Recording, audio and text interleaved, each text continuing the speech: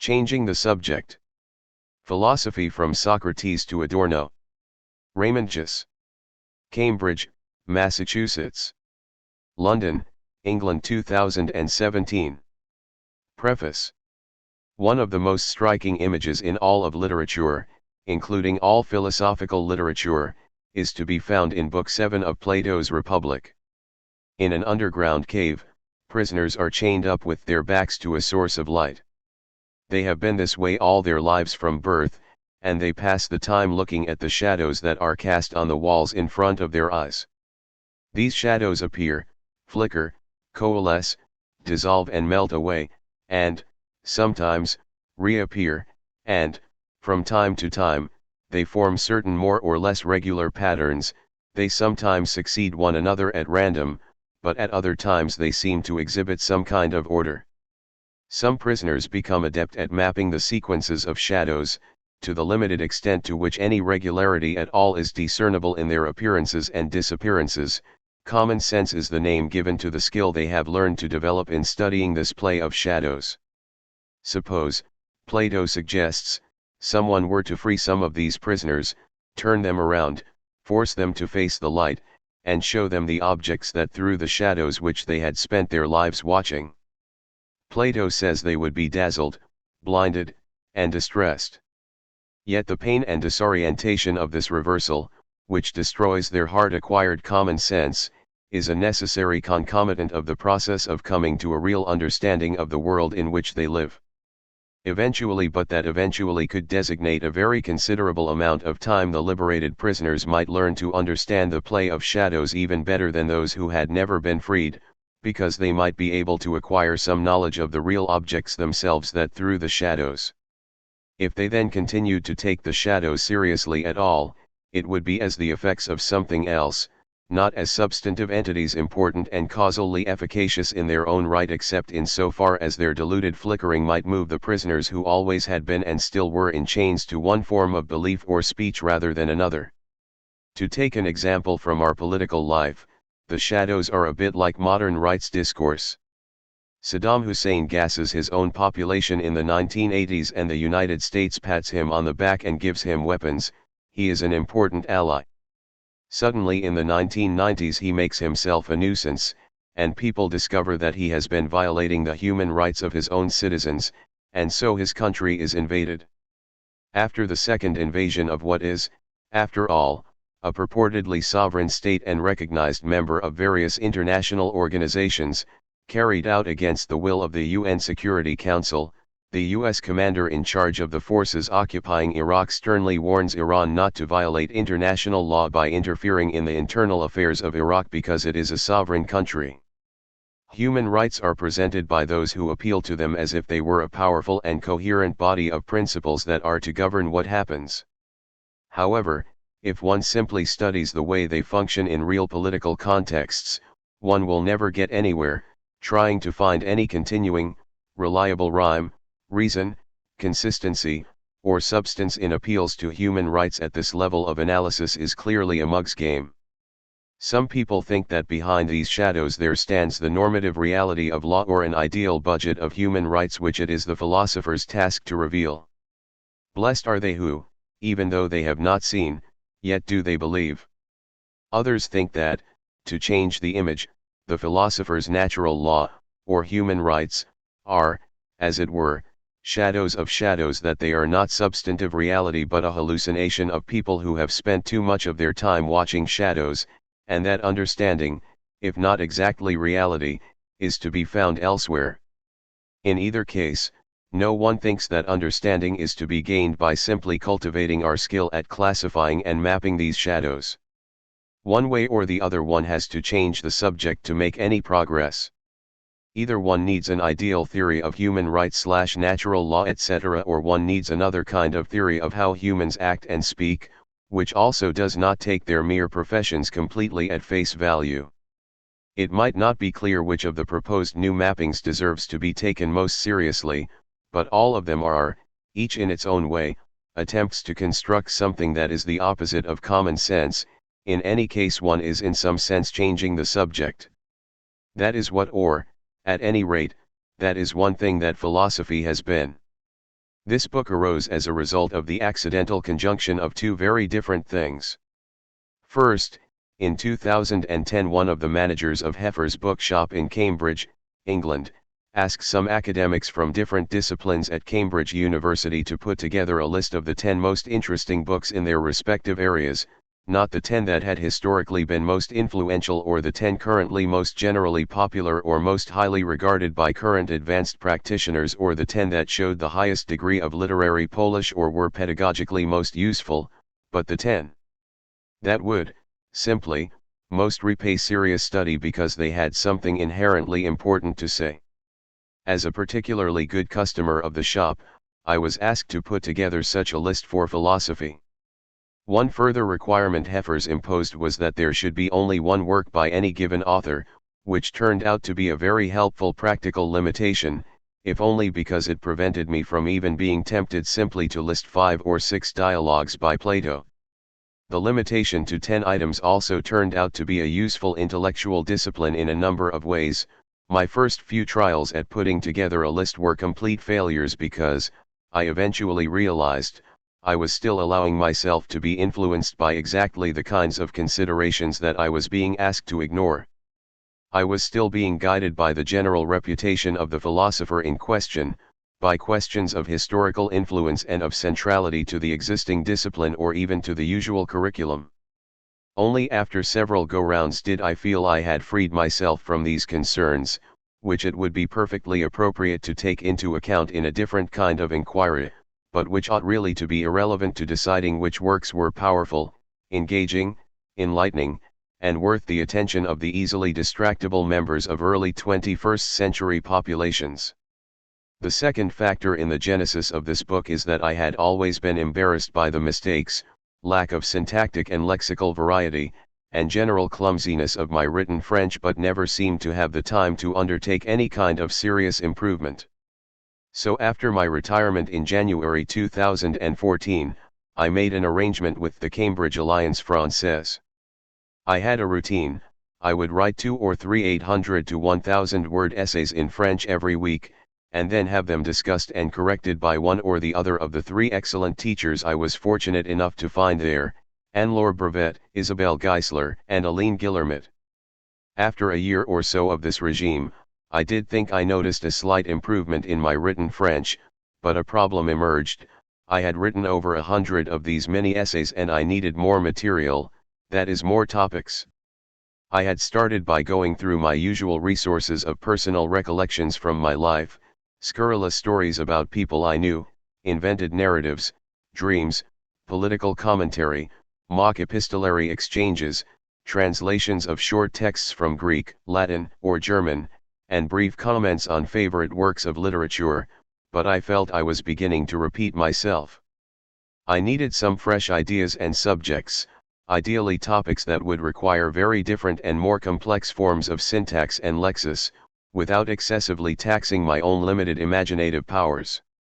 While clearing out some old files in the summer of 2015, I happened to come across the list of especially worthwhile philosophical books I had made for Heffer's in 2010, which had since lain unnoticed, and I thought I had found what I needed.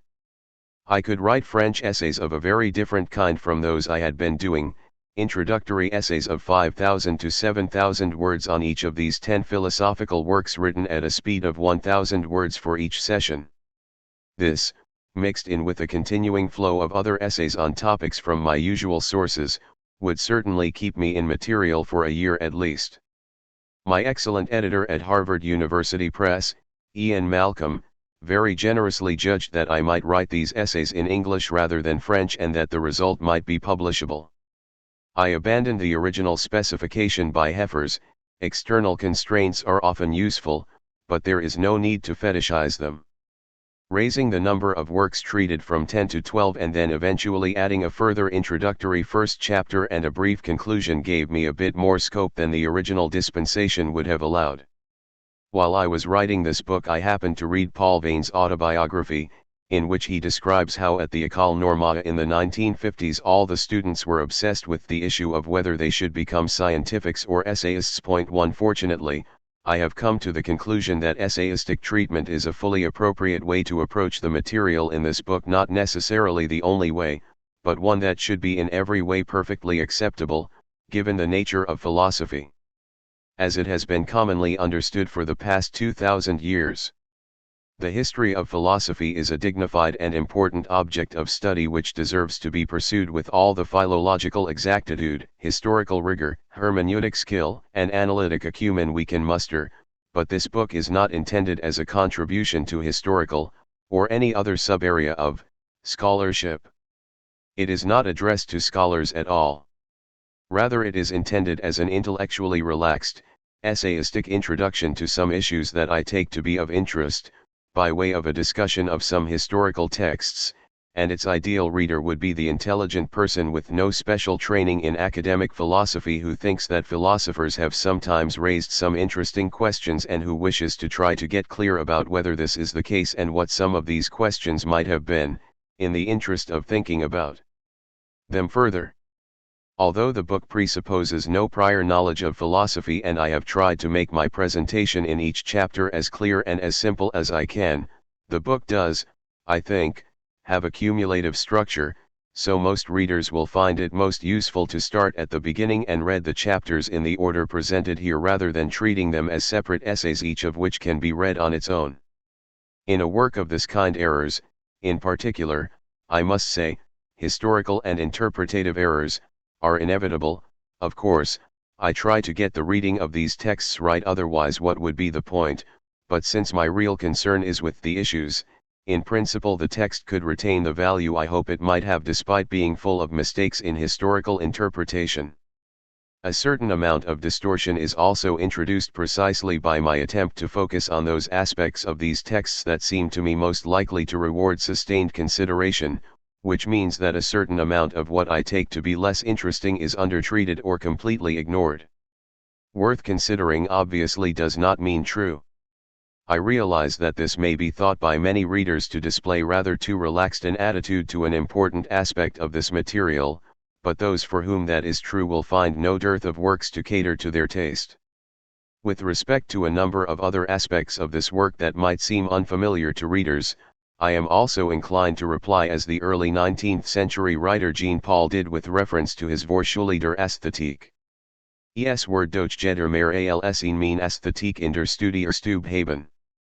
Gut, was also in meiner Feld, das Ergens sich aus der ersten Bessen, warum soll ich ihn erst best schreiben, da sie ohnehin schon oft genug da ist. Point 2. Anyone who reads this book at all will be likely to have more than one aesthetics on his shelf in addition to mine. So then he can easily supplement what is missing in mine from any of these standard treatments. Why should I write another standard treatment, given that there are so many of them around already? Because of my attempt to keep this text as uncluttered and elementary as possible, and also my own failing memory, I know that I have pinched any number of points in what follows from others, sometimes from their conversations, sometimes from their written work, sometimes from their publications, but failed to document this. I apologize unreservedly to the persons concerned. I am also especially grateful to Alex Englander, Lorna Finlayson, Peter Garnsey, Gerald Garutti, Alexis Papazoglu, Richard Ross, Tom Stern, and Eva von Radecker for discussions, during the past 5 or 6 years, of the topics treated in this book. I wish also to thank the 2 readers of the manuscript for Harvard University Press whose helpful reports allowed me to avoid or correct a number of errors, misleading statements, and infelicities in the penultimate draft. My greatest debt of gratitude is to Hilary Gaskin, whose comments improved every page, and who, in any case, is the sine qua non of the work. Note on sources. At the end of this note, I give a list of the works on which the individual chapters of the book focus and also bibliographical information about an English translation, of all the works except Hobbes' Leviathan, which was written in English. The existing translations into English of the various works discussed here are of highly variable quality, ranging from the more or less reliable to the downright absurd, passing through cases of truly heroic failure to render superlatively rebarbative texts into comprehensible English prose and fanciful creations of the imagination that have some value in the diagnosis of widespread social pathologies, but are otherwise without interest. I have not been able to consult and compare all the hundreds of existing translations of various of the works discussed here, so I have settled on translations that are widely available and moderately readable and that do not present a text that is mind-bogglingly at odds with the sense of the original, as I have been able to construe that. Since I work from the originals, the translations I give in the text may deviate slightly from those in the listed translations, but I don't propose to discuss those deviations, except where I think it is necessary to make a specific point. I have intentionally tried to avoid giving specific page references to works discussed because in my experience that tends to reinforce the idea that one can extract juicy bits from the corpus without concern for the context from which they are taken. In all cases in which it has been possible, I have tried to use standard systems of reference that are independent of the pagination of particular editions and also, as just mentioned, to refer to larger sections of text, example chapters, rather than to individual pages. Thus, references to Plato are to the invariant Stephanus pages, to Lucretius by the line number, which is actually so specific as to violate the general principle I just enunciated, to Montaigne by volume and essay number, i.e., I.1 equals volume I, essay 1, to Adorno's Minima Moralia by section number, to Heidegger's Being and Time by the apparatus of sections and subsections into which that work is divided, etc. In an attempt to keep what is intended basically as a pedagogical text uncluttered so that the main line of argument remains as visible as possible, I have tried to keep notes to a minimum, and in particular to eschew completely any discussion of the secondary literature on the texts. At the very end of the book is a list of works that some readers may find useful for further study of the topics raised in each chapter. Some, but not all, of these further readings look like interpretations of the works treated in each main chapter, but many of them are not in any sense interpretations but alternative treatments of the same subjects discussed in the main work under consideration. I should note that I have listed them because of their intrinsic interest and not, for instance, because I necessarily endorse them either as correct interpretations of the works they treat or as better discussions of the same topics. Here is a list of the texts on which each chapter tries to focus. Chapter 1, Plato. Apologia Socrates. In Opera, Volume I edited by E. A. Duke, W. F. Hicken, W. S. M. Nicol, D. B. Robinson, and J. C. G. Strachan. Oxford Classical Texts. Clarendon Press, 1995. The Apology of Socrates. In the Trial and Death of Socrates. Translated by G. M. A. Grube. Hackett, 1975. Chapter 2, Plato. Platonus Respublica. Edited by S. R. Slings. Oxford Classical Texts. Oxford University Press, 2003. The Republic. Edited by G. R. F. Ferrari. Translated by Tom Griffith. Cambridge Texts in the History of Political Thought. Cambridge University Press, 2009. Complete Works. Edited by John Cooper. Translated by various hands. Hackett, 1997. Chapter 3, Lucretius. Lucreti de Rerum Natura Libri Sex. Edited by Cyril Bailey. Oxford Classical Texts. Oxford University Press, 1921. The Nature of Things. Translated by Alicia Stallings. Introduction by Richard Jenkins. Penguin, 2007. Chapter 4, Augustine. S. Orally Augustini Confessionum, Libri 13. Edited by Martin Scutella. Bibliotheca Tubneriana. Tubner, 1996. Confessions. Translated by Henry Chadwick. Oxford World's Classics. Oxford University Press, 2009. S. Oralii Augustini Episcopi de Civitate Dei, Libri XXII. Edited by Bernhard Dombert and Alphonse Kalb. Bibliotheca Tubneriana. Tubner, 1993. The City of God Against the Pagans.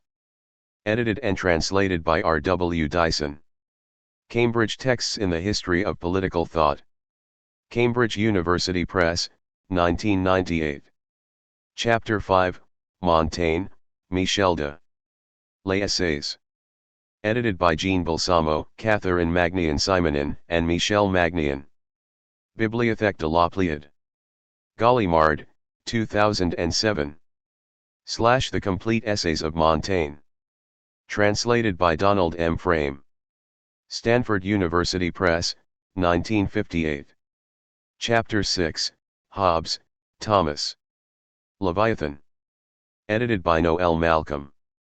Clarendon Press, 2012. Chapter 7, the two works by Hegel which I cite most frequently, his Phenomenologie de Geuss and Grundlinien zur Philosophie de Rex, have been translated into English as Phenomenology of Spirit, translated by A. V. Miller, Oxford University Press, 1977, and Elements of the Philosophy of Right, edited by Alan Wood, translated by H. B. Nisbet, Cambridge Texts in the History of Political Thought, Cambridge University Press, 1991. References to these works will appear in the text in the following form, 3.100/75, which is to be read as, Volume 3, p. 100 of Hegel, Werke in 20 Banden, edited by Eva Moldenhauer and Karl Marcus Michel. Suhrkamp, 1970, which corresponds to p. 75 of the translation by Miller listed above. Similarly, 7.20/23, means, Volume 7, page 20 of the Werke, to which corresponds p. 23 of the translation by Nisbet. References to other works by Hegel will appear in footnotes as appropriate. Chapter 8, Nietzsche, Friedrich. Zur Genealogie der Moral. In Friedrich Nietzsche, Kritische Studie en Ausgabe.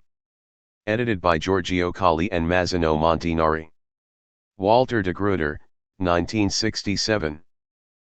On the Genealogy of Morality. Edited by Keith Ansel Pearson.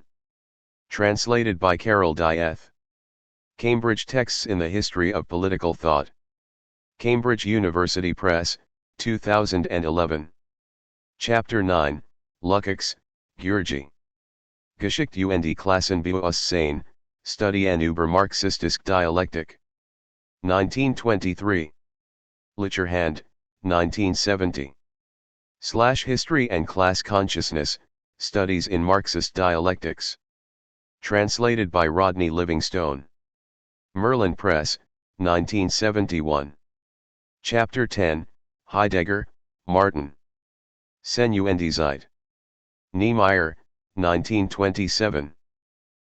Being and Time, a revised edition of the Stambaugh translation. Contemporary Continental Philosophy. SUNY Press, 2010. Chapter 11, Wittgenstein, Ludwig. Philosophische Untersuchungen / Philosophical Investigations.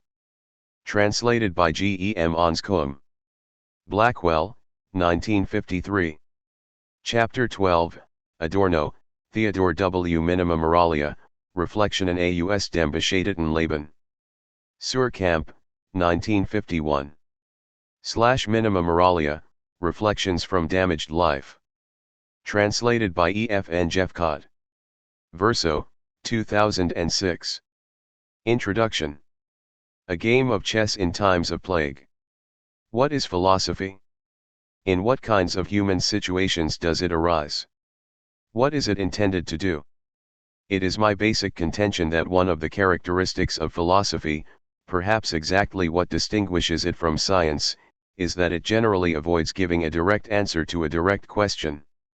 Rather, it changes the question, and what is most interesting to observe and most enlightening is to look carefully at why and how the question changes, for what reason and with what result. In this spirit, then, rather than answering the question of what philosophy is directly, let me invite the reader to think about Ingmar Bergman's 1957 film The Seventh Seal. In the late 14th century a knight returns from the Crusades to a Sweden in the grip of the Black Death. He sits on a beach, sets up a game of chess, and waits for death, who duly arrives to take him.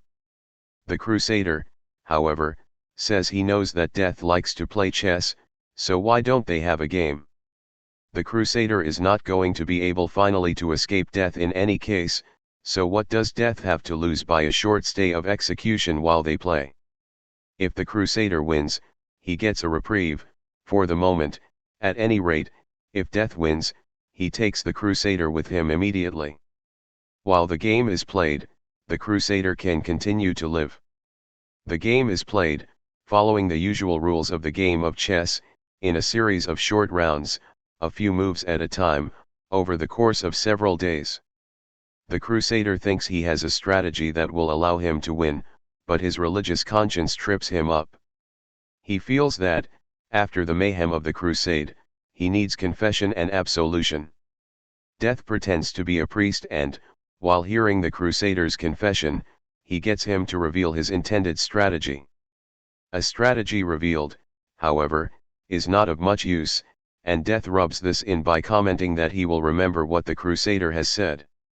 Eventually a situation arises in which the Crusader sees clearly that Death will soon be able to force checkmate on him. While making his next move, the Crusader accidentally allows his robe to sweep across the board, throwing the pieces to the ground, then claims he cannot remember where they were on the board. This does not work, of course, because Death has a good memory. He replaces the figures on the board in their previous positions, makes the move which brings about checkmate, and wins the match. The Crusader has been on an utterly pointless journey, trying, while in the grip of religious mania, to wrest military control of a fly-blown speck of useless desert from the members of another human group who are demonized because they happen to have a set of religious beliefs that are actually only microscopically different from his own. He returns home to find the plague raging. So he is faced with a complex situation which one would call intolerable, except that he has no choice but to bear it, in two respects. First, he suffers from a lack of orientation and a sense of emptiness in his life. He feels he has accomplished nothing and does not know how even to begin to act so as to remedy that. This is a very general feature of his situation and one for which there is unlikely to be any quick and easy solution or indeed perhaps any real solution whatever. Second, he is immediately threatened by the plague. There is reason to believe that at the start of the film he knows he is already infected and thus about to die. As the film opens, the Crusader is focused on the more immediate and pressing of these two concerns and is looking for a way out of a situation of imminent death from the plague. He tries three approaches to finding a way out, each of these approaches instantiated in one moment of the story. First of all, he suggests to Death that they play a game of chess. Doing this requires, for obvious reasons, a great deal of intellectual and moral initiative and imagination, but the approach works at least to the extent that it does stave off the inevitable and gains the Crusader time. His second approach consists in elaborating a strategy for winning the game of chess by following the rules to bring about a configuration on the board which is recognized as a checkmate of his opponent. He tries this, but it does not work. Death thwarts him in a way that actually has nothing to do with chess strategy per se. External observers might, to be sure, judge that Death's action has not been not totally above board, but so what? We do not know, of course, whether the Crusader's strategy would have worked if he had been able to spring it on Death in the unexpected way he intended. It might not have been an especially clever strategy, and the Crusader might have lost anyway. This, however, is all speculation. Again, it seems pointless to object to what Death does here. What would it even mean to say that Death was not being sporting or honorable or acting in a way that was proper? Death does not violate the rules of chess, which nowhere, as far as I know, contain a provision to the effect that one of the players may not induce the other to reveal his or her intended strategy. That is enough, and more than the Crusader has reason to expect. Even if Death did cheat, and admitted it, what recourse would the Crusader have?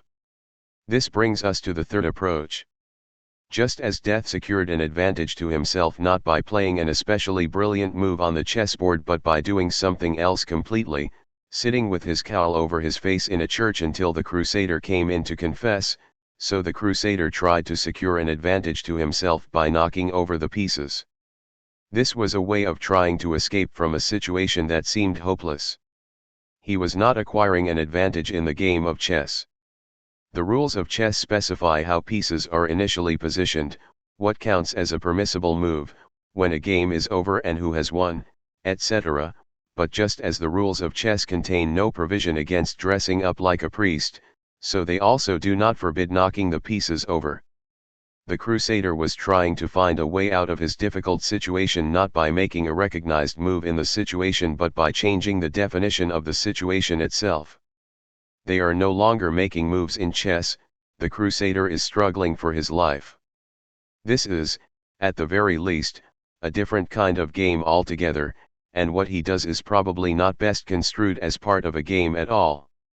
I have distinguished 3 moments: first, deciding to play a game, and this specific game; second, making various recognized moves in that game; third, redefining the situation by reference to a wider situation in which it is embedded.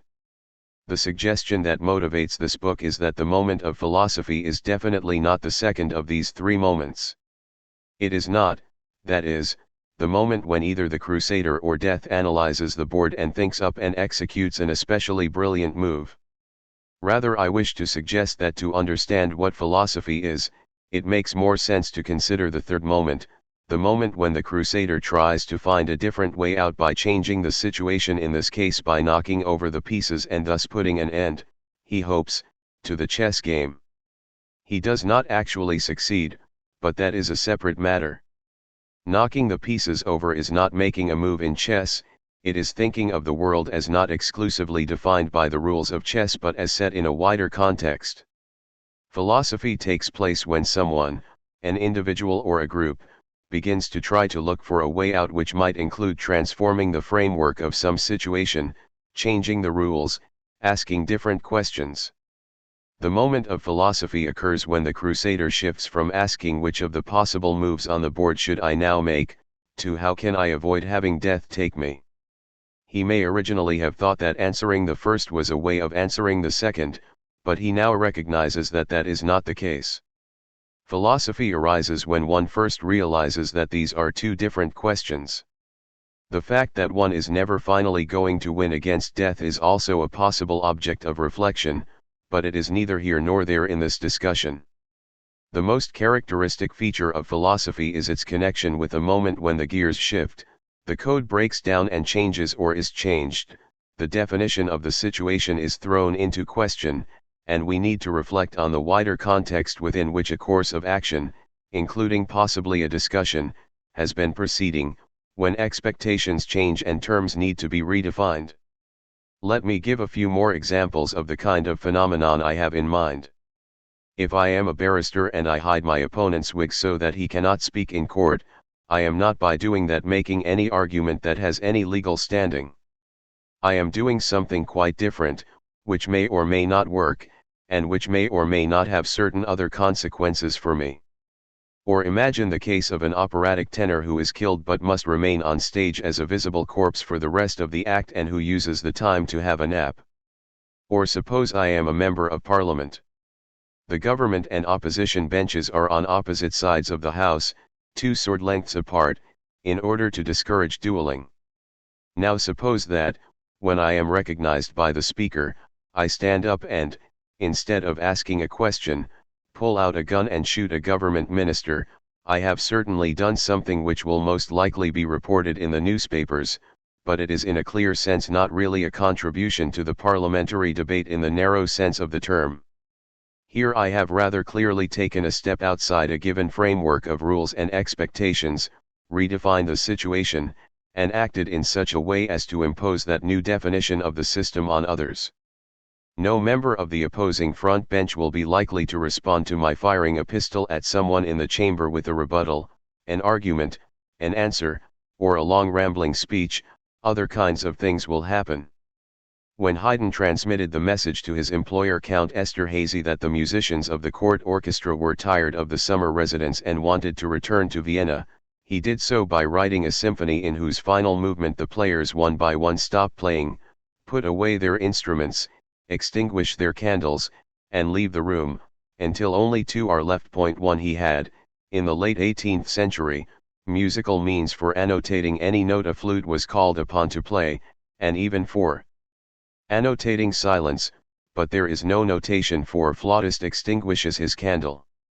Nevertheless, Count Esterhazy apparently got the message. Finally, suppose some of the passengers on an airplane decide to make a gesture of political protest at U.S. policy in the Middle East by reconstruing the airplane in which they are traveling as a flying bomb and, deviating from the regular flight path, crashing it into a building. These examples show a number of things. First, the role of cognition in the examples is very different. In Haydn's case, he had to plan and calculate carefully, violate expectations sufficiently to keep the Count's attention, but do so in such a way that the Count was not completely disoriented and yet did not fail to get the message. In the case of the MP who shoots the minister, the example is not described in enough detail for us to know whether this was a considered act, an attempt, for instance, to change the political situation from parliamentary rule to civil war, or simply an unreflective action taken in the heat of the moment, or even another move in a completely different game we are unaware of. Different kinds of cognitive skills, such as observation, strategic planning, hermeneutic acumen, analytic and argumentative skills, play a particularly important role in philosophy, although the specific form these take in different contexts can well differ. A second point is that it is by no means clear that changing the situation through reconfiguration represents either moral, or cognitive, progress. Whether the examples above represent moral progress will depend on one's judgment about whether or not it was a good idea for the musicians of Esterhazy's court orchestra to return to Vienna, whether one thinks it was on the whole a good thing or a bad thing for the minister to be assassinated or the building to be toppled by an airplane with the resulting death of most of those inside, or whether hiding the barrister's wig did or did not contribute to advancing justice, the common good, or various other possible values. Usually there will be some understanding of the fact that simply observing that the usual rules, procedures, meanings of terms, habits of behavior, expectations, and so on have been violated does not in itself answer the question of whether what has happened was or was not a good idea. That will in general have to be, finally, evaluated relative to some wider context, and it will not always be clear or uncontroversial what that context should be. Thinking that the systematicity, comprehensiveness, and consistency of a set of rules and procedures in itself is the final word on the practical good is a possible position, but it should be considered an extreme and extremely implausible one. Most people will have existing views, some will even have strong views on some of these cases, although at least one strand of philosophy proposes open-mindedness as a special virtue of the philosopher.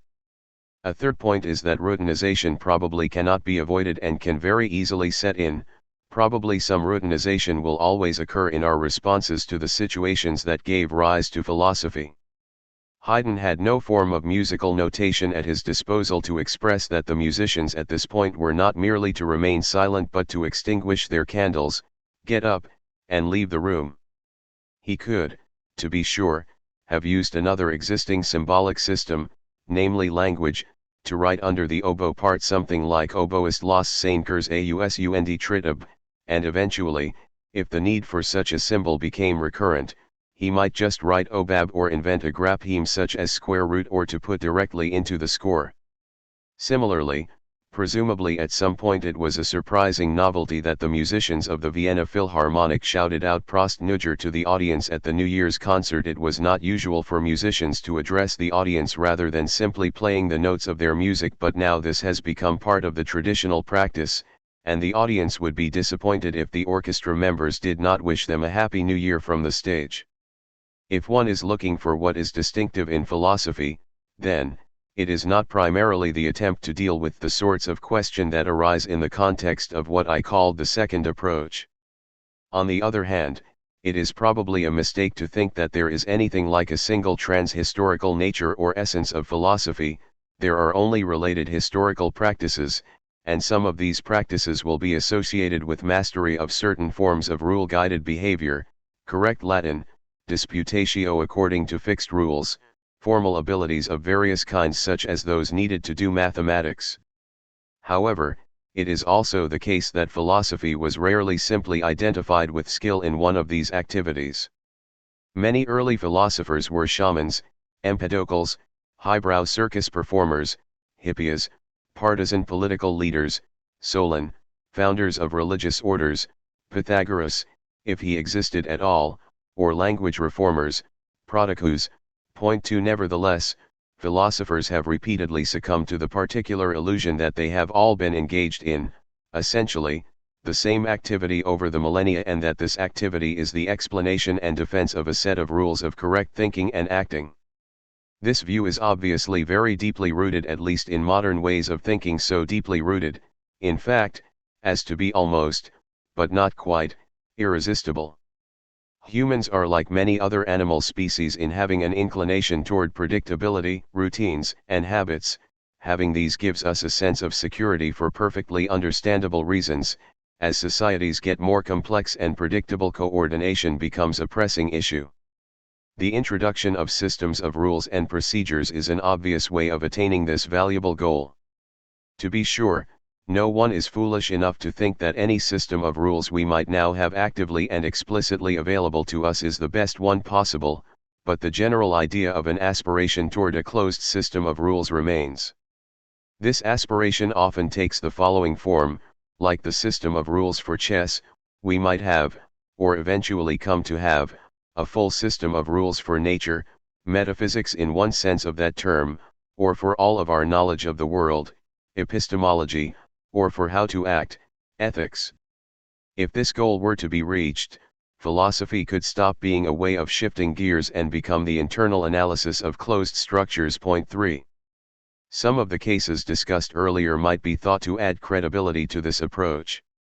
We start out, like Haydn, with the usual musical notation, but imagine adding to it, so that flautist blows out his candle and leaves has its own specific, dedicated sign, and that means, as it were, that the concept of specifically musical performance gets extended, because now it is not a correct or authentic performance unless there are candles to blow out, whereas before forms of illumination were not at all marked in the score and played no role in what we are tempted to call the music itself. Or perhaps knocking over the chessboard is reconstrued as part of a bigger game, either existential chess or maybe human survival in the face of death, which can be construed as having something like rules and in which knocking over the board is a recognized move, perhaps with its own sign in chess notation. One can see these developments as part of a process of internalization taking place. What was a stepping outside the boundaries of the game to its larger context becomes one move in the new, overarching game. Surely, one might claim, this process could go on indefinitely, and at the end we would have a final framework or supergame or context not relative to any further context. Philosophy would have the task of internally describing these rules, which would be one which philosophy itself, as a human activity, would have to abide by, and showing how as yet unregularized parts of the natural and human world could be shown to fit into the final framework. Some forms of theology think that God plays the supergame. If he does, did he or did he not also invent the game he plays? Perhaps philosophy is the notation of the rules he follows. Knowledge of philosophy might even increase one's skill in playing that game based on internal game rules one could formulate. Just to repeat this important line of argument in slightly different words, at some point I may move out from thinking about the next move in chess, the next argument in Parliament or the court, moment 2, to thinking about how to make my way in the world in a wider sense, how to escape death, remove an objectionable person from the political landscape, or prevent the opposing party from putting their case. If I do make this move in one of these cases, in one sense I have put aside the rules of chess, of parliamentary debate, or of legal procedure. Now the question is whether by doing that I am always merely entering a new context which is itself governed by a set of rules which can be explicitly formulated and studied, and which could have been formulated antecedently if I as an individual, or we as a species, had been clever enough and interested enough to do this.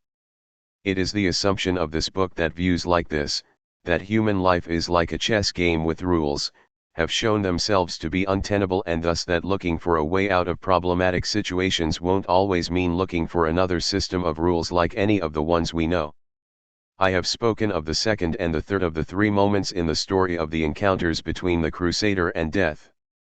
But what of the first? One might well think that it required more imagination to propose to death a game of chess than it does to try to knock over the board when one is about to lose, and that is probably true. It would be good to be able to think of philosophy as potentially having a genuinely originative and constructive rather than a merely analytic or reproductive function, and perhaps some philosophers, I am thinking especially of Hobbes and his idea of the state, are best understood in these terms. Certainly some philosophers, such as Dewey and the French philosopher Foucault, were keen to promote a new kind of philosophy, which would be an activity of constructing new conceptual tools for human life. Point 4. However, one will note that the Crusader does not propose to invent a new game but to play an existing, well-known one, chess. What would it take to convince Death, who we have every reason to believe is a hyper-traditionalist, to play a newly invented game, and, what is more, one invented by one of his subjects? Perhaps what is first required is to disabuse ourselves of the, theologically based, idea that death is anything like a person. I invite all interested readers to try to pursue this thought further. Chapter 1. Socrates. The 19th century moralist J.S. Mill thought that it was better to be Socrates dissatisfied than a pig satisfied. How did he know? After all, he was neither Socrates nor a pig. For that matter, how could even Socrates himself have known whether he would prefer to be a pig, satisfied or unsatisfied, rather than himself, satisfied or unsatisfied?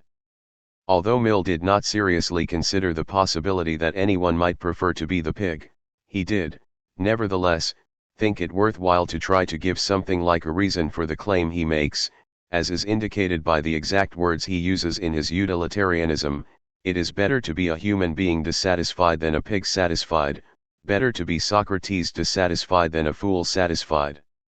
And if the fool, or the pig, is of a different opinion, it is only because they only know their own side of the question. This quotation puts together in a concentrated way two of the main issues that have obsessed philosophers since Socrates. First, some distinction is being made between being satisfied, or dissatisfied, and being better, or less good. This refers to possible states of persons, or person-like animals, but there is a parallel distinction between the things or states that make a person satisfied. Socrates is satisfied, knowing the answer to a riddle or having correct change in one's pocket when one needs it is satisfying. What is the difference between something being satisfying and something being good? It would be natural to think grosso modo that when we speak of some state as being satisfying rather than, necessarily, good, we mean to call attention to some distinction between someone's subjective state, their state of mind as they immediately experience it, and some more detached, external, or objective judgment that could be made on that state. You may think that last glass of wine was satisfying, but wait until you wake up tomorrow, or in the middle of the night tonight. It may be highly satisfying for you to have pinched my wallet, but it is still possible to judge, from my perspective, from that of the common law, etc., that it would have been better that you not have done that. The second issue this passage raises is that of difference of opinion. People have differences of opinions about what is better and what is worse, and, if one takes Mill's account seriously, so, it seems, do pigs. Has anyone, however, ever canvassed the view of the pig? In fact, someone has, at least in imagination. One of the moral essays of the ancient philosopher Plutarch is a dialogue between the wise Odysseus and a talking pig named Grillos. Grillos had at one time been a human being, and so he could actually, if one takes the story seriously, compare the two states, human and porcine, by virtue of having had direct experience of living each of the two kinds of life. He had been turned into a pig by the goddess/witch Circe, who gives him back his speech so that he can talk with Odysseus. Geuss defends the opinion that pigs are not only morally superior to humans but also that being a pig is more satisfying than being a human, so being a pig is in every way better. Point 1. Let us, then, imagine a discussion between Geuss and Socrates. One of them, presumably, has made a mistake and is wrong, but which one? We can imagine at least 3 kinds of reasons for making a mistake in a case like this. First, there could be a simple mistake of the kind with which we are almost universally familiar. I am not paying attention properly, am distracted, impatient, careless, and I read the word down in the manuscript as clown or add up the column of figures incorrectly. Similarly, I might make a simple snap judgment about the theft of the wallet without paying adequate attention to some of its relevant consequences, public shame, prison perhaps. A second way I could be thought to make a mistake would be not in mistakenly applying the correct universally accepted criteria to the case but in evaluating the case with reference to a deviant or even to the wrong set of criteria. Thus, I might be thought to have made a mistake if I judge that it is better for you to have picked my pocket than not to have done so, basing that judgment on my observation that you are an especially dexterous and graceful pickpocket whose work is elegant. Perhaps the exercise of your gift for larceny really is attractive, a delight to watch, but, as we might say, that is not the point. The right criteria to use for deciding what is better are moral and perhaps legal, not aesthetic. A third way I could be thought to make a mistake is that there could be something about me as a judge, apart from momentary bouts of inattention or a tendency to use completely wrong criteria, that disqualifies me. So Mill asserts very firmly that if one is dealing with a disagreement of this kind about the relative merits of two states, one should disqualify the opinion of a judge who has direct experience of only one of the states in question, in favor of the judgment of someone who has direct experience of both. So either Socrates and the pig are both disqualified, if neither of them knows both of the states being compared, or, in Plutarch's version in which Odysseus is substituted for Socrates as the model human sage and philosophers, the sage is disqualified and the pig wins. It is not hard to see that Mill's argument is completely implausible, or rather that it is not even an argument at all, but just a relatively unreflective expression of his own prejudices. To revert to Mill's original formulation, first of all, how does Mill know that Socrates would himself agree that it is better to be himself dissatisfied than a pig satisfied? Second, how does Mill know that the pig knew only one side of the question, whereas, presumably, Socrates knew both sides? On the first of these two issues, Mill's mid-Victorian bluster stands in stark contrast to the great circumspection which the Socrates whom we get to know in Plato's dialogues uses in approaching these matters. Socrates repeats again and again that he knows nothing, except that he knows he does not know various things which others think they know. Apology 21d.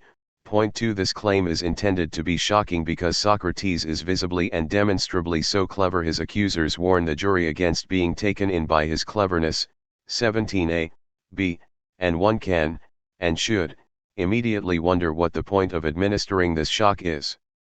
One consequence of Socrates' claim, though, would seem to be that he does not claim to know that it was better to be himself than a pig. This immediately raises what has been one of the obsessive concerns of philosophy: what do we mean when we say we know something, and under what circumstances should a claim to knowledge be allowed to stand? In English the word know takes 3 different grammatical constructions, and it means something slightly different in each. Point 3. First, there is know with a direct object, as in I know Martin. He is a good friend who lives 3 doors down from us and always takes very good care of our cat when we are away. He knows Cambridge, he has lived here all his life. She knows the sound of an oboe, having played the oboe herself for 20 years. In these cases I know means I am acquainted or familiar with, usually because I have had direct experience of. Some philosophers have called this knowledge by acquaintance. This sense of know is distinguished from that of the know that takes a subordinate clause beginning with the word that. I may know that Ulaanbaatar is in Asia without knowing Ulaanbaatar, in the way in which I know Cambridge, that is, by having lived here. Similarly, I may know Cambridge well and yet not know some fact about it, such as that it contains so and so many traffic lights. This is called propositional knowledge. Finally, I may use know with a complement consisting of a clause beginning how to, as in I know how to ride a bicycle, or I know how to get you to Mitchum's Corner, or she knows how to keep a secret. If necessary, she surely knows how to make a usable pot from that lump of clay. She is, after all, a trained potter. He knows how to throw a dried pea through an opening 5 centimeters in diameter at a distance of 2 meters. Here know refers to a practical ability or skill. Having this kind of skill, though, is something different from possessing any particular kind or amount of purely propositional knowledge.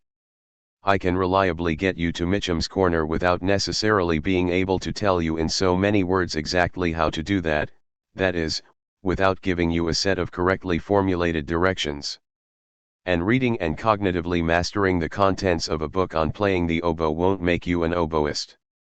In addition, if she is a good potter, she will be able to make a pot out of a lump of clay she has never seen before, that is, with which she has had no previous direct acquaintance. Equally, just directly experiencing the clay, say by smearing it thickly on your face, will not make you a potter. Some philosophers have had a further obsession, however, in addition to trying to sort out exactly what was meant by know in any given context.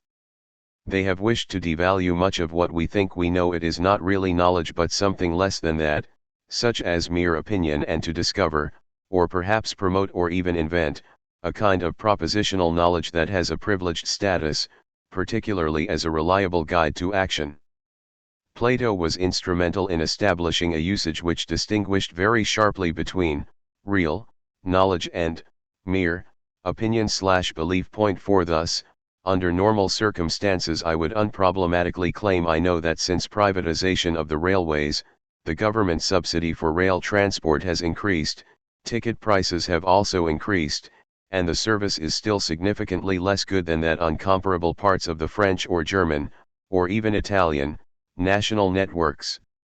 However, one can also see why someone might say that I don't really know this. I think I know that the government subsidy has increased, but that is just because I have read that in various newspapers, which might all be unintentionally in error, or they might be trying to mislead me. My direct experience of ticket prices is very limited, and comparison of my trips on the train here in Britain with trips in France, Germany, and Italy is at best anecdotal. So I don't really know, especially if one is keen on connecting knowledge as closely as possible with certainty or complete reliability. I simply have beliefs or opinions about it. Beliefs and opinions may not necessarily be wrong, but then a random guess may not be wrong, and yet we will be loath to call it an instance of knowledge. If a mere opinion may be true, what is it that pushes a true belief into the charmed and privileged circle in which it counts as knowledge? This is a matter of great controversy, but in general one can say that philosophers have wanted to reserve the honorific knowledge for true opinions that have two further properties. First, they are especially well supported. Often this means they are supported by one of the pet methods the philosopher in question prefers, and second, they are particularly reliable as guides to action, or perhaps even certain. One can already notice one way of developing this that makes Socrates' claim to ignorance less shocking than it might initially seem to be. Maybe he is merely denying that he has this especially high-octane knowledge which is a special status assigned only to something that satisfies especially stringent demands about anything. This might, of course, depending on what conditions are imposed on real knowledge, be compatible with admitting that he has knowledge in the everyday sense, namely he has opinions and beliefs that are better or worse supported and that generally guide him in acting. So perhaps Socrates does not know it is better to be him than a pig, but he has a belief to that effect, perhaps even one for which he can muster some support, although not enough for him to be comfortable speaking of knowledge. Even if, though, one puts aside what might be a special philosopher's use of know in some highly technical sense, Socrates seems reluctant to express any beliefs about what states are comparatively better than others.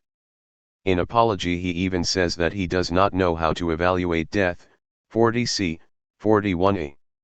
Is it the passage to another world? Is it annihilation? Is it like dreamless sleep? In any of these cases, he thinks being dead would probably be better than being alive. So at the end of his speech, Socrates tells the jury at his trial that they go now to life, he to death, and he has no idea which is better. Furthermore, this does not seem like some kind of hyperbolic philosophical doubt, a doubt that arises because some belief that we accept in everyday life without much questioning fails to attain the stratospherically high standards of certainty which some philosophers wish to impose in order to speak of real knowledge. Rather it seems to be like our ordinary garden variety uncertainty, the kind that actually affects our action.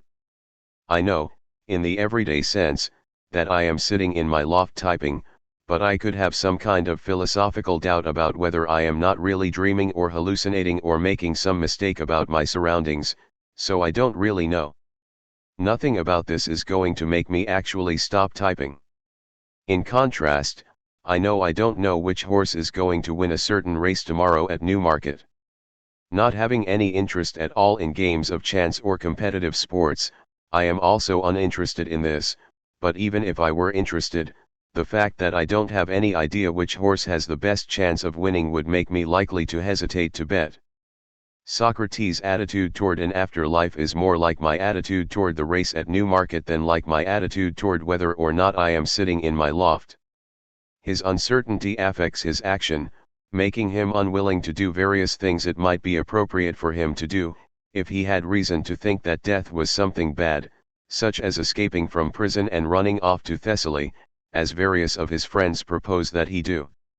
Socrates spent his life seeking this kind of gold-plated philosophical knowledge, in particular knowledge of how to lead a good life, but he did not think he had attained it in any area of life. That is what he means first of all when he says he does not know anything except that he does not know anything. 5. But in addition, he is unsure about whether he knows much of anything in the usual low-powered everyday sense of know. Socrates doesn't think he knows whether death is better than life. Why, then, should he think he knows that Geuss, the talking pig who was formerly a man, is mistaken in his praise of the swinish life? Geuss waxes lyrical about the life of pigs. Pigs have access to a whole world of complex, infinitely pleasurable and sophisticated smells that are completely inaccessible to humans.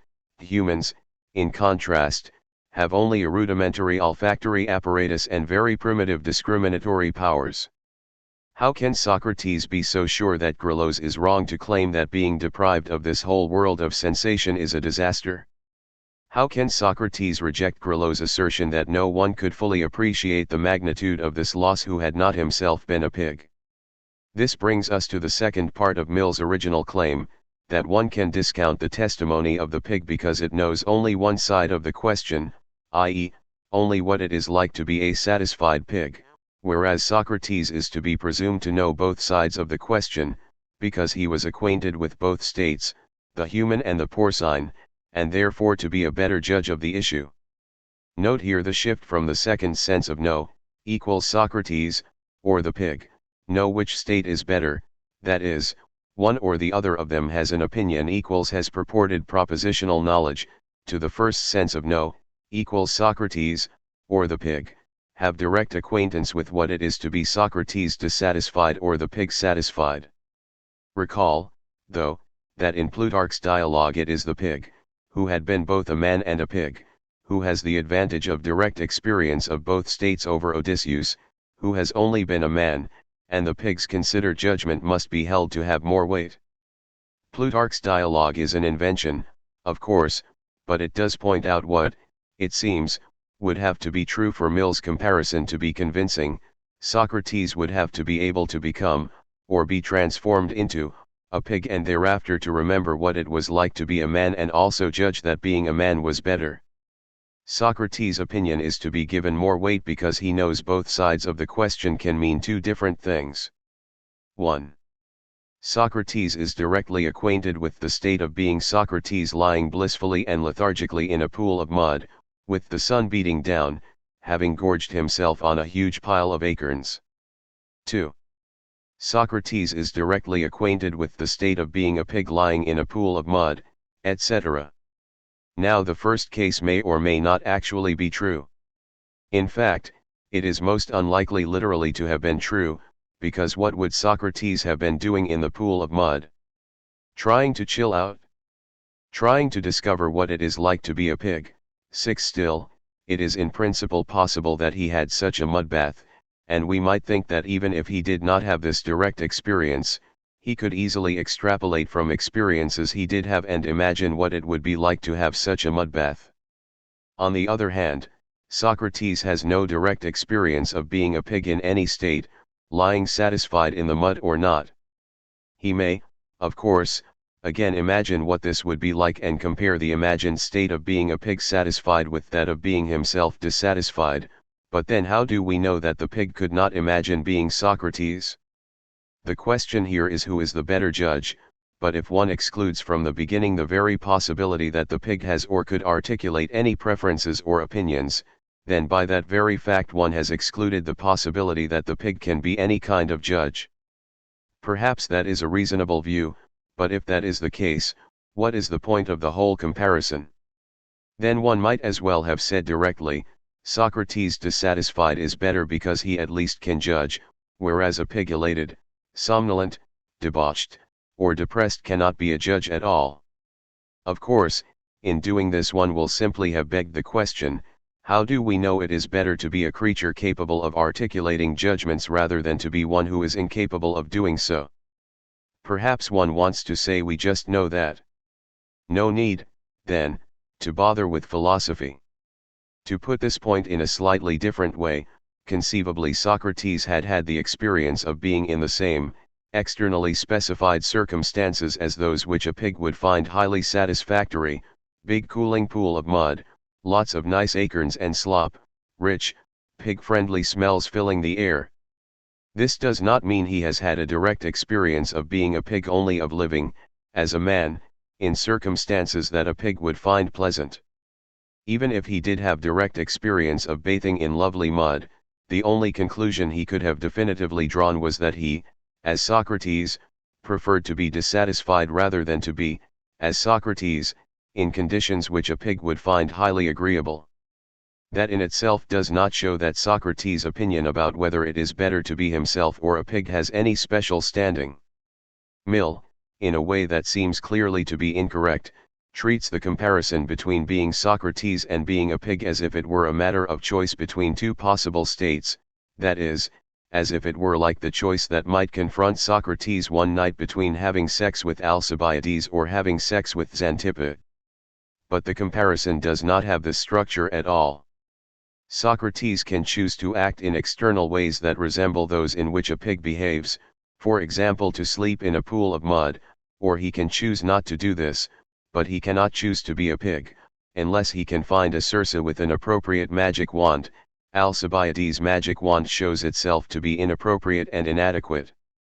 Furthermore, in considering Mill's original choice between the pig satisfied and Socrates dissatisfied, it is unclear what the basic unit of comparison actually is. Is it the detached momentary state of a pig in a field in Suffolk wallowing happily on one particular afternoon, as compared with the momentary state of Socrates, scratching his head in perplexity and frustration because he still does not understand what Protagoras is saying? Or is it the life of a pig who has what is, for a pig, as far as we can tell, a highly satisfactory life, taken as a whole, with all its pleasures and pains, compared to the whole life of Socrates, even if that life is one of great dissatisfaction?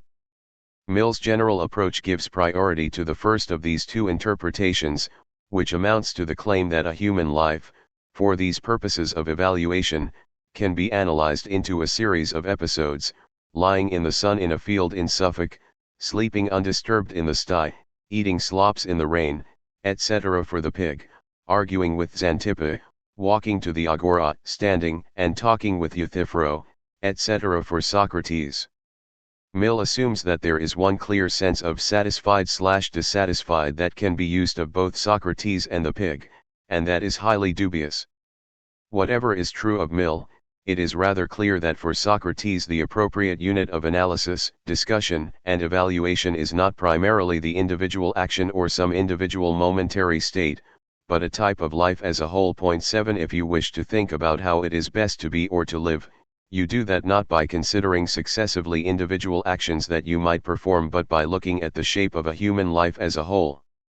After all, one of the ways in which the apology may seem slightly strange, if one compares it with speeches for the defense with which we are familiar in more modern legal contexts, is precisely that Socrates acts as if what is on trial is not any specific individual or datable act or acts he performed, but his general mode of life, and his accusers and the jury, as far as we can tell, seem to think he has got that right and is giving a defense of the right kind, although one they do not accept. It is his philosophical manner of life that is on trial, not any particular thing he did. It is perfectly understandable that people who live in an unpredictable, unsteady, and potentially dangerous world, that is, in any world we know of, should be deeply concerned to make the right practical decision in the individual emergencies that sometimes confront them. Is this a venomous or a non-venomous snake? Is the water drinkable? I am very thirsty or not? Is the only path out of these mountains the one to the left or the right? Do I step out of the way of this oncoming car or not? It is then not a wholly unnatural assumption to think further that as human beings we should be focused on trying to decide whether to act in such pressing situations and, if so, how exactly to act. Emergencies, though, present themselves to us as detached episodes, so that it makes sense for us to think that what we really need to do in life is simply be able to decide what to do and react appropriately in each such episode as it arises. Human life, however, as a whole is not like this, a series of emergencies, or rather those that are like that tend to be very short indeed, because who could survive the press of constant necessity? Humans have the ability to refrain from acting immediately and to step back from some immediate situations and reflect beyond any immediate context of action. Sometimes this is highly disadvantageous or even fatal if you spend too much time trying to determine whether the snake is venomous. It may be too late for you, but if the inhibition of immediate action was never possible, human life would be radically different from what we know it to be. Even a philosopher who was as keen to connect thought directly to action as Marx was asserts that one characteristic property of human action is that it does not react merely to the immediate given properties of the situation but acts according to a predetermined plan elaborated in the imagination. I don't merely step under a tree when it rains, I commission an architect to imagine how natural materials could be shaped and joined together so that in future I don't need to look for a tree. 8 Even if philosophical reflection aims to improve real life, the appropriate conditions for conducting it include being to some extent insulated from the demands of immediate action. As the ancients would have said, philosophy requires leisure. 9 If Mill tends automatically to think first about individual cases, Socrates starts from the idea of a kind of human life considered as a whole. To consider a given human life as a whole, however, is to see its unity, and to give priority to whatever makes that unity possible. He takes for granted that a human life is not just a sequence of individual actions. Individual actions don't generally stand by themselves but fit together into larger patterns that are connected with more long-lasting goals that humans pursue, moral views to which they subscribe, and lasting dispositions they have. Thus, to take a case much cited in the ancient world, a man may at some point intentionally decide to follow a diet heavy in meat because, for instance, he wants to be a wrestler. It is not exactly right to say that this decision could make no sense except as a means to this goal. He might find he simply had a taste for meat, or he might wish to flaunt his prosperity in a society in which meat is a rarity, but in general he will have one goal or another in mind, or the action will be of the kind we call habitual or traditional. 10 When one acts in the way everyone, in one society or social group, has always acted, one is not usually making a conscious decision, as the would-be wrestler does. Often, too, there will be some traditional reasons that are given for acting comme tout le monde. There may be actions that do not fit into this pattern, acts that are not instrumentally directed at the attainment of some further state of affairs. I eat meat now in order, in 6 months, to be able to wrestle better. They may also not exactly be habitual or traditional, at least if one takes such actions to be essentially routine, automatic, or unthinking. I may mount my high horse and say, like Luther, "Here I stand, I can do no other in the face of something I find morally outrageous and am not willing to tolerate, regardless of the consequences." Here, too, though, this decision will be very unlikely to stand in isolated magnificence without any connection to a panoply, not so much of further goals but of further reasons for acting. In Luther's case, the reasons are given by a complex theology and a set of religious experiences. One of the bizarre aspects of Socrates' inner voice, 31c, 32, 40, is precisely that, whenever it does speak it always says no, preventing him from doing something he is about to do. It never says yes or endorses any course of action, and it never gives a reason for its judgment. These features are so unusual that they astonished and perplexed even Socrates himself. They are one of the reasons Nietzsche thinks Socrates is a pervert. 11. As many have come to realize, a truly gratuitous action, one fully outside the human web of goals and reasons, is rare indeed. 12. Just as an individual act makes sense only relative to a goal or a reason, so, too, the goal, or the reason, itself will be significant and comprehensible in the context of a person's other and further desires, beliefs, reasons, attitudes, dispositions, and values. One man wants to become a wrestler to gain glory, Luther wants to be pleasing to God. Since individual actions have their sense in such a context, it would be right to evaluate them not on their own but in their appropriate larger whole. One final reflection is that this larger whole has no natural limit before one comes to the whole of a person's life with all its goals, reasons, values, desires, and commitments. Some later philosophers might say that even an individual's life is too small a unit to study. If one wishes seriously to understand human life, one needs to consider a whole human society or the life of the whole human species or all sentient life in the universe, but Socrates does not seem to take that step. Still, this instantiates a form of argument that one frequently finds in philosophical writings: an individual action makes sense only relative to goals and reasons, those goals and reasons make sense only relative to further goals, reasons, desires, etc. One can continue to argue in this way indefinitely, therefore the appropriate unit for analysis is the whole human life. I merely point out that I can go on and see no natural place to stop does not automatically imply I must grasp the whole as if it were obvious that such a thing even existed as something determinate before I study any individual case. The contrast between Mill and Socrates can be seen with particular clarity if one looks at a case like that of Euthyphro, a priest who is on his way to indict his father for having unintentionally caused the death of one of his slaves. 13. Mill would presumably have focused on the details of this particular case and the consequences of acting in this way. Was it better or not for Euthyphro to indict his father? Socrates operates in a completely different way. He doesn't actually discuss the case in hand at all, the death of the slave and Euthyphro's plan to indict his father for murder. Rather, he shifts the discussion to the concept of piety. What is piety and what kind of human life instantiates it? The one thing that is clear to Socrates is that a pious human life does not consist in performing a string, no matter how long a string, of individual pious acts. Piety is some kind of structural property of a life as a whole. It is the coherence and unity which a life of a certain kind exhibits overall.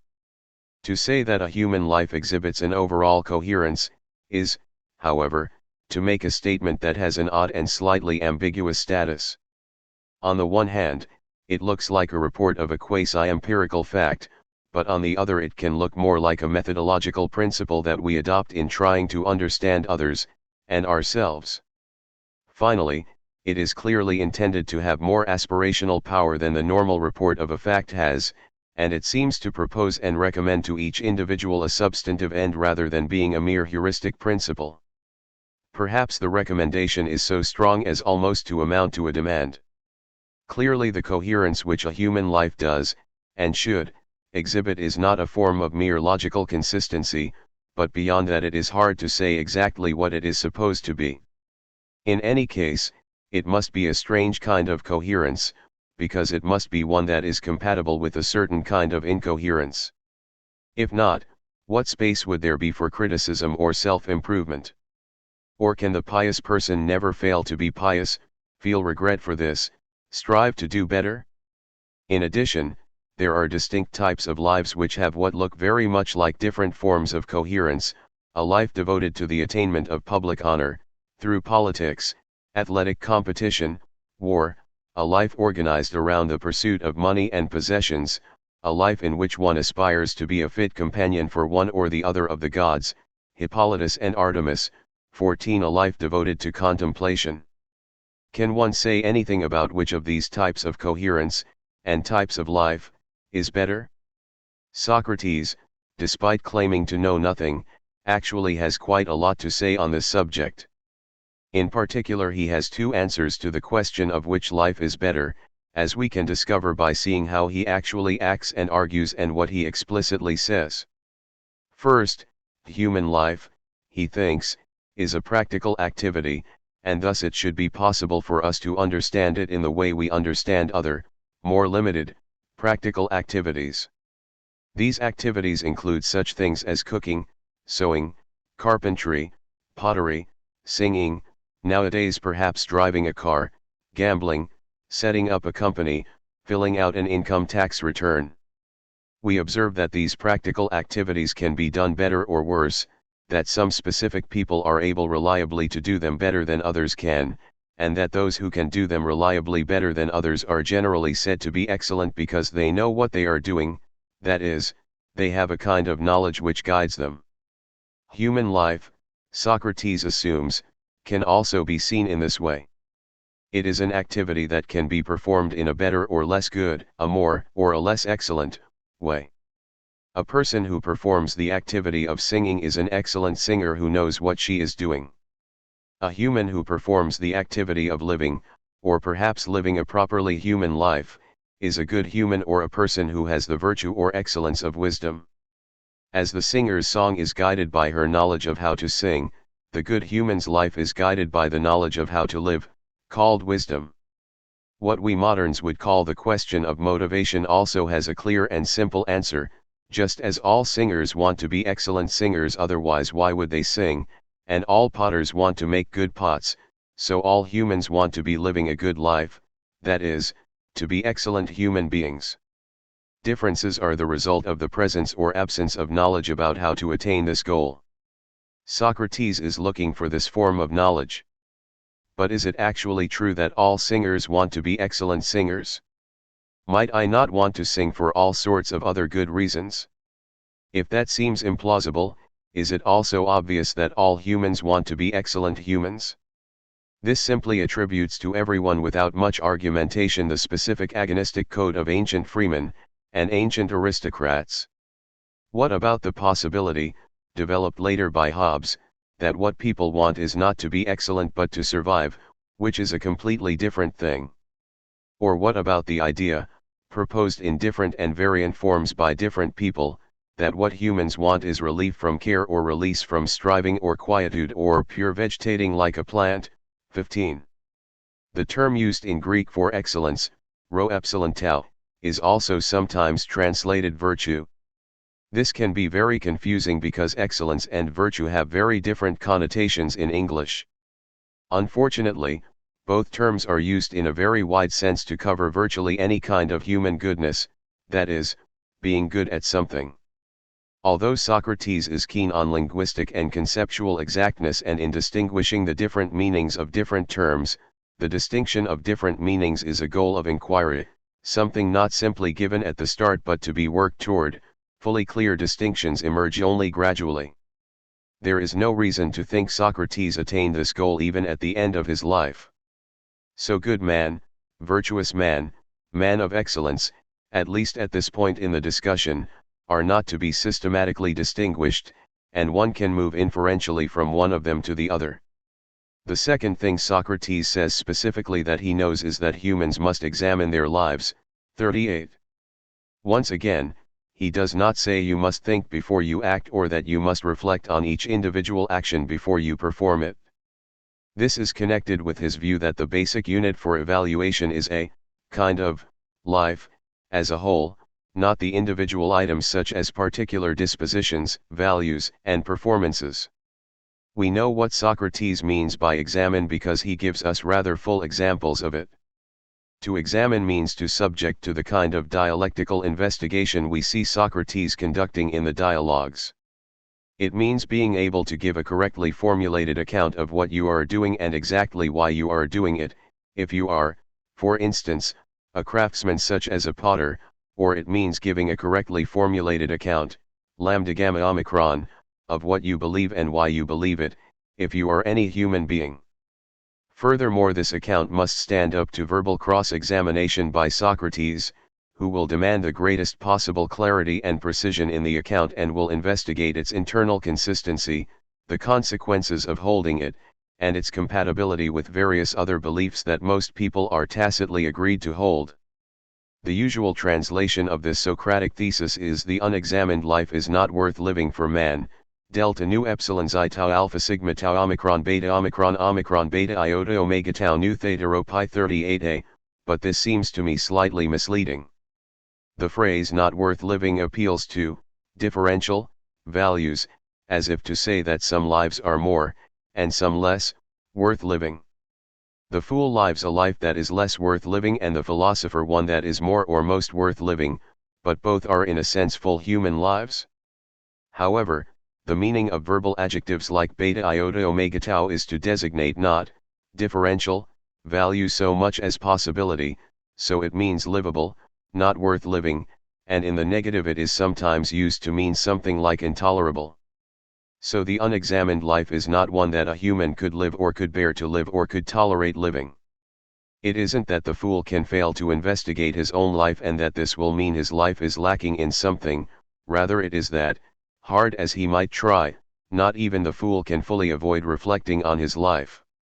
A person with a concussion can ignore Socrates, and perhaps certain people with dementia or who live in a persistent vegetative state, like the one recommended by Schlegel 16, can also do so, but they are not fully human.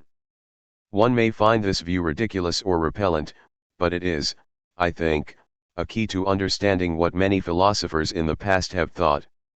A fool may make a mess of his discussion with Socrates, but even he, as long as he is not concussed, completely demented, or in a merely vegetative state, that is, as long as he lives anything like a full human life, cannot simply and completely ignore the questions Socrates asks. To the extent to which he is a human being at all, albeit a fool, he will, eventually, see the point and then will have no alternative but to engage. So many of Socrates' interlocutors get angry with him rather than performing the ancient Athenian equivalent of shrugging their shoulders, because they cannot bring themselves really to see what he is doing as irrelevant to them. His discussions touch them, whether they like it or not. To start with the first of the two things, Socrates implies that he knows that there can be a form of knowledge about how to live one's life which is in some sense parallel to the knowledge the good potter or the excellent singer had, respectively, of how to make a good pot and how to sing well. One might point out that this seems prima facie very implausible.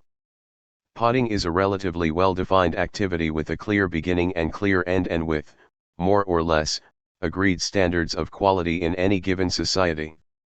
Human life as a whole does not seem to have any such properties, it is not well defined in the same way. A potter works in his studio from 8 a.m. to 6 p.m., but then he goes to the pub to play darts. What he does in the pub is not, of course, without any relation to his potting. Playing darts may help increase his manual dexterity and hand-eye coordination, skills very useful in potting. Nevertheless, excellence in darts is not excellence in potting. At some point the potter will take a holiday and go rock climbing in Scotland or lie in the sun on a beach in the Mediterranean. What would human life after hours or on holiday even look like? Being a human being is not a role one can adopt or put aside like being a potter. One is never, as a human being, off duty in the way a soldier or police officer might be off duty. Or, if this is possible, it requires a more serious reconfiguration of our ways of thinking about human life than any of the philosophers treated in this book envisaged. Similarly, What is most striking about human life is precisely the absence of any clear universally recognized goal, or rather any clear universally recognized goal that is not a merely and utterly vacuous formula: happiness, utility, goodness, etc. Furthermore, in living we are making up the standards for evaluating life as we go on. Or, if one finds that formulation too harsh, at any rate we are continually trying to discover what standards there are, criticizing proposals about how we should evaluate life, and worrying whether our own ways of judging and evaluating things are well grounded. That is part of the reason people would have given for thinking that philosophy exists at all. To put this point in a slightly different way, Socrates construes being a potter on the model of being in a race, either in a race with all other existing potters for excellence or in some kind of more depersonalist race, that is, a race to attain the highest level of proficiency on some abstract scale. This agonistic conception is deeply rooted in Greek culture, and in ours. Point 17. Is it the right way to think about human life as a whole? Of course, this is not the only way to organize a race. In addition to the agonistic, first past the post race, there is the Maoist kind of race, in which the runners are grouped and race together. After each heat the members of each group are changed until all the groups cross the finish line at about the same time. Then there is the caucus race from Alice in Wonderland, in which wet people run around in a circle until they get dry, and at that point the race ends. Point 18. One might argue that these other races are not really races at all. Why not? Thinking about the caucus race is salutary in some other respects, too. The first is that everyone wins this race, or perhaps, equivalently, everyone loses because we all die eventually. The second is that, as one of the organizers, the dodo, says, the best way to explain it is to do it. This would be absolutely intolerable to Socrates. It is an affront to everything he most deeply believes. He certainly did not think that the best way to explain how to make a good pot or what justice is was to make one or to act in a just way. The thought that just doing was a sufficient manifestation of knowing, however, was perfectly available to Greeks of Socrates' time.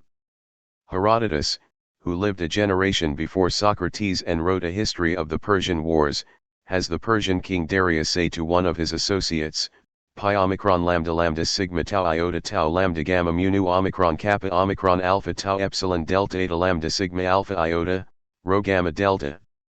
There are lots of things that cannot be made clear in word/argument, lambda gamma omicron, but that can be made clear by doing them. 3.72. If the potters and wheelwrights whom Socrates investigated had responded to him resolutely in this fashion, perhaps we would have been spared the great malha of 2,000 years of philosophy. One can, of course, point out various ways in which human life is not really exactly like a caucus race, but that is not the point. The question rather is whether human life is more like Olympic sprinting than it is like a caucus race. It is not self-evidently ludicrous to think this an open question. This brings us to the question of the unexamined life.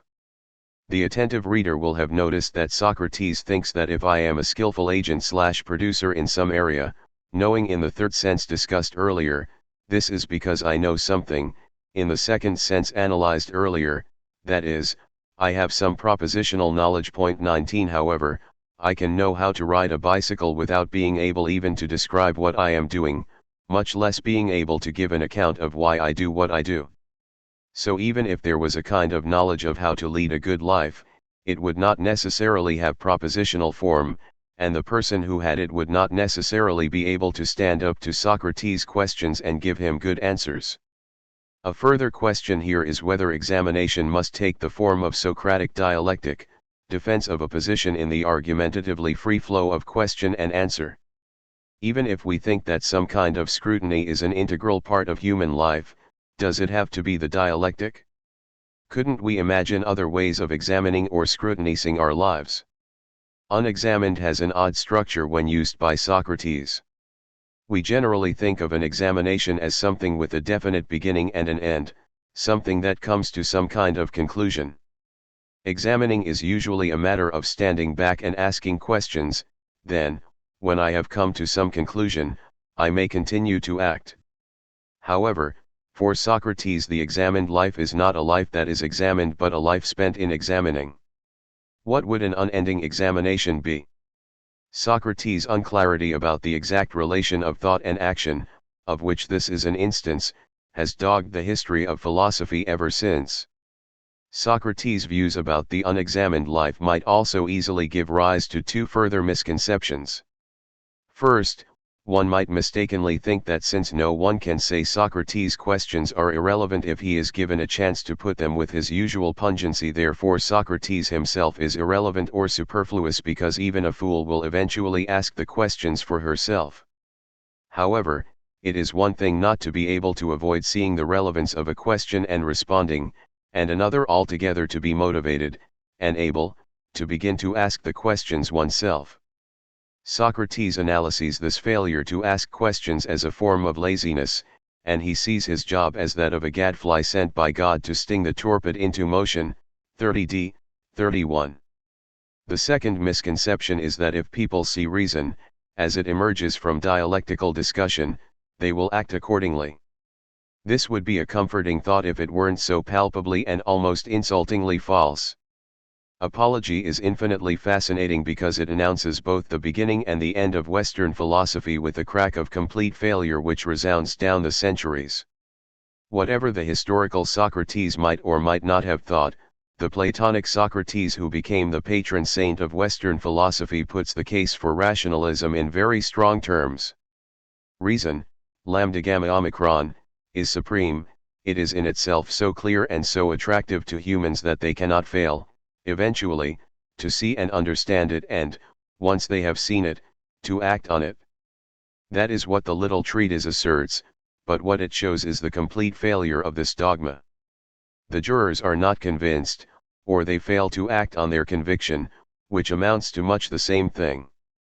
Many of those who did see what Socrates was about didn't approve of his activity or of him at all and thought he was an exceedingly dangerous individual. Socrates suggests that this is because he didn't have enough time to convince them of the reasonableness of his views and actions. In retrospect, it is hard to find this claim at all plausible. Did he fail to convert Alcibiades to the life of philosophy because he did not spend enough time with him? How about Critias, a student of Socrates who was one of the major players in the coup against the Athenian democracy which has come to be known as the regime of the 30 tyrants? Hegel pointed out long ago that an Athenian jury in a legal case is not in general called on to make some kind of philosophical judgment about human life nor, for that matter, to judge cases relative to the kind of highly procedural and formalist criteria of conformity to the law which we have inherited from later Roman practice. An Athenian jury was not intended to be apolitical. The jury system is almost always specifically cited as an essential component of the democracy. Serving as a member of a jury and giving a judgment was an integral part of what it meant to be an Athenian citizen and was an archetypically political act. There was, of course, some notion of law, although it must be pointed out that the distinction between what we would consider to be proper law and something more vague, such as customary morality, was not nearly as sharp as it was later to become. 20 So the jury was called on to make a decision about whether or not the accused was guilty as charged. Of course, they would make this decision according to their best lights of what custom and law required and permitted and what was best for the democracy as an ongoing enterprise. We can, of course, look back at them and say they ought to have used completely different criteria, imagined a very different kind of society, been very different people, but it is not clear what the point of such an anachronistic exercise would be. Since Socrates was guilty as charged, it is not at all surprising that a majority, if a slim majority, of the jury condemned him. 21 He could perhaps quibble sufficiently about the nature of his religious beliefs to get off on that count, but he pretty clearly did have a new God, namely the inner voice that sometimes told him to desist from doing something he proposed to do. As far as corrupting the youth is concerned, Hegel seems to have got it right to hold that a fundamentally traditionalist society like late 5th century Athens could not have survived as the society it was if it had a population of young people who systematically subjected it to the kind of rational scrutiny that Socrates had invented and directed at it. If trying to corrupt the youth meant making them fundamentally unfit to reproduce anything like existing society, then it was right for that charge to stick. I have discussed two of the things Socrates seems to have claimed to know. There is perhaps a third thing which he does not claim strictly to know but which structures his behavior in the way in which firm knowledge structures the behavior of those who believe they possess it. Socrates says that he does not fear death because nothing bad can befall a good man. He does not strictly say he knows this but that it is the content of a good hope he has, 39-42. This does, however, finally point to a deep incoherence in Socrates' beliefs and way of life. His deepest beliefs, those which structure his life, are not couched in terms of ratiocination but appeal to what he hopes for, what the daimonion tells him, not to do, without giving any reasons, and pious obedience to the god of Delphi.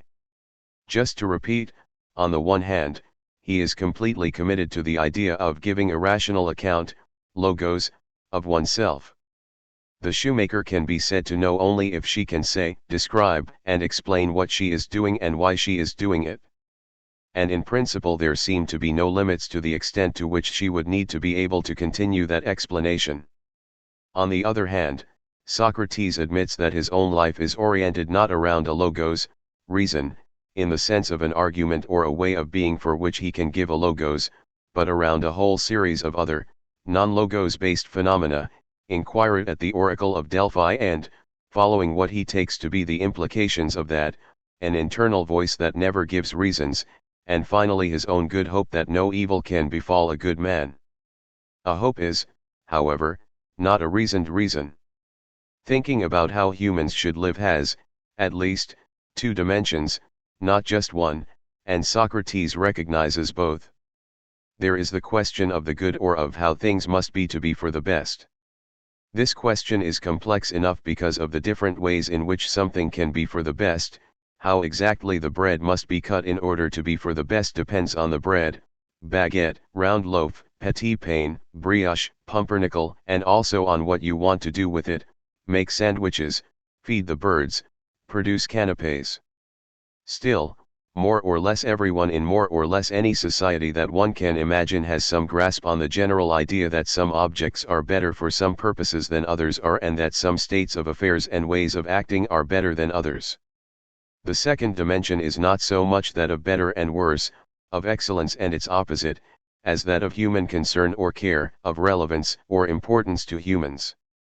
Of course, there is a best way of dealing with a particular kind of bread so as to make it easiest to cut, transport, and throw to the birds, and easiest for the birds to find, eat, and digest, but frankly I could not possibly be bothered to discover what that way is.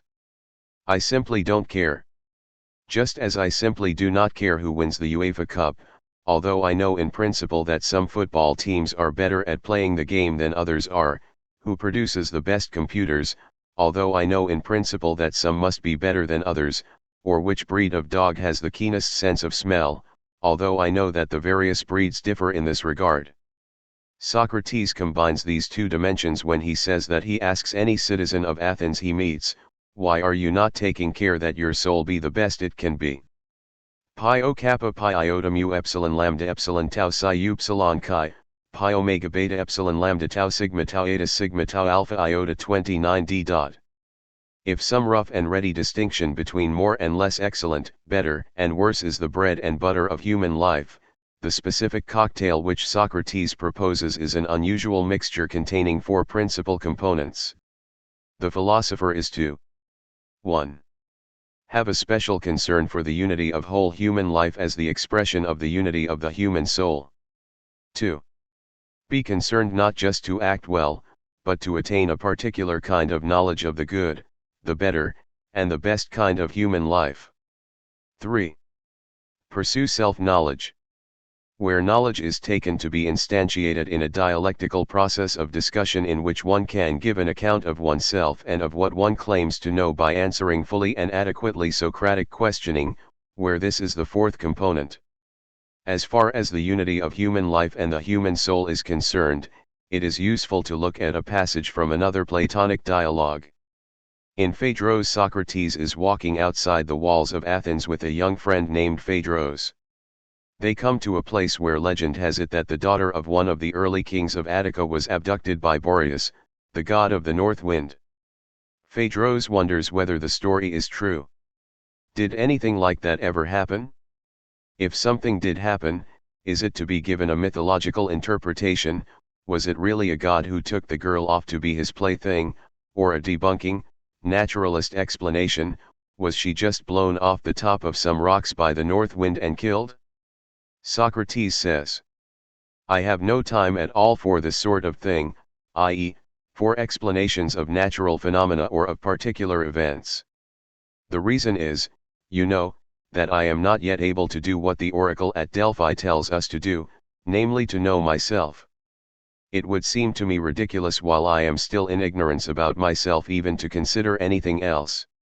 So I basically ignore all the tricky explanations people propose of natural phenomena and simply accept whatever the generally accepted view is and instead focus on considering myself, asking whether I happen to be a wild beast composed of more diverse, independent strands and more incandescent than Typhon, or a tamer and simpler animal, which has a part in a divine and modest nature.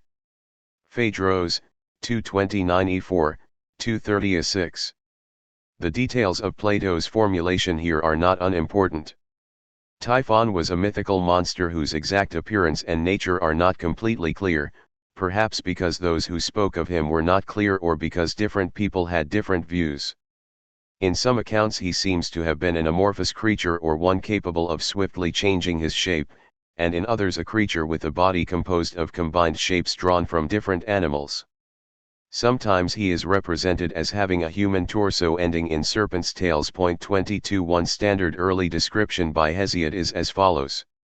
And from his shoulders there were 100 heads of snakes, of terrible dragons flickering with dark tongues, and under their brows, snake brows, in those awful heads his eyes darted fire, and from all the heads fire blazed when he looked at you.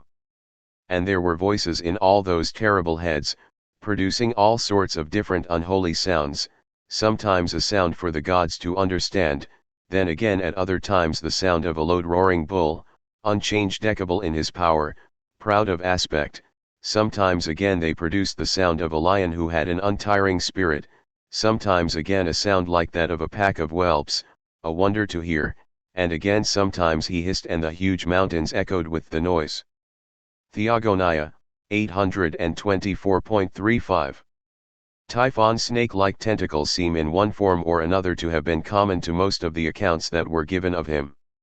This is the reason Plato's Socrates describes him as a many-plated entity composed of many different strands. In Hesiod, Typhon is the last prehistoric monster who seriously contests control of the world with Zeus. After defeating him, Zeus cast Typhon down into Tartarus. Some later authors claim he was buried under Mount Etna. 23, where he is held responsible for irregular, unpredictable, and violent storm winds and for volcanic eruptions, hence the reference to incandescence.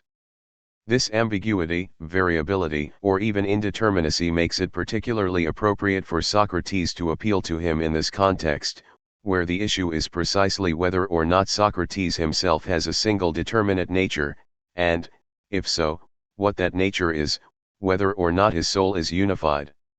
In Hesiod each of Typhon's limbs has its own voice, or rather each has a voice capable of producing different sounds. It is possible to imagine that each head made its own noise at any given time, that is, if they all spoke together, each had, as it were, a mind, and soul, of its own. There seem to be two slightly different things about Typhon that represent states of affairs that Socrates fears. First, he is afraid that he might have a complex and convoluted, or indeterminate, nature like that of Typhon rather than a simple and unitary soul. If Typhon speaks with a number of different voices out of his various snake heads at any particular time, one might think he did not constitute what has come to be called a single, unitary subject, and, of course, he would not be a possible participant in Socratic dialectic. Which head would Socrates question first? What would he do if he got 100 separate answers all at the same time to a question like what is piety? Or if he got 50 answers, 40 hisses, squeals, roars, and discourses in a language comprehensible only to the gods. Second, Socrates is also afraid that he himself might be as uncontrolled and potentially incandescently violent as the monster. The assumption that these two things go together is not obviously true. Why couldn't a soul be unitary and also violent, or non-unitary in a way that prevented one from being violent, or at any rate effectively violent, at all? Socrates says that his quest for self-knowledge was his way of trying to comply with the Delphic injunction to know thyself. Socratic self-knowledge, though, seems a rather Procrustean thing. It is not a highly individuated understanding of my own unique features, properties, idiosyncrasies, fears, predilections, taste, the microhistory of my emotions and cognitions. It is not anything like what Freud would later call the story of my family expressed in the form of a novel, Familienroman de Neurotychers. Point 24. In a lifetime of discussion with Socrates, I would most likely also get to know some of these things, but that would not be the point of the discussion, and everything would be filtered through and regimented by an abiding and overarching concern for defensible, general reasons. In practice, Socrates turns the command of the god of Delphi into his own characteristic request that his interlocutor give an account, delta iota delta nu alpha iota lambda gamma omicron nu, of his opinions on whatever topic is at issue. Another way of parsing the Socratic project, then, is as the mode of life which tries to satisfy two commands. 1. Know thyself, gamma nu theta iota sigma epsilon alpha upsilon tau nu. 2. Give an account of yourself, how you act and what you believe, delta delta omicron upsilon lambda gamma omicron nu sigma epsilon alpha upsilon tau omicron. These two, the question of who or what I am, and the question of what I can give an adequate account of, seem very different from each other, and each seems to be very different from questions of what is valuable or of practical necessity. Is it true that if I know myself, that is, can give an account of my opinions in abstract terms, I will also know what is the best form of life? Modern philosophers often stand under the spell of some form of romanticism and do what they can to emphasize the novel, original, or even revolutionary nature of what they are trying to do, of their methods or views. To be sure, the most original modern philosopher, Hegel, was, oddly enough, almost completely immune to this and followed rather ancient practice. In the ancient world, one was likely to understate the originality of one's position. Philosophers tried to connect what they were doing with purportedly ancient forms of wisdom by inventing for their own views a longer and more distinguished pedigree than they really had, and Socrates has an especially amusing variant on this motif. He is just doing what the god of Delphi has been telling people to do from time immemorial. We are told that 3 inscriptions stood over the entrance to the Oracle of Delphi. 25. 1. Know yourself, gamma nu theta iota sigma epsilon alpha upsilon tau nu. 2. Don't overdo it, mu eta delta nu gamma alpha nu. 3. Surety is next to catastrophe, i.e., stand surety for someone and you'll be sorry, take an IOU and you'll pay for it, gamma gamma alpha pyro alpha delta tau eta. Socrates gives his own highly idiosyncratic reading of 1, which seems originally to have meant the god is busy and irritable. Don't pester him with too many questions, know what single question you want to ask before you enter the sanctuary. Socrates does follow this injunction, thus interpreted, but only by virtue of displacing his importuning onto his fellow citizens. It is hard to see him as in any way conforming to the second demand. Most other Athenians certainly thought he was definitely an extremist in that he asked distinctly too many questions. The history of philosophy would perhaps have been different if Socrates had interpreted the first 2 Delphic injunctions as meaning know yourself, but don't overdo the pursuit of self-knowledge. As far as the question of surety is concerned, Socrates has no need of this advice for himself. He is so notably poor, no one would ask him to stand surety, but he accepts the offer of Plato and some others to stand surety, gamma gamma upsilon sigma theta alpha iota 38b, for the fine he proposes as his punishment. If the god at Delphi is to be trusted, this is not a very friendly way to treat Plato, whom the catastrophe would be most likely to befall. Perhaps that catastrophe is precisely Western philosophy, although the full force of that calamity did not hit Plato so much as the whole population of Europe during the subsequent 2000 years or so. In any case, the purportedly Delphic genealogy of Socrates project is another one of his ironic little jokes.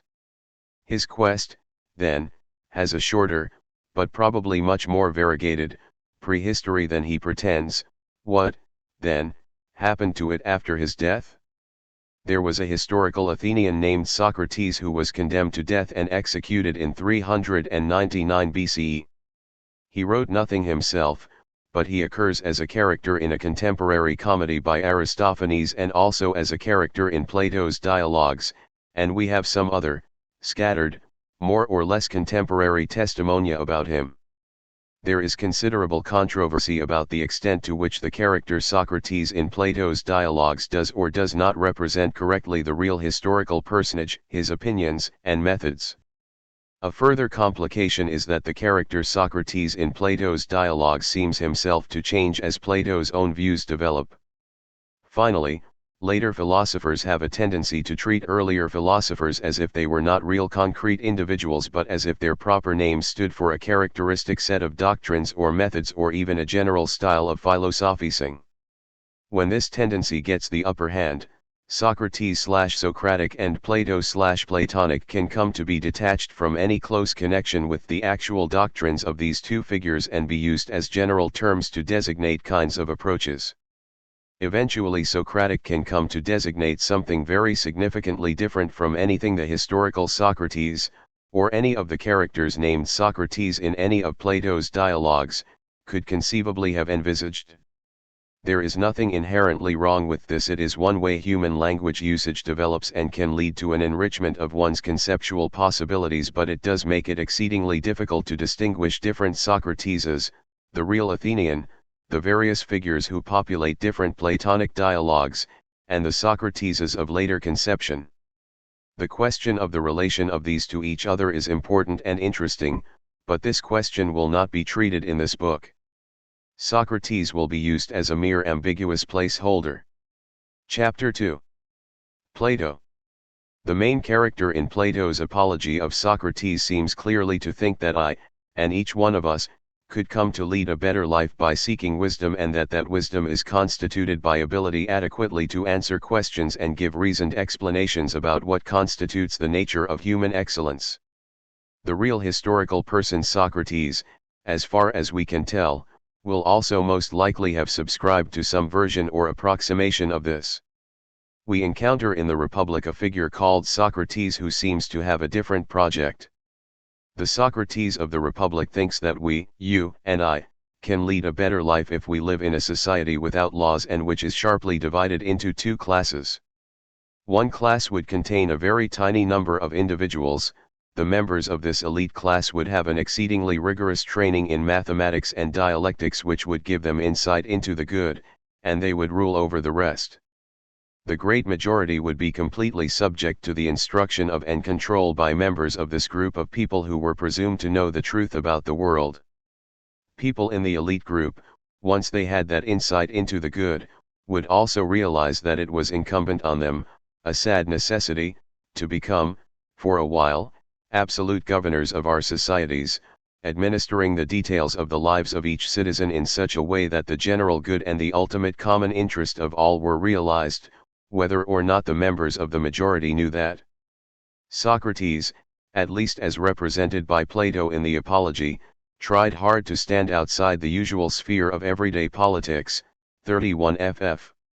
He knew his fellow citizens only too well and knew that he would never have survived as long as he did had he been at all involved in politics. 31d. E.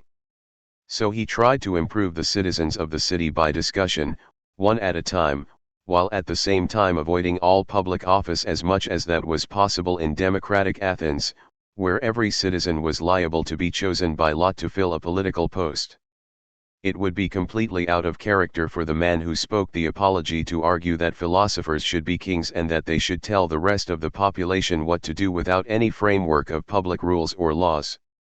This, however, is exactly the way the Socrates in Plato's Republic describes how the purportedly best city is to be run. The Socrates of the Apology is a man of a deeply skeptical disposition. He doesn't even completely believe the god of Delphi when he receives an oracle that seems implausible. And he is ironic, playful, sometimes tolerant. He doesn't even seem to be able to summon up any wrath against those who accused and those who condemned him. It is hard to imagine anything less like the usual conceptions of what is kingly.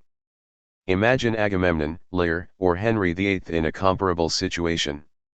Nietzsche, to be sure, thought this was a very clever mask which Socrates had invented in order to cover up the fact that he had the most tyrannical soul, we would say character or personality, of any of his contemporaries, and that the mask did not simply cover it up but was an active instrument for furthering his aim of always being the one to come out on top. 1 Socrates invents a new agonistic game with new rules, get the opponent to make some substantive general claim, usually about the good human life, its preconditions and constituents, engage him in discussion, and tie him up in knots by making him contradict himself. You win if you succeed, he wins if you don't. In fact, he always loses. From one point of view that does not seem very surprising. Socrates invented this new game.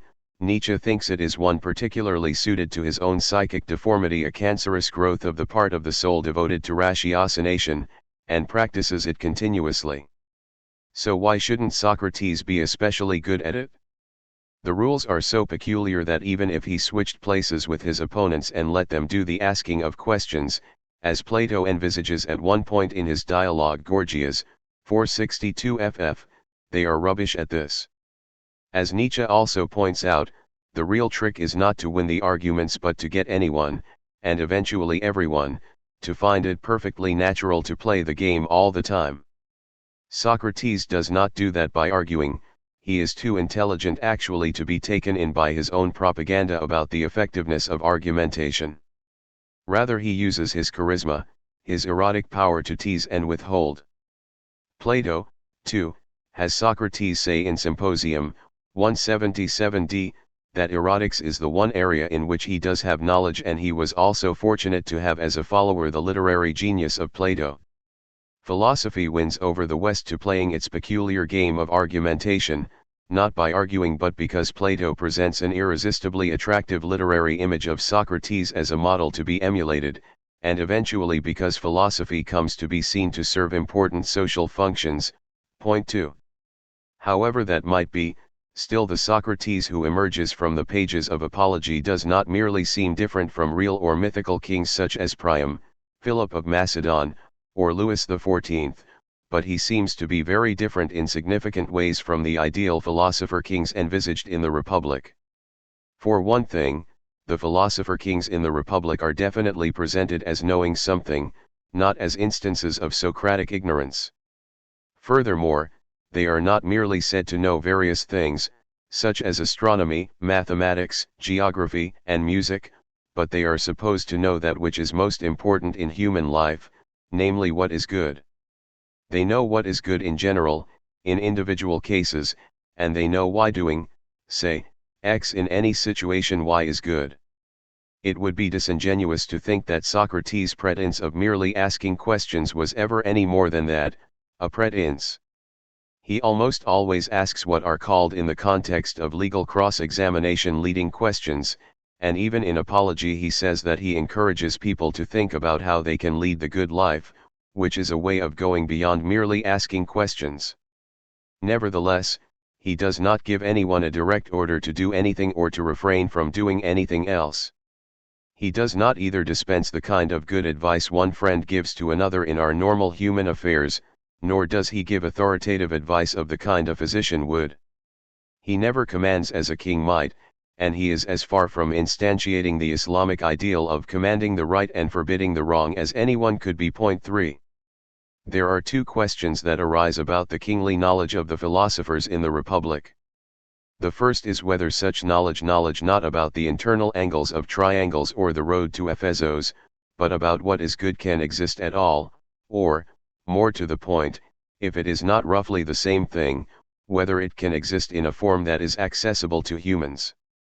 The second is whether possession of such knowledge could give an individual or group any kind of warrant to tell others what to do, and, if so, what the nature of that warrant might be. After all, a physician clearly has much more knowledge than I do about my current state and future prospects as a biological organism, and also much more knowledge about what I might do to increase, or decrease, the chances that I will continue to live and flourish biologically without its being in any way the case that he or she can do anything more than give me advice which I am free to follow, and sometimes do, or simply to ignore, as I occasionally do. Why should knowledge of the good give those who possess it any more power or authority than that? The Republic is basically an exaggerated further development of one particular strand of Socratic thought. As we saw in the previous chapter, Socrates thought a good man did not need to fear death. The Socrates in this dialogue takes up this point almost immediately in Book I, when he discusses the fear of death with Cephalos, the elderly millionaire. Cephalos is, oddly, confident, if one has never done wrong, never defrauded anyone, performed the sacrifices one owes the gods, and paid one's debts, one can have a sweet hope, like Socrates in Apology, as opposed to a bad hope, i.e., expectation of suffering something bad. In that case one has no reason to fear what happens after death. 330 to 331. The macro structure of the central part of the argument of the Republic is rather clear and proceeds in 3 steps. First, Socrates tries to find something which is common to the various instances of things Cephalos has done and avoided doing, which, he says, give him confidence in the face of death. Roughly speaking, Socrates finds that common factor in the justice of the actions Cephalos performed and the injustice of the ones he avoided. The second step consists in shifting the focus in the discussion of this justice from what a person actually does, the concrete individual acts she performs, to the deep-seated psychological disposition which lies behind that. A just man must have such a unitary, deep-seated psychological disposition, and may not be simply a creature like the Typhon we encountered at the end of chapter 1. Justice should be taken to refer in the first instance, not to a set of ways of acting but rather to a basic condition of the soul from which actions of a certain kind, usually, always, spring. A just man is not so much one who pays his debts as one who has his soul internally so exactly and reliably in order and under control that he is not even tempted to commit murder, to renege on bets, to lie or defraud others, to leave the line of battle without permission, to neglect the cult of the gods, or not to pay his debts. However, although one can observe the actions an individual performs, how can one know anything about what takes place in the depths of the human soul? The Republic is an attempt to deal with this by drawing on a purported parallelism between the human individual and society as a whole. I am supposed to be a just person if my soul instantiates justice, but no one can see into my soul, and what goes on in there is small, hidden, and difficult to observe. So in order to be able to see the internal workings of the soul more clearly, we are to look at a blown-up image of it, a functioning city. The question is transformed. Instead of what is it for a soul to instantiate the psychic unity, harmony, and coherence which is justice? Socrates asks, what is it for a city, i.e., a functioning human society, to instantiate justice? Justice in the soul of the individual will mirror that on a smaller scale. This part of the argument, which is driven by the dodgy analogy between the soul and a city, contains an extensive discussion of what it is to get your soul in order. It turns out that, according to Socrates, the best and most reliable way to do that is to be very talented at philosophical discussion and reflection and to have trained and developed that capacity to a high degree. Anyone who does that will have a very clear view of the idea of the good, which turns out to be an ordering principle for the soul and for the city. If you are not naturally gifted at philosophical discussion, there is still a second best kind of life available to you. It is to live in a city ruled by such philosophers and to be completely subject to their commands. Having established to his satisfaction that justice in the individual is a kind of correct, harmonious ordering of the parts of the human soul, just as justice in the city is a correct ordering of the different social groups and functional parts, Plato ends the Republic with a myth that tries to give a final answer to Cephalos' question. If you have your soul in order, you need not fear death and what potentially comes after death, because harmony of the soul is not only the source of all just action but also the basic principle of human happiness. If that is the case, the person with an ordered soul will always make the right choices in life and will always be happy. To be sure, according to Socrates, that order in the soul can actually mean two slightly different things. Either, as one of the elite philosopher kings, one can have had a view of the idea of the good which stabilizes all one's beliefs by connecting them in a reliable way with each other, or, as a non-light inhabitant of a good city ruled by a group of philosopher kings, one can have habitually lived a life of excellence because one followed the directives of the philosopher kings. The fate of members of these two groups after death is different.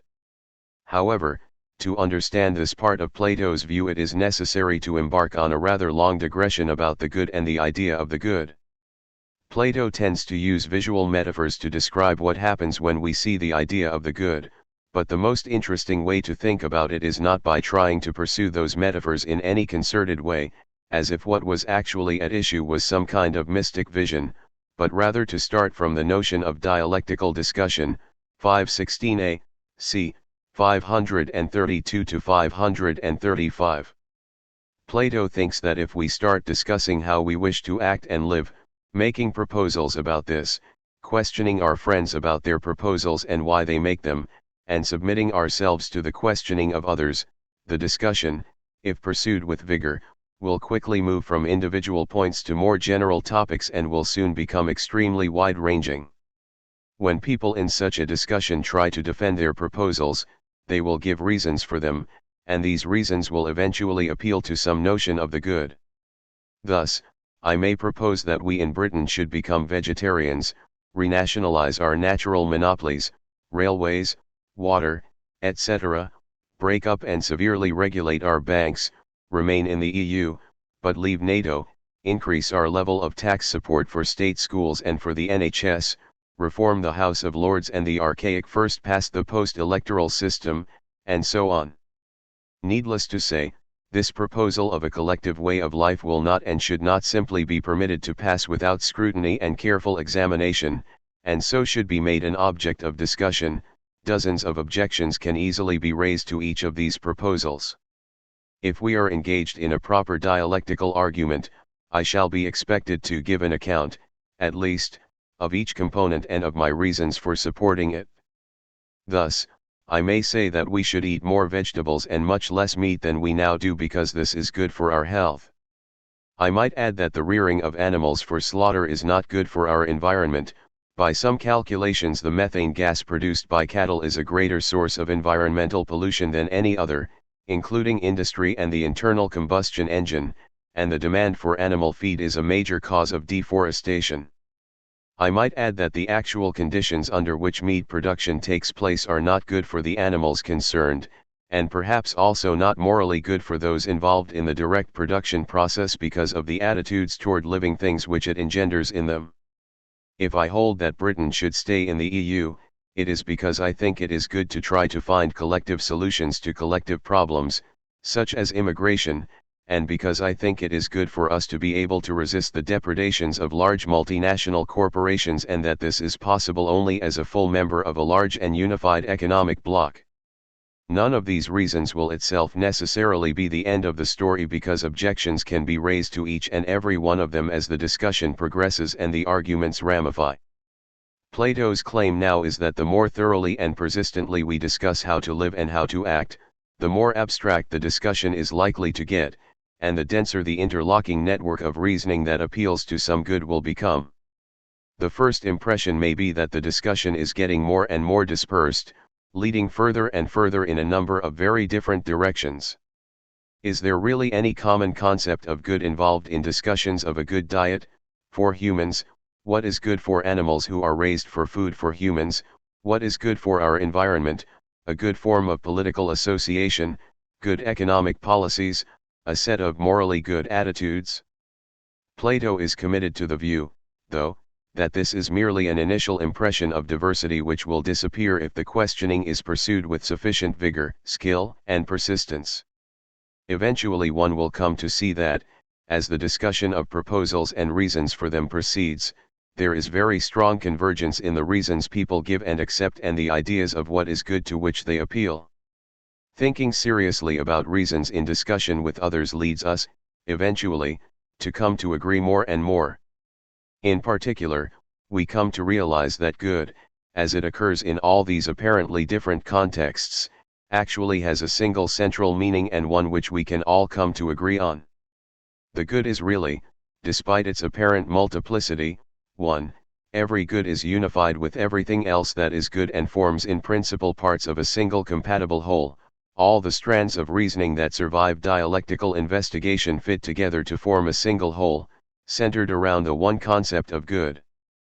Furthermore, suppose that I simply have some opinion on a given topic but have never subjected it to dialectical discussion and found reasons for holding it that can be defended and integrated into a larger context of reasons.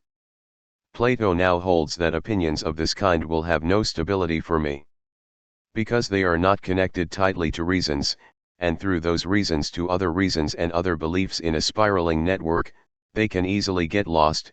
I can, and will, give them up or change them for adventitious, trivial, or even frivolous reasons.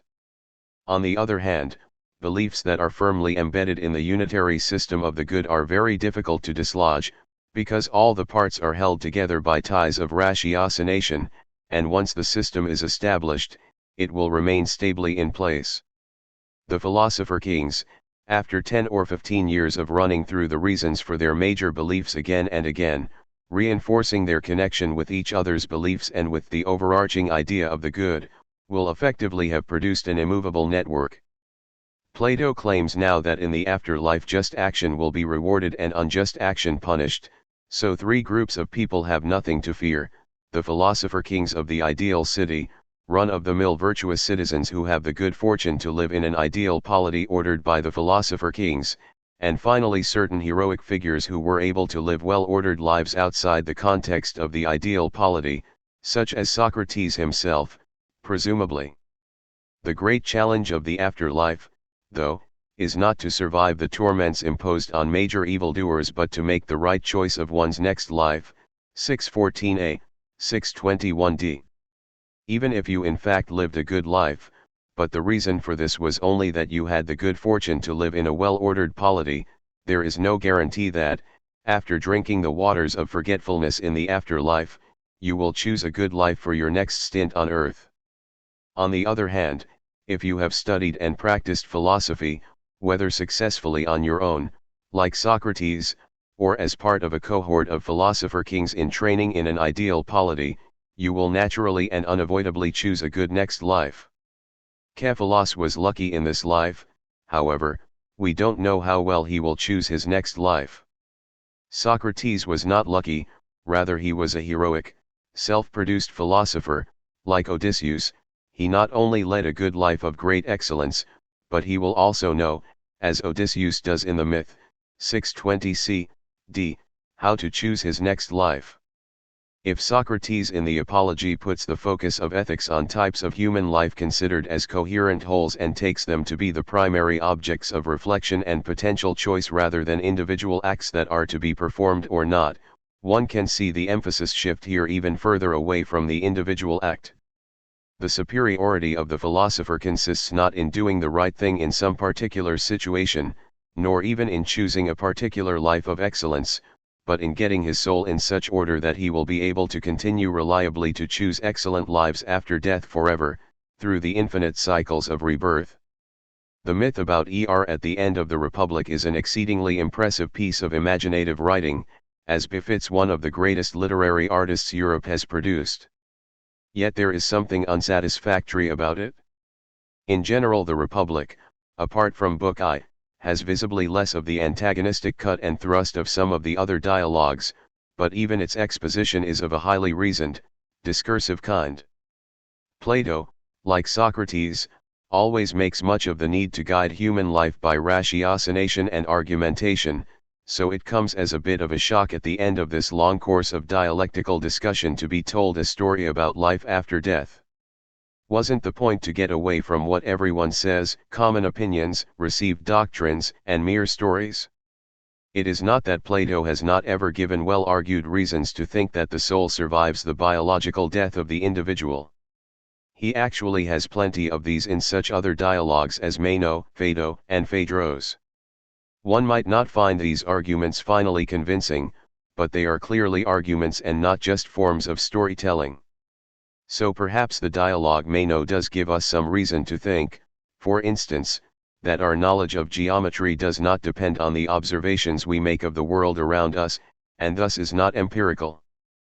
Perhaps this should count as an argument that the soul must have existed before birth, when it saw the archetypes of the shapes of things in our world. Furthermore, perhaps this means that the soul must be capable of existing independently of the body. One can discuss the plausibility of this in comparison with that of other ways of thinking about our knowledge of geometry. However, there still is a step, not to say a gulf, from this claim about some kind of antenatal existence for the human soul to the detailed story about the conditions under which the souls after death choose the form of their next life. In this story the details are not mere embellishments but have great bearing and import on the conclusion that can be drawn. It is important that drinking the waters of Lethe produce a highly differentiated form of forgetfulness. It makes people completely forget the accidental actual opinions they formed during their lives, so that the memory and mental slate of non-philosophers, even those who were virtuous in their lives on earth because they lived in a just city, are wiped clean. However, imbibing these waters does not cause philosophers after death to lose their grip on the system of well-grounded beliefs and reasons which they manage to construct through dialectical argumentation and which is held together finally by the single idea of the good. This detail is essential to Plato's argument that the genuine philosopher has some advantage over the person of merely accidental and habitual virtue who has led a good life only because he or she has happened to grow up a member of a just city. What warrant do these details have? At the beginning of Book 2, 357a, 368b, Socrates undertakes to show that the good, virtuous man, the man of excellence, is not just more praiseworthy but is actually happier than the unjust man. What would it mean to show this? What about the happiness of those who live in the ideal city? If asked to list human goods, both ancients and moderns would tend to include happiness in the range of things that are human goods. However, this masks an important difference. In modern usage, happiness is generally taken to refer in the first instance to the subjective state of an individual, as that individual herself judges of it. She is happy if she is in a psychic state of being pleased, satisfied, or content and is willing to say so. The ancients, and this includes, it seems, even non-philosophers in the ancient world, tended to construe happiness in a way that made it much more strongly refer to some objective state of affairs, as a state of doing things well, functioning well, being fortunate in one's undertakings, and having success in one's enterprises. A good sprinter sprints well, that is what sprinters do, and is successful. A good human being does what human beings do well and is successful. We say such a human being is happy. The very word that was used most commonly, eudaimonia, signifies the property of living as if one had a good spirit watching over one's life and one's endeavors to ensure that one functioned well and one's affairs prospered. A happy life was one in which the agent flourished. To be sure, the ancients also thought that if one was overwhelmingly successful, one would be subjectively pleased with one's life. Why on earth would one not be?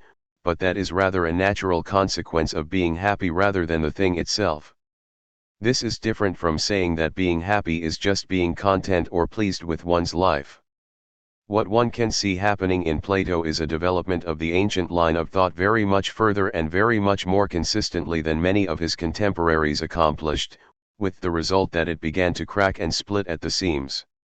If being a happy human was doing what a human did well, then the orderly inhabitant of an ideal city of the kind described in Republic would surely be happy because the city was constructed precisely to allow people to do well what humans did.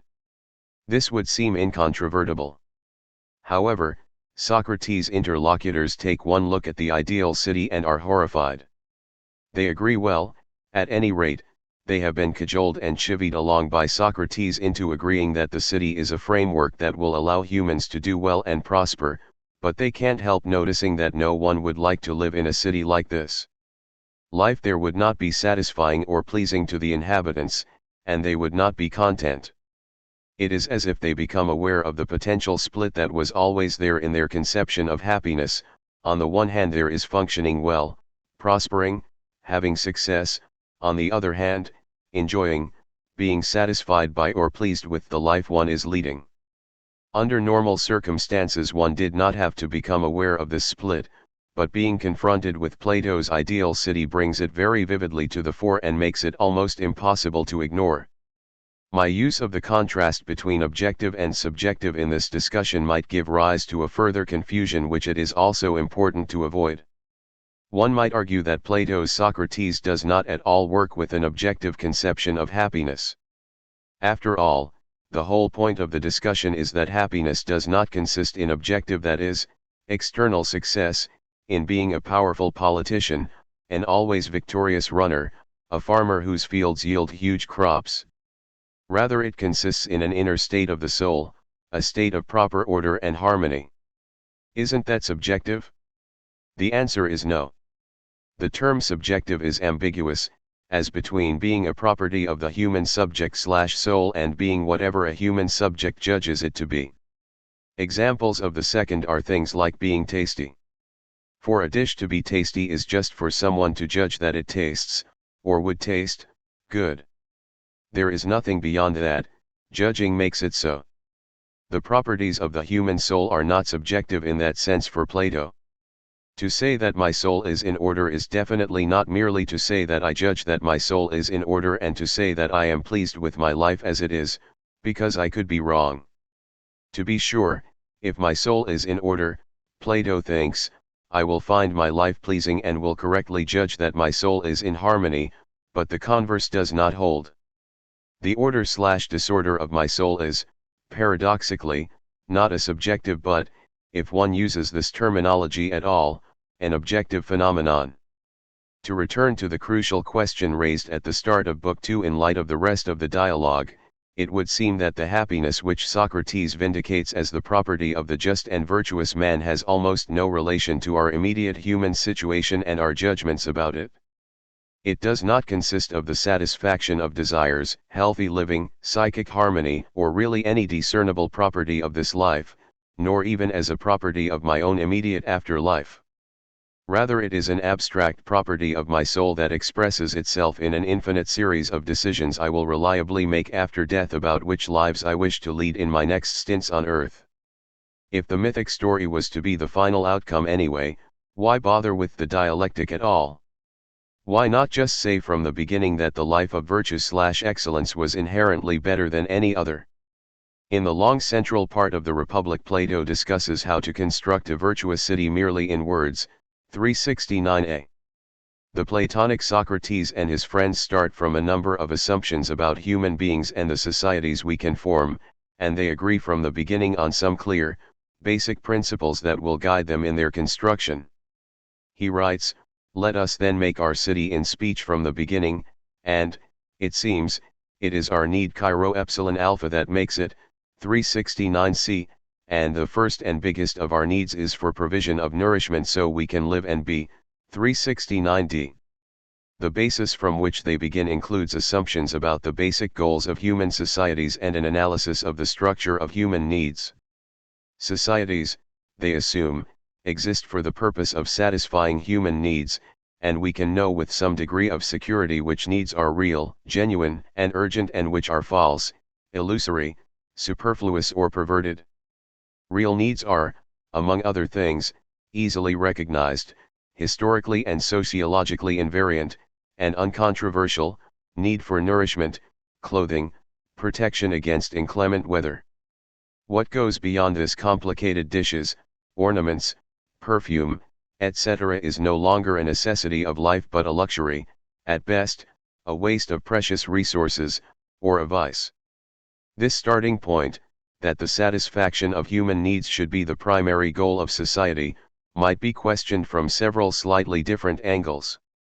First of all, one might deny that needs is at all a sufficiently well-defined category to play an important role in social philosophy. Desires, preferences, wants constitute a clear enough category, but to say I need is really just to say I want very much. It is to say it, though, in a way that is mystifying, giving to what is really just the strong desire of an individual the appearance of something more, such as an objective imperative. Point 4. A second objection does not directly attack the notion of need or its distinction from mere desire or preference, but points out that what we need will have to be set at either too low or too idiosyncratically high a level. By setting the level of recognized needs at too low a level, I mean connecting needs too strictly to biological necessities. Setting the level too low would mean ensuring that people got the absolute minimum of calories necessary for them to continue to function and had protection against the cold just sufficient to prevent them from freezing to death, but this would be all. Recall, however, the point that the description of this society was supposed to have. It was to be the framework within which one could see most clearly how human excellences operated. Do forms of human excellence show themselves most clearly in rudimentary societies just barely above the subsistence level? It is not impossible to think this, but is there any argument for it? To set the standard of need too high would mean identifying needs as conditions that must be satisfied not just if bare minimum biological subsistence is to be preserved, but if a certain minimal form of social and perhaps even cultural life is to be maintained. The difficulty here is not so much that the level of need satisfaction set would seem to be rather arbitrary, but that, once cultural needs of any kind are at all admitted, it is hard to see how one can avoid prejudicing the whole construction by building into the set of needs culturally specific value notions. How is one to adjudicate conflicts between, for instance, excellence in some kind of cultural expressivity and excellence in production of cereals? Is restraint or exuberance a need? Or both? Do cultures that cultivate no plays and cultures that cultivate opera seria compete with or complement each other? A final concern about Plato's approach to needs would emphasize that actually needs themselves, contrary to what Plato seems to assume, are not fixed and invariant but develop historically. It makes perfect sense in modern Western societies to speak of a social need for wide availability of access to medical procedures like surgery to deal with conditions that can easily be treated by such procedures, like appendicitis, and to distinguish this from the mere desire on the part of the population for the local team to win lots of races at some international sporting event. This is true despite the fact that such a need did not and could not have existed in the 5th century BCE, when appropriate surgical techniques, antiseptic regimes, and so on did not exist. To give a proper account of human needs which recognizes appropriately that they have a historical dimension and yet does not simply conflate them with mere desires, wishes, or wants requires a much more complex theory than any that Plato envisages.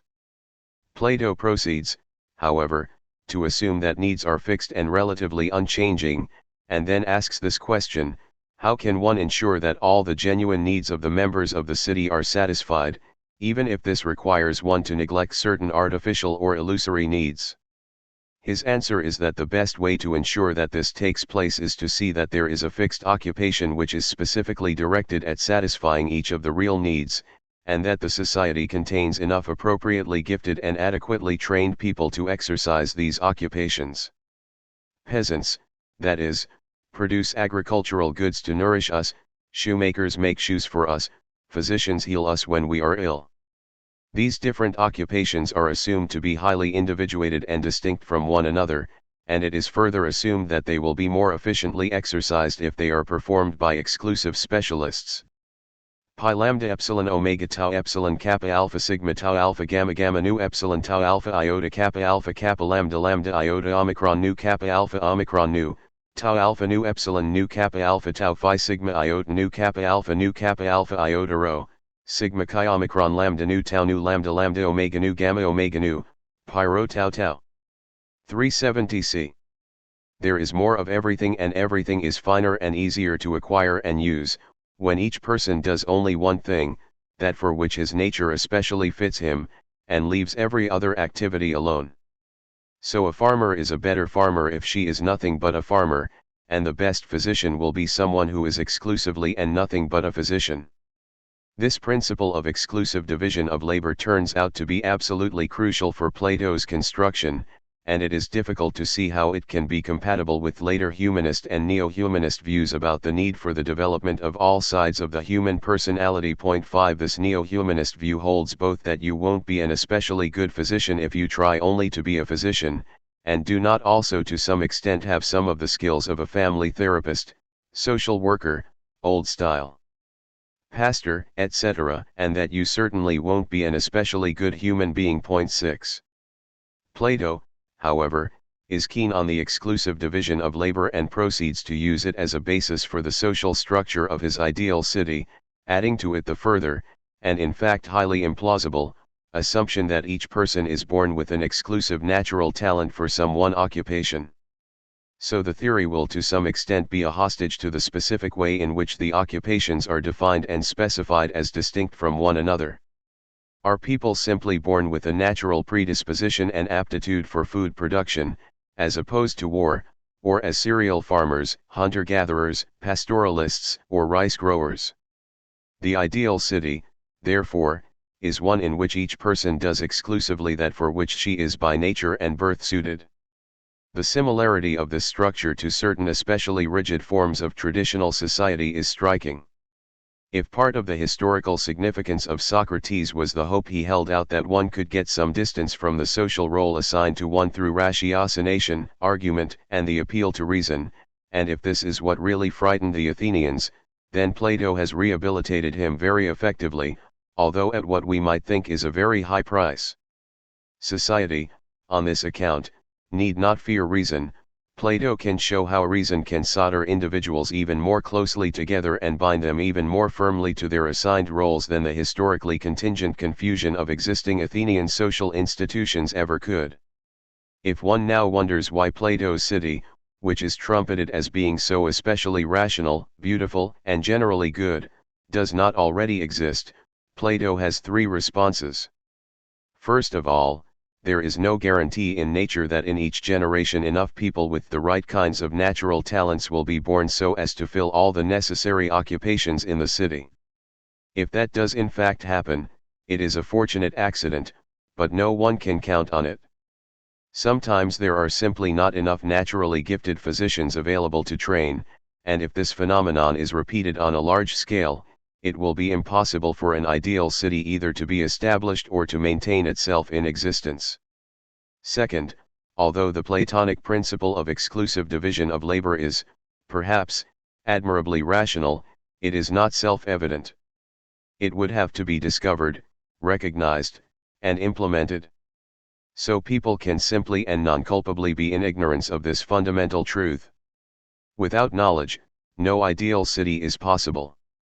Plato's third reason for the non-existence of the ideal city is that up to now no one has had both enough power and enough insight into the necessity of implementing the appropriate division of labor actually to set up a whole city based on this principle. Our human situation is hopeless, Plato thinks, as long as we fail to give absolute monarchical power to a group of correctly trained philosophers or until a powerful king has himself trained in the proper way as a Platonic philosopher and practices what he has learned. 473.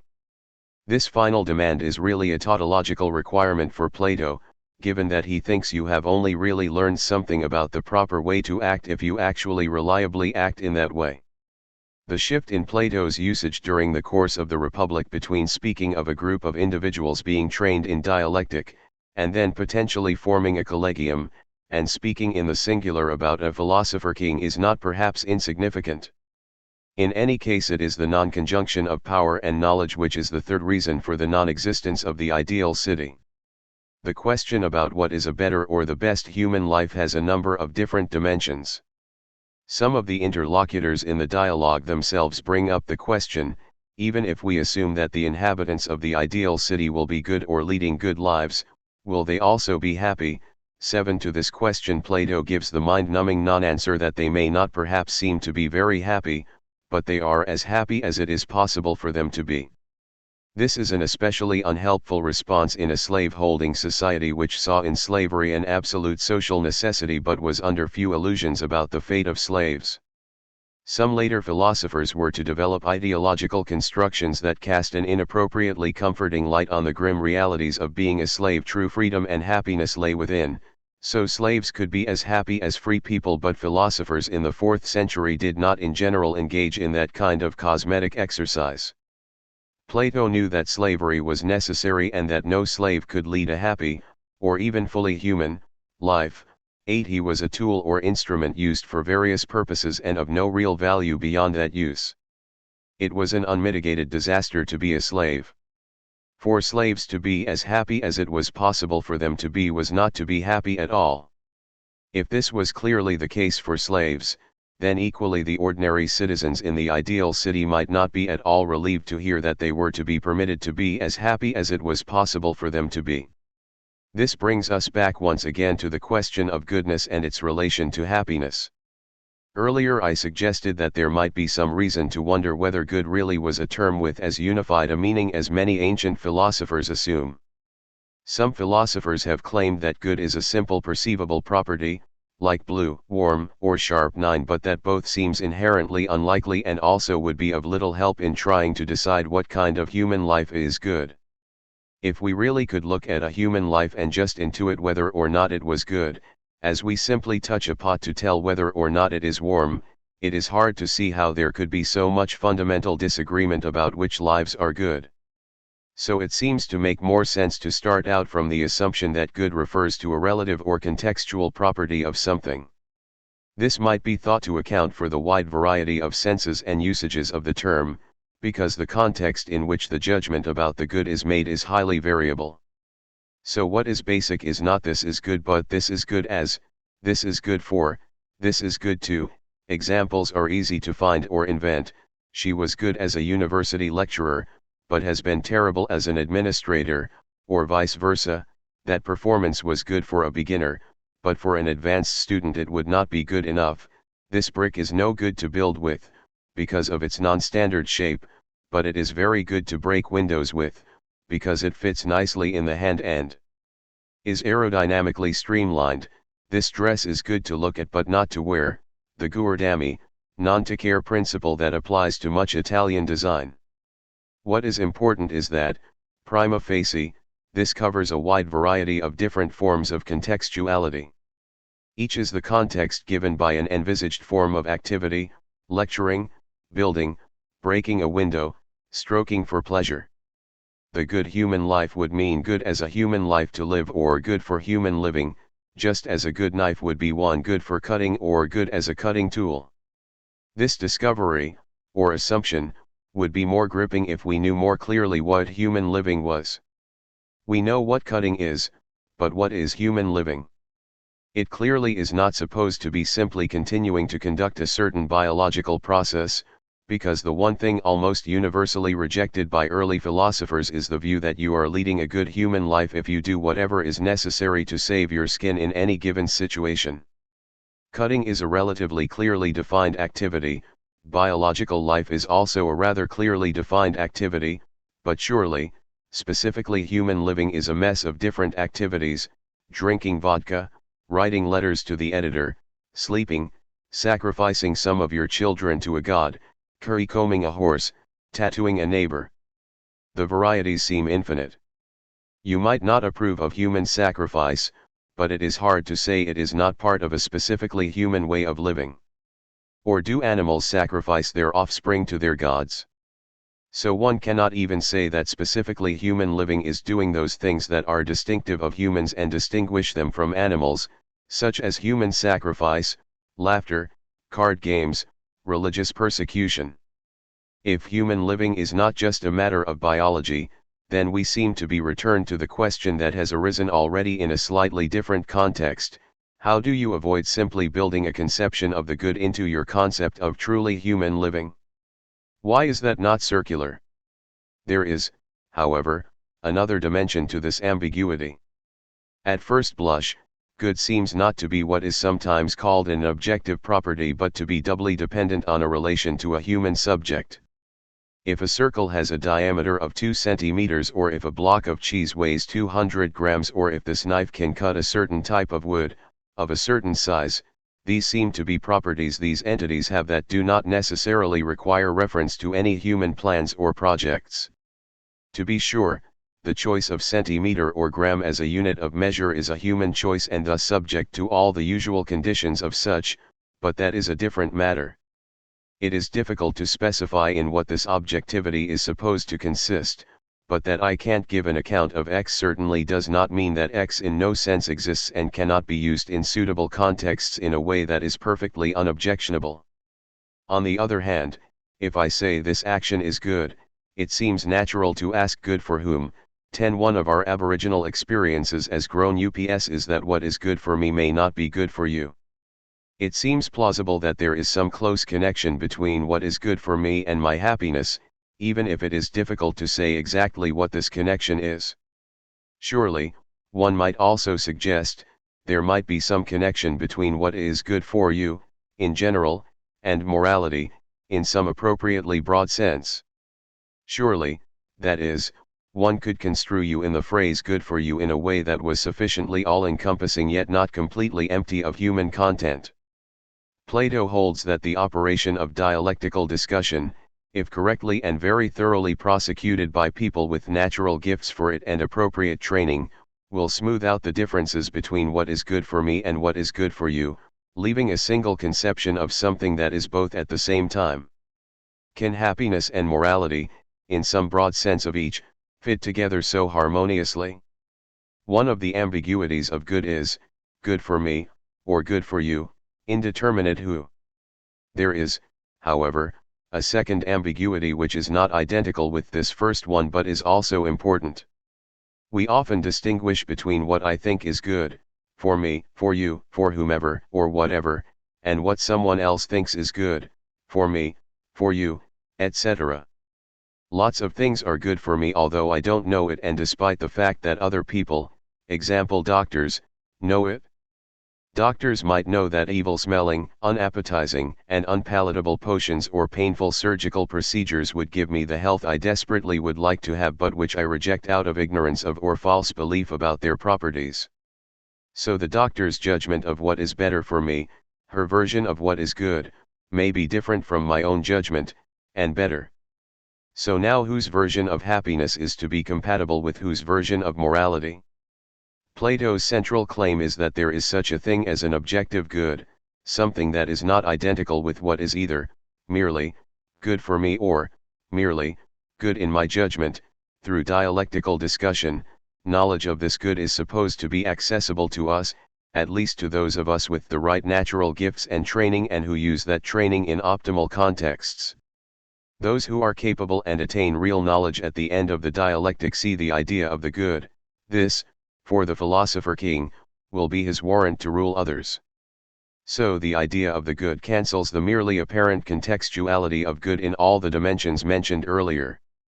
Plato's good is, as it were, good for anything, plays a positive and valued role, even an essential role, in any activity, good for anyone, and finally good in anyone's judgment, provided that judgment is fully rational. Why, however, should dialectical discussion, at least of a seriously Socratic type, ever come to an end? Or rather, why should it come to a natural end, in the sense of a definitive, agreed-on conclusion? Clearly it can be interrupted, repressed, or abandoned because of fatigue, or for other reasons. Do we, however, actually have any example of such a discussion reaching not just interim consensus but a proper Platonic conclusion?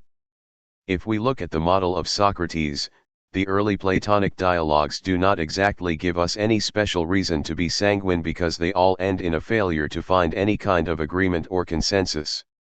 In some of the cases where a minimal consensus seems to be attained, as with Thrasymachus in Book I of Republic, this is so patently a result of the bullying and fancy footwork by Socrates, and the literary artistry of Plato, that it is hard to take it seriously. There would, of course, be a way out of this, if we could return once again to the idea of a human life, where that is not construed as a life of mere biological survival, and give it some kind of determinate, Singular teleological content. If there was some kind of creator of humanity, and that creator set humans up precisely so that a particular kind of activity was what they were there for and what they were intended to do, then performing that activity well would be being good at human living. Just as we make knives in order to cut, and a good knife is one that cuts well, a good human would be one who was good at doing what God's plan envisaged for her. Maybe human life is, then, to be understood relative to some divine plan for humanity. Chapter 3. Lucretius. What if the God, has/have no plan? What if the very idea of a plan for the world as a whole made no sense, and the very idea of a God having sufficient interest in humans and their affairs to try even to notice and comprehend them, much less to map out a possible future for them, made no sense either? In the early 15th century, the Renaissance humanist Poggio Bracciolina discovered the manuscript of a poem in Latin in the library of a monastery in Germany, where it seems to have lain unread and almost unnoticed since it was copied, probably in the 9th century, when it will, in turn, have been copied from some ancient manuscript. 1. The poem, which comprises just over 7,000 lines, was eventually identified as one which was known to have been written by the ancient Roman author, Titus Lucretius Carus, who lived in the late Republican period and died about 55 BCE. Ancient sources reported that he had left his philosophical poem unfinished at the time of his death, and that the editor who arranged for posthumous publication was none other than Cicero. 2. There is some uncertainty about the title of the poem, but the phrase "on the nature of things," de rerum natura, occurs several times in the text of the poem itself, example I.25, and it is as good a way as any to refer to the work, so I shall call it "On the Nature of Things." The first thing that will likely strike a contemporary reader who approaches Lucretius for the first time is that he writes in verse rather than in prose. The verse form he uses is dactylic hexameter, which every educated person in the ancient world would have recognized as the meter in which the Homeric epics were composed, but from early on this meter was also widely used for a variety of other purposes, including didactic poetry. Lucretius was by no means the only author in the ancient world to write a philosophical text in verse. We have significant fragments by the pre-Socratic philosophers Parmenides and Empedocles, written in the same meter as that employed by Lucretius, and also by Xenophanes, in a slightly different meter, and we know by report and ancient testimony of much other work of this kind. 3. Lucretius stands, then, at the end of a long tradition of Greek philosophical theorizing in verse, but he is probably the last major philosopher whose works have survived and whose most important work is a poem. One might even wonder if he felt slightly self-conscious about writing in verse because he feels the need to give a special explanation for it. His message, he says, is harsh and bitter but in the long run salutary. We are no more than conjunctions of atoms in a void, and death is the end of everything for us. So, like a physician who must give a bitter draught to young children, Lucretius anoints the rim of the cup with the honey of his verse. 4.10, 25. This particular interpretation of Lucretius' intention seems to me misguided and based on hindsight. He did not know that he stood at the end of a long tradition. The impression one gets from his poem is exactly the reverse. He belonged to that generation in the late Roman Republic who were proud to be inaugurating something. The very idea that one could discuss technical questions of philosophy in Latin rather than Greek was a new one, and Lucretius was well aware of contributing significantly to this by his inventive use of the Latin language. I.135, 145.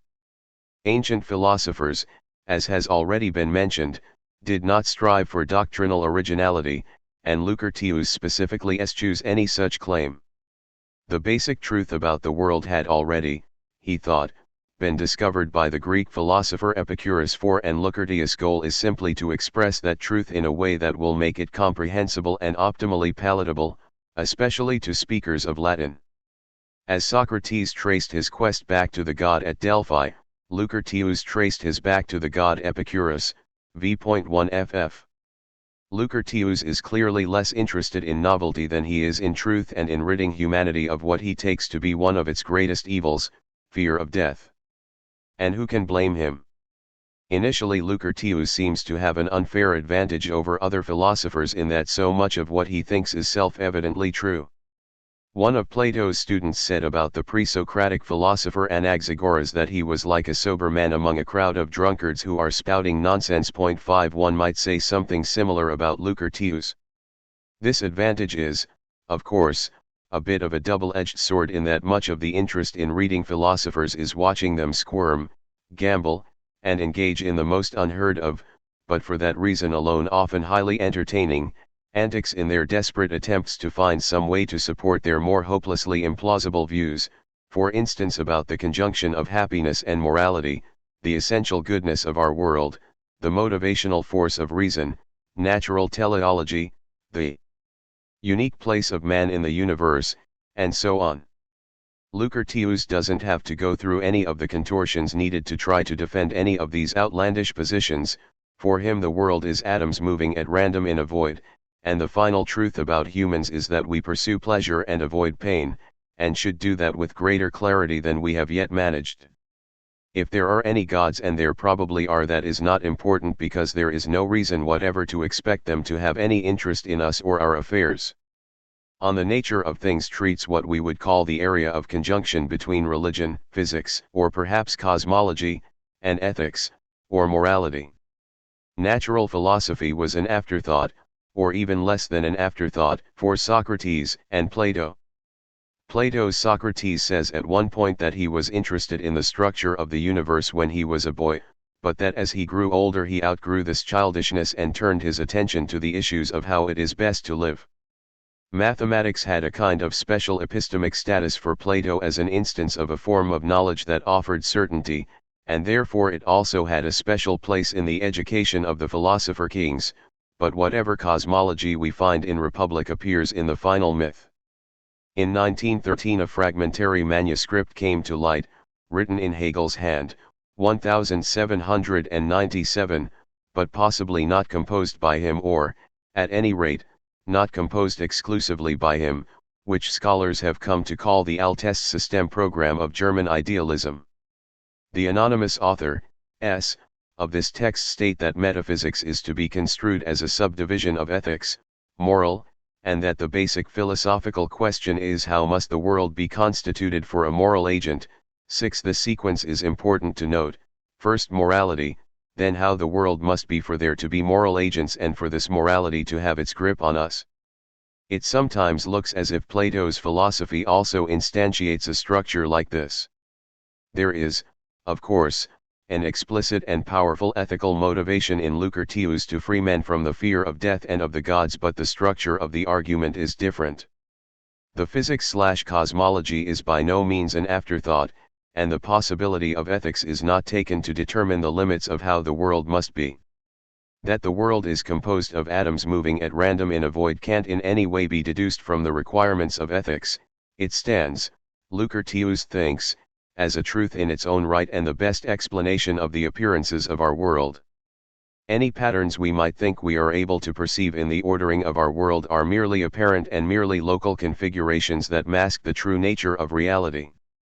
They are like the patterns one might find in the production of an infinite number of monkeys tapping on the keyboard of an infinite number of typewriters. Even if they did eventually one day produce texts that were identical to the complete works of Homer or Shakespeare or one of Gödel's papers, this would be an accident, and it would be folly to expect that their next production would make any sense at all. Given that it is true that randomness is the basic final feature of our world, certain things follow for human living. The physics purportedly lets us know what we can hope for, what we should and what we need not fear, and this is the basis of an ethics. 7. Book I of the poem begins with an invocation of the goddess Venus, who presides over the fertility of the natural world. Socrates then immediately initiates a savage indictment of the crimes and outrages committed in the name of religio. So is this a work containing the type of ancient polytheistic views with which we are familiar, or is it something novel, for instance, a handbook in nous for atheists? Moralizing criticism of religion by philosophers in the Greek world has a long history, although one must be careful about the exact conceptualization of early instances because of unclarity both in the notion of moralizing and in that of religion. In the case of some early philosophers there is even unclarity about whether their remarks are intended as criticism. Thus we have a fragment from the 6th century BCE philosopher Heraclitus about certain rites of the god Dionysus, involving apparently public celebration of the phallus. 8 This would be most shameless, Heraclitus says, if it were not done in the name of Dionysus. Later philosophers took this as a criticism of popular religion, but it is at least as likely, given what else we know about Heraclitus, who was keen on the coexistence of apparently contradictory things, that this was just another remark like asses prefer straw to gold, 9 francs. That is, it is an expression of his view about context dependency. In one context, that of human life, gold is more valued, in another, asinine life, straw is more valued. Equally, in some contexts, such as religious rites, singing the praises of a publicly displayed phallus is pious, although the fragment doesn't tell us what exact word Heraclitus would have used for the opposite of shameless. In all other contexts it is shameless. One should further note that even if this passage is not just another value-neutral remark about the coexistence of opposites but a criticism of popular cults, it would not be clear that it is a moral or moralizing criticism. Our decency, decorum, and propriety necessarily matters of morality rather than of etiquette, good manners, or good taste, tact, or judgment. This depends partly on whether one has a clear idea of a distinct realm of the moral which is sharply distinguished from the aesthetically pleasing, the socially conventional, the personally offensive. If it isn't at all clear that that set of distinctions or any like it exists, and it seems to be the case that it does not exist for the very earliest period, then the idea of a specifically moral criticism doesn't make sense either. With figures like Xenophanes and then Plato, we are on slightly firmer ground in ascribing a critical intent and one that has something like a moral basis and content, but it is not clear that it is directed at religion, for two reasons. First, the Greeks had no single simple substantive to designate what we call religion that is at all parallel to our concept. The closest expression they had was tau tau nu theta epsilon nu, the things/matters/affairs of the gods, which is not the same thing at all.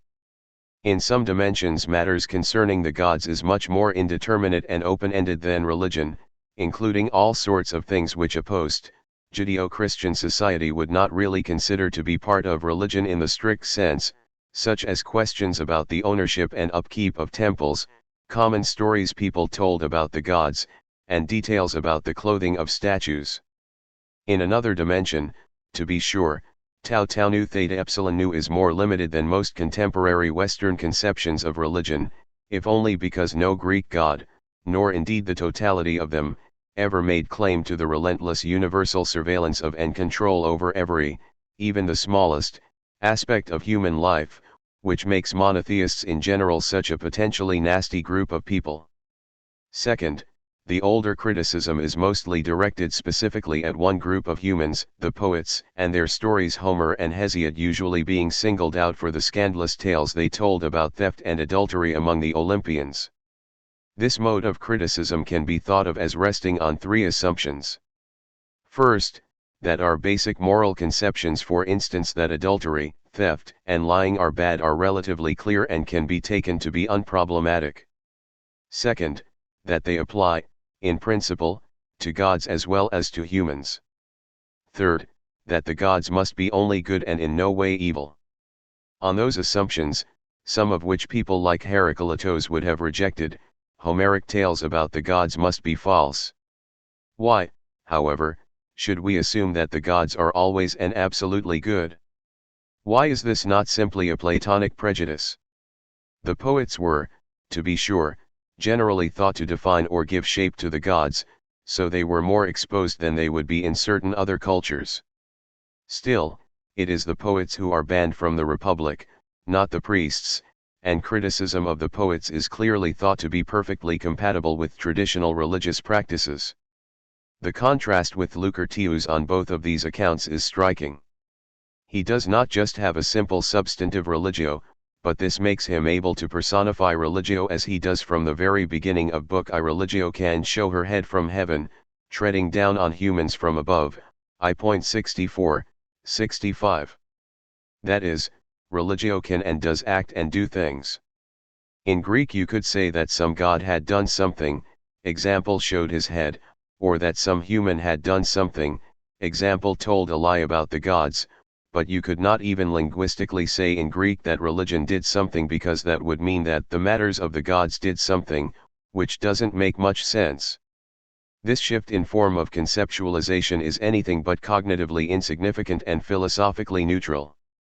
As a potentially personified, distinctive realm of human action, religio could itself be criticized for what it did. Socrates' motivation and goal to free man from fear and psychological upset are ethical, but his cited reasons for rejecting religio are not that it causes men to do terrible or immoral things. It is true that the gods can be and often are terrible and can cause men to do terrible things, was a commonplace in the ancient world. Much ancient tragedy is based on plots that illustrate this. Socrates' favorite example is Agamemnon, who sacrifices his daughter to regain the favor of one of the gods, but there are plenty of other cases. The god Dionysus drives Pentheus' mother and a group of other matrons insane and causes them to tear Pentheus limb from limb because he was disrespectful toward the god. In Euripides' Bacchae, in another play Hera takes out her pique against Heracles by driving him mad and causing him to kill his children, Hercules Furens. In this latter play some of the humans on stage actually comment on how badly the gods are behaving. They are much worse than humans without there being any suggestion that this means that they do not exist, or even that it is not necessary to act reverently toward them and discharge all cultic obligation. Being able to appreciate tragedy at all requires, one might even claim, being able to envisage and embrace this possibility, namely that the gods can harm us. In any case, Socrates does not assume that these stories must be false because they attribute immorality to the gods. He thinks the stories about the gods should be rejected because they are based on complete cosmological misconceptions. They take the bad luck arising from an unfortunate random conjunction of atoms to be a sign of the teleological malevolence of an agent who, we can know, could not possibly have any plans or purposes, good or ill, toward us. The reason for this is that all gods are by definition perfect, and thus they must be completely self-sufficient. This, however, implies that they must be wholly unconcerned with human affairs, because if they were concerned, this would be a form of dependency and thus a lack of self-sufficiency.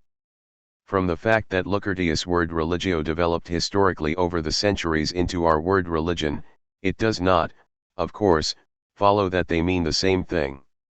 One could argue that religio does not mean religion at all but is much closer to what is expressed by the modern words superstition, fanaticism, or fundamentalism. It does seem to be the case that religio comes from a root, lig, which means bind, tie, fetter.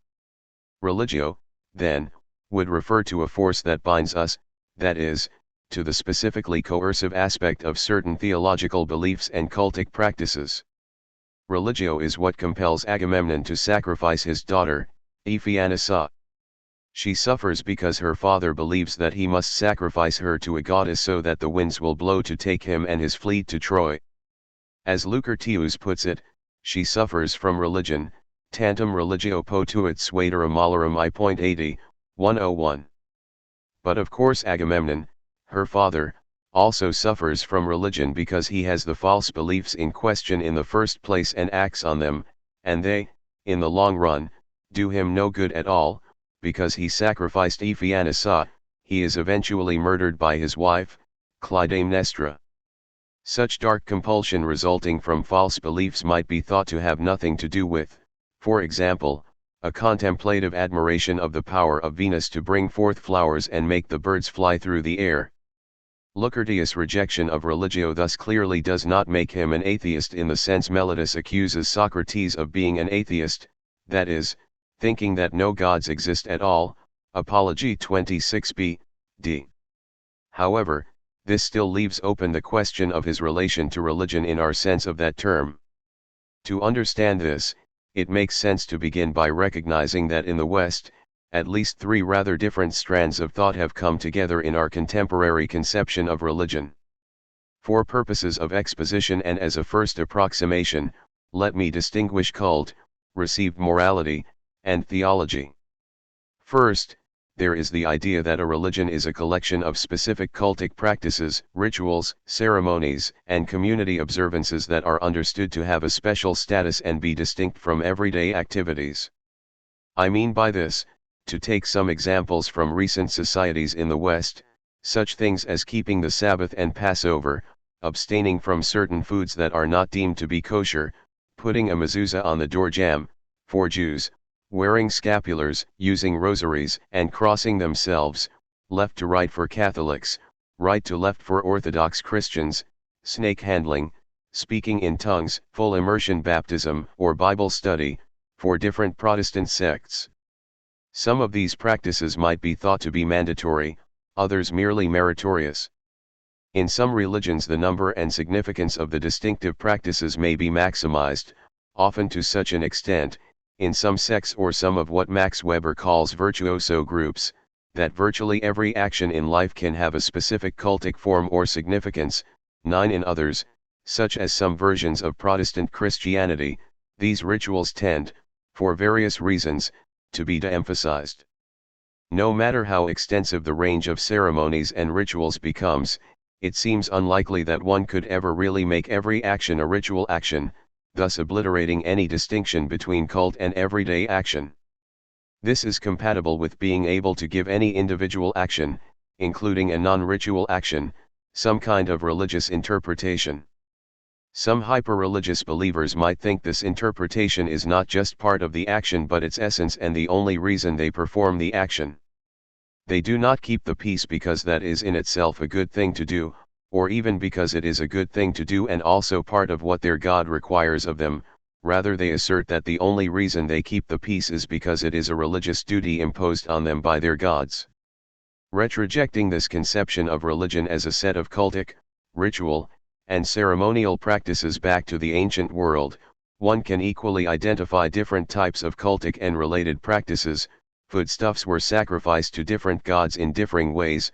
The Romans distinguished between sacrifices in the Roman style, with head covered, and sacrifices in the Greek style, without a head covering but wearing a wreath. Such practices, rituals, and ceremonies are inherently social in their nature, even if the rituals are performed by individuals. It is the communal context which is important. In the 19th and 20th centuries rosaries were used by Catholics in Europe for prayer by individuals, but what makes using one a case of a religious practice, and not just a case of someone playing with some worry beads, is its reference to collective practices and beliefs. A person who does not belong to any of the communities of observance and does not practice the rituals recognized by any group in a given society can be said not to have a religion, in one sense of this term, obviously.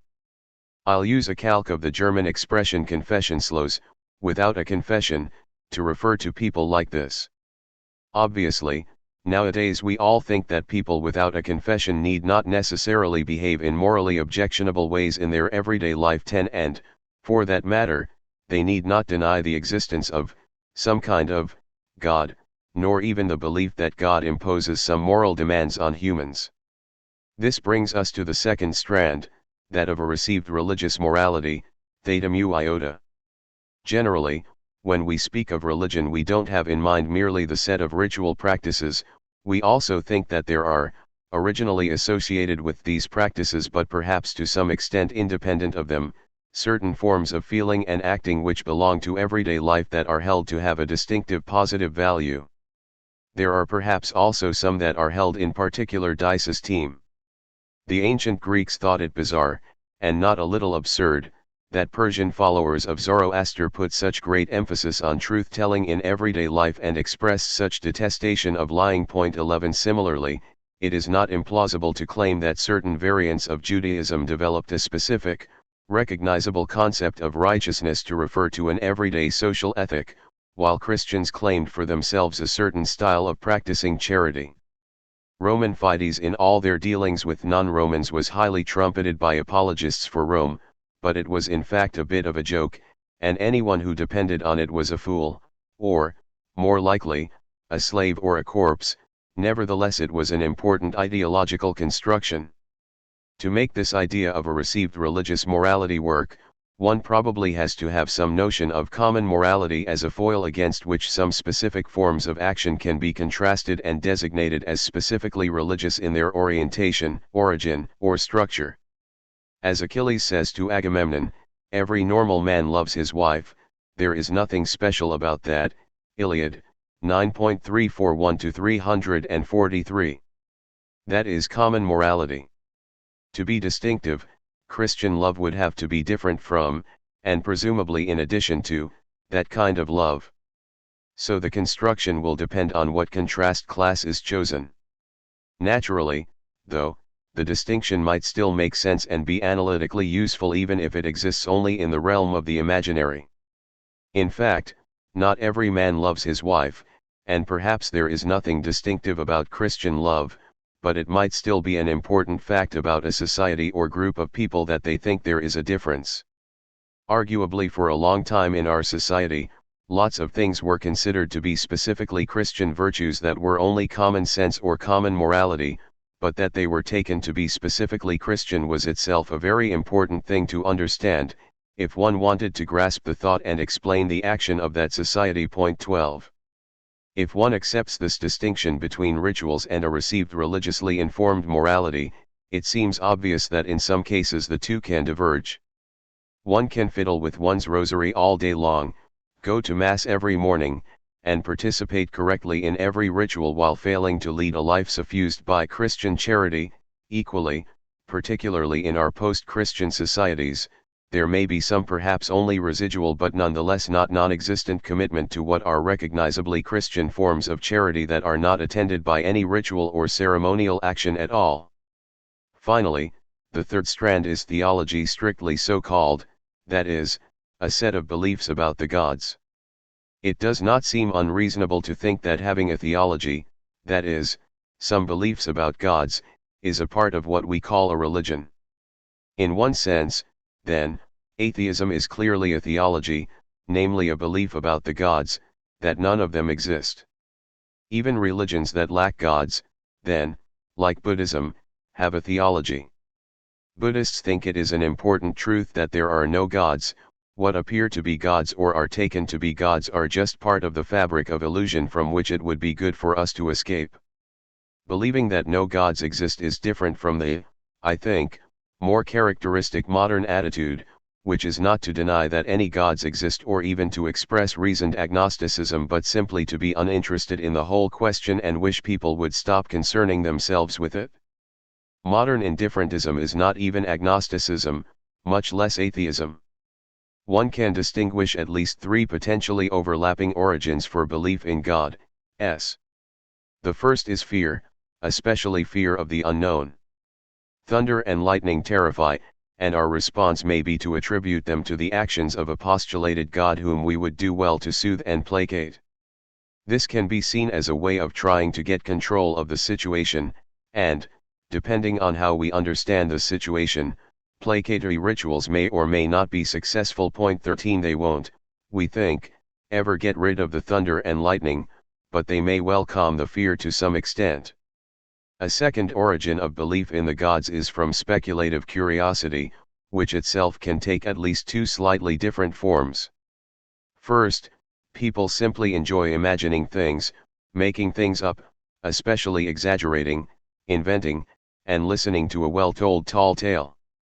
It isn't as if people are naturally afraid of an eight-legged or a winged horse which was faster than any known horse, or a whole mountain made purely of gold, or a man who could easily throw a rock such as two normal men couldn't even pick up, Iliad, 5.302-304, but they simply enjoy imagining and speaking about these things.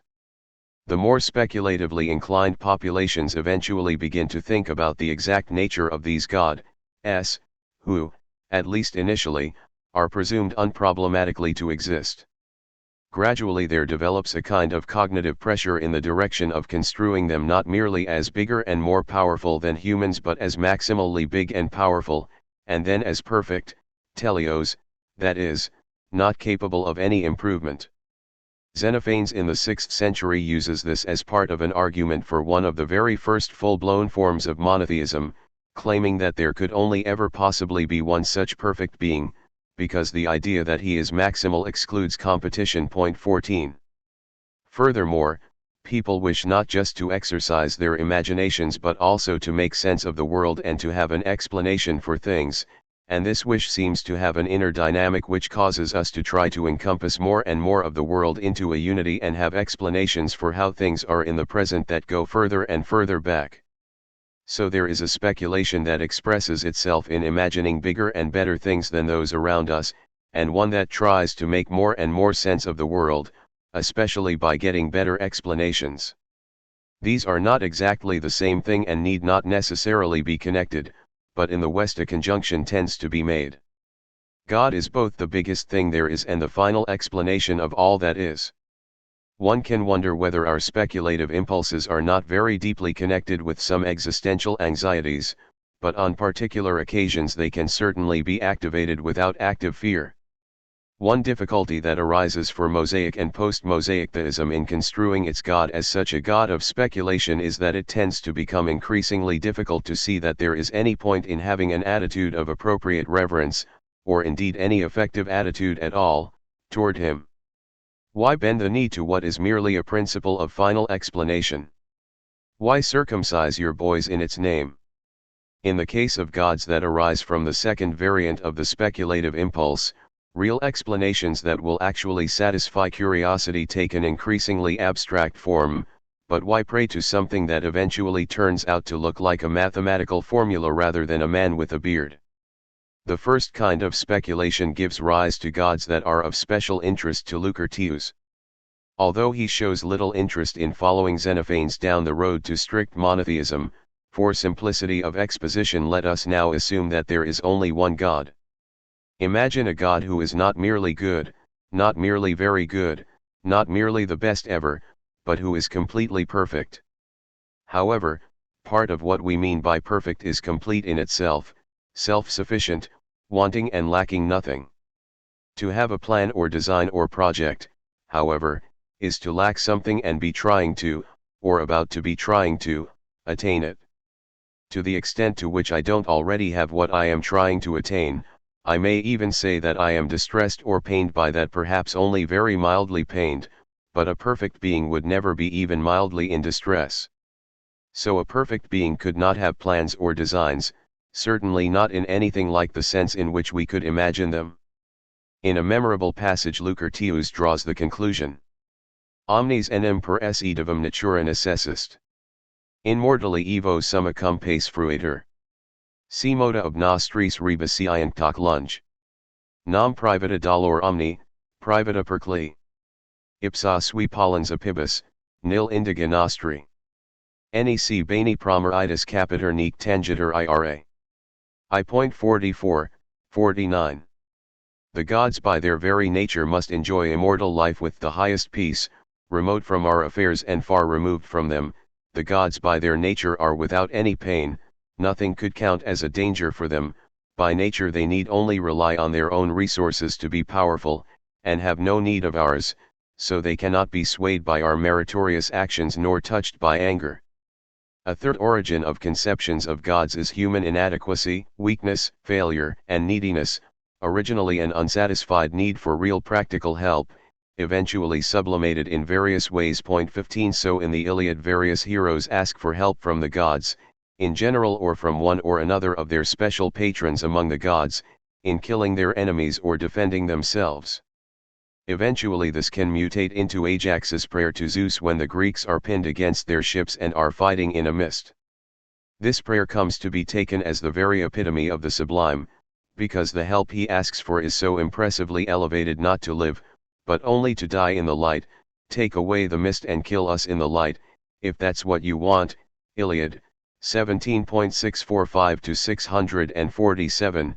Point 16. I take the need for consolation, comfort, and psychological solace which becomes increasingly important in modern forms of religiosity to be an instance of this neediness. One can immediately see the problem that arises from any conjunction of gods of speculation and gods of consolation. The more in my life of misery I need consolation from a God who is big, powerful, and, eventually, perfect, the less will it be clear why any god so conceived could possibly have an interest in providing the requisite comfort, or indeed anything else. Or to put it slightly differently, Lucretius punctures the infantile fantasies of a big brother or omnipotent father who will succor and take care of us, on the grounds that they are incoherent illusions. He leaves us, on the other hand, with a kind of consolation in that equally no terrible persecutor or great judge could exist, or, if he did exist, could have any interest in the nugatoria of human life, so any fear on this account is unfounded. When Virgil asks how could any heavenly being have such great wrath as that which Juno directs at Aeneas? Aeneid, I.11, Lucretius' answer would be that the question is so ill formulated as not to permit any answer, because a truly heavenly being would not be at all amenable to anger. If religions, then, are historically extended conjunctions of rituals, forms of received morality, and theological speculation, what does Lucretius think of them? He had no objection in principle to rituals, ceremonies, and established religious practices. Although believers in the major contemporary monotheistic religions will most likely find it odd or even perverse, there is nothing irrational about participating in and cultivating various existing religious rituals even if one is agnostic about the existence of the God in question or even if one believes that no such thing as a God exists. These rituals may have special standing in giving a group a sense of identity, they may foster community spirit, they may increase solidarity, and they may be thought to confer innumerable other benefits, such as calming people down or providing a protected, non-utilitarian space for general reflection in overly busy human lives. Think of Kafka's story about Josephine. 17 mice come from all around just to hear the famous mouse singer Josephine sing, but actually she can't sing, any more than any other mouse can, she just squeaks a bit, as any other mouse could. But the mice keep coming, because sitting in the audience and listening to Josephine gives them a chance to get together and think quietly and uninterruptedly while she is uselessly squeaking about up on stage. The reverse phenomenon also occurs. The theologically atheist rabbi or priest who is nevertheless devoted to the religious rituals and the moral and spiritual welfare of his community is a common figure in literature and in life. Catholic doctrine even has a special provision, the distinction between ex opere operantis and ex opere operato, to ensure that the validity of its sacraments does not depend too closely on the actual psychic state of the priest who administers them. 18 An atheist priest can administer valid baptism, provided he minimally intends to do that, just as Niels Bohr insisted on placing a horseshoe over his door even though he didn't believe in the superstition that doing so would keep his house safe. He did it because he had been told it worked even without supporting belief from the occupant of the house. In principle it is even possible for the whole congregation to be theologically atheist, provided no one knows that the others are. Feuerbach in the 19th century proposed that Christian rituals be retained, but explicitly given a new naturalistic meaning, with the Eucharist indicating the importance of common nourishment in a community and a corresponding reinterpretation of the other basic rituals. To be sure, it might well be that in the long run these ceremonies and practices have the appropriate effect of contributing to social solidarity and well-being only if a sufficient number of members of the community continue to think that they are not mere mechanisms for fostering good community relations and spiritual growth but have some foundation in a transcendental reality. 19 That, however, is a different, and a sociological, question. Lucretius' invocation of Venus at the beginning of On the Nature of Things may be seen in this light as participation in a kind of literary religious ritual. Although the ritual may seem to appeal to Venus to come to Lucretius' aid, that is, to intervene, his own theology excludes this.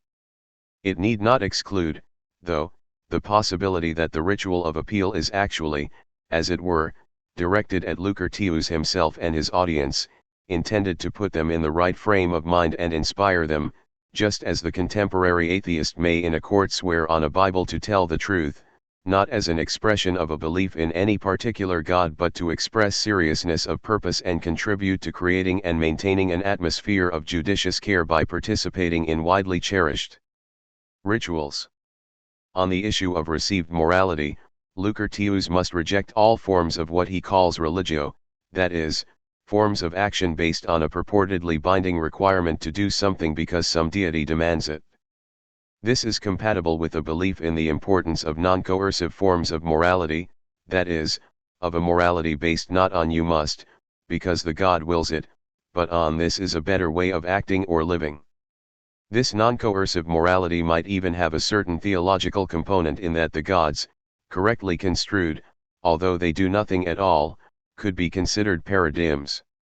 Even if they are not concerned with and never interfere in human affairs, they can perhaps have a role in ethics because they instantiate in an exemplary way the tranquility to which humans should aspire and a form of peace which is a model for human emulation.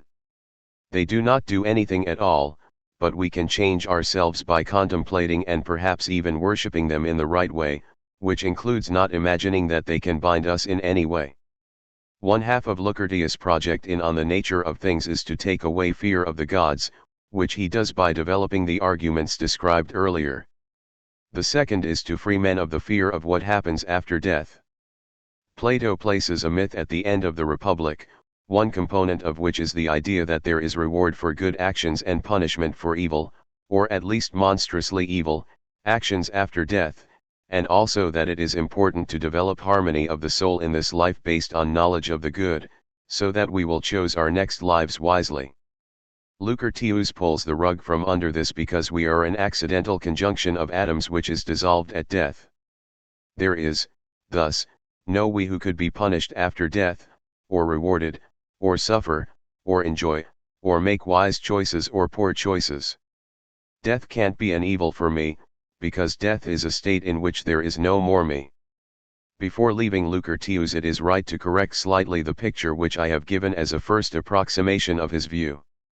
I have emphasized that for him it is important that the ethics does not by itself simply require us to develop a physics of a type which will function to calm our troubled minds, but that peace of mind can be attained because there really is no afterlife that could be relevant to us, and it really is the case that the gods can have no interest in us and our affairs. This means that it is important that what we would call a materialist explanation of all natural phenomena, one that uses as its final principle the idea that the world is a random conjunction of atoms moving in a void, is possible, and that one such explanation is the correct one. So far, so good. However, there is another side to this that is different from anything we might be inclined to accept. Although it is important that there is a true materialist explanation of everything and that we hold fast to the insight that this is the case, it is not terribly important which one, of perhaps several possible materialist explanations, it is, or that we know exactly which one it is. We can and should relax about the choice among particular materialist explanations. After all, Socrates has no desire to replace fear of the gods with another form of mental and psychic distress resulting from an obsessive pursuit of detailed accuracy in understanding nature. Atoms move, on his view, at random, and thus with a certain indeterminacy or at least unpredictability. They swerve or deviate, so there are in any case limitations on the possibility of human calculation, explanation, and prediction. We should accept this indeterminacy with equanimity. People in the modern world are liable to see this laissez-faire view about the explanation and prediction of natural phenomena as perhaps suitable for ancient forms of society in which the study of nature was a contemplative activity, but not appropriate to a society which depends as much on technology as ours does. Chapter 4. Augustine. Augustine is the only one of the authors of a work explicitly treated in this volume to have professional training in shaping words into what was, for educated members of his society, a pleasing form. He was a successful practitioner and professor of rhetoric, a highly regarded discipline in the Roman Empire. Nevertheless, his works are particularly rebarbative for the modern reader, for a number of reasons. Partly this is a consequence of his, to modern taste, thoroughly repulsive personality, which emerges very clearly from his texts. He is completely humorless, extremely self-obsessed, vindictive, and deeply misogynist, while also being fixated on his mother. A seeker out of heretics and principled partisan of intolerance in his later years, he was one of the first Christians to call for state coercion of religious deviance and has some claim to be considered the patron saint of the Inquisition.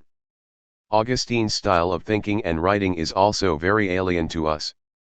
One of the things that makes his literary performances seem perverse is that many of them look like transcriptions of oral, virtually stream of consciousness interpretations of a set of written texts that he takes to have special, canonical, standing. These are what Augustine calls scripture, essentially what in Europe is now usually called the Bible. Passages from these texts are subject to intense and sometimes excruciating scrutiny, as if literally every jot and tittle and even every mark of punctuation had deep significance, and they are tortured in the most fantastic way so as to reveal what Augustine takes their meaning to be. Point 1. This is even more peculiar given that Augustine was working not with original texts but with translations, in some cases translations of translations, via the Septuagint from Hebrew or Aramaic to Greek to Latin. This fact, conjoined with the vagaries of the text, resulting from the difficulties of faithful reproduction under ancient conditions, means that to the modern eye, he seems to be treating almost random bits of text as if they contain the solution to the riddle of the universe. His exegesis is closer in spirit to the kind of thing Panurge indulges in Book 3 of Rabelais' sequence of books on Pantagruel and Gargantua, when he consults the text of Virgil, and an especially corrupt edition of Virgil at that, about whether or not he should marry, than to anything we can recognize as interpretation. Point 2. Furthermore, our literary tastes are no longer those of late antiquity, in which a particular kind of oral fluency was especially highly prized and in which copia, the ability to deploy a wide variety of different expressions for the same thing and to go on speaking without stumbling, interruption, or ever being at a loss for words, was a highly regarded virtue. Instead of finding this style lush, evocative, and deeply fulfilling, many moderns are more likely to be reminded of an unskilled veterinarian charged with the mercy-killing of hopelessly wounded soldiers who makes repeated thrusts with his needle at the base of the skull without being able to locate the spinal cord.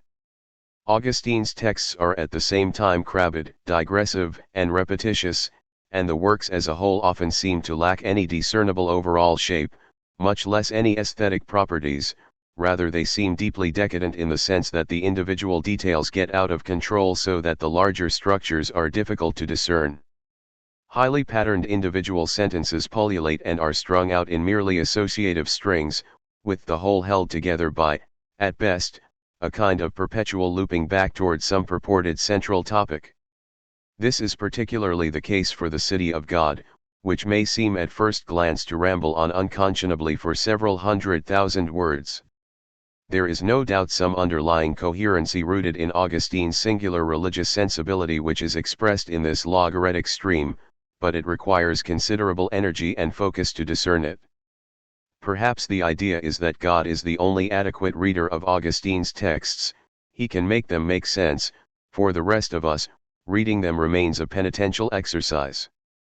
Nevertheless, Augustine is interesting partly because he compels one to admire him by his sheer intellectual power despite what he shows us of his repellent self and despite the unattractive flabbiness of his written style.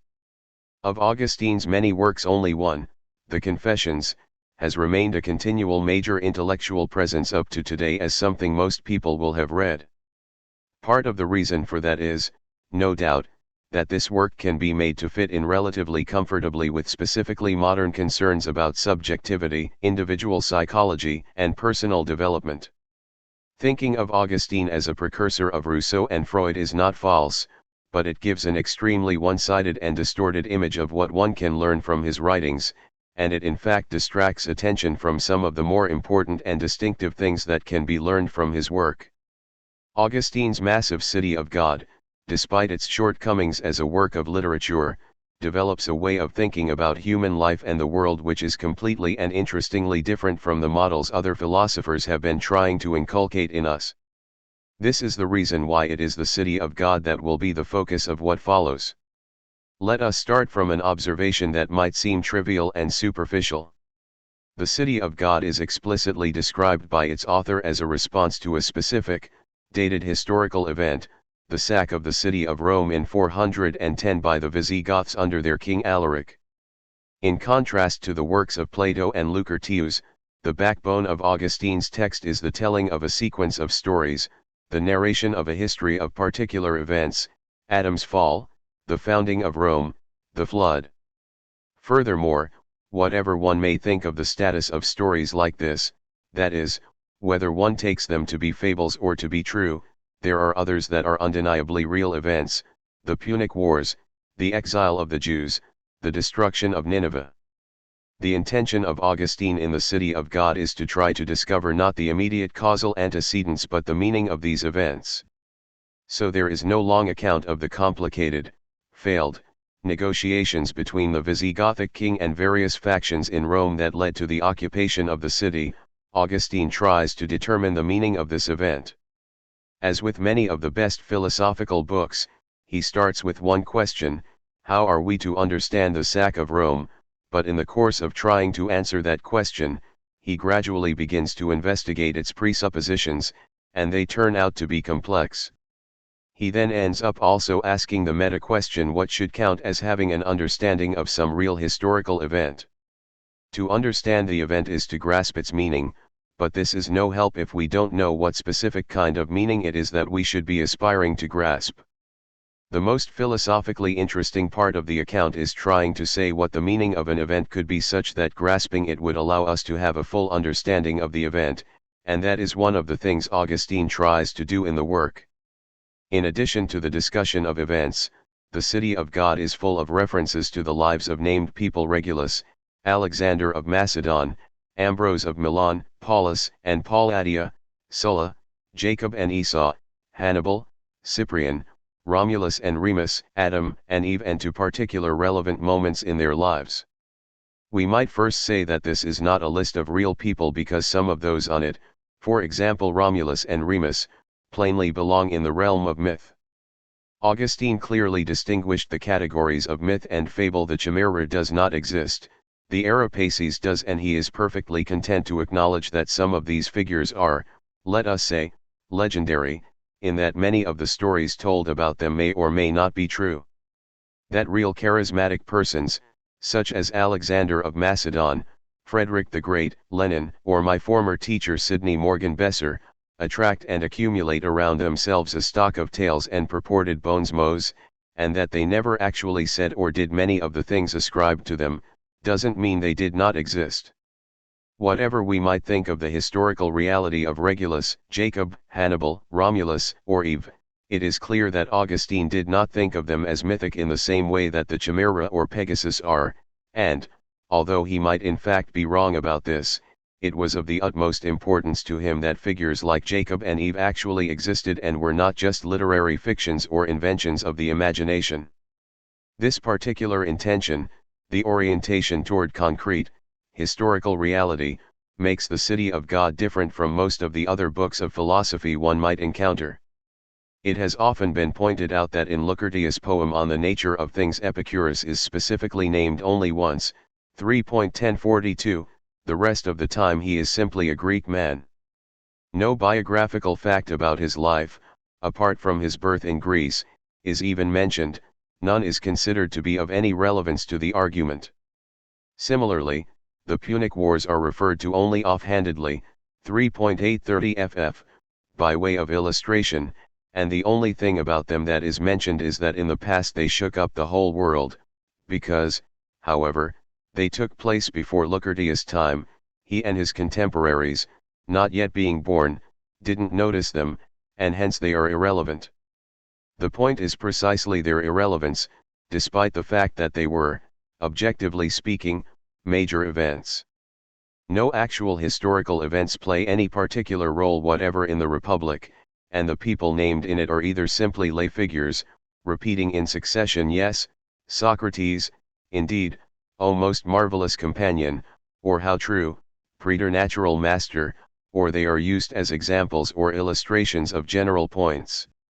Socrates' apology might look to be an exception to this, because its historical location and the details of the events described are anything but irrelevant, and in fact the situation in many of the dialogues is too complex for one actually to claim that reference to specific events is completely irrelevant. However, it does seem to be true that if one ignores Plato's own actual practice and focuses on the version of his views that comes to be established as canonical, this encourages one to suspend consideration of biographical and historical details. Socrates himself keeps repeating in other Platonic dialogues that he himself is really superfluous to the process of reflection that is taking place. Whether or not he is the one conducting the conversation makes no difference. In fact, his real historical presence is irrelevant, because the discussion, logos, is proceeding, pushing ahead, following its own laws. In a famous passage, Theaetetus 148, 150, he describes himself as a mere midwife to the thoughts of others.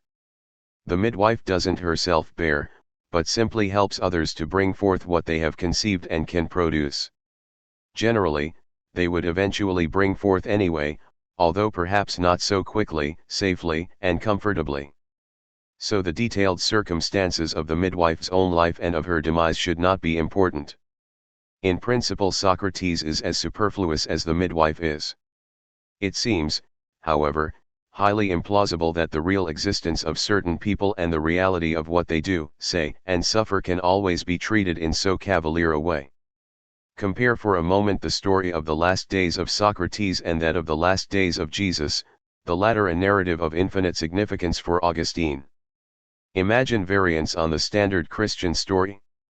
For instance, variant 1, suppose there was a mix-up and the Romans crucified not the Galilean rabbi who was upsetting the Sanhedrin so much but, say, Simon of Cyrene. Since Simon was forced to help Jesus carry the cross, this is not an inconceivable confusion, see Monty Python's Life of Brian. Or suppose, variant 2, the confusion took place in the Garden of Gethsemane and Peter killed Judas, allowing Jesus to escape to Edom and live out his life there. Or what if the Roman soldiers had killed both Judas and Jesus side by side in the scuffle, variant 3. Or consider the Russian variants. If the Son of God was really to take on all of human nature in the fullest sense in order to redeem humanity, this would have to include the deficiencies, errors, depravities, and weaknesses which are an inherent and constituent part of human nature. So the Son of God, in order to be able to be the Lamb who takes away the sins of the world, would have to know such depravity from the inside, that is, not merely by observing it in others but through direct experience by actualizing it himself. However, there is nothing morally degraded or degrading about being the innocent victim of a judicial murder. Only the traitor Judas, who had plumbed the depths of human evil, would be able to redeem human nature. So Judas would have to be the Messiah.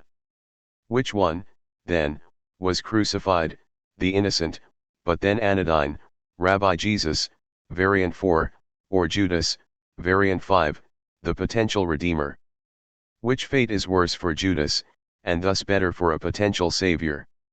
Surely in Augustine's view, if any of these variants were to have been the case, this would have a profound effect on the nature of the truth he was trying to propound. Now compare this with a similar sequence of variants on the story of Socrates. Would it have mattered if the jury had acquitted Socrates?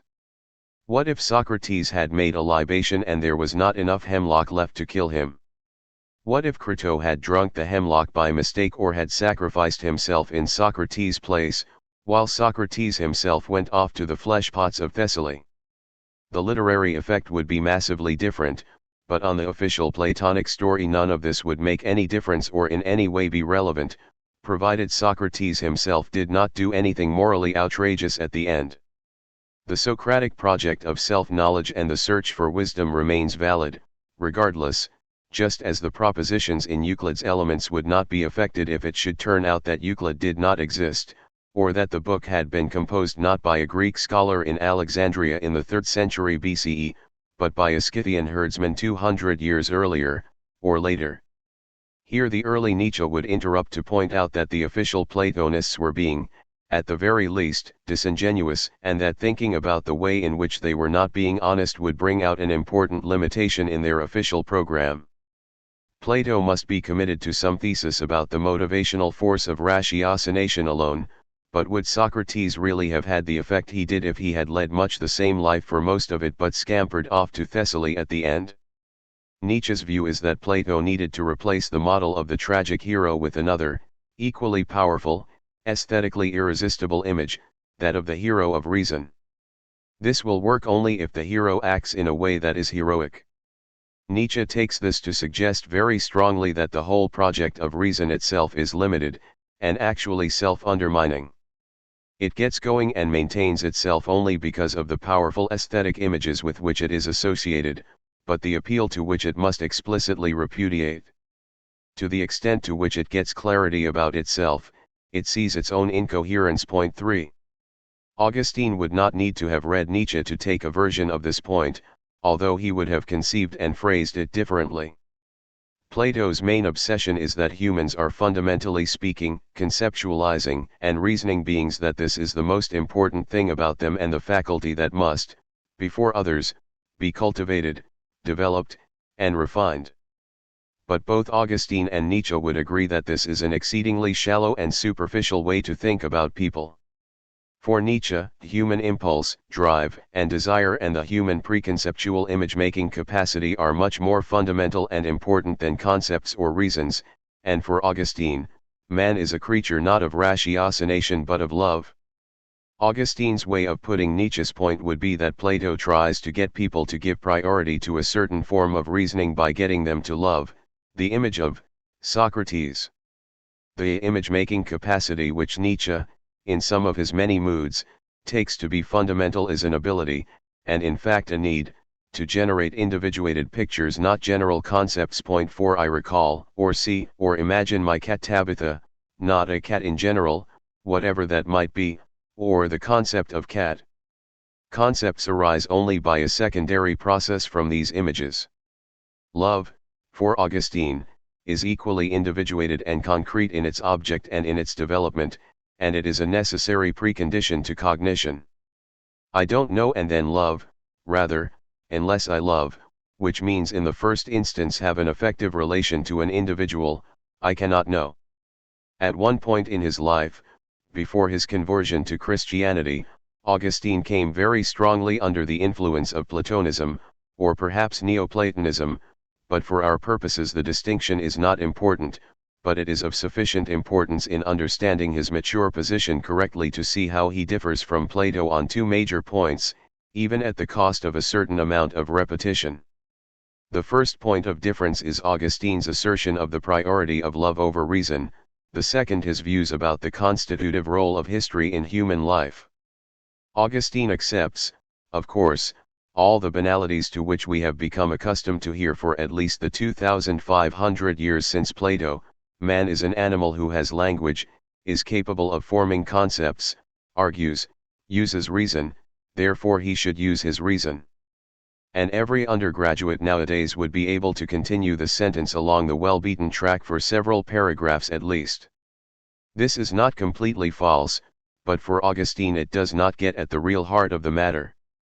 From the fact that we can reason, and that reasoning plays a significant role in our lives, it does not follow that reason is an autonomous power, nor that it constitutes the human essence, nor that reasoning being is what I finally truly am, nor that my highest goal must, or could, be to cultivate reason.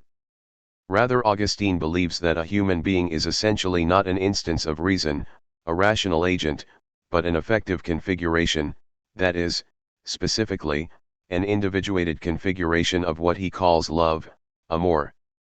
Love here is to be taken in a very general sense of any kind of engaged attention, and it encompasses the whole desiderative, voluntative, and aspirational dimension of human life. It also encompasses both negative and positive forms. Thus it includes impulses, preferences, predilections, attractions, forms of admiration, empathy, and commitment, but also, negatively, disinclination, dislike, revulsion, contempt, and animosity. Augustine is deeply committed to the view that some kind of attention and effective engagement, some kind of love, including, of course, possibly hatred, is a necessary condition for any form of cognition, and that the form this love takes has an effect on the kind and extent of cognition which is possible. To be sure, once I love and this permits me to know, the knowledge can increase my love in various ways, and in some happy case a virtuous expanding cycle of increased loving and increased knowing can be established. Something like this is a central idea in the Confessions when Augustine speaks of love of/knowledge of God 5. But the love is more basic and must come first, although both the nature of that primacy and the exact relation between love and cognition must remain something of a mystery. One might say that love is not so much a precondition of knowledge as itself a form of knowing. Nevertheless, I am a finite and fallible agent, and so my self-knowledge will always be fragmentary, limited, distorted, and acquired only by dint of great exertion, despite the fact that I might be thought to be extremely close to myself, quid autem propinquius mipso mei. Ego cert laboro hic et laboro in mipso, factus sum mei terra difficultae tiset suderis nimi. What is closer to myself than I am myself? I am at work here and labor in myself. I have become for myself a plot of land to be worked with difficulty and much sweat. Confessions, X.16. 6. The idea that I am myself a plot of land that needs to be worked with much sweat is the opposite of the early modern idea that I am immediately transparent to myself, nec ego ipsi capio totum quod sum. I do not grasp completely what I am, X.8. Furthermore, for Augustine, humans are sinful creatures whose wills are distorted by self-love. One will not get anywhere by simple introspection because any such introspective process will be irremediably distorted by perverted forms of self-love, and those forms of self-love will not be dissolved and cannot be corrected for merely by further introspection. If, following Socrates, my project is that of knowing myself properly, then, following Augustine, one might say that it is that of loving myself properly, a condition of which, he thinks, is to learn to love God properly. Again, knowing plays a role in this process, but it is neither the beginning and foundation of it nor the basic motor nor the final goal, but just a constituent part of a larger process of developing love. In this process particular people and events play a crucial role because love can get no grip at all initially on abstractions and can never develop in such a way as to leave behind some attachment to particulars. There is a diabolical complication here in that you can only love God properly to the extent to which you know Him, but you can know Him only if you already love Him. So how can this process come to be initiated at all? Augustine's answer, which forms the basis of the main line of Christian doctrine for the next 2,000 years, is that basically there is nothing I can do on my own. The initiative must lie with God to jumpstart the process by flooding me with His grace, which causes me to begin to love Him. I can perhaps cooperate with this process. The details of this are highly obscure and very controversial, but I cannot initiate it. Whether or not God will give His grace is something completely up to Him and, from our perspective, utterly arbitrary. This sense of being essentially a creature of passions, desires, and loves, not of reason, and of being, finally, completely out of control of my own love and thus of my own life is characteristic of Augustine's approach. Once God has filled me with His grace, to the limited extent to which I am capable of receiving it, the first thing I can come to know is that it is possible to love God. Or rather, stripping off the misleading temporal structuration, to be filled with God's grace is in itself to know that it is possible to love God. This might seem an odd thing to claim, because as participants in a post-monotheistic culture it may seem obvious to us that if God existed, it would be possible to love Him. But this just means that we stand on the hither side of a kind of conceptual revolution. Pre-Christian Greeks may have honored, feared, celebrated, lusted after, married, or even and in some extraordinary cases, Odysseus and Athena in the Odyssey and Hippolytus and Artemis in Euripides' Hippolytus, had a long and close companionable relationship with a god or goddess, but they did not have a kind of relationship that Augustine would have called love of God, which is supposed to be neither a form of erotic desire, friendship, approbation, or benevolence nor a companionship based on long association and shared interests. When Augustine claims that only through knowing about the historical fact of the Incarnation, that is, the Christian view that in the person of Jesus God actually became man, and interpreting it correctly can one realize that it is possible to love God, this is as much an assertion about Augustine's rather deviant conception of the love of God as it is a formulation of his conception of the deity, or rather it is both. Possible, knowledge of myself, knowledge of God, and awareness that it is possible to love God are, however, also bound up with having a correct understanding of certain historical events, two in particular, the fall and the incarnation. Adam was given a free choice between following the deepest dictates of his own nature and obeying God's command, or willfully choosing to pervert his own nature by trying to love himself more than God and following his own inclination rather than the divine command. He made the wrong choice. This is called original sin, and Augustine thinks it is inherited from Adam by all subsequent humans. Because of Adam's sin, our nature is perverted. Confessions, 14.1. This gives rise to a kind of paradox in that we usually think of natural and perverted, if we use those terms in a substantive way at all, as being opposites, but according to Augustine, for humans after Adam, that is, all the humans anyone could ever have known since the fall, it is natural to have a perverted form of love. The second great event, the incarnation, is also a historical reality for Augustine. At a certain point in time God became a concrete particular man who lived on the eastern fringes of the Roman Empire, died, and was raised or raised himself from the dead. By Augustine's time the view that Jesus had raised himself from the dead, rather than, for instance, being raised by some other agency, had effectively become part of Christian doctrine. The incarnation changed everything. In particular, it gave humans the power to reverse Adam's perversion of human nature itself.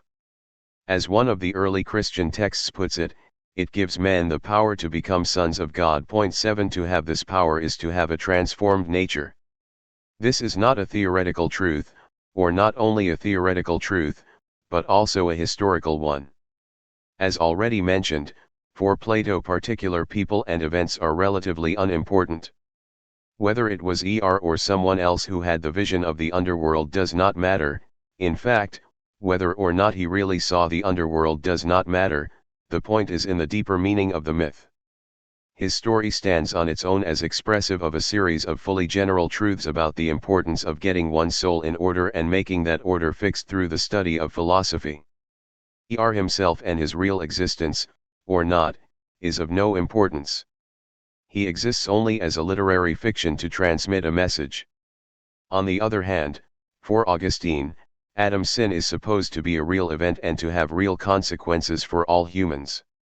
Equally, if God did not really become man at a certain point, or if I have misidentified this man, thinking he is Pontius Pilate, Judas, Tiberius Caesar, or Manes, for instance, the construction is thought to make no sense at all. History and the particular actions of particular people in it make a real difference, and to know myself is to know my place in that concrete historical succession of events. Knowing the history of what are taken to be real people with real proper names is essential. The history we must know is real history, but we must also understand this past reality correctly, which means that it is absolutely important to use appropriate concepts which highlight what actually happened rather than focusing attention on superficial aspects of events. We must see what happened not as the story of the Greeks versus the Persians, Herodotus, nor of the Romans versus the Carthaginians, Ennius, but as the story of the city of God versus the city of man. Neither the city of God nor the city of man, however, is a city in the same sense in which Rome, Pergamum, or Alexandria were cities. Neither one has a concrete location in space and time. Both are in the first instance theoretical constructs which provide lenses through which to view the real events of history rather than individual parts of the story told. Since humans, as we have seen, are for Augustine essentially configurations of love, it is not surprising that the two cities, too, are defined in terms of forms of love. The city of God, 14.28, 15. The city of God is constituted of all those whose love is essentially directed at the one true God, whereas the city of man is composed of all of those whose love is not so directed. Since the humans who love God are scattered around the oikoumene, the known inhabited world surrounding the Mediterranean basin among the nations in different communities in a handful of cities in Syria, scattered throughout Cappadocia, in small groups in Italy, on Greek islands, and of course in the towns of North Africa, it requires a powerful theory even to see them and distinguish them as a single distinct community. What is more, the city of God contains not just visible, living members but also all those who have loved God and are now dead, but enjoying eternal life with Him. Just as the city of God becomes visible only to the eye trained by Augustine's theology, so the city of man forms a unit only if one learns to ignore all the variegated surface differences between humans who do not love God, 6th century Greeks, 4th century Persians, pagan tribes in northern Europe, and to focus on the one essential feature which made it imperative to group them together. They were all, in one way or another, devoted to, more or less sophisticated forms of, self-glorification. Augustine projects, as it were, his own monotheism on all others, and this forces him to see in others a parallel kind of mono-idolatry. Just as he has only one God, they must also, despite appearances, have only one. Instead of lots of different gods, different objects of human love and aspiration, there is really a unity in paganism. All pagans really worship themselves, albeit sometimes in different disguises. Their many gods are, however, only one, man. Therefore, it may look as if there were an almost infinite spectrum of possible objects of love: God, Baal, Apollo, Jupiter, family, self, fame, Rome, the European Union, humanity as a whole, reason, and so on. But the spectrum is not infinite, because all the possibilities after the first one collapse, when correctly understood, into one, namely they are all ways in which man tries to worship himself, in one form of another. So the choice is simple: love God, and belong to the city of God, or love man, and belong to the city of man. Augustine's conception of love of God is monolithic, all-consuming, and strongly teleological. Being focused on attaining the greatest unity of object, it is usually, at least faintly, and sometimes properly, totalitarian. It is only real love if you love only one thing, a thing having all the properties which make it optimally worth loving, and if you love this thing in the right way. Thus there must be only one object of love, God, and while he must in some sense encompass all possible such objects, he must also be in some sense construed as excluding all others, except as possible subordinate parts. Something can be acceptable as a possible part only on terms set by the one real object of love, God. Augustine's God is not the pantheistic softy of Goethe, but a being of terrible wrath, his unlimited anger being considered the natural pendant to his infinite love. The answer to the question asked by Saint Jerome, "Can I love God and also Cicero?" is number 8. Jerome may, of course, read Cicero, but not because he takes inherent delight in this, only to the extent to which he can see this reading as playing a subordinate role in some project mandated by the love of God, such as learning to write in a good Latin style in order to translate sacred books into proper, comprehensible, and attractive Latin. To love God in the right way is to love Him according to the doctrines of true religion, but to have true religion is to have the right theology, to know and accept the correct historical story about the way God intervened in history in singular, unpredictable ways, and to participate in the correct cultic practices of God's community on earth, the Church. That an action is performed from a motivation which is given by true religion is the only final standard for judging whether or not it is morally good. Augustine's view that true religion is the only final standard of good action has some highly counterintuitive consequences, which he, however, is intelligent enough to see and honest and consistent enough explicitly to draw. It means not only that there is no salvation outside the Catholic Church, but also no virtue. If being virtuous means doing what one ought to do, and doing what one ought to do means being motivated to one's action by a correct understanding and love of God, that is, by true religion, then no action not motivated by true religion can be virtuous.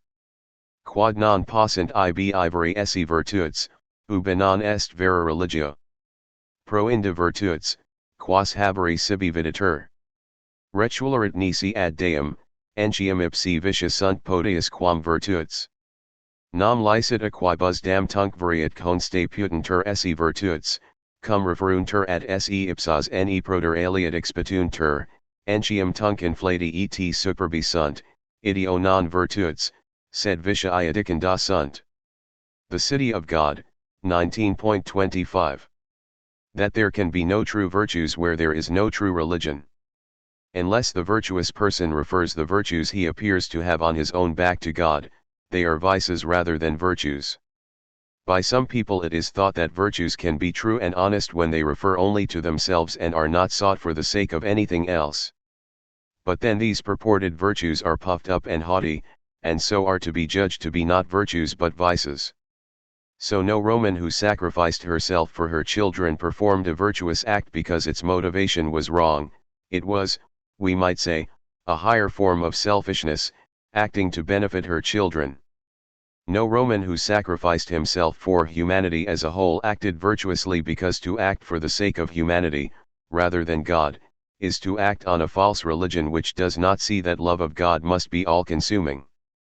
No Roman who sacrificed herself because it was the ultimately rational thing to do, as a member of the ancient philosophical sect called Stoicism might have put it, was performing a virtuous action because even this is choosing to act for the wrong reason and with the wrong motives, namely choosing to do what reason demands, not what the love of God demands.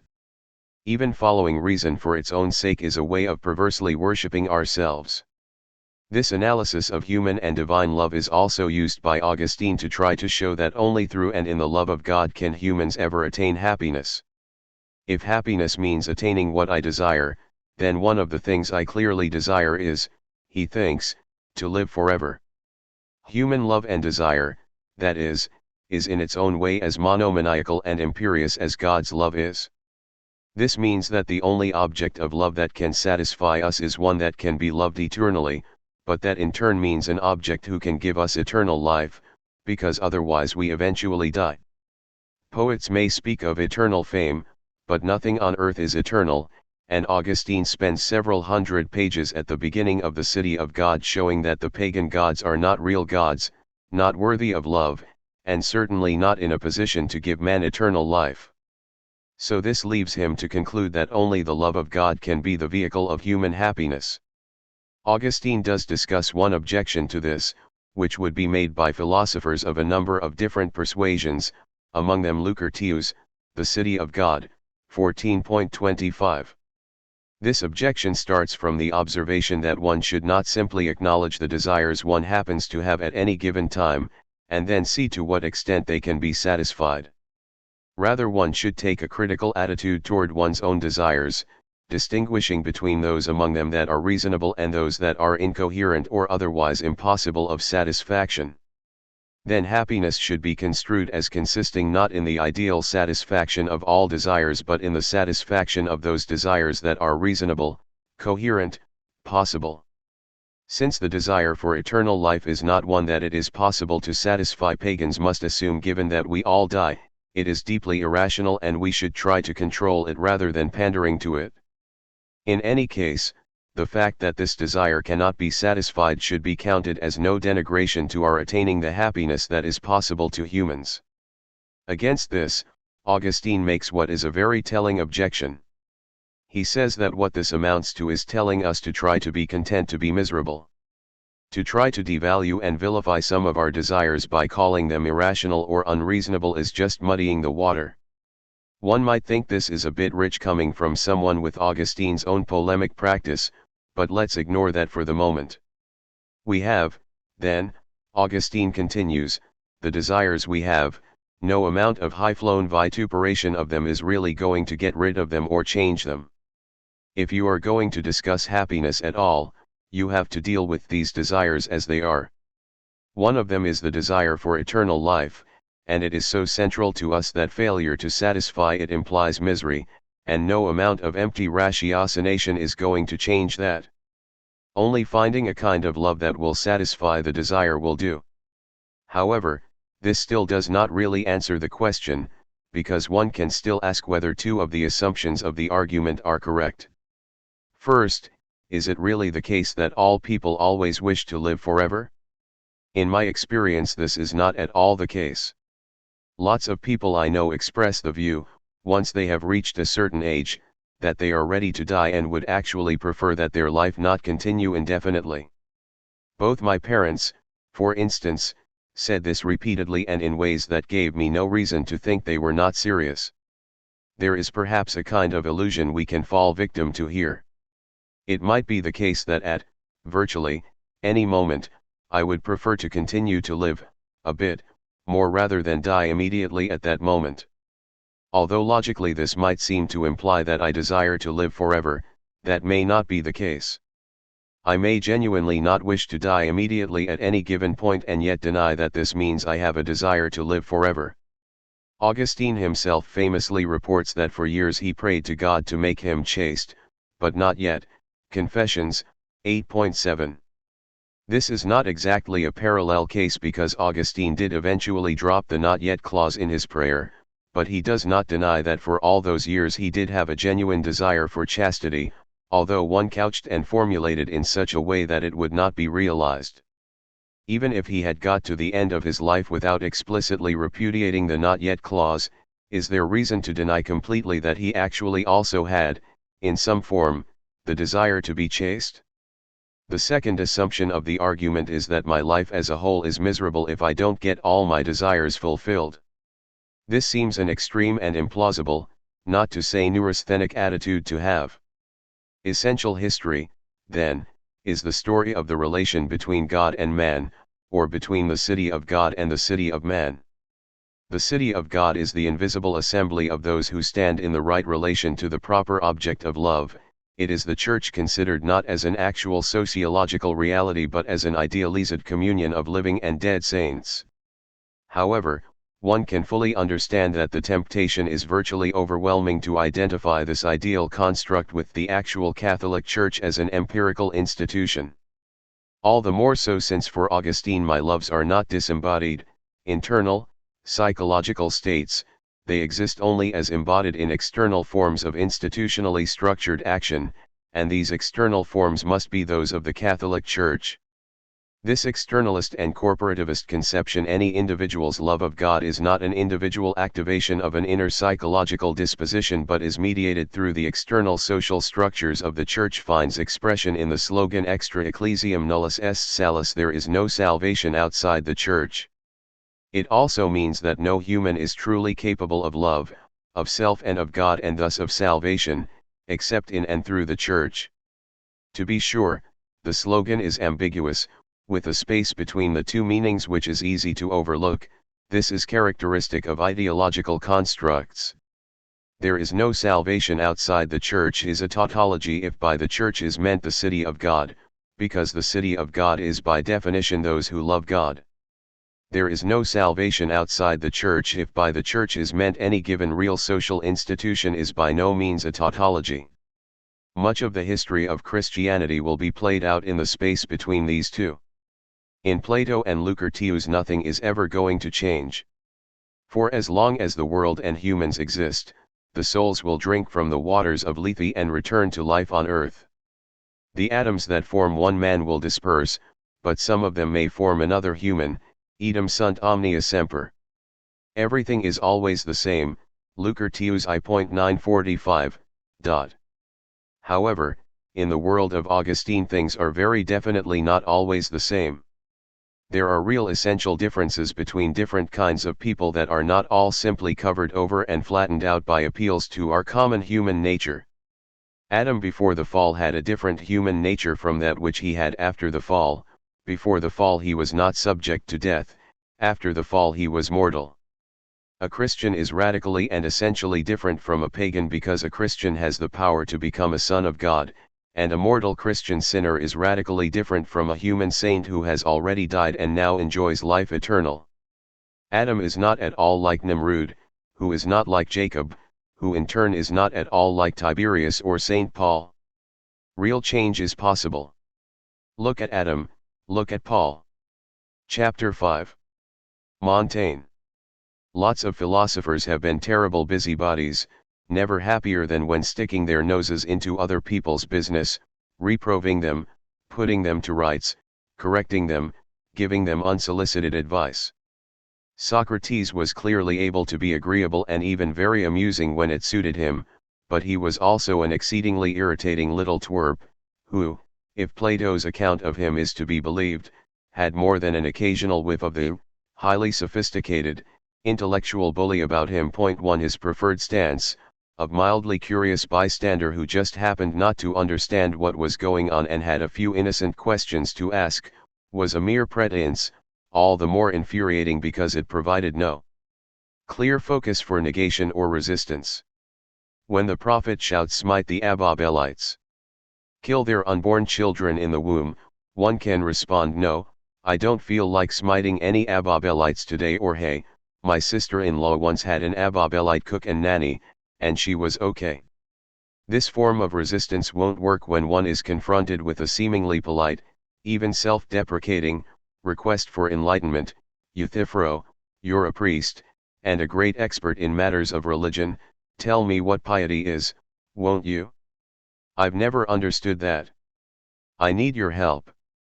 Socrates found an absolutely ingenious way to make even asking a simple question an impertinent intervention in others' lives, thus potentially destabilizing and disorienting them completely. Alcibiades in Symposium, 215-223, says that Socrates' questioning almost had the effect of making even him, notoriously both unbelievably successful and utterly shameless in his behavior, ashamed of himself. Socratic irony and the Socratic mode of questioning were monumentally inventive ways of being irritating. You couldn't ignore Socrates' questions, reject them, or deal with them, they stuck and festered. Plato has Socrates say it himself, he is a gadfly. Not a cicada, chirping agreeably in the foliage, or a honeybee about a useful occupation, or even a wasp, a creature with an elegant shape in addition to its sting, or a harmless ant, but the insect equivalent of vermin, a fat, ugly, pointless pain in the neck. Of course the city, compared by Socrates to a horse, noble steed, wanted to swat the little emerdour, and the gadfly's pathetic claim that he is useful, nay necessary to the horse is ridiculous. Horses don't need gadflies to remain active, they gallop around perfectly well even in regions where no gadflies exist.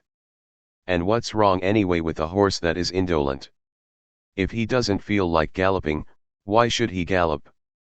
To say that Zeus must be the one who sent the gadfly to make the horse gallop is just special pleading. Just imagine what Socrates himself would have done to an opponent who brought forth this kind of mythic nonsense to justify himself in an argument. If Socrates' persistent, unsettling interrogation was at the origin of what came to be called philosophy, and some form of this questioning continued, in whatever etiolated way, to be its internal motor, it was Plato, the man who, in contrast to Socrates, seemed to claim to know everything, of importance, who created the paradigm that established itself in the West of what it was to be a philosopher. The philosopher is someone who, usually after a long and highly disciplined intellectual quest involving complicated processes of reasoning, has come into possession of certain invariable, eternal, truths which bear on the structure of human life and action. The philosopher must try to shape her life according to these truths. If she succeeds, they will give her character maximal stability, constancy, fixity of purpose and substance, where these are assumed to be good properties. Success here gives the philosopher authority. By knowing the appropriate truths and embodying them in her own life, the philosopher acquires the right, and perhaps also the obligation, to give advice to others, to correct their opinions, and to regulate their behavior. For Plato, the philosopher is a king with a responsibility to instruct and a right to command.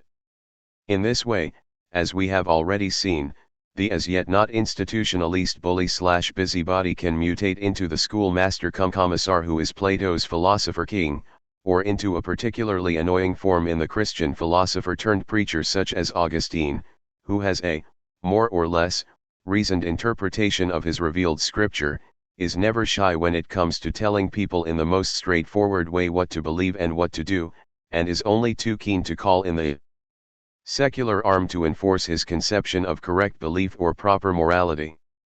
Montaigne is almost completely free of all of these pathologies.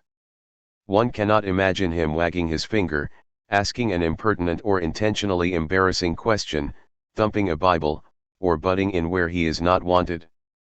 As he says of himself and his work, autre ferment l'homme, gele recite etn representi un particulier, bien mal forme, et liquel, sij avoyo facinar de nouveau je feroi bien autre chu iln est. Others form men, I tell of him, and portray a particular one, very ill-formed, whom I should really make very different from what he is, if I had to fashion him over again. To the word former means give shape to and designates the pedagogical and advisory functions of philosophers. They give shape to lives, to their own and to those of others, by writing, teaching, advising, preaching, haranguing, intervening. It is not Montaigne's intention to do any of these. Rather he wishes simply to recount, recite the flow of his thoughts and reactions. Since he is under no illusions about the mediocrity of his character and of the life he has led, he does not think that in describing his life he is painting the portrait of some ideal, which could serve even indirectly as a model for others. 3.2, 3.13. Montaigne knew of some philosophers who were exceptions to the general penchant for instructing and forming others' lives. The sceptic Pyrrho was one. He had no doctrine to preach, he simply acted in a certain way, considering matters carefully and suspending judgment in cases that were unclear. 3 These turned out to include all outstanding theoretical issues, but Pyrrho did not assert that this was or would always be the case. He simply failed to commit himself one way or the other in each given case that came up. He gave no instruction and did not claim that his way of acting was any better than others. Montaigne clearly appreciated Pyrrho as an admirable deviant from the existing paradigm. Prolonged reflection on the role of philosophy in life had convinced Montaigne that being a philosopher in the traditional mold was undesirable. He had several reasons for thinking this. First of all, philosophers claim to be able to form lives because they have some kind of knowledge about the world and about human life, but Montaigne is deeply doubtful about the very possibility of knowledge of the world, if one means by that a body of systematically interconnected, theoretically articulated propositions which are certainly true. The world is not a system but a confused mass of chaotic events which only sporadically and accidentally exhibits any kind of order at all, and humans have no contact with any form of being, that is, any substantial continuing objects or structures. 2.12. The senses, to be sure, seem to put us directly into contact with this world, and that contact, one can say, has the property of certitude. Fire burns, there is no denying it, but the impression of certainty is a sure sign of uncertainty, and what the senses can give us or tell us is too indeterminate in itself to count as knowledge. 2.2. Thus, there is a certainty of, or in, immediate sensation if one wishes to call it that, but this is not correctly described as a form of knowledge. The mere fact that my eyes are capable of vision and are assaulted by light of the right kind may cause or motivate me to do any number of things, but we can begin to speak of knowledge only when what seems to be the content of our sensations is put into words and into a propositional form. In so doing it always loses the certainty it had. Knowledge must be embodied in the linguistic form of a knowledge claim. Only when I undertake to say this is red light or this is bright or the sun is shining on me do I make a potential knowledge claim, and in the passage from immediate sensation to verbal formulation, any possible certainty is irretrievably lost. Equally, Montaigne argues, reason alone does not have the power and consistency which philosophers attribute to it, it can give us no clear rules for life and thus has no special authority. In addition, if living like a philosopher includes giving advice, it is bad form, a violation of basic principles of etiquette and of civilized social intercourse. This attitude on Montaigne's part is partly just a question of his own sense of propriety, good taste, and discretion, but it is not merely that. Paradoxically enough, then, doing ethics in the usual way is either completely pointless or an obstacle to leading a good life, or even mildly reprehensible, because so often a prelude to preaching or pushing people around. Any reader, then, who opens Montaigne's essays for the first time and approaches the text with expectations formed by the reading of other works of philosophy is liable quickly to be disappointed, bewildered, and disoriented.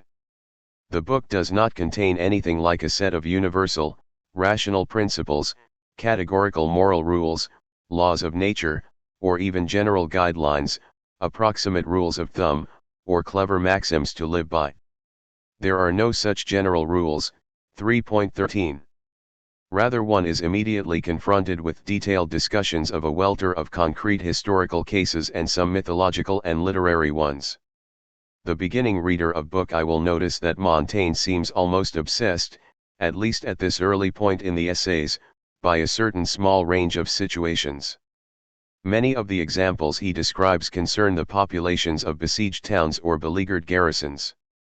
Should the people in a besieged garrison resist at all, put up a token resistance, resist to the very end, resist until even after the end, when the town is clearly defeated, or should they beg for mercy?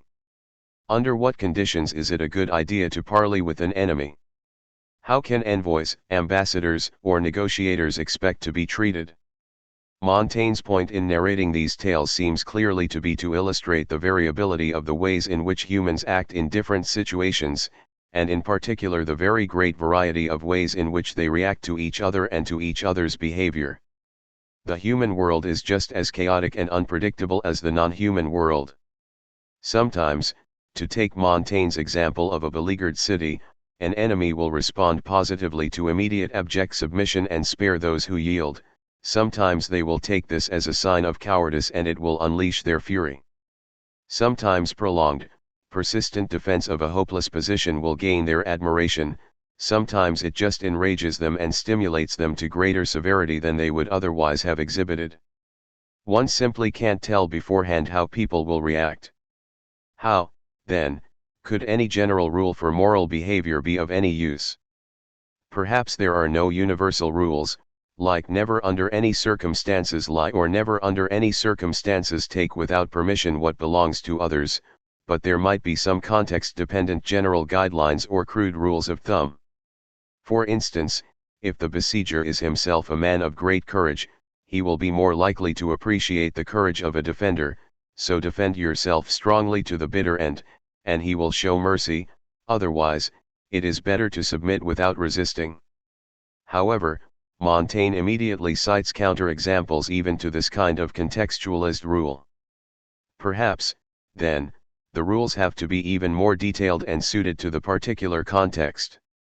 But the greater the number of specific conditions introduced into the apodosis, the if clause, of such a rule, the narrower the range of cases is likely to be to which it could apply and the less like a useful rule it looks to be. Whether or not this is the case, at a certain point the resulting rules will become so complicated and unwieldy as not to be of any practical use to human beings. Well and good, one might think, this is not a work which constructs and defends either an abstract and universal moral system or a set of contextual rules for action. Maybe the author is an extreme particularist and thinks there is nothing more to ethics than the investigation of concrete cases and the resolution of the problems they throw up by appeal to some kind of individualist insight.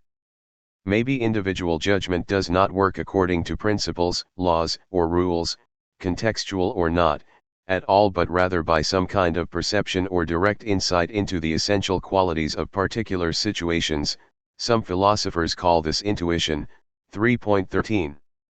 Perhaps it is a question of learning to notice what is important, essential, or salient about certain situations, something which is a quasi-observational, not a ratiocinative power, or is based on a non-rationalizable reaction to given situations. Perhaps you could cultivate and refine this power by investigating concrete examples, even though you could not give rules to follow. The essays might then be a book of practical or exemplary casuistry, a discussion of a variety of individual cases discussed in terms that will sharpen our powers of individual discrimination and judgment, even though it proposes no rules, and in fact asserts that none exist. In a sense, of course, it cannot but be true that the essays are a work about individual judgment. Still, the usual way of thinking about casuistry is that there are some individual problematic cases that cannot, for one reason or another, easily be resolved by applying some simple principle, but that by studying each case in detail one can work one's way around to a solution to the problem it presents.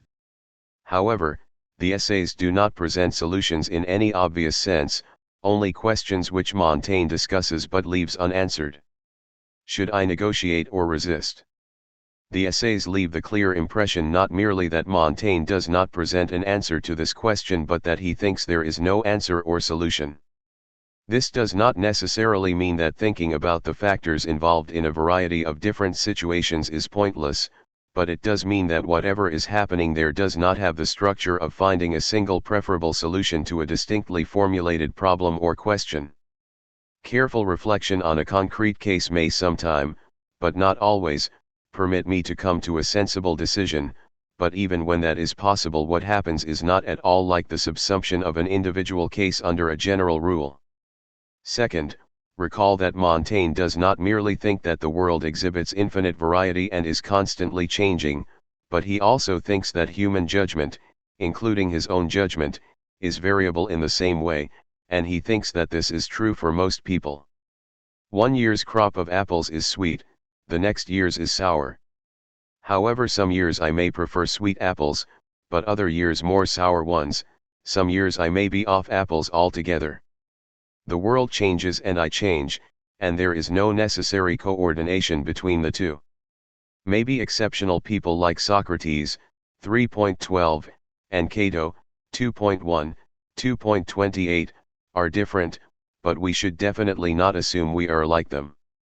He even says that when his opinions on things, and presumably his judgments, too, do exhibit consistency, that is a happy accident, 2.12/F428. So once we have investigated carefully, we cannot expect to come even to a stable, much less a highly well-grounded, judgment on any individual case. If Montaigne is not a scholar, a savant, or a scientist and does not claim to be one, and is also not a philosopher, an advisor, preacher, or a pedagogue, what is he doing? Two of his intentions seem clear.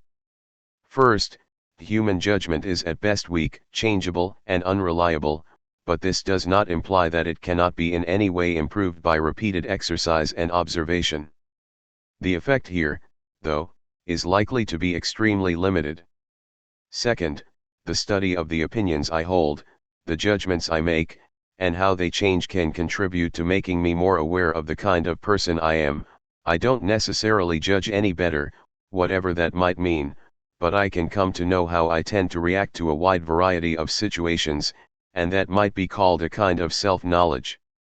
So does Montaigne subscribe to the received philosopher's opinion that some kind of self-knowledge is a goal, or even the goal of human life?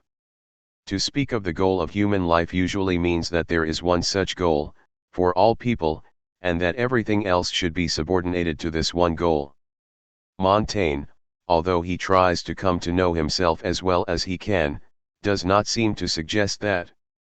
After all, one of the most engaging and attractive features of his writing is the catholicity of his ability to admire the most varied kinds of human lives.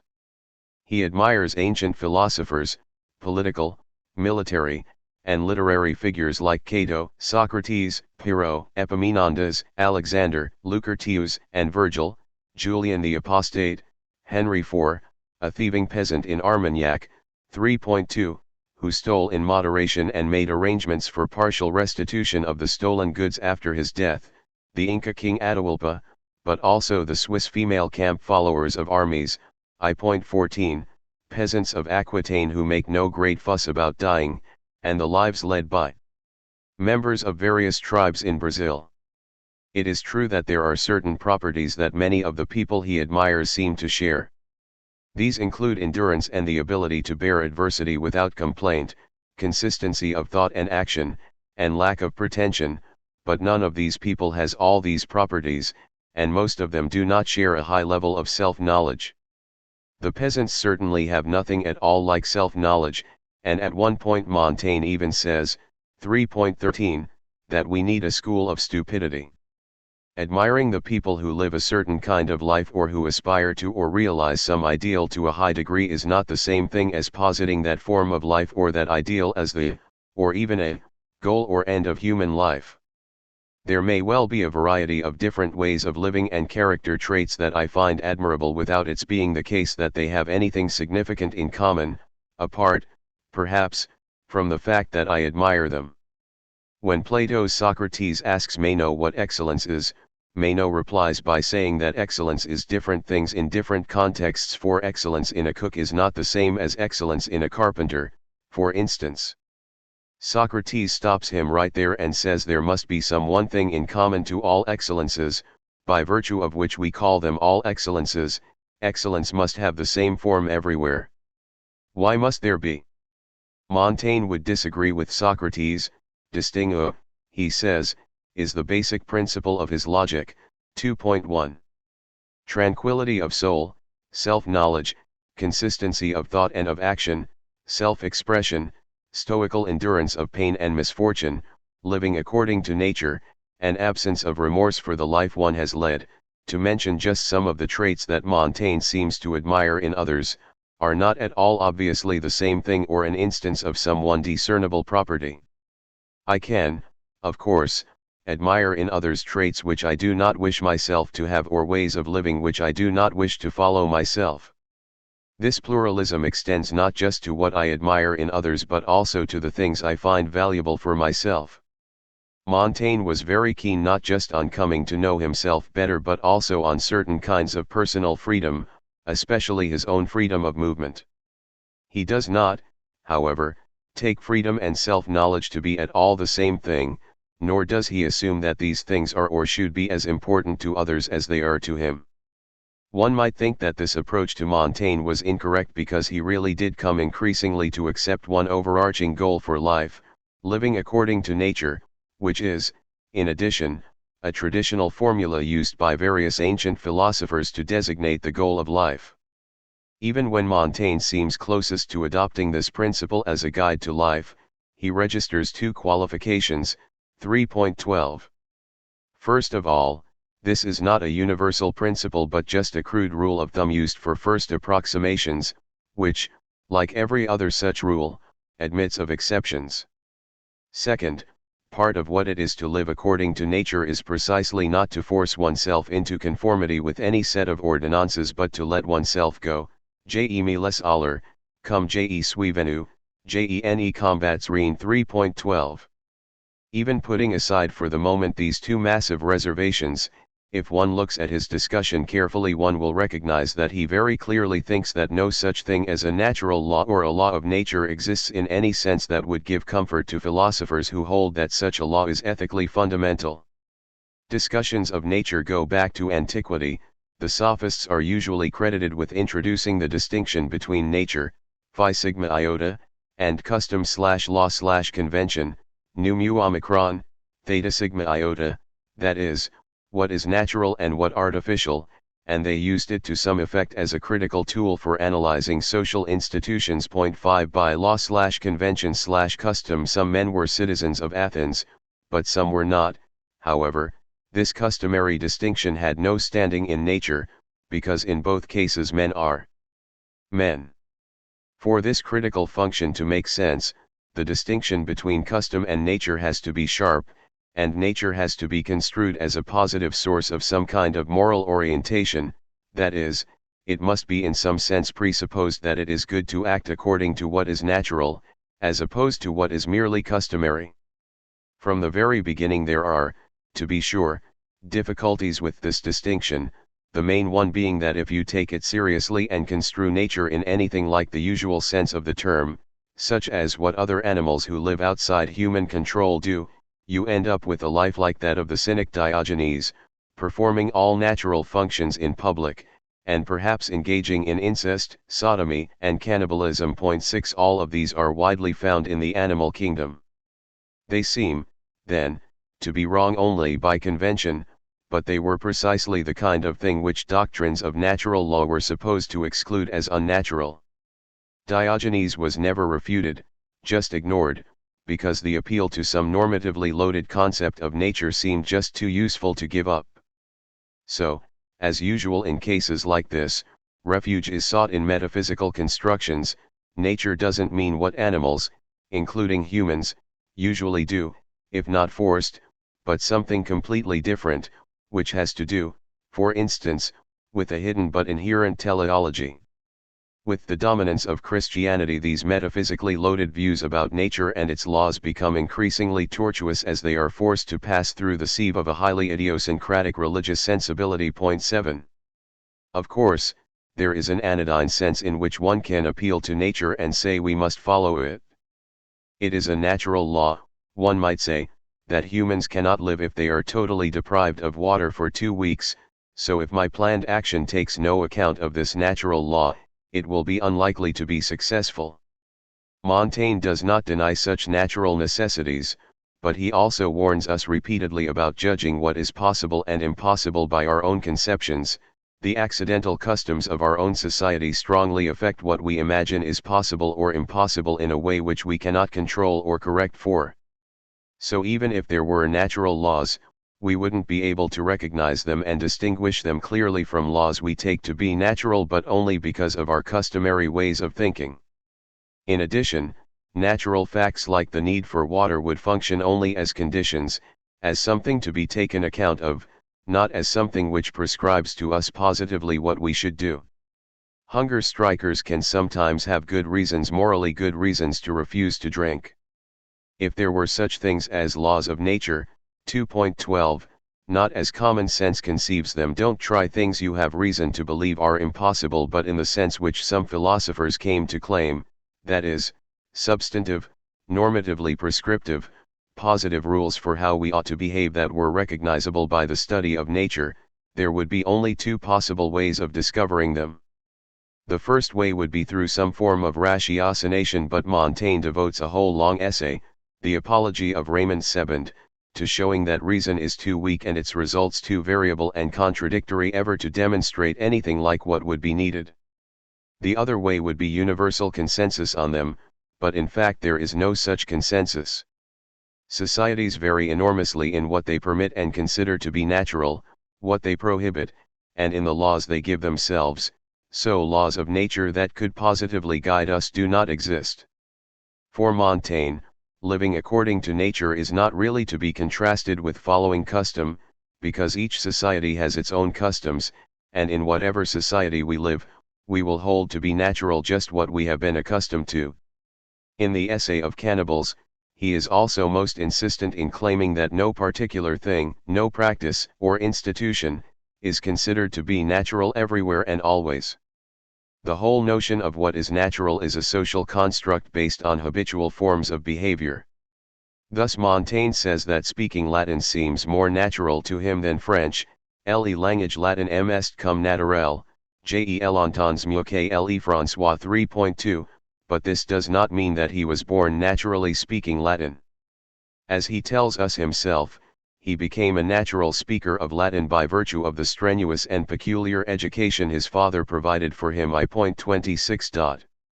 Since for Montaigne nature has no laws, or at any rate no laws that are in any way discernible by us, at best it has something like occasionally recognizable habits to which there are always exceptions, so, too, the best life for a human would be a life not based on any purported certitudes, a life without principles.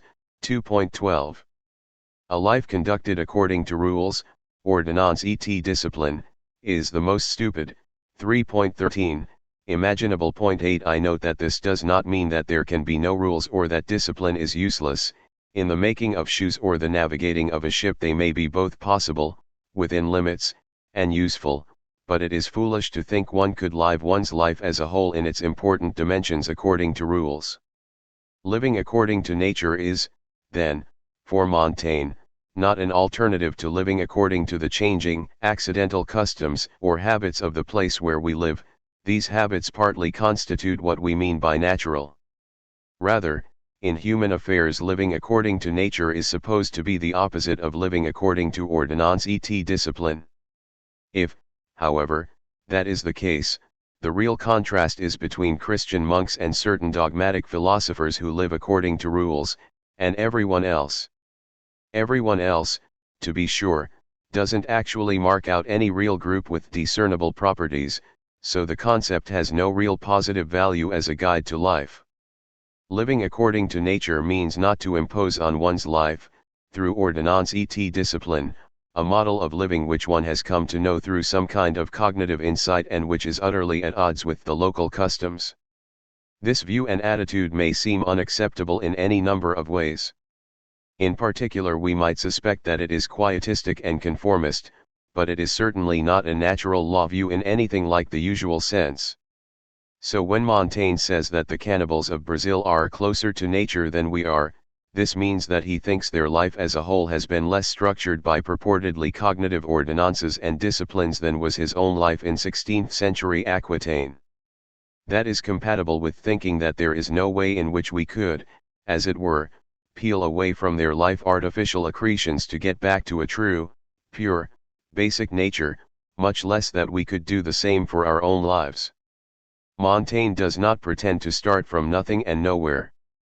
He is a man of his time and place, and he knows it, so he starts from the opinions he has, which he knows are local and provincial, those customary in his circles, and he reflects on them.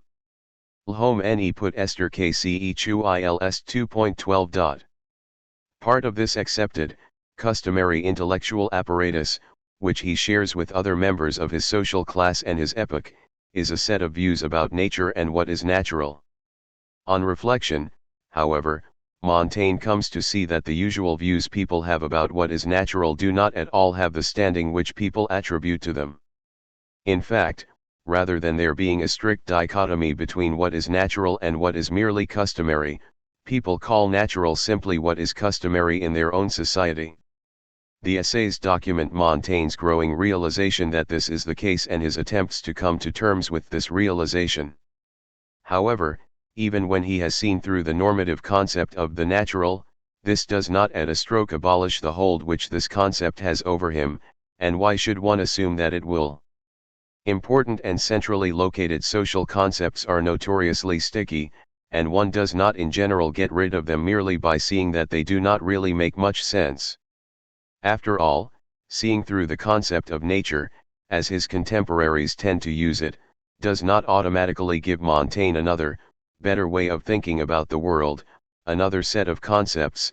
In addition, he needs to live with the other members of his society for whom this concept is structurally important.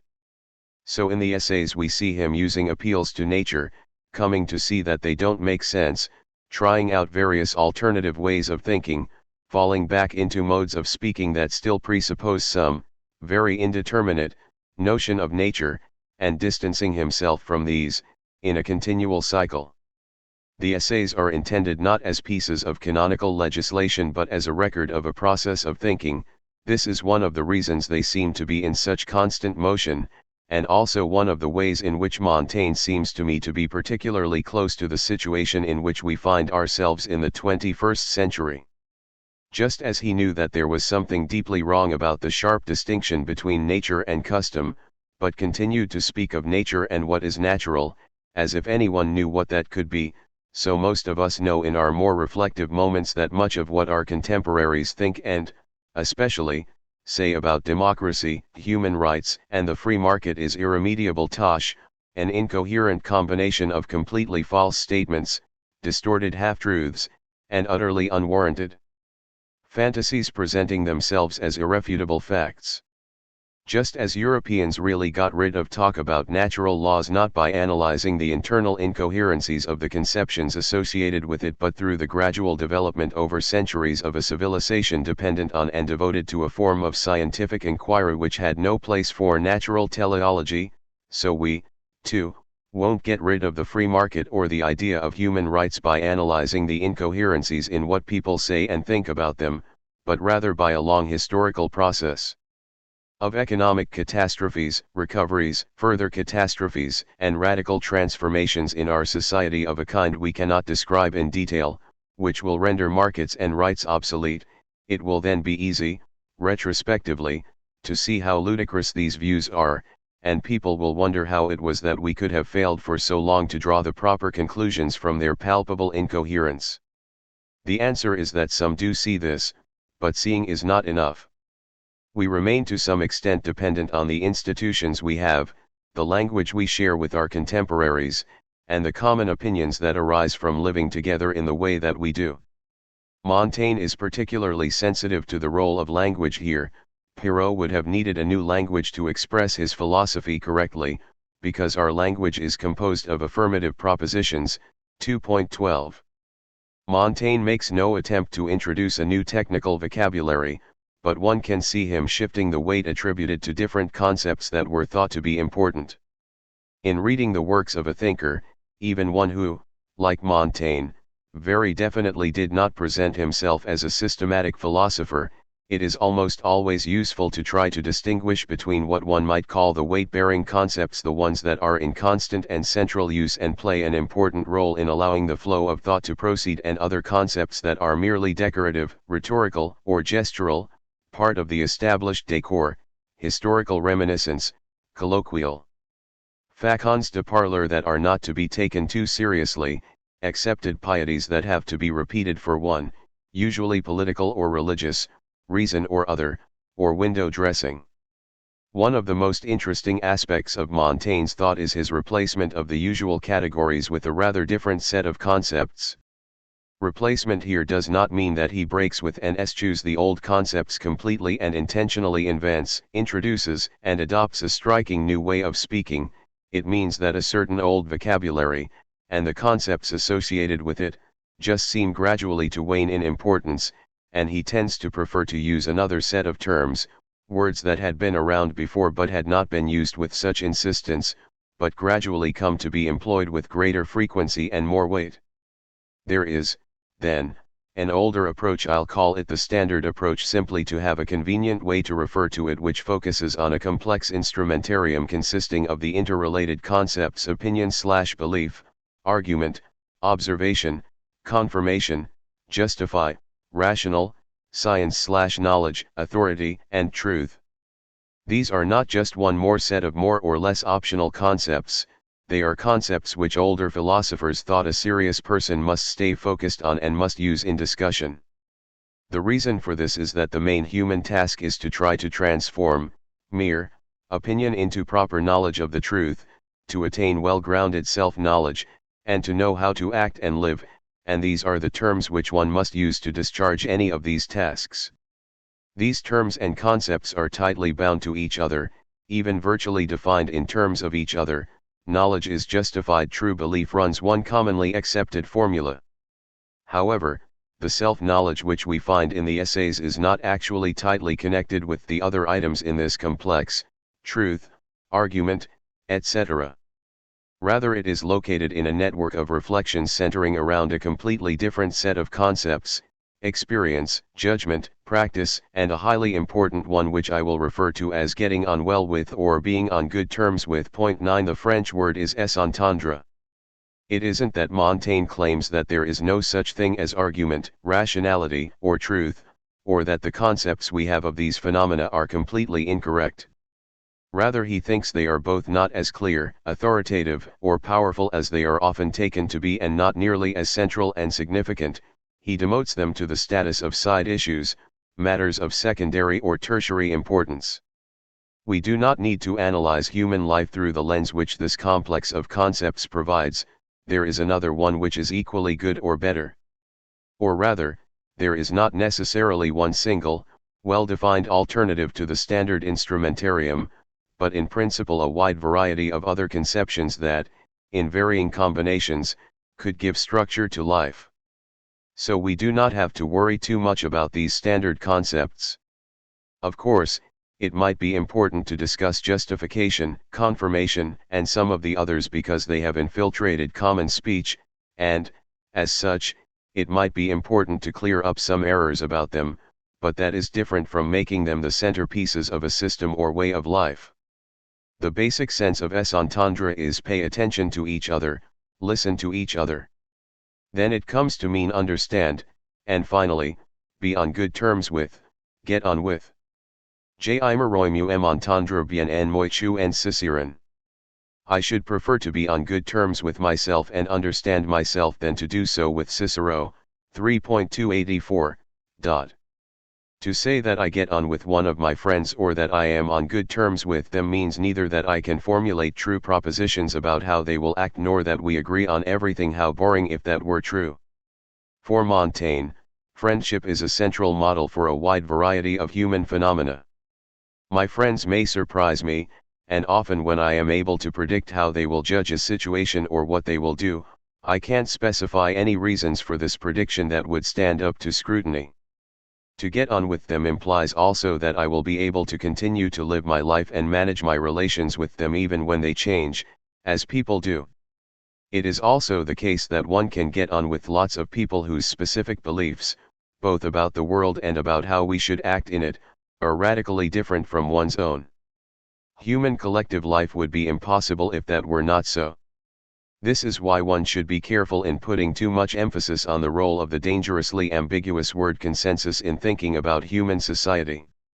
If I can get on or fail to get on with others, I can also do so with myself, and in fact the social dimension of the process of coming to know myself is very important for Montaigne. It is easier to see myself if I look in the mirror provided by others and by the process of writing about myself. The real friendship with his friend La Boétie, the literary engagement with writers of the past, and the process of writing, publishing, and noting reactions to the essays were part of Montaigne's way of getting on with, becoming familiar and comfortable with himself.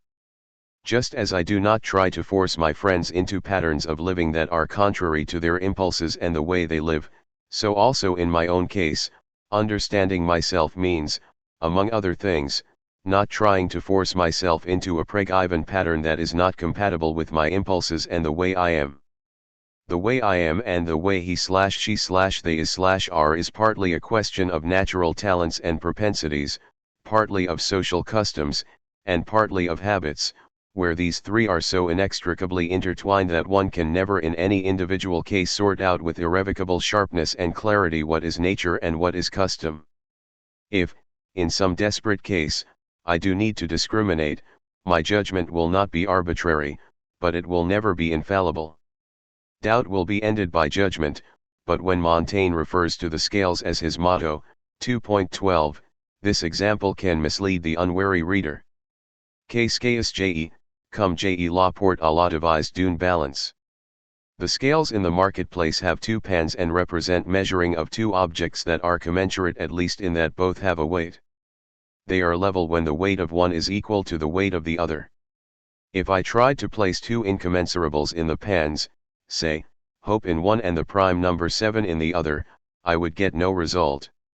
Indeed, I would not even know how to begin to try to make the comparison. However, Montaigne's model of judgment is not the measuring of the weight of commodities but juridical judgment. He was, after all, until his retirement an officer of the law, and the essays are full of examples of cases in which judgment requires one to take account of non-commensurable aspects of a situation. How do I take account of such factors as the intention of the criminal, the actual severity of the crime, the need for social order, the existence of extenuating circumstances, and the Christian obligation to mercy in coming to a judicial judgment? These considerations belong to completely different domains. There can be no algorithm for comparing these things, they are incommensurate. It isn't that there is an ideal scale, in heaven, but that we merely have weak access to the judgment which that would give. Rather, human judgment is inherently a matter of trying to put together things that cannot really be measured on the same scale at all. What I know is a matter of judgment in this sense. In many cases I need to discriminate and decide. My judgment need not be arbitrary, but it will never be infallible. There will be a tendency in the minds of those enthralled to traditional distinctions to think that Montaigne's judgment and being on good terms with are just ways of replacing the more exact epistemological terminology of belief, agreement, and consent, and a language of skills and knowing how, with something much vaguer and more approximate. Thus I am on terms with her really just means I agree on a sufficient number of beliefs and have the skill to negotiate some kind of compromise with her on matters of belief and action. One wonders what argument could be propounded for this view. First, it is not obvious that the preferred vocabulary of the common run of philosopher has any greater clarity than Montaigne's. It is more familiar, in particular it is more familiar if one has been subjected to a curriculum which trains you to do this kind of analysis, but that is a separate issue. To return to a question that Montaigne poses in his introduction, is it a waste of time for the reader to engage with the essays, given that they do not propound some kind of universal ethic? Only the reader can answer that question, each one for himself or herself.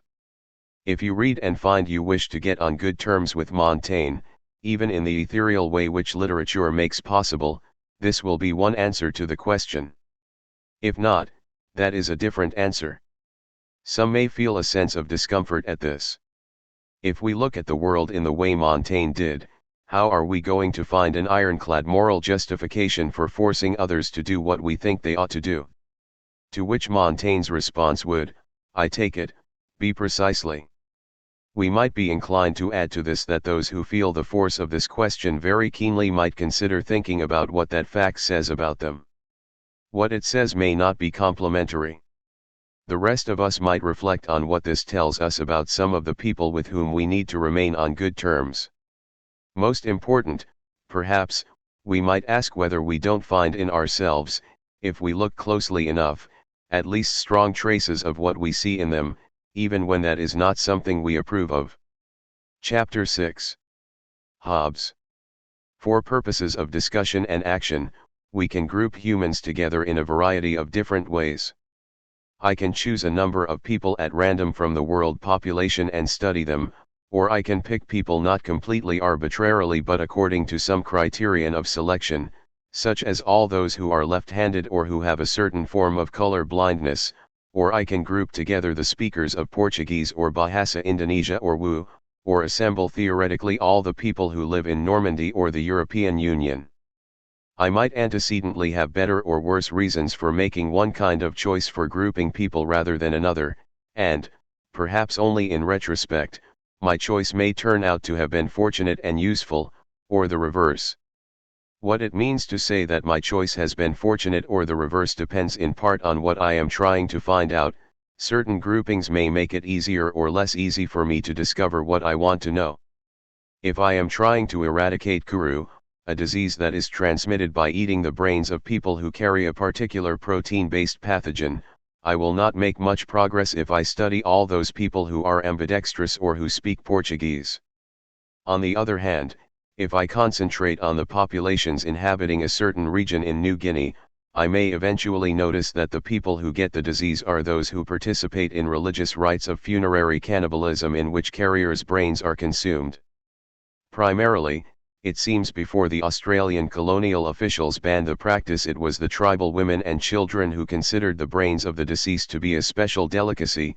The men avoided this dish because they thought it made them weak and soft, hence the much higher rate of incidence of kuru among women and children than among adult men. What sort of grouping should I make if I do not have a highly specific subject of research such as kuru but wish to understand in general how people interact with each other? Hobbes has a clear answer to this question. You will observe that some people submit to the will of others, others do not. Farmers in East Anglia systematically do what the British Ministry of Agriculture tells them to do, but also systematically ignore rulings by the Peruvian Ministry of Mines. By tracing the relations of submission, you can come to mark out a series of groups, and by structuring your study around the groups so picked out, you will come to an understanding of very important features of what is going on in human societies. To submit to another's will does not mean simply that I do what you want. I may do that for reasons of my own or for other reasons completely independent of your wishes. Nor does it mean that in some particular case you overpower me and force me to do what you want. If you literally throw me bodily out of the aircraft, I have not submitted to your will, but I have been propelled by an external force that I have been unable to resist. Physical coercion takes place, of course, and probably more of it than we realize, given that in societies like ours much of it is hidden from public view. Yet direct coercion alone is obviously an extremely poor general model for what goes on in any human society. For one thing, direct physical coercion is exceedingly inefficient.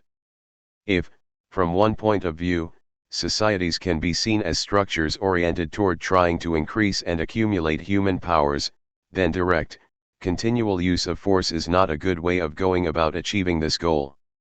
If you need a police officer in every car to force the driver physically to obey the traffic code, you will need a lot of police officers.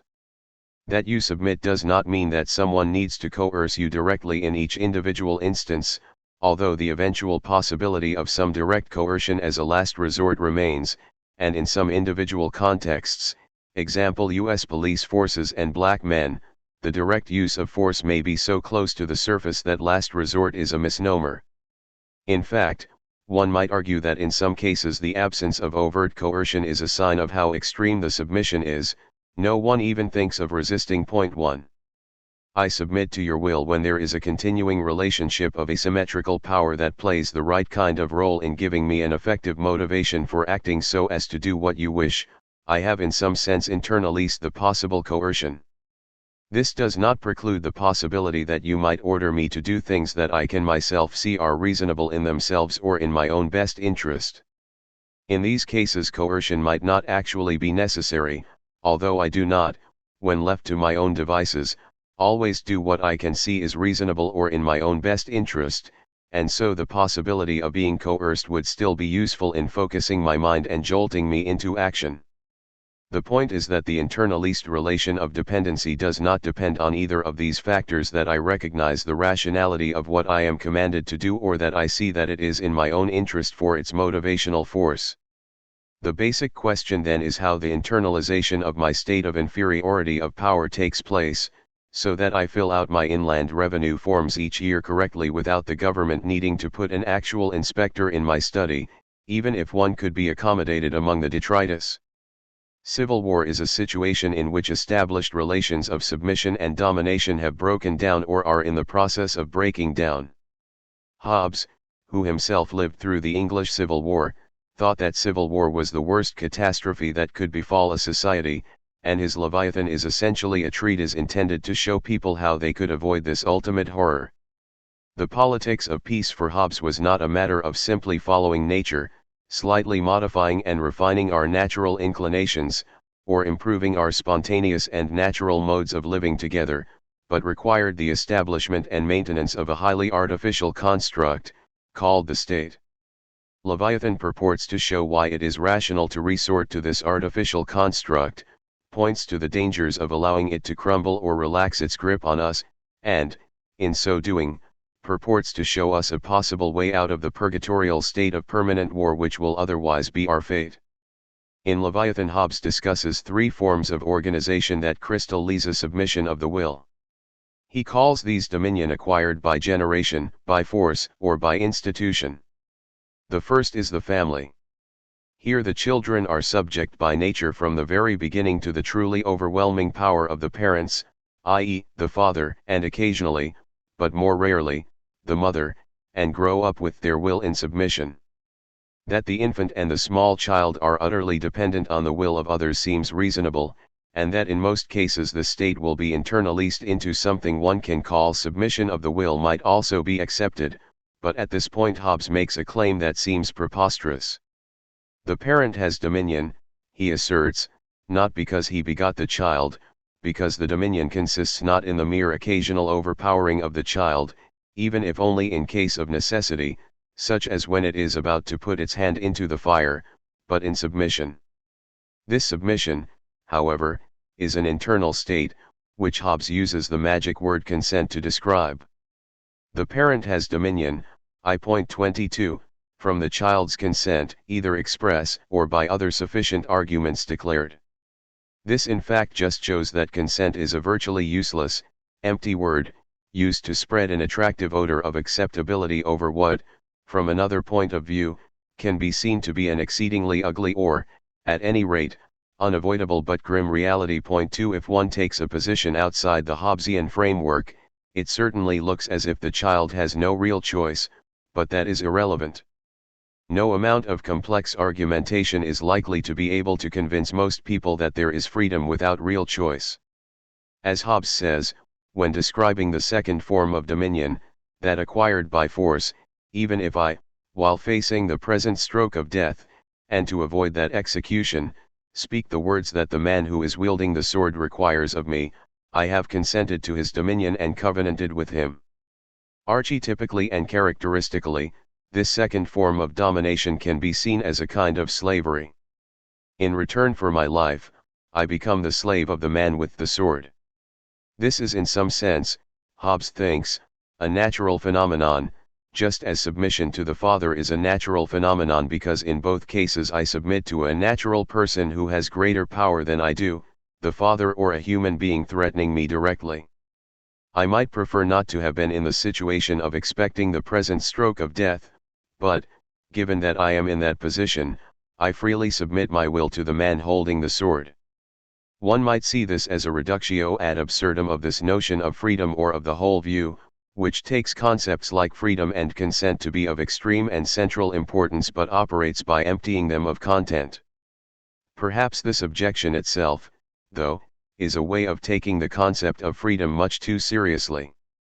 Hobbes' real primary interest in Leviathan, however, is not in these natural phenomena, family groups living together or dominion acquired over humans by direct use of force or war. Rather he wishes to focus instead on a specifically artificial construct, what he calls the commonwealth or state. This takes place not when some individual or group submits to the will of a natural, pre-existing person, a father or a conqueror, but when a new artificial person is created, the sovereign of a state. Such a new and artificial person is created, where none existed before, through the very act of joint submission by all those who, by this very submission, will become the subjects of the sovereign and the members of the state thus constituted. So the claim is that if I want to understand the human world, it is good to start by picking out groups held together by shared, collective forms of submission. This submission is based on consent, in Hobbes' exceedingly idealated sense of consent, and that, in turn, is based on fear. I submit to slavery for fear of the master, and I agree to construct a state and live in peace under a sovereign within that state because I fear my fellow subjects. What could and would they do to me, if we were not all under this sovereign? One might find something refreshingly realistic in this acknowledgement of the role of power, force, and the fear of the use of force even in relations within the family, and it can also be saluted as more honest than the approach of the many theorists who proceed as if families were always radiant nests of warmth, intimacy, appreciation, and love and fortresses against the external cold of the wider social and political world. Hobbes was rather clear that his political philosophy presupposed a kind of philosophical anthropology, which he describes explicitly and at length in chapters 1 to 9. Thus he assumes that we are all individuals who are naturally separate, one from the other. In addition, we are all by nature physically equal to each other, at least to the extent, as he says, that the weakest can in principle kill even the strongest. We fear death more than anything else, and we are endowed with a highly developed sense of self-preservation. Associated with this there is even a natural right to self-preservation. Yet we do not merely seek to avoid death, but each of us is also driven by a strong positive desire to pursue what seems good, though what seems good to each individual will be different. Contrary to Plato, Hobbes does not think there can be a science of the good. Such a discipline has no place in the tableau of sciences which he presents. The reason is that there is no determinate content to the good. The term is used relatively by each speaker simply to designate what that speaker desires. Since people's desires are shifting and fleeting and no two people agree about what is desirable, there is no steady object designated by the term good. And since power is always a means to get some good, the only generalization possible about positive motivation is that there will be a general inclination among men to pursue power after power, chapter 11. Since, however, to repeat, the good is just whatever I desire, variable, bizarre, and unexpected as that may be, no one can know what the object of my desire might be, chapter 6. Finally, we are all epistemically opaque to one another. If I encounter someone, I don't know what she desires and thus what she takes to be good, what she intends, and how she will use such power as she has. Consequently, I will also not know what course she will pursue, nor what she judges to be the salient aspects of the circumstances in which we find ourselves. This variability in the judgments which the other makes about any given situation, even the present situation, is a further factor of uncertainty, in addition to the non-transparency of her desires and intentions. Does the other see this to be a commercial exchange, an opportunity to gain glory in combat, a time when it is appropriate to show especially great courtesy, or a case where her gods require a particular kind of ritual behavior or sacrifice. Does she see my gesture as courteous or offensive or incomprehensible or potentially threatening? How am I antecedently to know? This variety, independence, and mutual opacity of judgments of the good, judgments about situations, and intentions is a fundamental problem for which the proposed answer is the invention/creation of a single overwhelming sovereign to whom we are all subjected. The sovereign will wield overwhelming power and will be the final definitive judge in any situation. This construction does not require that everyone be evil and aggressive or that they set out intentionally to harm me. I can know on general grounds that the other whom I encounter pursues the power to obtain what he thinks is good, but it is perfectly possible that this good is, say, geometric knowledge, and thus of no immediate threat to me. The crucial fact is my ignorance of his conception of the good and his intentions. I do not know about someone I encounter at random how he will wish to treat me and whether or not he is a threat. If there is any possibility that his intentions are hostile, it is in the local context rational for me to be fearful and untrusting. If he is a harmless geometer, no harm is done by proleptically getting out of his way, but if, as could well be who knows, he is a slaver, I spare myself infinite distress and degradation by hiding before he sees me. The general situation, however, is even worse than this would suggest. If I don't antecedently know what the other's intentions and her reading of our situation are, it makes sense not to trust her. However, suppose I have no way of simply avoiding her or hiding, but must deal with her. It then makes sense for me to be proactively threatening in order to discourage her from taking advantage of me.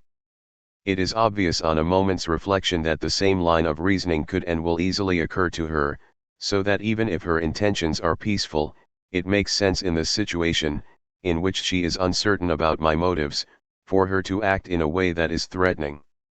If this happens, each of us now has not just a general propensity to be careful but a potential reason to become more aggressive. She is not now just an opaque black box but is acting visibly as if she were trying to threaten me. The structure of uncertainty in the situation makes escalation a perfectly understandable, indeed rational response on both sides.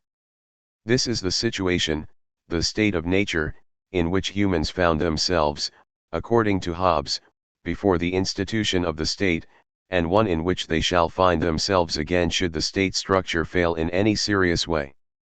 This analysis of the rationality of mutual mistrust and proleptic aggression is one of Hobbes's first and most powerful contributions to our understanding of the human world. This view of human nature makes certain widely practiced approaches simply impossible. There are no reliable bonds of natural affection or sympathy to which I can appeal in building up social relations. There is no common good which could be invoked. The good is just constituted by whatever unpredictably flickering desire the others happen to experience at any given moment. It is difficult even to know how to appeal to your advantage, since I antecedently can have no idea what you desire. I cannot even be sure that my individual coercive force can be relied on, because the assumption of an approximate equality of strength between humans means that even the weakest can in principle kill the strongest. In this situation the only way out, Hobbes thinks, is via an appeal to reason. Each of the parties to the escalation described in the paragraph before the previous one is in principle able to understand the logic of the symmetrical situation in which they find themselves, even though they do not know what particular desires, other beliefs about the situation, and intentions the other has. If we can agree to authorize someone, a sovereign, to act for and govern us, lending to that sovereign all our power, we create a new structure which did not exist before, an overwhelmingly strong Leviathan, and when that occurs the humans who compose the Leviathan are no longer in the aboriginal situation called the state of nature. I now no longer encounter opaque others who may or may not be a threat to me and who are potentially strong enough to do me a fatal injury. The others may remain untransparent in their individual beliefs, motives, and intentions, but I now know that they will act toward me only within the bounds placed on them by a power much greater than they and who will protect me from anyone who tries to overstep those bounds. If all humans really are physically equal, capable of rational thought, and overwhelmingly motivated by a desire for self-preservation, and if all are distrustful of others because they have no sure idea which of the infinite variety of possible other motivations, apart from self-preservation, desires, and intentions others may have toward them, then we all can see that it is rational for us to agree to this authorization. The sovereign must be absolute, no one can have the power to withstand him nor have any power over him. He can and must function as the final authority for what counts as good in the society and as the final interpreter of actions by members of the state. Chapters 6, 26. What is good is, to be sure, just what is good for me, and that depends on my varying desires, but the sovereign can impose on society a public definition of the good and an interpretation of which forms of behavior are to be construed as permitted, which are forbidden, and which are threatening. This imposition takes place through the public, potentially violent action of the sovereign. Crudely speaking, the sovereign imposes his interpretation of the laws he might give by executing those who do not conform to his conceptions, or, if the state is already very firmly established, by threatening to do so or to impose other, equally public punishments on those who fail to accept his interpretation. In addition to the good which is nothing more than what any individual at any time desires, there comes to be a publicly recognized good which is defined by the sovereign's laws.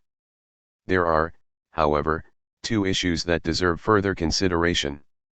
First, is it really correct to assume even theoretically that we can begin with the idea of a diffident individual, that is, one who knows nothing about the motives of those around her and thus has reason to be wary of them, Chapter 13 on diffidence? Certainly this would seem to be contradicted by what we know about the real situation of human beings. We all grow up as members of families of one form and structure or another. Outside some kind of family, no infant would survive. 3 Part of what that means is that, even if the family is not a model of benevolence and altruism, in families we learn to rely on others for nourishment, protection, and minimal support and to depend on other family members to have reliable and appropriate motivations sufficient to satisfy at least our most basic needs. 4 There is no reason to sentimentalize this. I may have what are now called primary caregivers who treat me badly in various ways, force me to conform to various ill-judged or destructive protocols, and so on. Still, if I did not get a minimal amount of human attention, I would not have survived physically, and I would not have become an adult capable of reasoning, discussion, and potential consent unless I had had various forms of predictable, even if minimal and in some respects oppressive, emotional support. Infants who have not built up some form of confidence in their caregiver, predictably nasty as he or she might be, will not survive into adulthood. In addition to the physical dimension, this simply seems to be a psychic necessity of human development. Epistemic opacity also does not seem a natural way to characterize relations like these. My cat Tabitha knows that it is 6 p.m. and time for her supper when we move from British summer time to Greenwich Mean Time. She expects it at 5 p.m. for a while until she gets used to the new regime, and I know that she knows it, although she only vocalizes and does not verbalize this knowledge. Reliable knowledge and associated forms of confidence seem to be necessary conditions for human existence, and so complete diffidence is an unlikely candidate for a basic human trait. It would seem to be a high-level achievement to become suspicious, skeptical, or mistrustful, rather than something basic. Diffidence needs to be learned against the background of a fundamental sense of something that it would probably be too much to call trust but which is certainly not active mistrust. No one in the grip of complete and radical mistrust/diffidence could survive. Perrault needed a student, on whom he depended completely, to shepherd him around. Equally, even minimal human family units need to cooperate with others in working, even if that working means no more than jointly collecting ripe fruit in the jungle. That a young animal growing up in such a functioning group is best understood as a diffident individual consenting to dominion paternal in Hobbes' sense, chapter 20, seems at the very least a highly speculative construction for which one would like to see some evidence. Why could not the commonwealth or state arise from the union of such cooperating groups or bands, each one held together by a robust, if not invincible sense of dependence on, knowledge of, and confidence in each other, rather than from a mass of isolated individuals. This would mean that the dynamics of state formation had a completely different form from that envisaged by Hobbes. Groups coming together need not be as obviously equal in strength as isolated individual humans are. Bands would have strength by virtue of the strength of their members, but also by virtue of their general internal coherence, their experience in working together and cooperating, and the relations of trust that exist between the members. Trust, confidence, solidarity, reliable expectation. I have been treating these as though they mean the same thing or are functionally interchangeable, and shifting back and forth from one to another in an uncontrolled way. Of course, they are not exactly the same thing, and a complete analysis would need to deal with them more extensively and show how they perhaps coincided or failed to coincide in different cases. Nevertheless, for someone seeking an alternative to Hobbes, this need not be an objection. All that is needed is that there clearly be a set of informal ties that hold people together so that it is not rational for them to be completely diffident. Furthermore, these ties must not be artificial, in Hobbes' sense, that is, they need not arise in the way Hobbes envisages as the result of the combined operation of fear and rationality on isolated, mutually opaque, and wary individuals. What is at issue is this mechanism which Hobbes claims is the only rational solution to what he presents as the universal state of the human being prior to the institution of the state.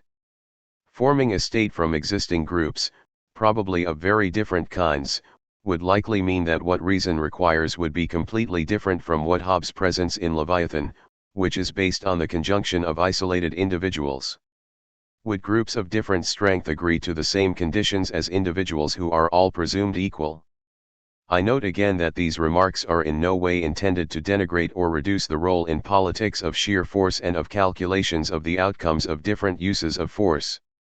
At issue is not the amount of force but the different ways it impinges on humans who already have complex relations with others. Of course, one might reply that the theory of the state of nature was never intended to be a description of how things really, ever, were with humans, but a thought model or an exploration of a set of possibilities that permanently threaten us.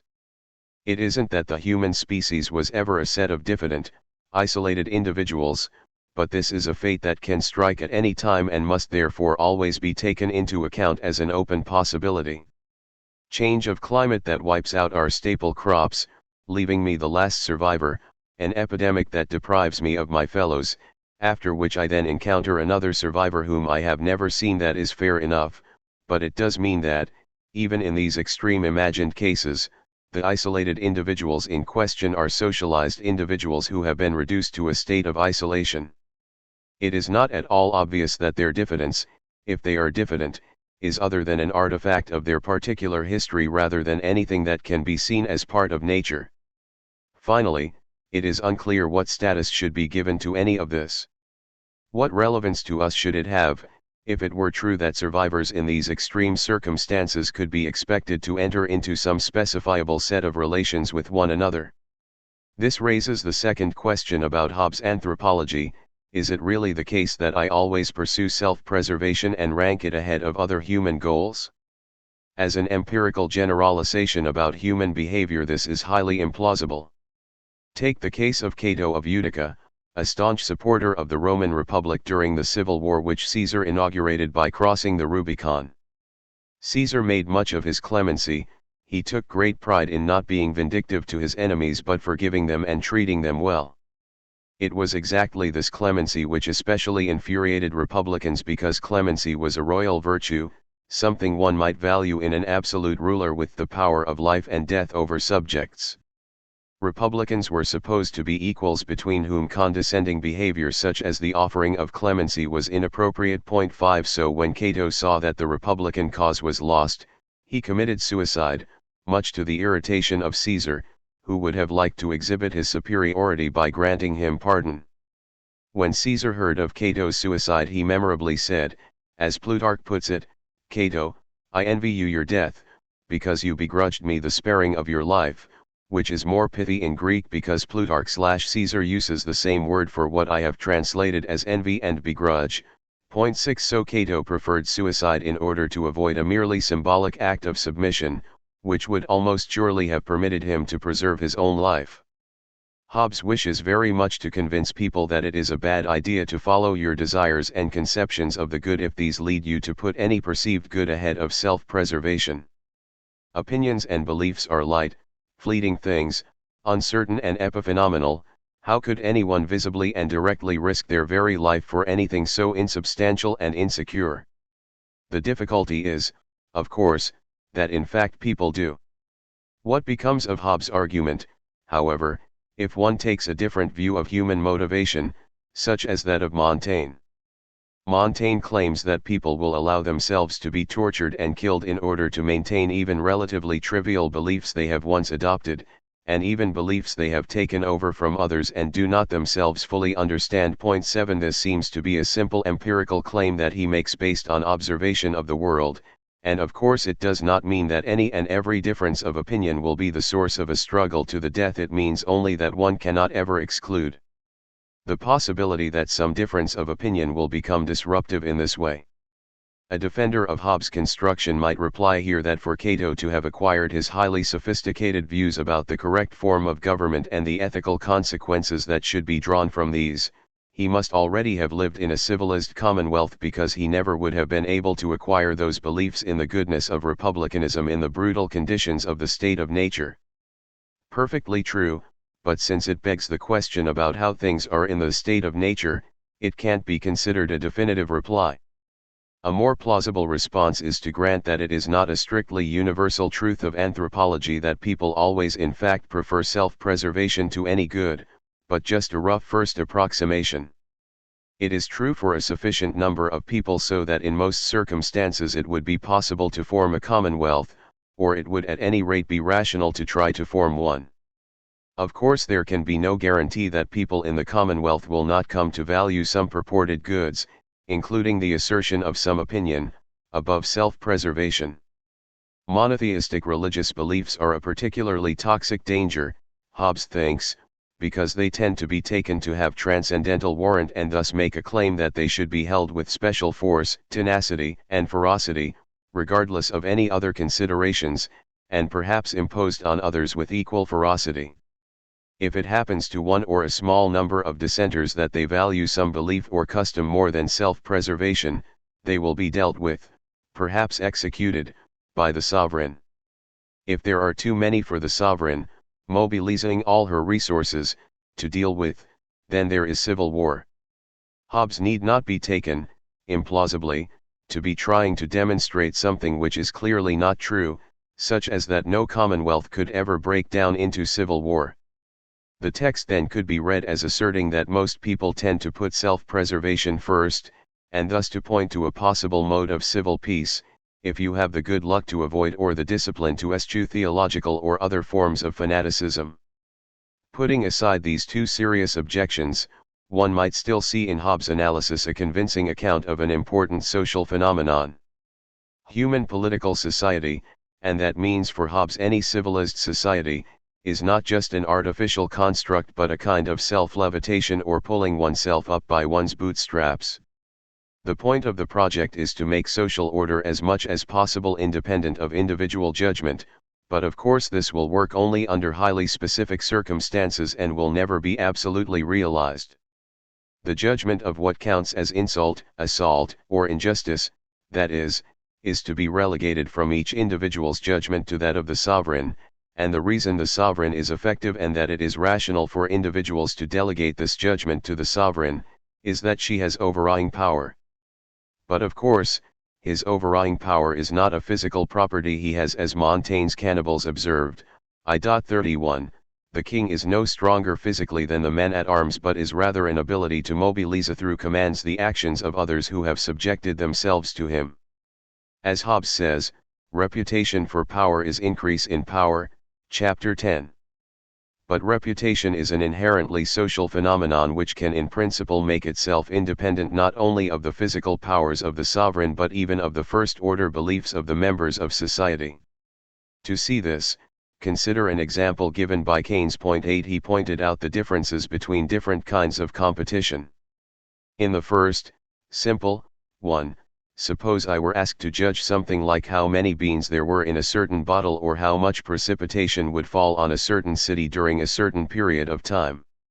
Although there can often be the usual problems of defining terms here, does the city have clear boundaries, there is some sense in which we think there can be an objective answer to this question. In contrast, the second case is one in which I am asked to judge among poems and decide which one is most beautiful. A third possible case is that I am asked to decide which poem is the nation's favorite. Beauty, one might expect, is subjective, a question of individual taste, like the good on Hobbes' analysis. To say that someone or something is beautiful is the expression of a preference rather than a claim about some objective state of affairs. We make this assumption because we have experience of the way in which human taste does vary. There may be some kind of general default preference for regularity and symmetry, but we also know of societies which value precisely the asymmetries and blemishes. Thus it is said that the best haiku are characterized by lack of absolute grammatical smoothness. Beauty spots on human beings were so highly valued in certain places in the late 18th century that people who did not have them would try artificially to produce the effect of having them by the use of cosmetics. We also know that in asking for an overall judgment of something like beauty, we are asking individuals to take account of different aspects, and the weighting individuals will give to these aspects may differ. So you and I may find different poems beautiful. I like Pound's cantos, you prefer a Shropshire Lad. So on Hobbes' analysis the cantos are good, for me, a Shropshire Lad is good, for you. In the absence of some definitive judgment by the sovereign, we may try to resolve this disagreement by discussion between us, but if one of us fails to convince the other to change his or her judgment, there is nothing more to say. In the second case I am asked to judge what the result would be if each person was asked individually about his or her own particular preference, each one voting individually and the preferences then cumulated. Here, I might very well predict that, say, a Shropshire Lad is likely to be voted most beautiful, even though it would not be my preference. I judge this because I think most other people would actually prefer this poem. But if I am asked, as in the third case, to predict the outcome of a contest for the nation's favorite poem, the issue is not which poem I find most beautiful but which one would be judged by most people to be most beautiful. In that case, I am trying to predict not which poem each individual would actually prefer but which poem a majority think most people would prefer. I can, then, end up not merely voting for a poem I do not prefer but voting for one which no one actually prefers, but enough a majority think most others will be likely to prefer. If political power is at all like this, that is, if it is a matter of judging whether most other people will think that most people will obey the sovereign, if that is demanded of them, it has an exceedingly fragile constitution. It depends on the fact that enough members of the society think that enough others continue to authorize and will support the sovereign. If that is the case, the sovereign will be able to repress individual dissidents, otherwise perhaps not. The fragility of the configuration depends on my lack of direct information about others' preferences and opinions in a given case. Hobbes' view about social order and civil society has philosophically the overwhelming advantage that it does not require acceptance of any number of highly problematic, if not outright dodgy conceptions, natural principles of legitimacy, justice, rights, or even notions of the common good. Still, the 21st century has not been kind to him, if only because many of the phenomena that seem to have been most significant in driving action belong to a register that he has particular difficulties in recognizing and accounting for. He was no stranger to religious fanaticism, including religiously legitimate violence against others, but did not seem to have much understanding of martyrdom, the willingness of people to sacrifice their lives for some ideational construct, or of nationalism, including in its racist, ethnic, or religious versions. These are significant limitations. Chapter 7. Hegel. Philosophy, Hegel wrote, was its time grasped in a concept, but it was also inherently retrospective. Point 1. To know your present was to understand it as the outcome of its past. A certain philosophy appeared, then, not as the dawn of new era but when a historical period was drawing to a close, To sum up what it had been. That Plato could write his Republic, the ultimate philosophy of the Greek city-state, was a sign that its heyday was over and that the future belonged to large territorial empires like those of Alexander and his successors and, of course, to that of Rome. This thought was to have long historical legs. Marx believed that if he could get a full and correct understanding of the capitalist economic formation, this could be an important weapon in the class struggle, but he also thought that if he could bring capital to a successful conclusion, the very fact that he had been able to grasp fully what was going on would be a sign that the system of production had entered its terminal phase. Like the Greek polis in the 4th century, it might totter on for a bit, a walking corpse, but the good hoplites which the city-states would still train their young men to be would prove no match for the Macedonian phalanx, just as even the phalanx would be unable to resist the Roman legions. Myth would have it that Hegel had actually been in Jena in 1806 finishing his Phenomenology of Spirit when he heard the cannonade that announced the opening of the Battle of Jena/Auerstedt, in which Napoleon's forces all but annihilated the Prussian army just outside the city. Point 2. That battle, he thought, meant the definitive victory of the French Revolution over the Ancien regime. Not even the Restoration after the defeat of Napoleon and the Congress of Vienna could fully undo this, because in order to succeed the Restoration had been forced itself to adopt, often without explicitly acknowledging it, some of the central principles of the revolutionary project. To be able to compete with the élan of the French citizen armies, the Prussians needed to create something like citizen armies of their own, so they abolished serfdom, began to appeal to patriotism, and in general embarked on a course of action that spelled the doom of any serious form of feudalism. That was the reality of Hegel's present. By the 1820s and 1830s, that was the reality of Hegel's present. The Phenomenology of Spirit is Hegel's first major publication, and it has a somewhat unusual status in the corpus of his work. He describes it as at the same time an introduction to his system of philosophy and the first part of that system. Point 3. The ambiguity involved in this dual focus and dual intention is difficult to grasp and express clearly, so it is necessary to take a step back and embark on what might look like a slight digression in order to understand it. We are familiar from Plato's Republic with the idea of philosophical development and progress. The prisoners in the cave are enthralled to what they take to be common sense opinions about the shadows on the walls. When they begin to engage in dialectical discussion, they are freed from the delusions they have about these shadows, and as the discussion continues, they get a better grasp on reality and on their world. Through a series of rationally motivated transitions, they eventually move up from the cave to a place in which they can see the idea of the good directly and from which they can survey the whole landscape. Now imagine that there could be a similar process of cultural development, from shadowy confusion through a series of steps, each of which is a certain way of organizing social, intellectual, spiritual, and cultural life, and suppose that the sequence, too, could be seen as a progressive ascent toward clarity, self-transparency, and rationality, ending in the developed political and social world of the 19th century. Now imagine further that one could put these two sequences, that of the individual's ascent from common sense to full self-knowledge and philosophical clarity, and that of our culture's ascent to its present fully developed form, in parallel. This is what the phenomenology tries to achieve. I stated earlier that the phenomenology had a dual focus, but it would be more correct to say that it has three distinct perspectives. First, it is as if the phenomenology were the logbook or diary kept by one of those prisoners, describing how she saw the world at each point in the dialectical ascent, how she saw through each illusion, starting with the illusion that the shadows around her were real, and passed through a series of stages. At each stage the prisoner interpreted herself, the surrounding world, and the relation that existed between her and that world in a slightly different way. Second, this diary of discussions and changes of belief is also a history of the cultural forms Western civilization has passed through in attaining its perfect culmination, in 19th century Europe.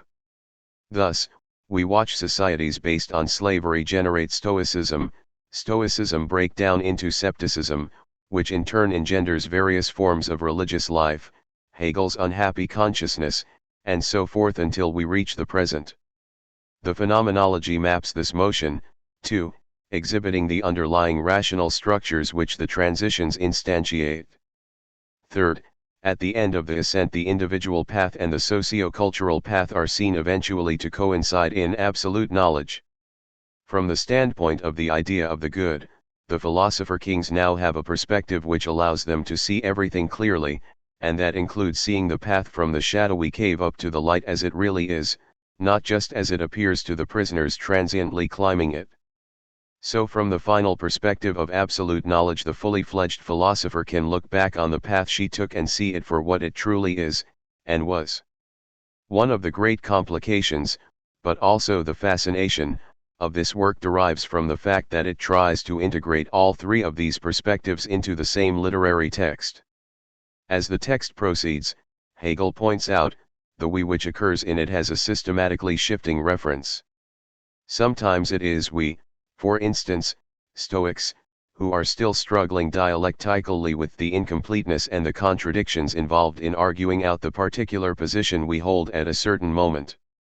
The analysis is, purportedly, from the internal perspective of the Stoic involved in that discussion, what he thinks, how he sees the world, what problems he might see, how he might argue.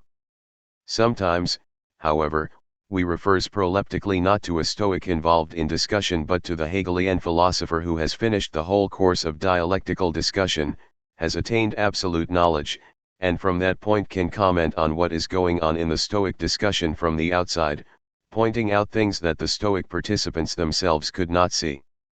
Phenomenology is, then, a literary tour de force which is to be both an introduction to the system and the first part of it.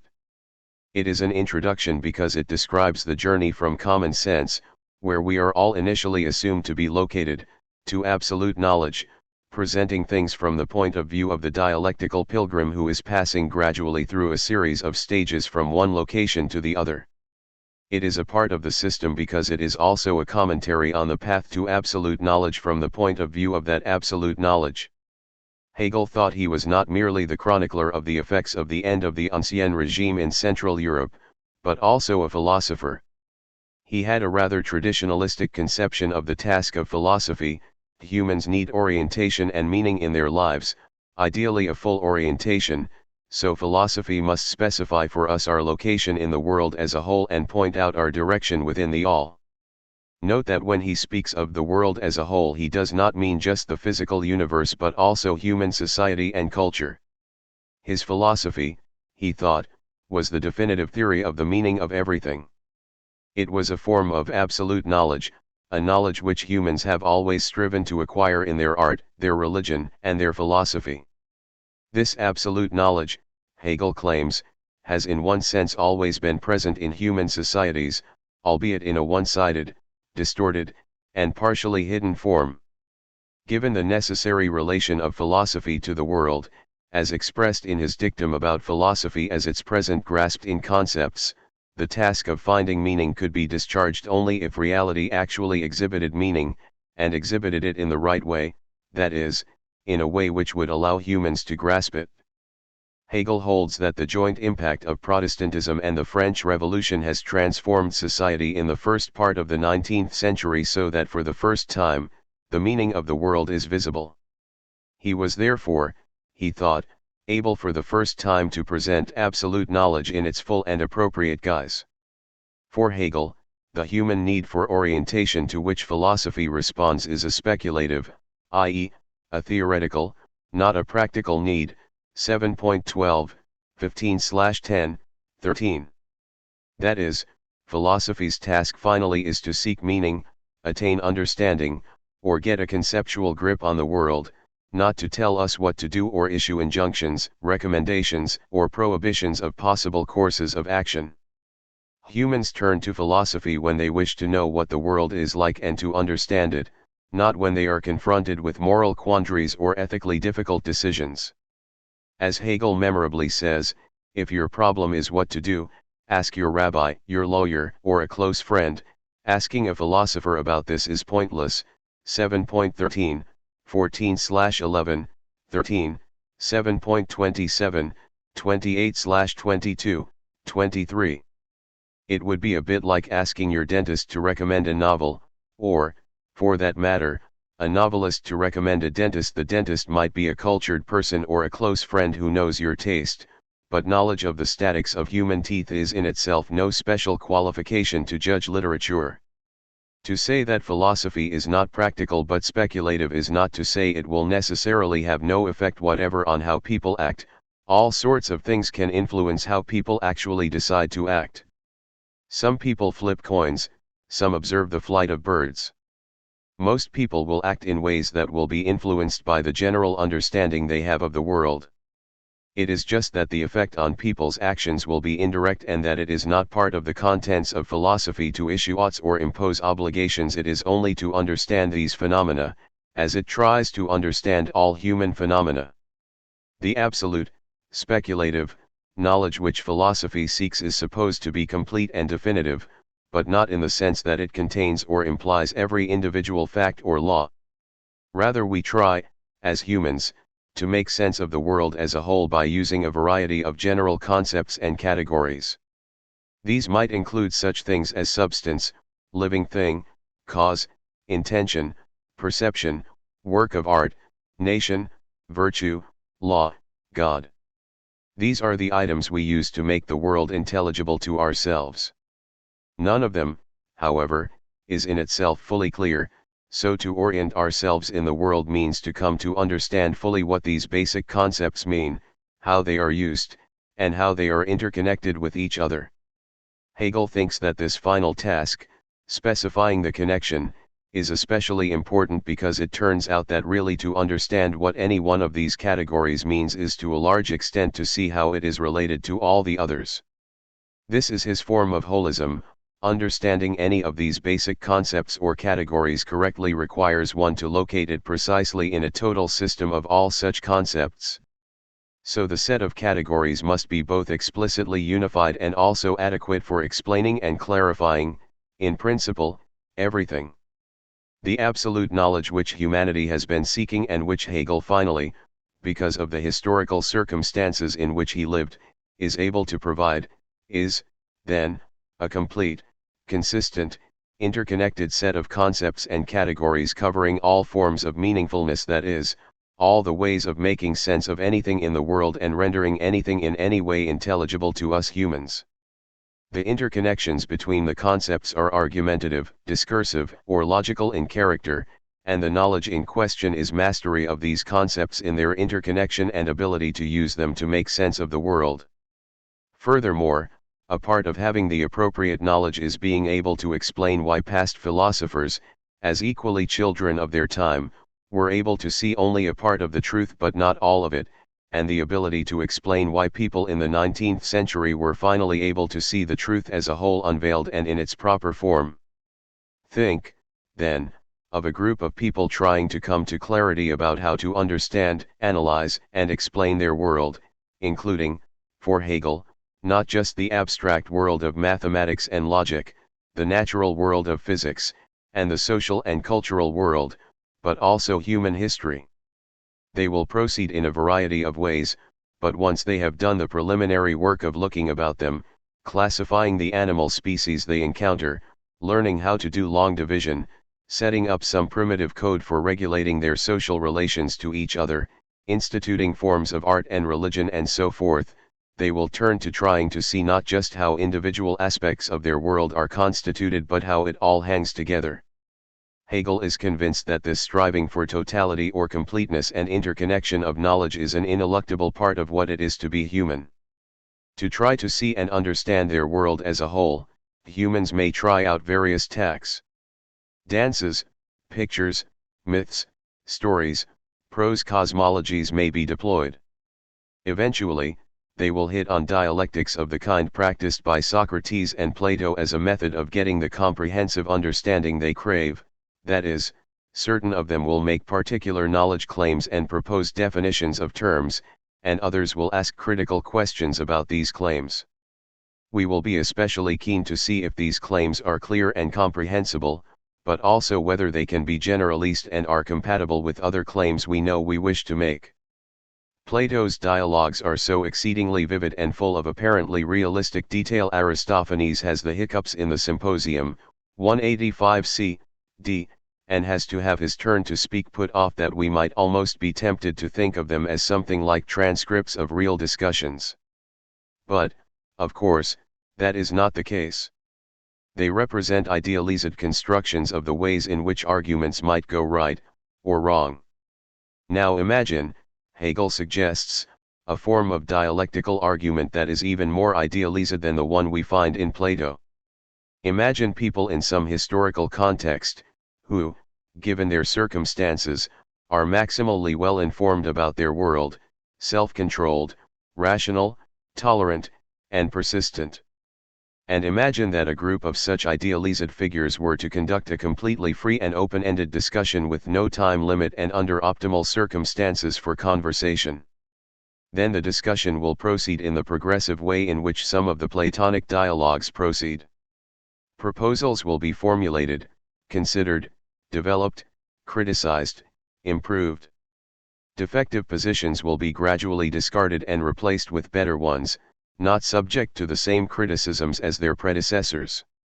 Hegel holds, to be sure, that such a discussion, even in its most highly idealized form, would, if conducted at any time in the past, have come up against certain immovable limits and barriers which no amount of further empirical investigation, ratiocination, or dialectical discussion would be able to do away with. If you live, for instance, in a feudal society, you are never really going to be able to make rational sense of your social arrangements because they are not fully rational.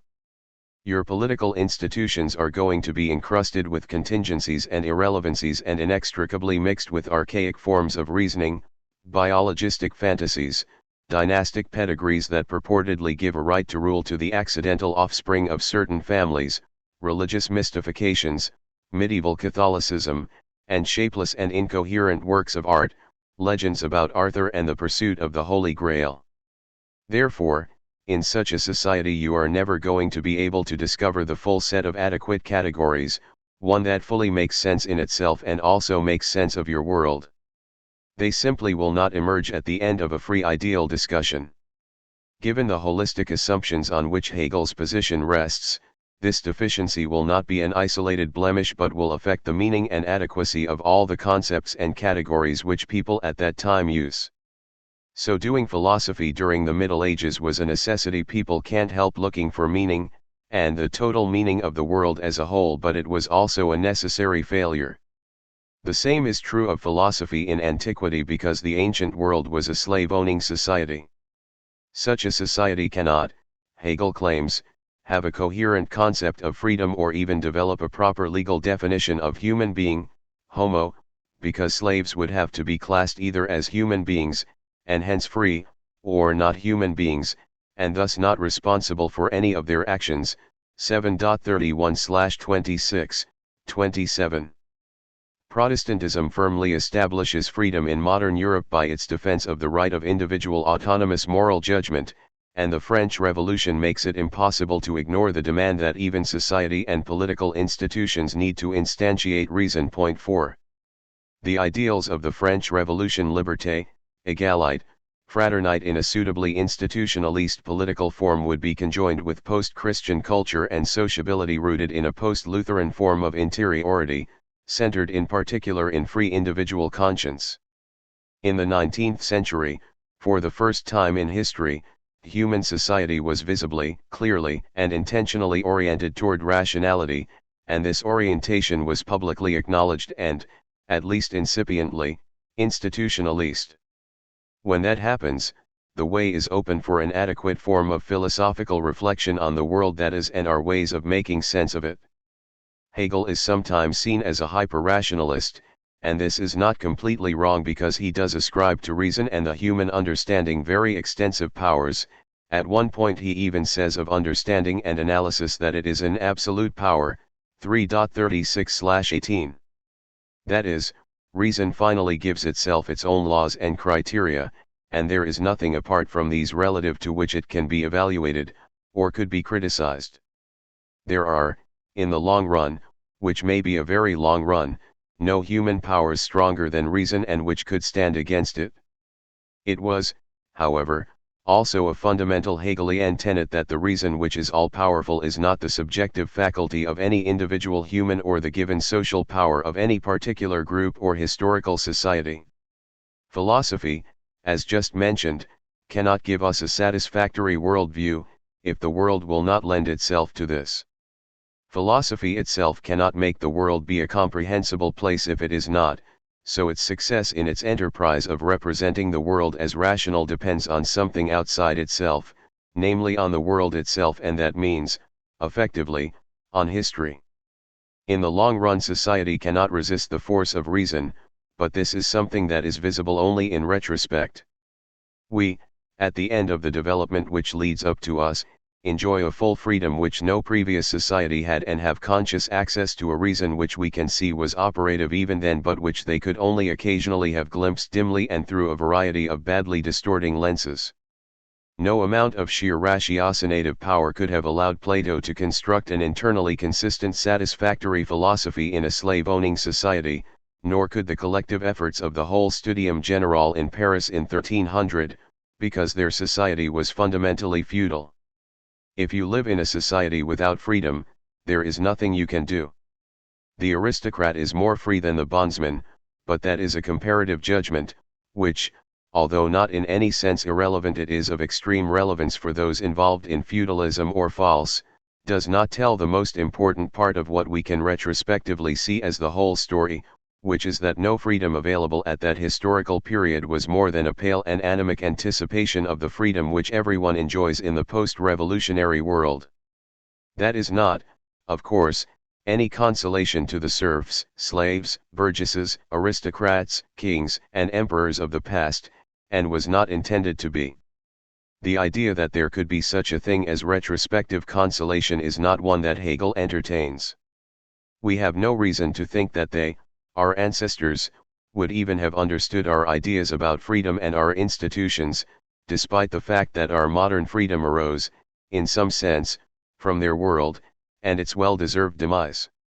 And even if per impossibile they had had cognitive access to the future, to what the endpoint of their history would be, our world, they still had to live then, just as we have no choice but to live now. Hegel does on some occasions speak of his philosophy as the true theodicy 5, but, as we shall see, this does not mean that it gives any past victim consolation, nor does it justify anything either retrospectively or in the present. Hegel, to be sure, is trying to give a universal systematic overview of all human categories and thus needs to find a place for virtually everything, so one would expect discussion of justification at various times. What should strike the reader as significant, however, is the extreme paucity of occurrences of any word that might directly mean justify/justification, Rechtfertigen/Rechtfertigung. It is almost as if Hegel were consciously avoiding this vocabulary. Point 6 The concept belongs originally to the domain of individual human actions to which there are alternatives and which are compared with some kind of normative code which is distinct from them. Then it can be extended in various ways, to the individual human action of holding a belief, then to beliefs themselves which are called justified, meaning a person would be justified in holding them. Eventually, the use of the term could in principle be extended to the actions of what we now call non-natural agents such as corporations, governments, and states, and to such things as codes of behavior or systems of rules, which can themselves be construed as potentially justified or not relative to yet further, more general or more encompassing, sets of laws. To deploy the term justification usefully requires in addition such notions as court, procedures, authority, law, rule, and judgment. In antecedently well-defined local contexts, for instance when dealing with the internal transactions in a chess club or the routine proceedings of a traffic court, these terms all make good sense, and there is nothing wrong with their use. However, to generalize from this and pursue justification or the improvement of systems of justification unrestrictedly and without an awareness of some limiting context which also gives the term concrete meaning is a form of conceptual cancer.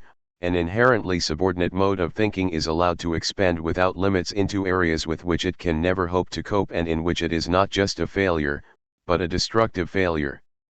The bureaucrat or clerk usurps the function of the philosopher.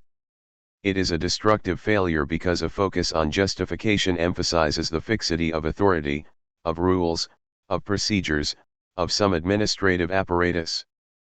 But this is exactly wrong for philosophical or, as Hegel would also put it, rational or speculative purposes, that is, for asking questions that purport to concern the totality of the world, how it hangs together as a whole, and how we should orient ourselves in it.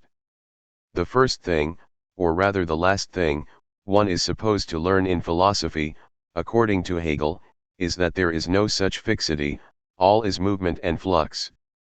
The final image of the true is not that of a series of entries in a bookkeeping system or even of some kind of orderly judicial procedure before the high tribunal of reason, but of a drunken bacchantic revel in which no one is sober. 3.46/27. Such a revel is not completely without order of any kind, but the order it does exhibit is not practically justificatory. All individual forms of authority are dissolved into the universal flux of philosophical concepts, and that flux itself does not have the right format to serve as an authority relative to which justification can be demanded and given, in the sense in which people think they need such an authority and such a justification.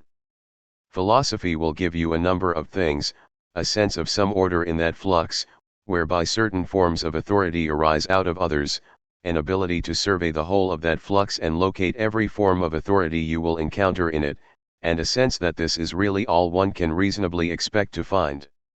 What it will not, and could not, give you is anything at all like the justification or warrant for any individual action or belief. Many philosophers, and non-philosophers too, think or even demand that philosophy must provide firm foundations for existing institutions or a free-floating skyhook from which to hang to justify certain forms of acting, or radically delegitimize others' form of action, which is disconnected from existing institutions. Hegel rejects both of these demands. If you keep the relation between justification and existing institutions tight, you will never get a context-free justification. If you completely untighten the connection of justification from particular, highly specific historical configurations and institutions, you are left with nothing, because the real content of justification lies in the totality of these concrete connections. You may retain a highly abstract and general story about how things as whole in the world in general work and hang together. From such a story, however, nothing in particular about how any individual is warranted to act will follow. Hegel makes great fun of the late 17th/early 18th century philosopher Leibniz, who invented the term theodicy, as the author of what he takes to be one of the greatest absurdities in the long history of ludicrous philosophical misconceptions. 7 Leibniz thinks that God has before him an abstract space of possibilities and, within that, subspaces of possibilities that can be co-instantiated, that is, realized in the same possible world. From among these he chooses the best and creates our world. We can discover that the world we live in is the best of all possible ones.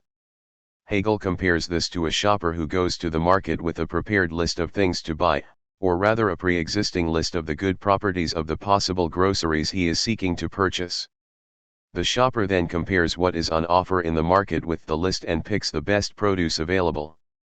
Hegel thinks that if anything like a God really did exist, the one thing that is clear is that his relation to the world could not conceivably be anything like this. Many contemporary philosophers have compounded the absurdity by trying to run a similar theory of possible worlds without a deity. The idea of a God in his study trying to decide what would be good, or at work on a list or code or protocol before creation, is a Bronze Age fantasy, no matter how sophisticated its elaboration.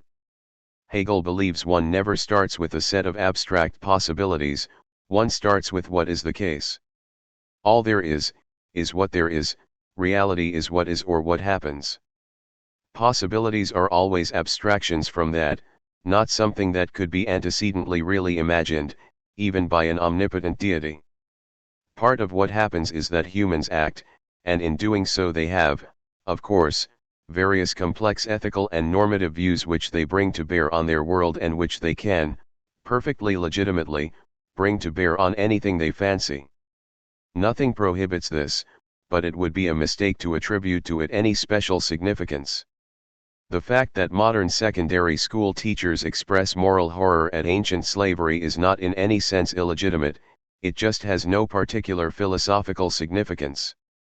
That I or anyone else has this moral reaction is also a possible subject of speculative understanding, but that won't justify anything.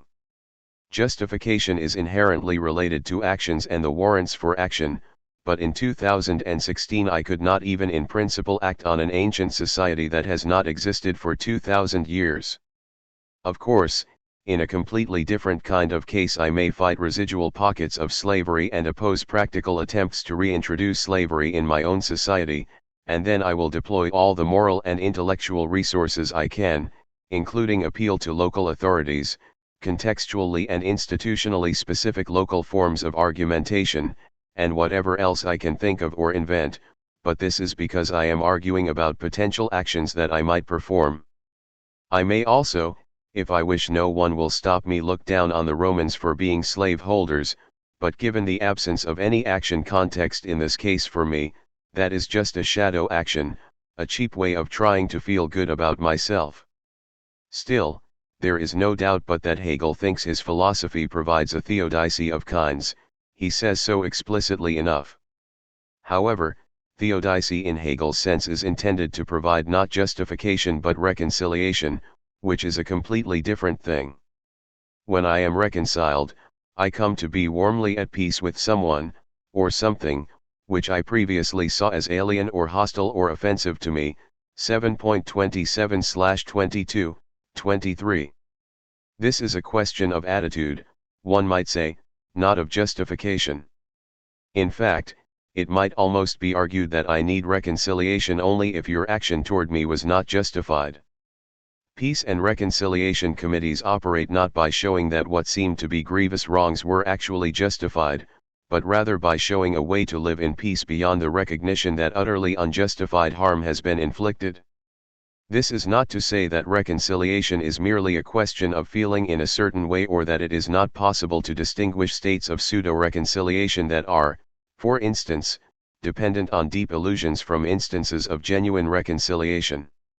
Hegel's whole work, as it were, is one huge attempt to give a highly detailed but also highly contextual way of making exactly this distinction. It is also not, obviously, that being reconciled, or not, will have no effect whatever on human action, but its effect will be so highly mediated and dispersed that it will not be possible to connect it with any one specific course of action in the way justification requires. Recall, finally, that for Hegel reconciliation can be accomplished not just by philosophy but also by art or religion. Sculpting, exhibiting, and revering a statue of the Greek god Apollo, which represents him not as a jackal-headed monster but as a beautiful human being, is not giving a justification, in any interesting sense, of any particular form of social organization or politics, and certainly is not a justification for a specific course of action, but it is an instance of reconciliation. To speak of some absolute justification is to compare some individual act with a normative standard of some kind which is in principle completely distinct from it, otherwise it is circular. But where would a standard that is independent of the world as a whole come from, and what could its standing be? I could use my own puny moral conceptions, and no one can stop me from doing this, but I am not foolish enough to take them to have any global or absolute standing.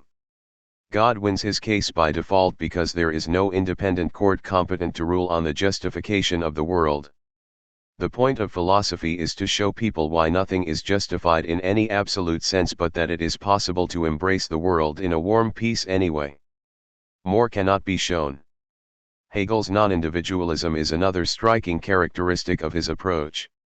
Reason never occurs or is operative except through individuals, that is true, but it can also never be fully grasped from the point of view of the individual alone, and it certainly cannot be understood from the perspective of individual psychology. If one lives in a society like that of Europe in the 19th century, in which the dialectic does operate fully and successfully, one can even idealize this dialectic in a way that allows one to dispense with the idea that the dialectical discussion is being conducted by two distinct humans at all. To the extent to which a philosophical discussion, say, the discussion of benevolence, becomes more fully rational, the individual personalities of the people involved in the discussion matter less and less. In the ideal case, one thought and consideration will follow another in the same order, no matter who the discutants are. So actually it is as if the thought/concept itself were moving in discussion, developing itself, exhibiting its internal structure, even criticizing itself by raising the obvious objections that arise, transforming itself. This won't happen unless humans are actually present discussing, but they, as potentially idiosyncratic, potentially irrational agents, are irrelevant to the structure of what is happening. That structure is, if one wishes to use this terminology, objective. To take part in a philosophical discussion means not simply to be engaging in expressive behavior but trying to be rational, to present one's position as rationally acceptable and therefore as potentially criticizable. This is true even if one does not know in advance what reason might require. In fact, the most important part of a philosophical discussion is that, if it is properly conducted, as positions are discussed, criticized, and modified, at the same time the standards of rationality by which they are discussed, criticized, and modified themselves are clarified and improved. So no one in a real discussion can know antecedently to what she is committed by virtue of proposing a philosophical view. In the discussion, she finds out. All of this, however, can be construed as part of the inherent motion of the concepts involved. In the canonical form of Hegel's philosophic system, as expounded, say, in the science of logic, the dual perspective of the phenomenology is no longer needed, nor would it be appropriate, and the concepts and positions are construed in such a way as to abstract from any particular agent who might propose them in discussion and are presented as objectively fully self-moving. Hegel's non-individualism has another aspect. Individual psychology plays a remarkably subordinate role in his philosophy. For Hegel, I am not essentially a biological individual or an individual with consciousness and other psychological powers or one who entertains propositions or has the capacity to reason, rather I am spirit. Spirit is a technical term that Hegel uses which refers neither exclusively to an individual nor to a group. He thinks this concept holds the key to understanding why his philosophy is different from all philosophies that went before. Previous philosophies were one of two types. One type was metaphysical. The metaphysician studied external objects in the world and their properties and tried to explain everything in those terms. The kind of things which previous philosophers recognized as an object got more and more sophisticated over the centuries, but their view was always some more or less complex development of the idea that an object was a, relatively, unchanging thing or substance that maintained its identity despite changes in its properties. The cat remains the same cat, even if her properties change. She loses her hair, she is in a fight and returns with a nicked ear, she gets pregnant and bears a litter of kittens. The other type of philosophy was basically epistemological and was focused on the individual human subject and its modalities, especially consciousness and knowledge. Philosophers of this type didn't study objects but human processes of knowing. The basic question is not what is there and how does it work? But what can we know and how do we know it? Hegel thought each of these kinds of philosophy was bound to end in a cul-de-sac. No metaphysician could ever really give an analysis of the basic phenomena of human subjectivity by studying what things there are in the world. There could be no metaphysics of consciousness, of the human subject, or of knowledge. The second type of philosophy gets nowhere because once one starts from and focuses exclusively on the individual human consciousness and its modes of operation, and treats this as if it was an autonomous domain to study, one will never get out again to the real world.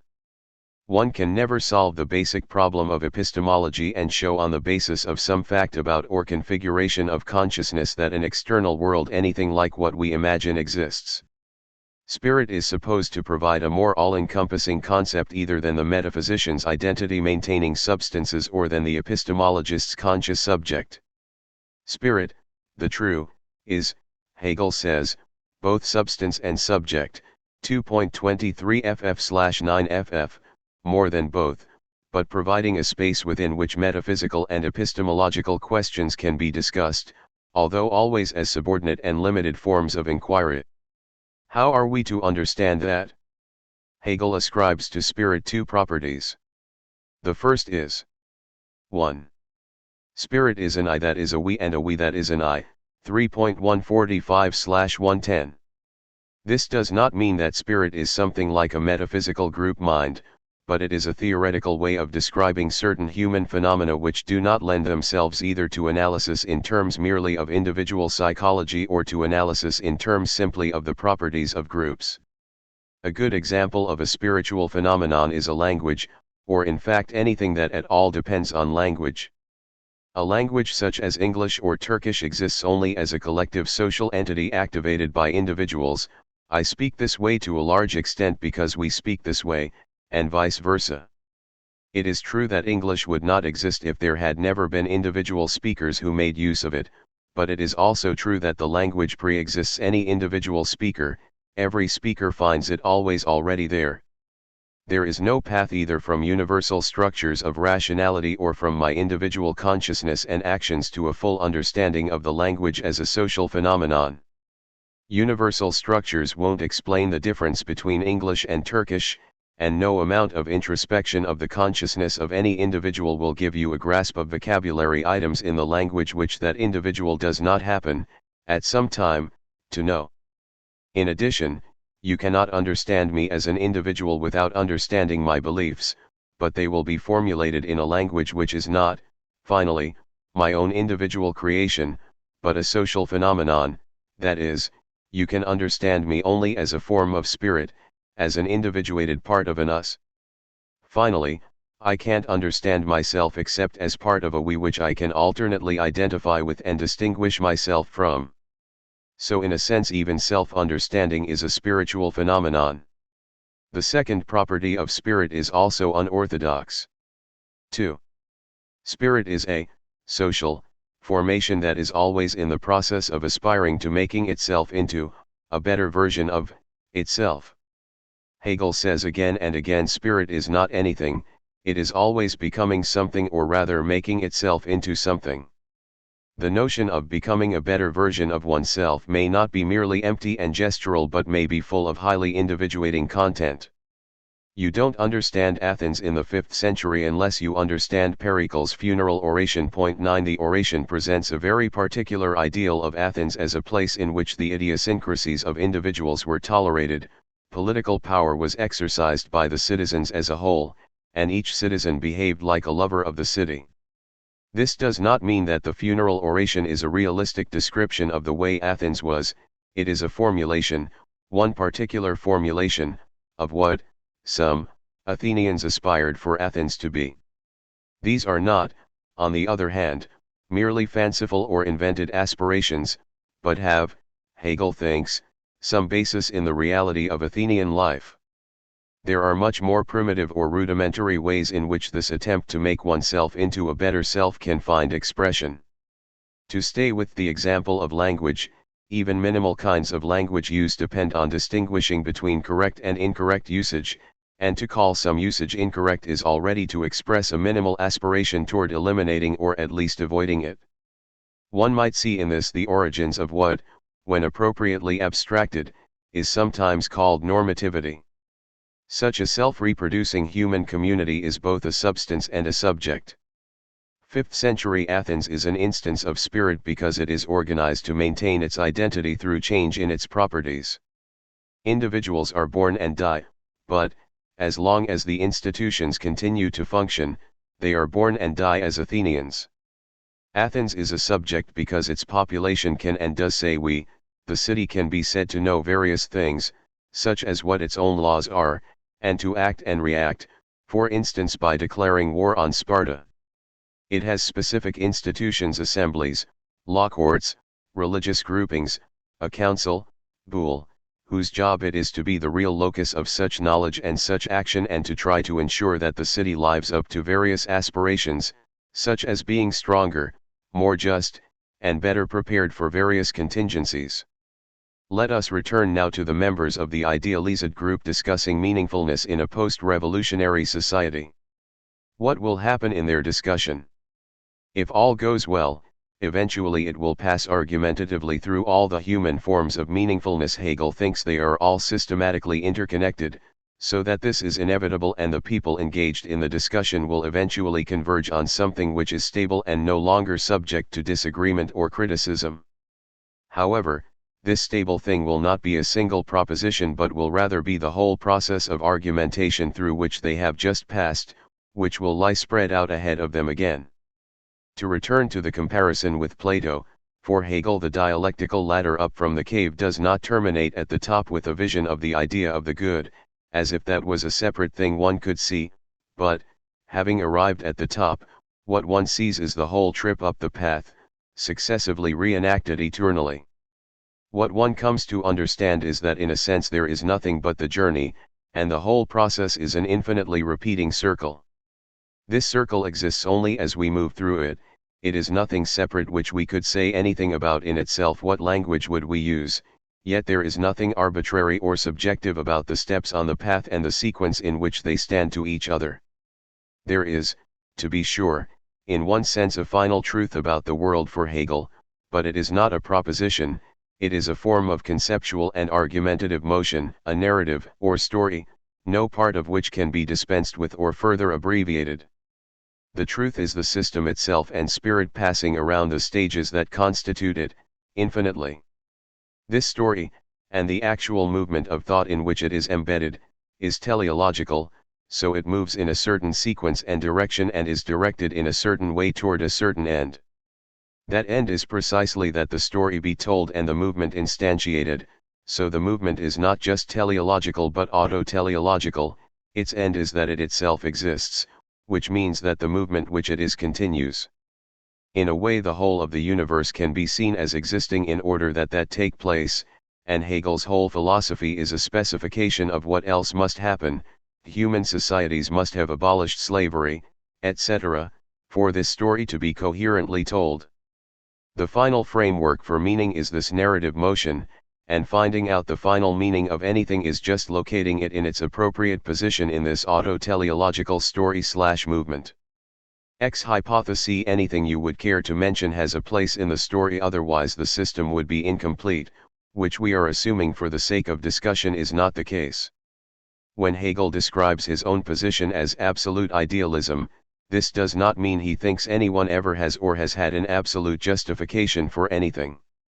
Rather, absolute idealism asserts, roughly, that anything/everything can be idealized, that is, comprehended as part of a systematic whole, which is the autotelic motion, the telling of the universal narrative story which was just described. This does not mean the external world does not exist or is some kind of mere simulacrum. That is a completely different kind of claim, and one that it would never enter Hegel's mind to make in his own name. Absolute idealism, as a form of speculation, comes precisely to the conclusion that absolute justification, in any recognizable human sense of justification, does not exist. Earlier I mentioned that moderns find it hard to follow Hegel into a way of looking at the world that eschews using concepts like justification, and I suggested that there might be something discreditable about this. We find it hard when living in a world that is as deeply unsatisfactory as ours is, to give up the feelings of vindictiveness or of Pharisaic self-satisfaction which the use of the apparatus of justification legitimizes. If Hegel is right, and our world is as it is, then we are as we are able to be, and there is nothing inherently discreditable about finding this hard. The question remains whether, having read the phenomenology and observing the world around us, we do not find ourselves motivated to change it. Chapter 8. Nietzsche. Although Nietzsche would not perhaps always have been pleased to see it presented in this way, his basic project, as he recognizes, is a variant of Christianity, a religion which he interprets, in turn, as a slightly debased form of Platonism, Platonism for the common folk. Point 1. If Christianity purports to be a religion of universal, unconditional love, Nietzsche in his account of it puts emphasis on two other of its properties. First, Christianity has been peculiar in its commitment to what it calls the truth. This, Nietzsche claims, is originally a moral demand for truth-telling, that is, an injunction that I not lie to anyone else, then this becomes a demand that I not lie even to myself, and finally an increasingly stringent demand actively to search out the truth, KSA 5.395-401. Given that the truth is usually uncomfortable for us, Nietzsche sees this first strand of Christianity as rooted in a form of asceticism and active preference for that which is painful and rebarbative, KSA 5.339-367. The second important feature of Christianity is its cultivation of an ethos of introspection, KSA 5.408-411. It eventually comes to be the home of a very strict practice of psychological analysis and interpretation. The good life for the Christian is not one in which people merely perform external acts of a certain kind, but one in which they act out of the motive of sheer love. As finite, non-divine creatures, we are never in this life going to be able to instantiate fully that absolute love, but it is important for our spiritual progress that we become as clearly as possible aware of our failings in this respect. It is, therefore, understandable that Christianity encourages an increasingly and relentlessly exacting and minute self-examination of our internal psychological states. Nietzsche, who sometimes liked to pose as a master psychologist too, is the heir of this aspect of Christianity, and when he describes himself as not a man but dynamite, KSA 6.365, he is referring to the fact that the truths he propagates are particularly irritating, disruptive, and destructive, in one sense a veritable feast for the ascetic. What is wrong with Christianity is that it has become massively implausible in the modern world.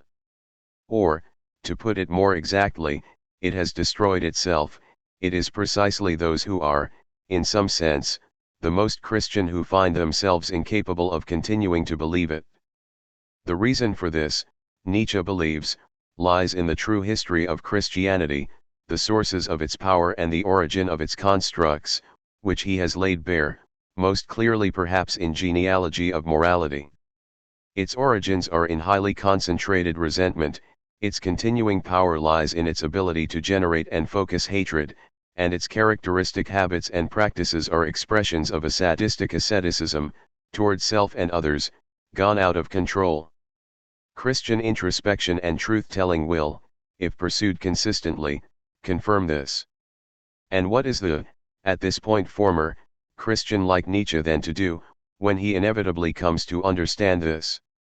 Simple continuation of the usual practices and beliefs, once they have been seen through as devastatingly as this, does not seem to be possible except perhaps for some few exceptional people who are absolute virtuosi of ascetic self-hatred and cognitive quick-footedness, say, Kierkegaard. So although it is not completely false to say that Nietzsche thinks he has refuted Christianity, this is also not really the way he would think about it. The reason for this is that Christianity is not primarily a sequence of propositions, rather it is a historically complex conjunction of habits, dispositions, beliefs, values, and practices which is directed at giving structure to human life and dealing with some of its less palatable aspects. So the question is less, is it true? Then does it work? Will rustling your rosary beads calm you down? Will communal singing, snake handling, and speaking in tongues cure your inner demons? Nietzsche thinks that it worked rather well for almost 2,000 years and that perhaps it still works for the odd anchorite, member of an isolated farming community, vagrant, deviant artist, infant elitist adult, or religious eccentric. I described Nietzsche's project as a variant of Christianity. He would probably prefer to call it a form of overcoming Christianity. Well, isn't Christianity itself all about overcoming? I suggest that we think about Nietzsche's overcoming of Christianity along three dimensions, corresponding to the three dimensions of the Christian construction. Instead of universal love, Nietzsche aspires to unconditional affirmation. Then he wishes to distance himself from the excessively ascetic Christian conception of truth and truth-telling. Finally, although one must admit that this is the least clearly articulated position of the three, he certainly wishes to break with the Christian ethos of introspection. Let me start the discussion with truth. Nietzsche thought there was something problematic about the facile way in which philosophers and ordinary people spoke about the truth. Some people have taken to attributing to him rather spectacularly implausible views, such as that there is no such thing as the truth, there are no truths, or there are no facts. Consequently, science is nothing but a huge delusion, and in the realm of beliefs anything goes. These views are so incoherent and yet remain so firmly rooted in the minds of some readers that it might be worthwhile to try to lay them to rest. There is a certain philosophical interpretation of truth, facts, science, and for that matter knowledge, which eventually goes back to Plato, but after 2000 years it has also deeply impregnated our common sense, which Nietzsche is keen to deny. However, to reject a philosophical theory of some concept or phenomenon is not necessarily to reject the concept or claim that the phenomenon does not exist.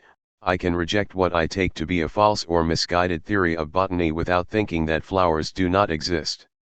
I can also reject the phlogiston theory of burning without denying that burning takes place. This now common philosophical view which Nietzsche rejects is one that is deeply committed to a series of sharp distinctions between truth and mere opinion, fact and interpretation, science and uncontrolled belief formation, and knowledge and speculation. It is also committed to the view that without continual surveillance of the border and sharp enforcement of these dichotomous distinctions, there can be nothing but cognitive chaos in our world. The structure of inquiry, constatation, hypothesis formation, confirmation, and evaluation that constitutes science must in particular also be kept rigidly distinct from the domain of the emotions, all voluntative phenomena, and the interpretation of results, example in the light of human needs and interests. Truth and the will belong to different domains entirely, and only confusion can result from failing to keep the truth insulated and hermetically closed off from all forms of volition and evaluation. Finally, the correspondence theory of truth claims that truth is to be construed as the correspondence of a proposition with the facts of the world. Nietzsche is not the only philosopher to find at least some elements of this analysis unconvincing, and he rejects it fully. Truth, he believes, is better understood as the pendant of a will to truth which operated under historical circumstances that could be analyzed and, if it was so analyzed, would be seen itself to have a history. Truth did not grow on trees, it had to be discovered, and that meant there had to be a will to truth which pursued and discovered the truth and which itself therefore deserved investigation. This will to truth developed historically in different ways. None of this in any way implied that truth was just something made up by an arbitrarily operating form of human volition, although, as we shall see, it did perhaps mean that there was no interesting philosophical analysis that one could give of the concept of truth in the abstract, such as the correspondence theory. Nietzsche was far from thinking that there were no such things as facts. On the contrary, he thought the acquisition of a sense for the facts was one of the most precious, and the latest, of human achievements, KSA 6.247-248. Nevertheless, he also thought that, although it might be perfectly appropriate to distinguish fact and interpretation sharply in certain well-defined research contexts, this distinction could not sensibly be absolutist and construed in the fundamentalist way which some philosophers proposed. There were, of course, facts, but no facts that were inherently and absolutely devoid of all interpretation. The idea of a bare, completely uninterpreted fact did not make sense. So the correspondence theory of truth is either false, if it presupposes the existence of uninterpreted facts, or tautological, if fact and interpretation can never be cleanly separated once and for all. There are three issues here, different contexts in which truth arises as a problem and in which it must be treated. First, there is the question about truths, with a small t, that is, garden variety statements about the world which are significantly strongly warranted and deserve to be affirmed. Do such statements exist, and are they distinct from non-truths, or is everything simply a matter of opinion, with no opinion having any priority over any other? The answer to this is, for Nietzsche, patently yes, they do exist. These truths include such statements about trivial matters as it is now raining, rather than sunny, Jane has just struck John a blow to the head, rather than the other way around, Tabitha prefers parmesan to cat food, although it is not good for her, but this codex reads est, not esset. They may also in principle include in some contexts such statements as the barometer has fallen, this metal has a tensile strength of, this has a positive electrical charge. One might also speak of the facts, although one must add sotto voce the facts as appropriately interpreted. How much does the sun need to shine for the day to be sunny? Is sunny/raining really the only alternative? Have you ever been to East Anglia? What with perfect justice function as facts in some contexts can be, and in some other contexts ought to be, unpacked so as to reveal the interpretations with which they are associated. How much sun makes a day sunny? This does not imply that there is no sense in which the facts of the case exist or that one's cognitive relation to the world is completely indeterminate or random. That we don't know how much sun is required to call the day sunny does not imply that one might just as well believe that Pontius Pilate composed La Belle Hélène as that Jacques Offenbach did. Interpretation, for a philologist trained in the 19th century discipline, as Nietzsche was, does not mean simply making something up or complete laissez-faire. The philologist tries to develop well-judged interpretations, not to speak at random. What counts as a well-judged interpretation is a complex matter, and there is probably no interesting general theory one can give which will allow one simply to decide in a mechanical way which of two interpretations is better. Again, context is all important, and the contexts will contain local criteria by which such judgments can be made and also, in propitious circumstances, will be open to general reflection and criticism which may permit these local criteria to be improved. And, of course, one can discuss what improve means in the specific context. None of this means that all interpretations are equally well judged. So to say that the facts exist only as interpreted is a rejection of certain forms of naive realism, that is, it is a claim only that the form of determination of the facts is more complicated than everyday awareness, and certain philosophers who orient themselves too closely on it, recognizes.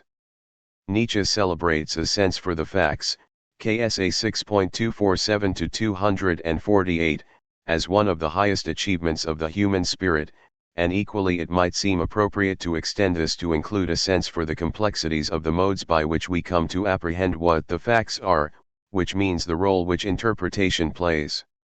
That is the first of the three kinds of discussions of truth.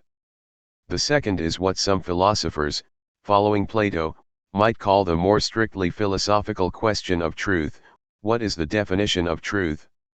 Is it, for instance, the correspondence of proposition to reality? Or is it to be defined in terms of the internal coherence of a maximal set of beliefs? Or should we have a pragmatist theory of truth? Or does Nietzsche perhaps hold none of these but have a new theory of his own? Even a cursory reading of any one of the works of Nietzsche's maturity, particularly Genealogy of Morality, should suffice to indicate to the reader that Nietzsche does not propose to answer this question but rather wishes to destroy the complex of assumptions which one must make in order for the question to be at all a sensible one to raise. The usual approach assumes that associated with each linguistic item, such as temperance, knowledge, beauty, truth, there is a single abstract property which has an essence.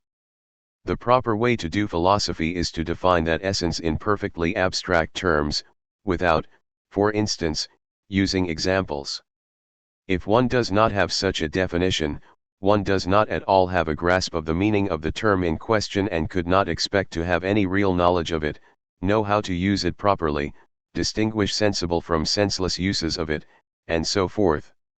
In one of his later works, The Twilight of Idols, Nietzsche speaks of Egyptianism as a characteristic vice of philosophers, KSA 6.74-75. The idea here is that philosophers begin to work by draining the blood and vitality from concepts and mummifying them. They do this particularly by extracting the concept in question from history and construing it as unchanging and abstract. The Platonic mode of operation described earlier, with its emphasis on definition, is an essential part of the preparation and mummification process.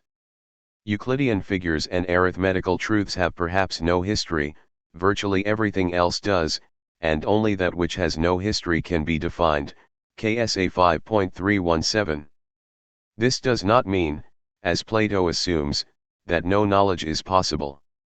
Perhaps to reject Plato means to admit that no certain knowledge is possible, but then could it not be the case that this is the right conclusion to come to?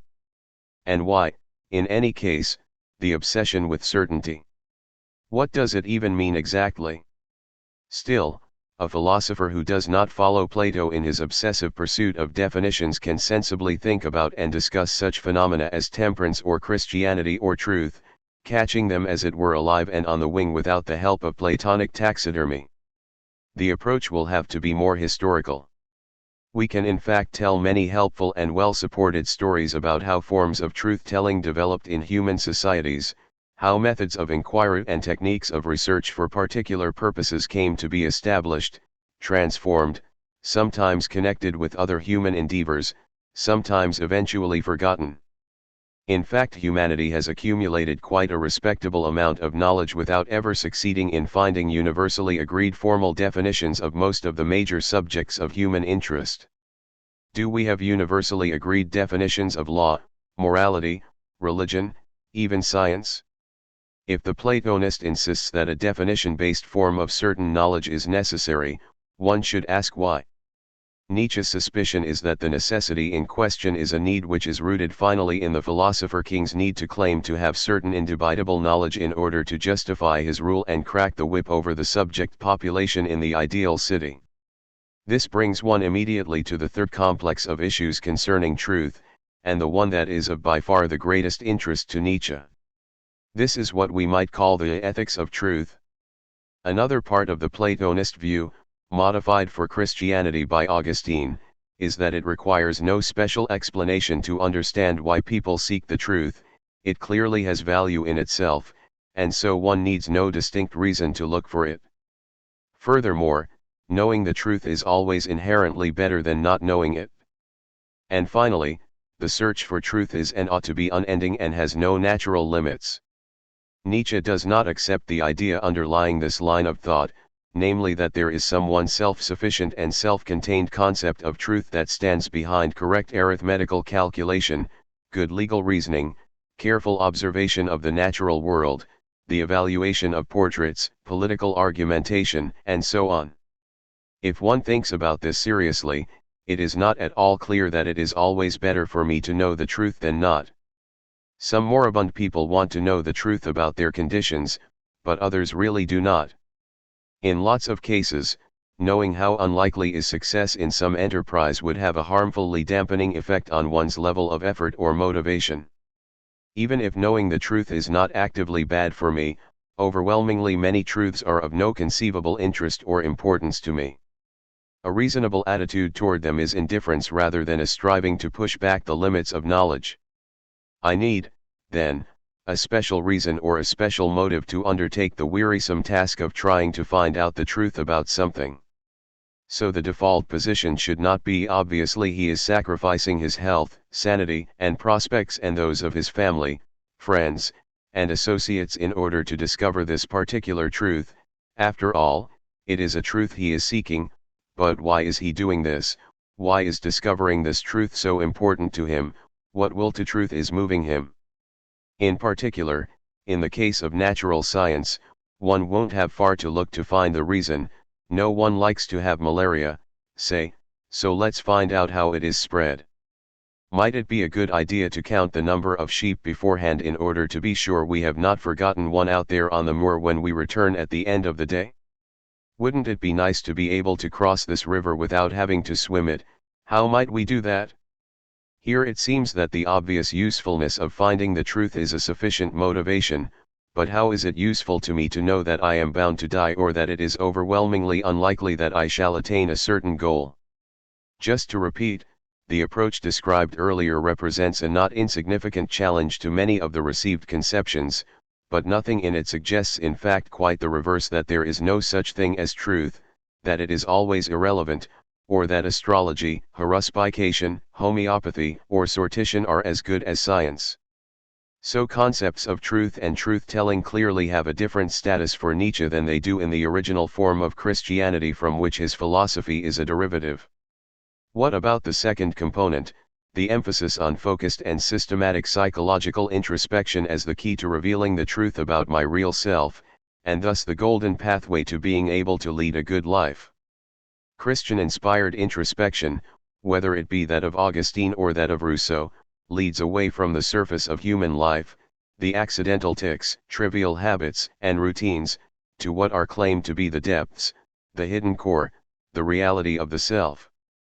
It is a movement from the superficial to the profound. Nietzsche, however, sometimes shows distinct signs of being allergic to profundity.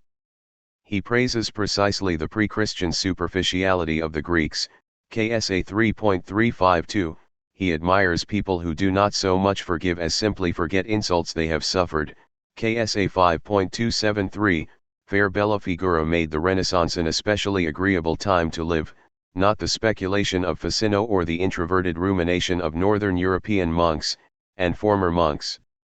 His Ecce Homo, with its extensive discussion of his life by reference to his preferred diet, the landscapes he loves, and his favorite meteorological conditions, is about as far from Augustine's account of his life in the Confessions as it is possible to be, KSA 6.264-308. Nietzsche's attack on the idea of profundity extends to the associated ideal of authenticity. People's relation to themselves is, in reality, according to Nietzsche, one of construction. The idea behind the search for profundity is that the further down into ourselves we go, the more we will find our elemental real self, and the demand for authenticity is the imperative that we express on the surface in all our actions, and perhaps especially our speech, the real self beneath it all. The face we turn to the world should be the one that reveals our true self, not a mask. What if the further down we go, the more we reach not any kind of primordial unified self but simply the realization that any unity we might have resolves into bundles of disorganized and shifting, potentially, and actually, conflicting impulses, that is, into a Typhonian mess that is not a self at all. There are two dimensions to Nietzsche's antipsychologism. First, if you conduct introspection systematically and relentlessly, you will eventually discover only a mass of constantly shifting, at best, partially ordered impulses. The more you reflect, the more any kind of psychic unity or substantiality will dissolve in your hands. Second, masks and the cultivation of masks can be as important as the study of the face beneath the mask, if indeed there is a face beneath the mask. As an opponent of the ideal of authenticity, Nietzsche is positively disposed to the wearing of masks.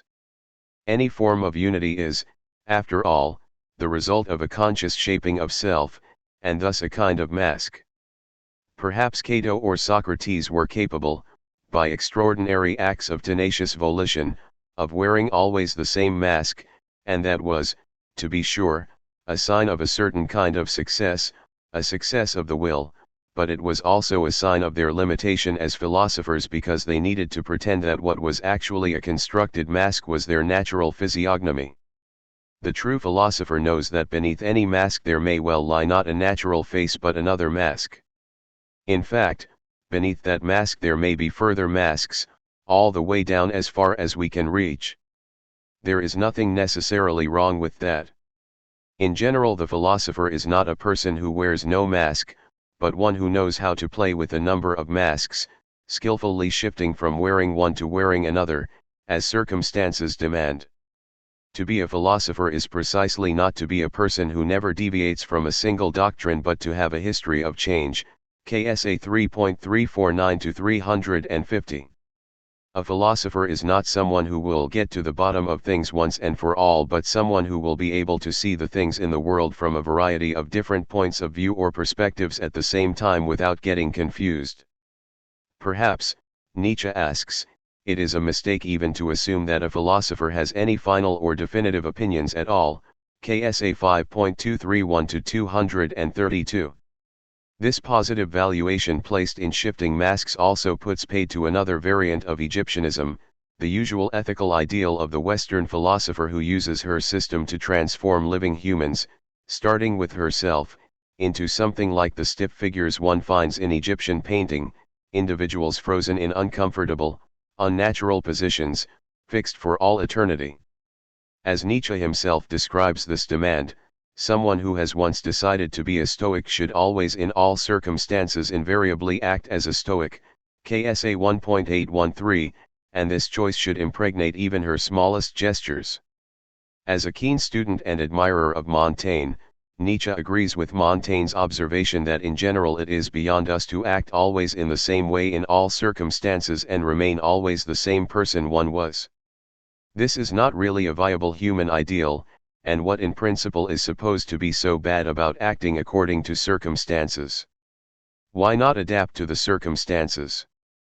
Why should not skill in adapting be as highly valued as rigid consistency of belief and action in all circumstances?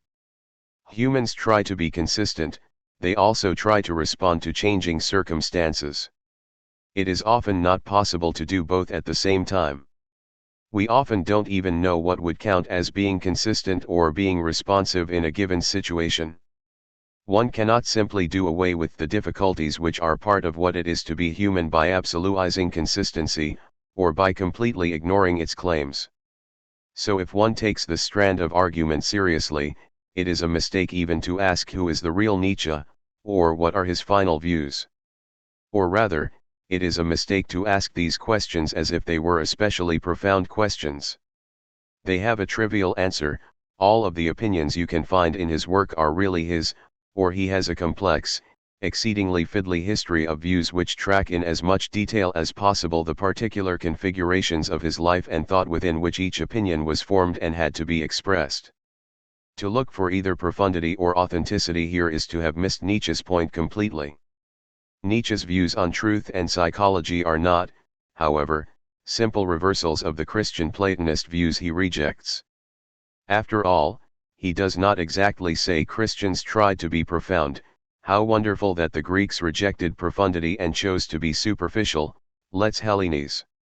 Rather what he says is that the Greeks were superficial, and this superficiality arose out of their profundity.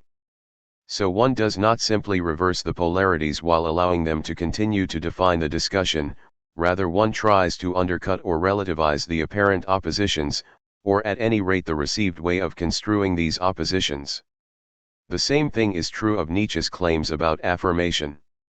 The official view, and one that a careless reader will almost surely attribute to Nietzsche after reading Genealogy, or indeed any works of the mature period, is that the world is to be divided up tidily into yesayers and naysayers, affirmers and deniers, of life, people who are essentially active and creative and those who are reactive and sullen.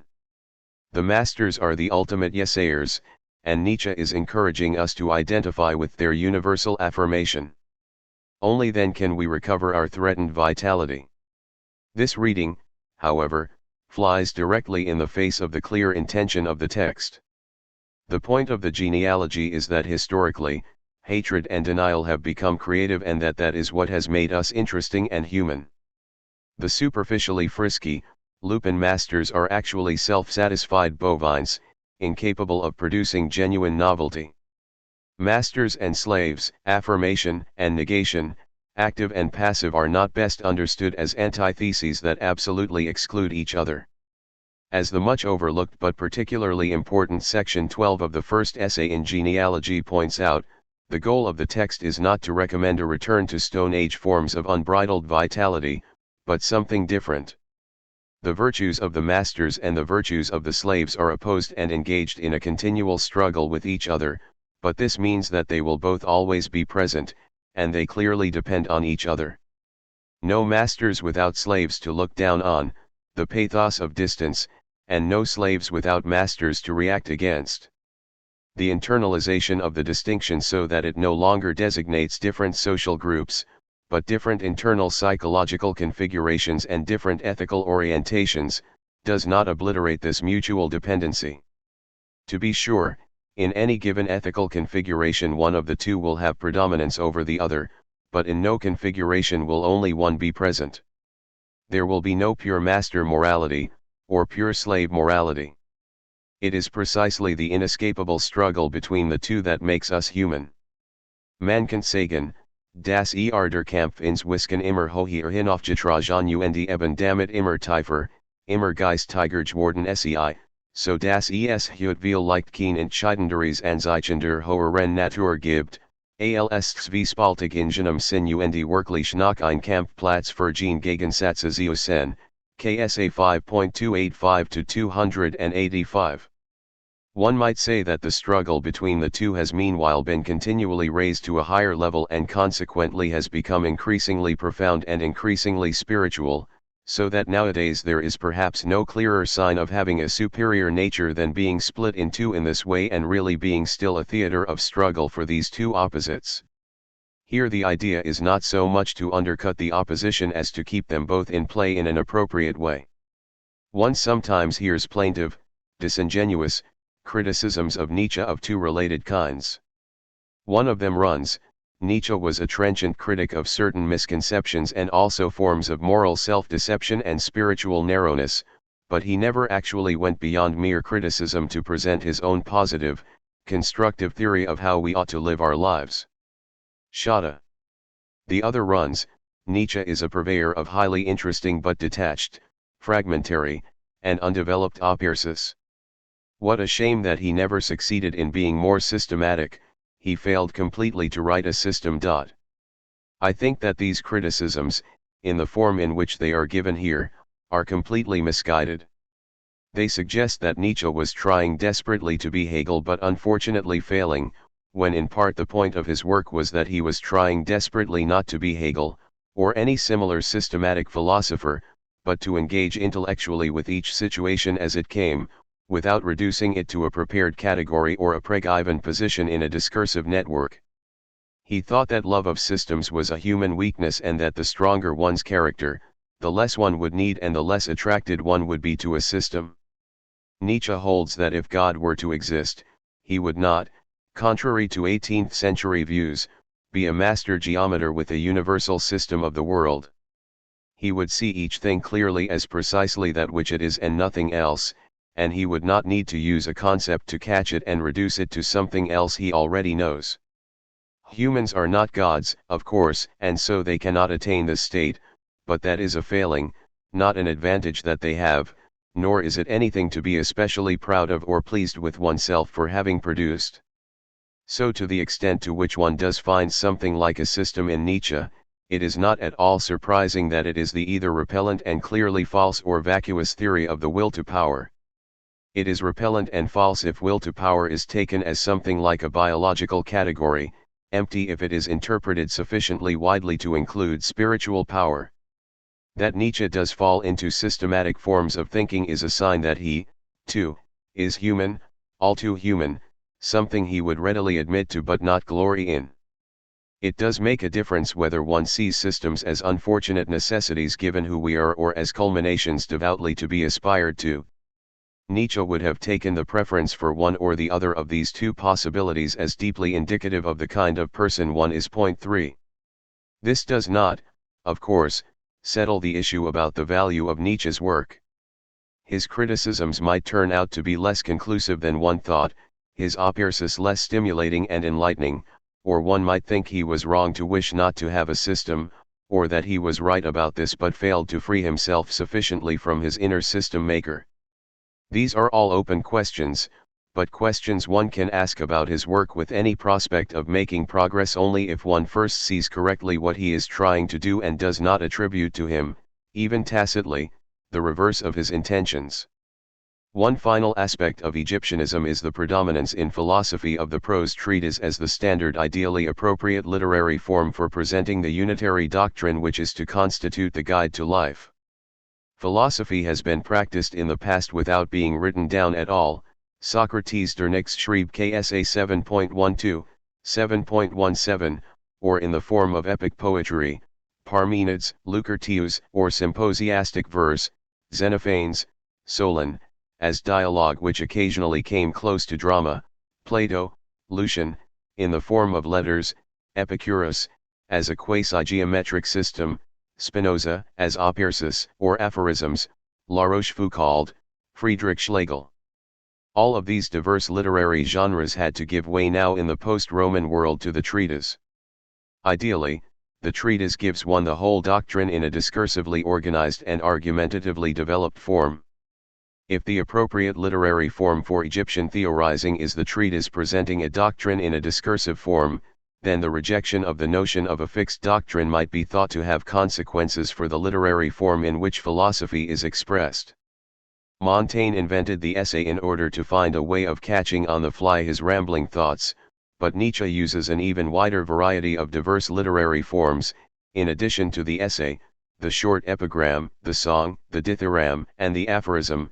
His work contains parodies of rhythmic religious prose, Thus Spake Zarathustra, parables, and commentaries on works of art, especially drama and music, as well as writings which, like on the genealogy of morality, have the form of academic treatises.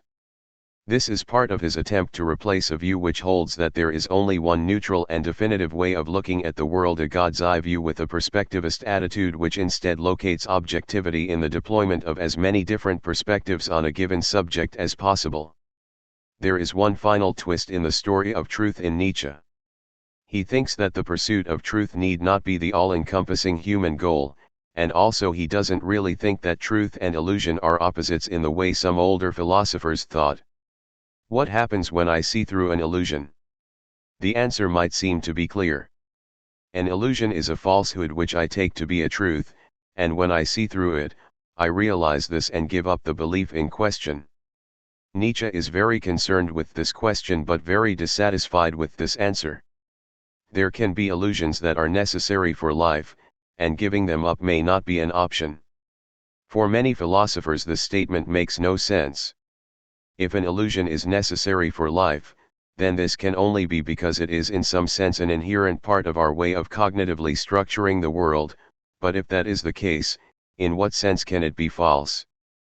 We can come to see through various beliefs as illusions, although that does not make it possible for us to give them up, such as the sun, which continues to seem to us to rise each day even after we know it does not. Life is seeing through illusions which we then cannot get rid of. There is no stable point to this process of generation of illusion, seeing through illusion, attempted disillusionment, failure to detach oneself even from illusions one thinks one has seen through, generation of new and improved illusions, and so on. To live is to participate in this process, to continue with it.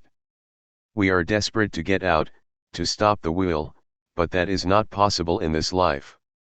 One of the most difficult lessons we need to learn is that this is the situation in which we as humans find ourselves. Nietzsche at any rate faced it. There is no way out, we must simply accept this unsatisfactory situation that we can see through many illusions but cannot rid ourselves of them, and make the best we can of it, one way or another. Chapter 9. Lukács. Lukács had a very keen sense that philosophy was not an autonomous discipline. Rather, the framework for the study of the human world was the manner in which human societies interacted historically with nature in various ways in an effort to sustain and reproduce themselves. People gather berries, dam up rivers to make it easier to catch fish, hunt game, burn down bits of forest or jungle to practice agriculture, eventually build factories, and so on. Right after immediate physical survival came social reproduction. People needed to ensure that their social arrangements remained more or less intact and that the next generation was ready to occupy the necessary social roles.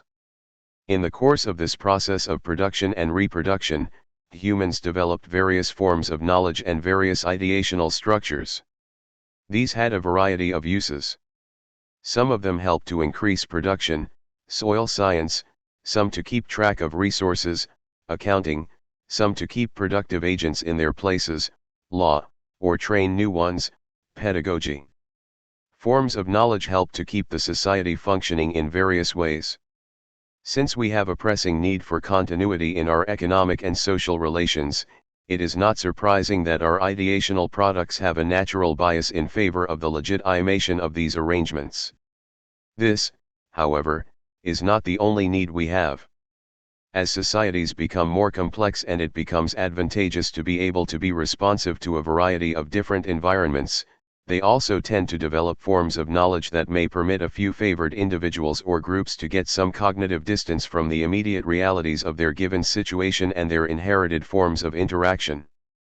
Some forms of knowledge develop which contain a self-reflective and even critical potential.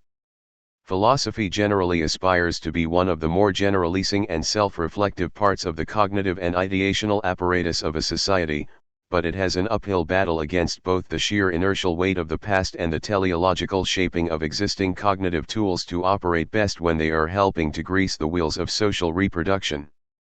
Critical potential, furthermore, is an especially tricky phenomenon to analyze.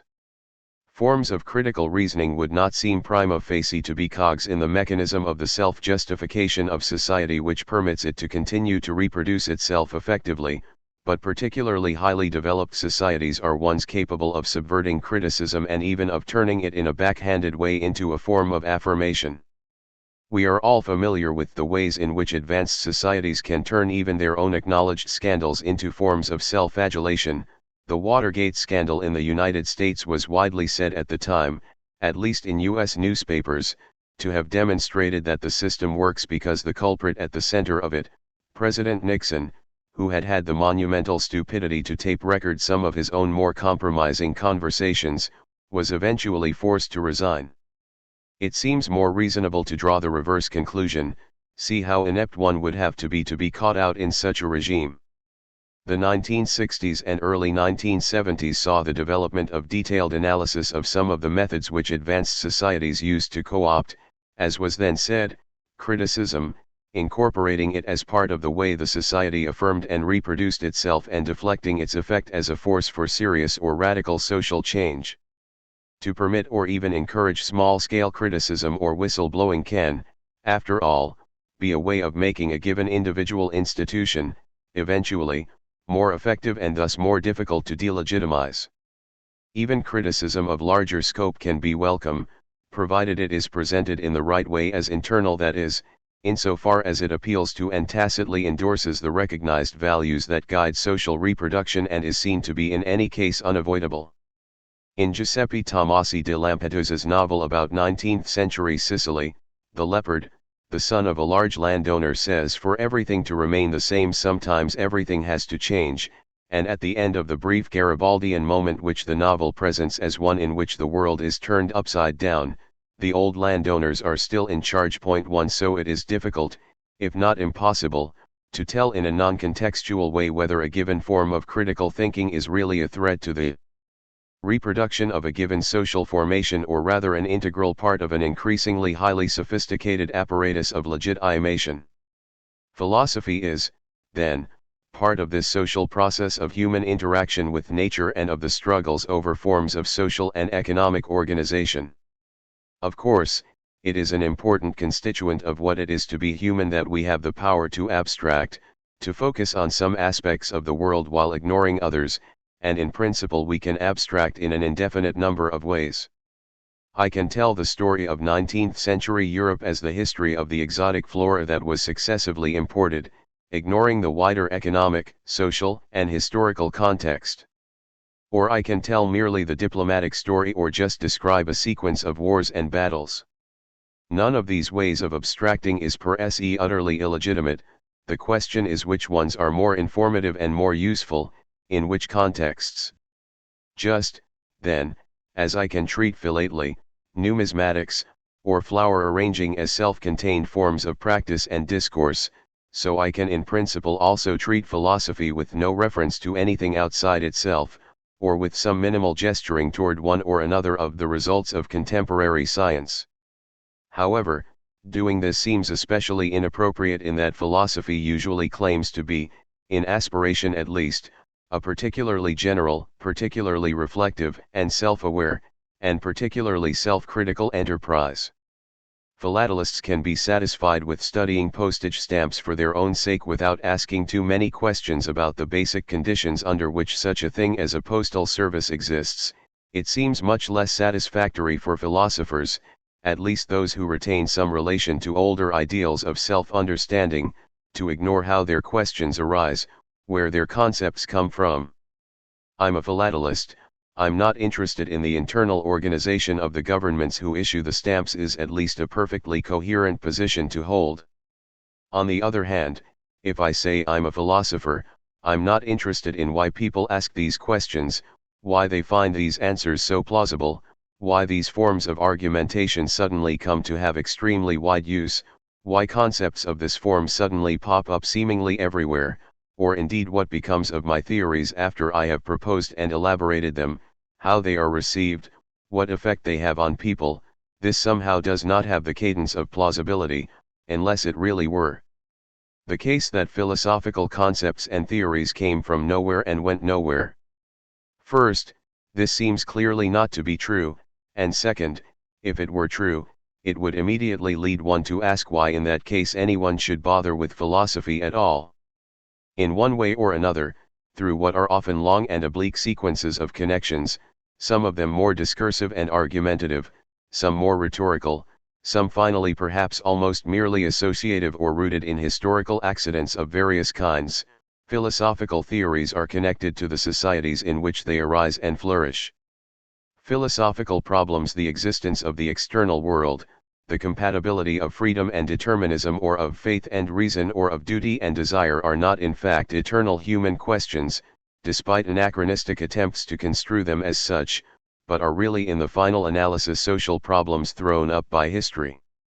Even if there are some problems all societies face, the specific way they will be formatted when they become objects of philosophical speculation will be highly variable, and it will be impossible, as it were, to extract the timeless core of the problem without remainder from the specific form in which it arises.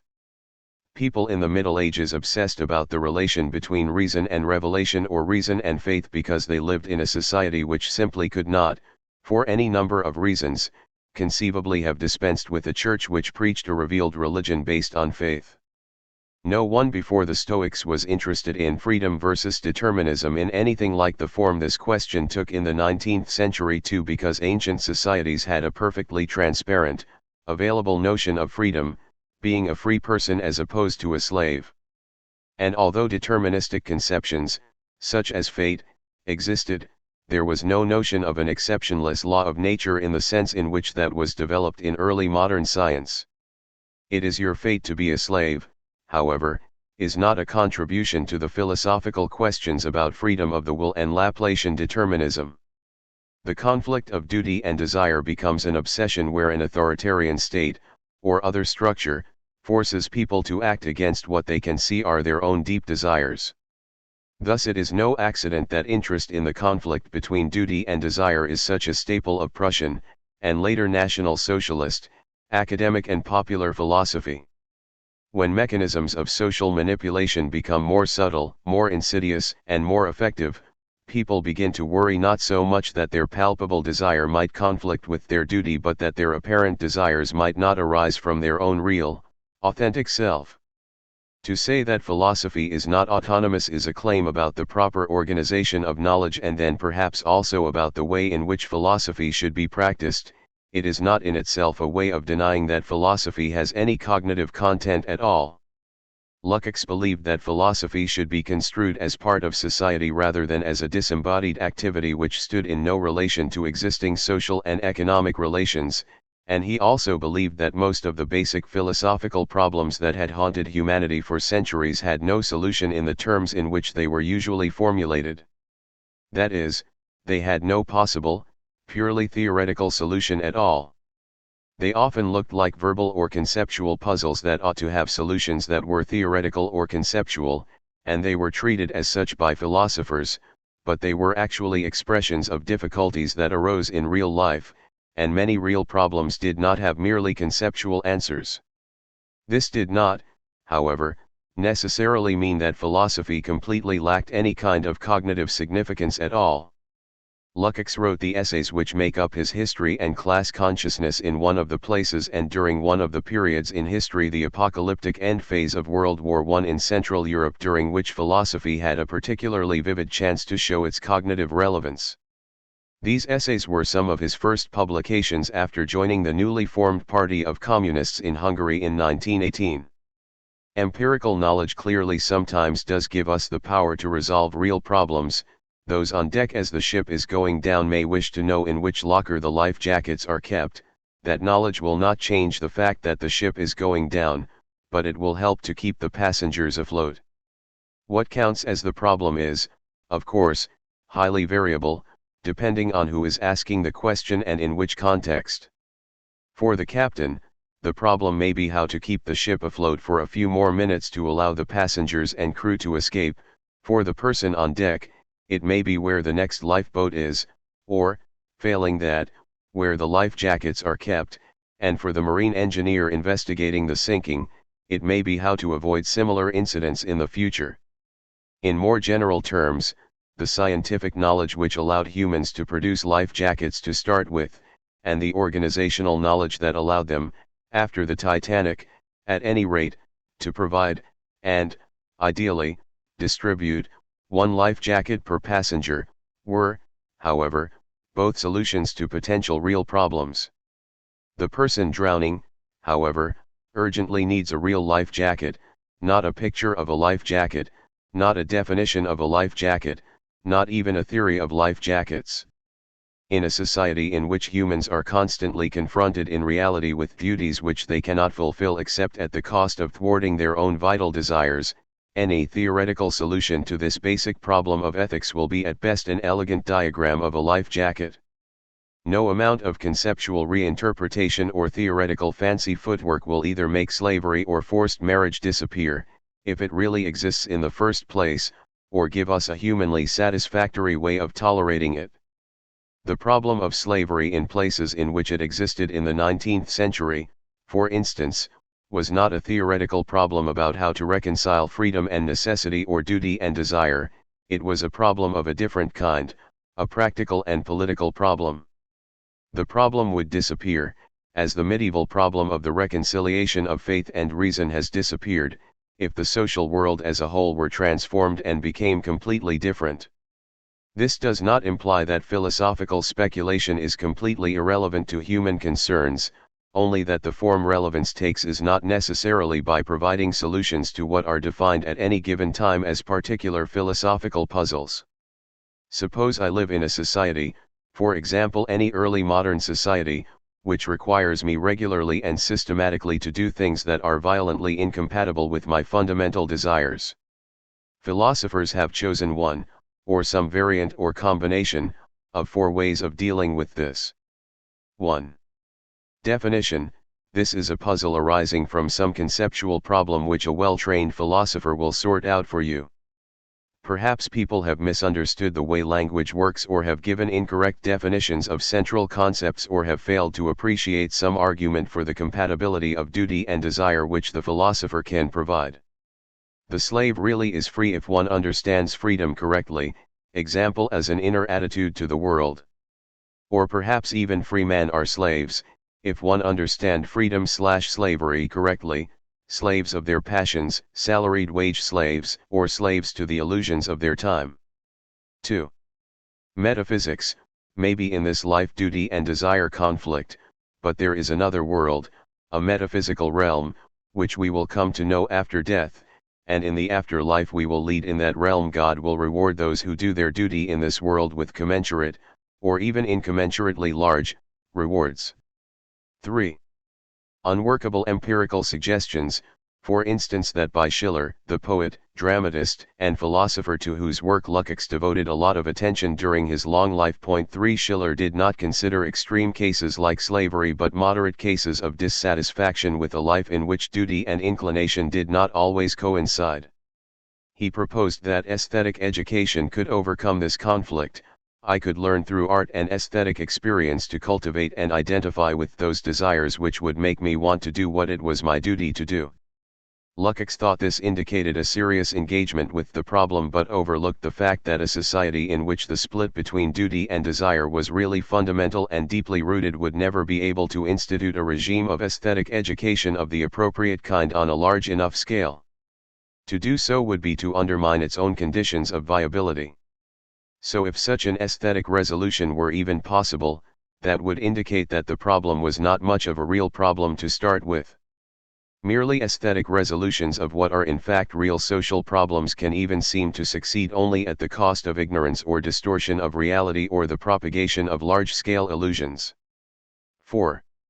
Honest recognition: one simply has to learn to live with the gap and potential conflict between duty and desire because it is a necessary and essential part of the human condition, and there is nothing anyone can do to change that. Lukács clearly has particular respect for, but thinks that the supporters of this approach make a deep mistake in that they confuse what is absolutely impossible in this, our form of socio-economic organization, with what is impossible in any form of human life.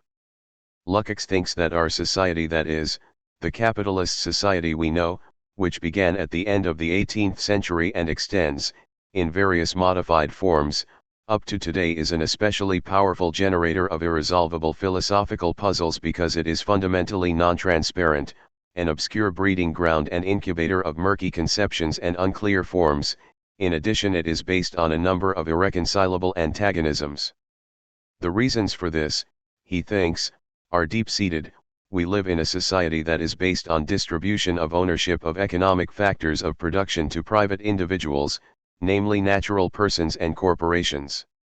These are forced to cooperate under conditions set by a legal framework which regulates them and which is absolutely essential for the operation of the economic system, and whose importance tends to be underestimated or denigrated by the agents who are its greatest beneficiaries.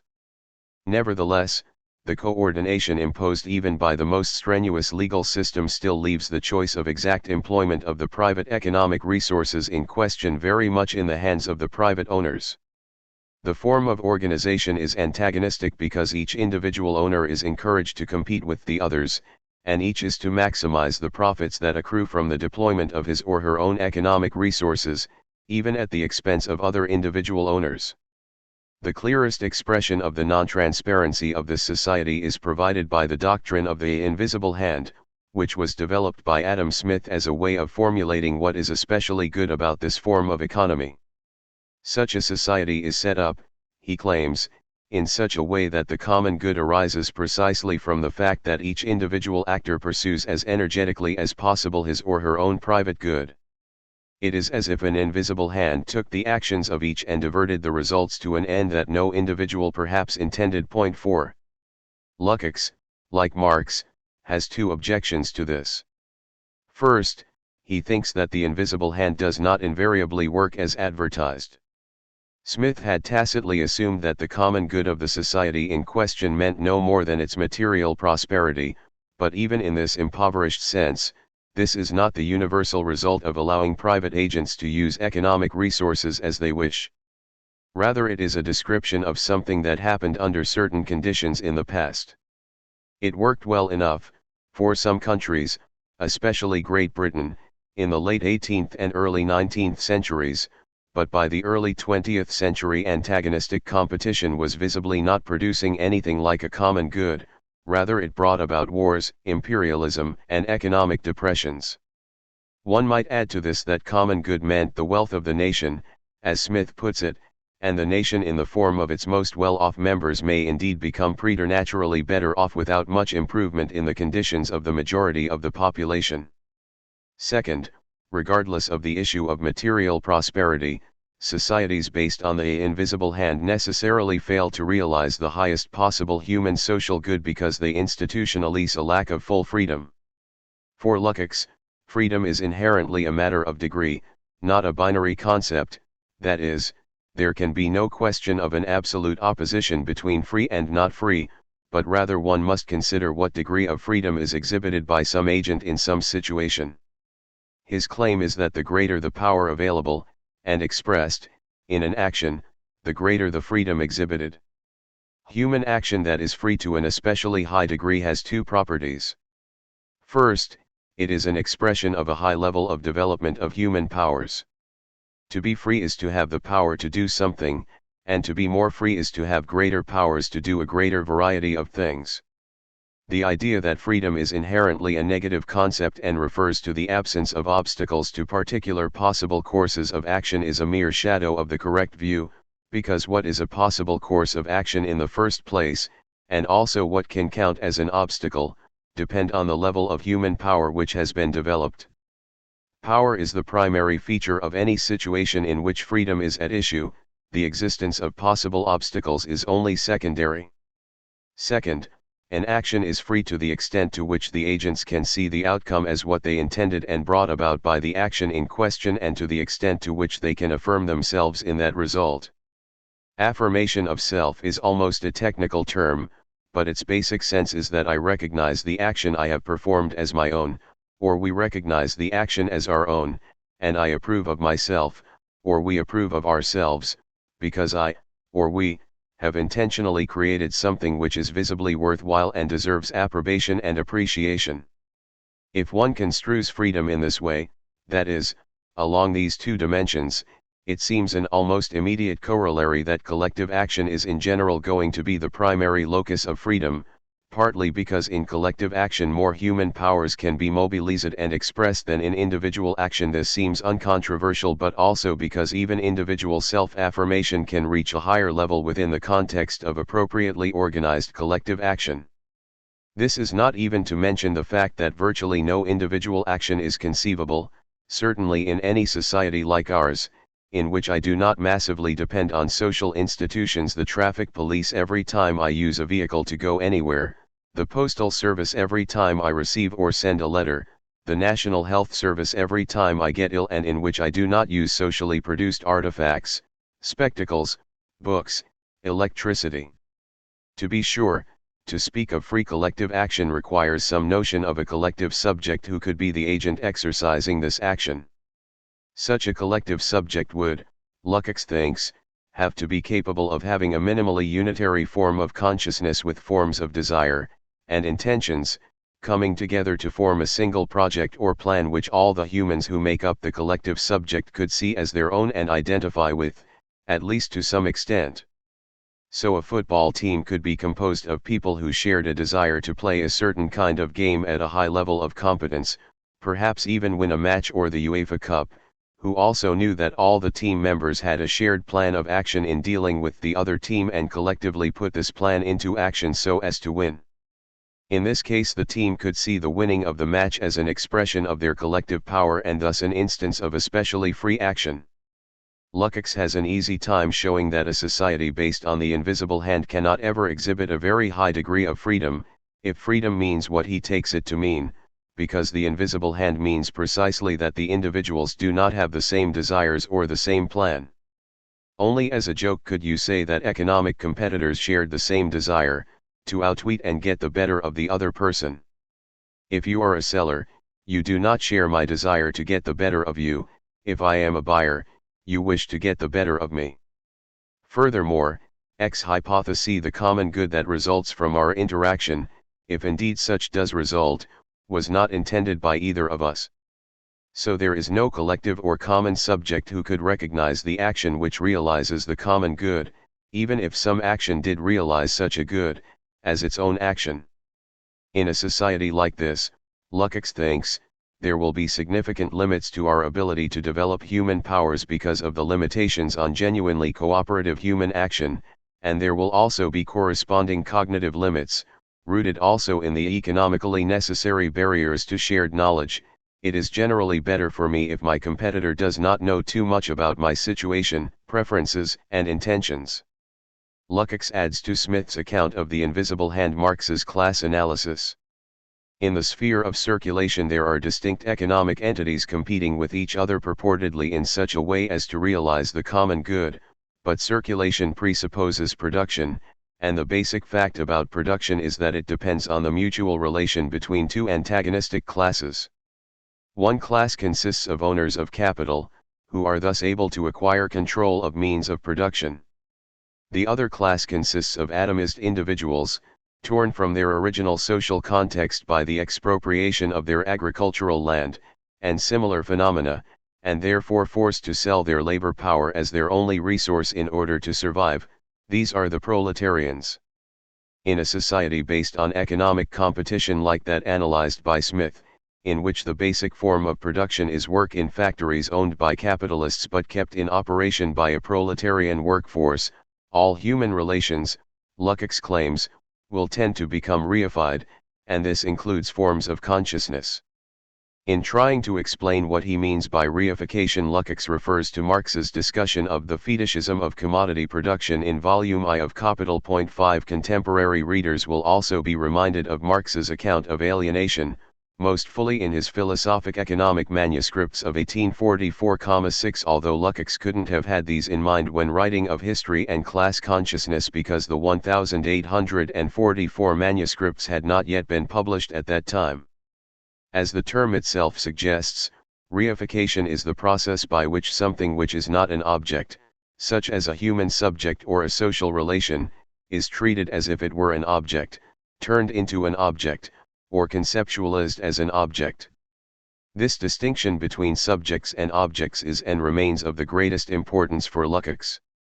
The appropriate connection of these two into a proper unity is the final aspiration of his political philosophy, but much of his work is devoted to analyzing the almost unsurveyably many ways in which this final unification can fail, be prevented, or be blighted, especially by taking crude or premature forms. A subject is a center of action and perception who views the world from a particular perspective or point of view and who pursues plans. In particular, it is capable of transforming itself, by radically changing its beliefs, desires, plans, into something else. I am a subject because I now do not have the power to read Polish, but I could turn myself into someone with that power by pursuing a course of action which I might undertake. This would require me to form fixed intentions, make plans, and accumulate forms of knowledge which I now do not have, but in principle I could do that if I wished. Pursuing a fixed plan to learn Polish gives me a certain perspective on the world. I look around for Polish speakers to practice with, notice Polish newspapers, etc. An object is an entity that is merely acted on, pushed around by external forces, initiating nothing, and therefore without a perspective of its own. The three senses of reification mentioned earlier, be treated as an object, be turned into an object, be conceptualized as an object, are connected in that to the extent to which a human subject is treated as an object, to that extent it may begin to act like a mere object, and to the extent to which I conceptualize what is in fact a human subject as an object, to that extent I may begin to treat it as an object. Finally, to the extent to which I have been treated as an object and thus have become to some extent like one, to that extent I may begin to reify myself in thought. A similar analysis, Lukács thinks, can be carried out for a relation between two subjects or a social relationship. It, too, can be treated and conceptualized as if it were a simple relation between inanimate things. It can happen, then, that I have been so universally and successfully treated for such a long time as if I were an automaton that I have actually begun to act as if I were a mere object. Even in this case, however, I am a human being who has been reified, not a literal cog in a wheel, although it may then be easier for others, and also for myself, to think of me as if I were a mere thing. As Brecht put it in the 1930s. General, der Mensch ist brauchbar. Kann fliegen und kann taten. Hat nur einen Fehler. Kann denken. Point 7. General, here we have a handy little gadget. Called a man, he can fly a plane. He can kill. He has only one defect. He can think. Numerous high-tech corporations are, of course, now at work to develop drones, robots, and other automated weapons systems that do not have this defect. In a superficial sense, reification and fetishism seem to be opposites. In reification, a human being, or a human social relationship, is taken to be a thing, or a relation between things. In fetishism, an object which is in fact a mere thing, a stone, a piece of wood, a collection of feathers, bones, and pieces of metal, is treated as if it had the powers of an animate entity. Agent-like powers, that is, are ascribed to what is not an agent. The sacred stone can bring rain or cause the rain to stop, can bring on a plague, cause or cure sickness, even strike people dead. Perhaps it can be angry, vindictive, helpful, fatigued, inattentive, or benevolent. When you enter its presence, perhaps you should clap your hands to make sure it is awake. The fetish cannot really bring on the rain, although, as anthropologists have pointed out, performing ceremonies to placate it can have all kinds of positive social effects, such as reinforcing a sense of solidarity in times of crisis. Most interesting for us are cases in which the fetish does seem to work. The man who violated the taboo by touching the fetish does soon come to a sticky end. In most cases this will be mere accident. However, even we, purportedly disabused and enlightened theoretical observers of this phenomenon, can see that there are cases in which something more than mere accident seems to be involved. There are, we might say, active social powers which do exist but are falsely ascribed to the stone or piece of wood. In a small society which is held together by strong common beliefs, especially religious beliefs in the efficacy of the fetish, in which people are highly visible to each other, and in which mutual help is imperative for survival, visible thwarting of beliefs that are held to be associated with strong sanctions is not automatically a recipe for social success or even individual survival. A preternaturally strong person might get away with violation of a taboo, but not a normal person.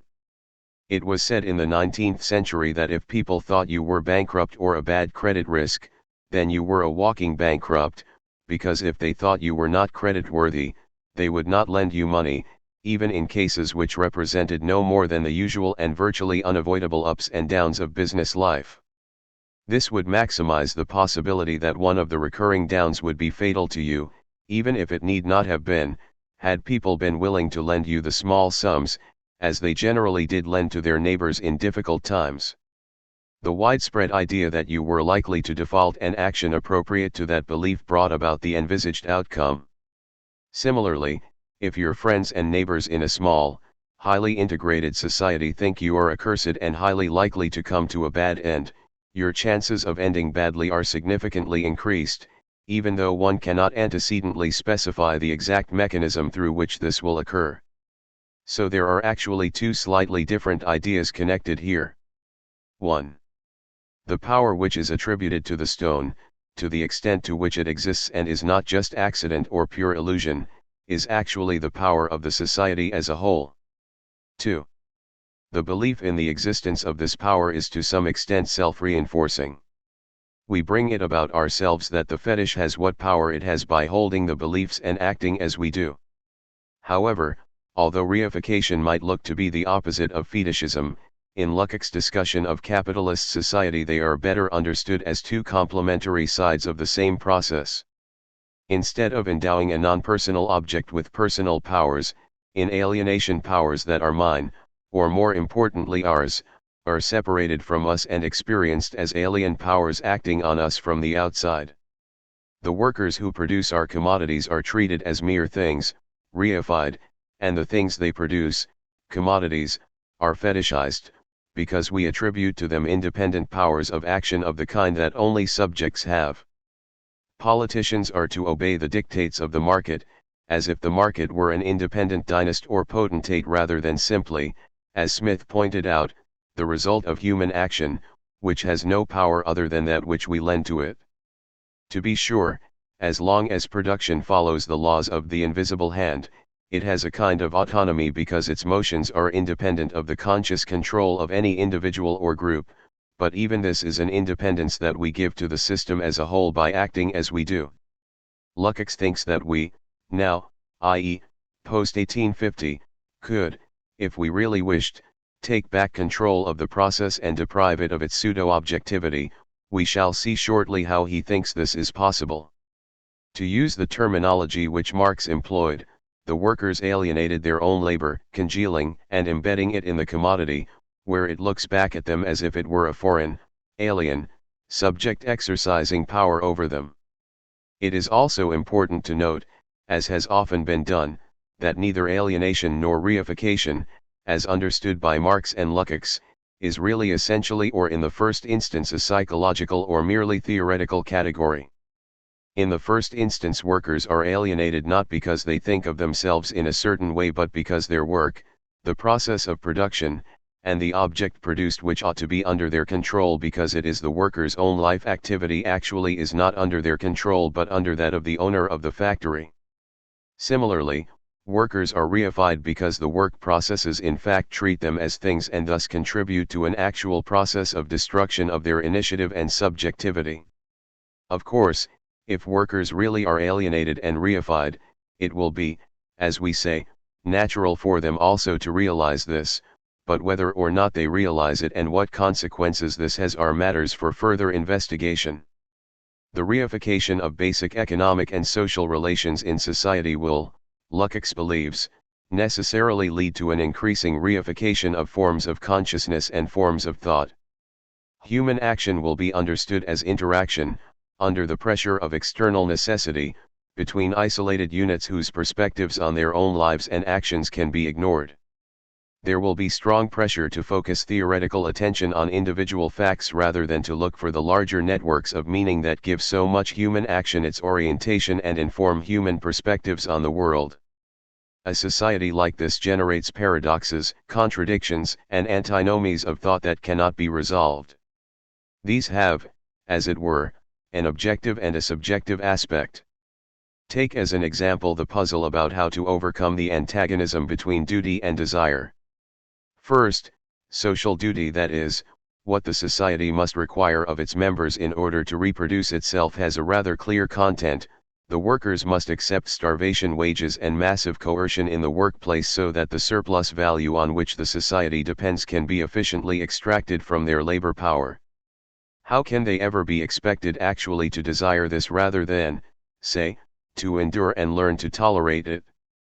It is the role of ideologies to try to make them actually desire what they must desire, work under alienated conditions if the system as a whole is to survive and reproduce itself.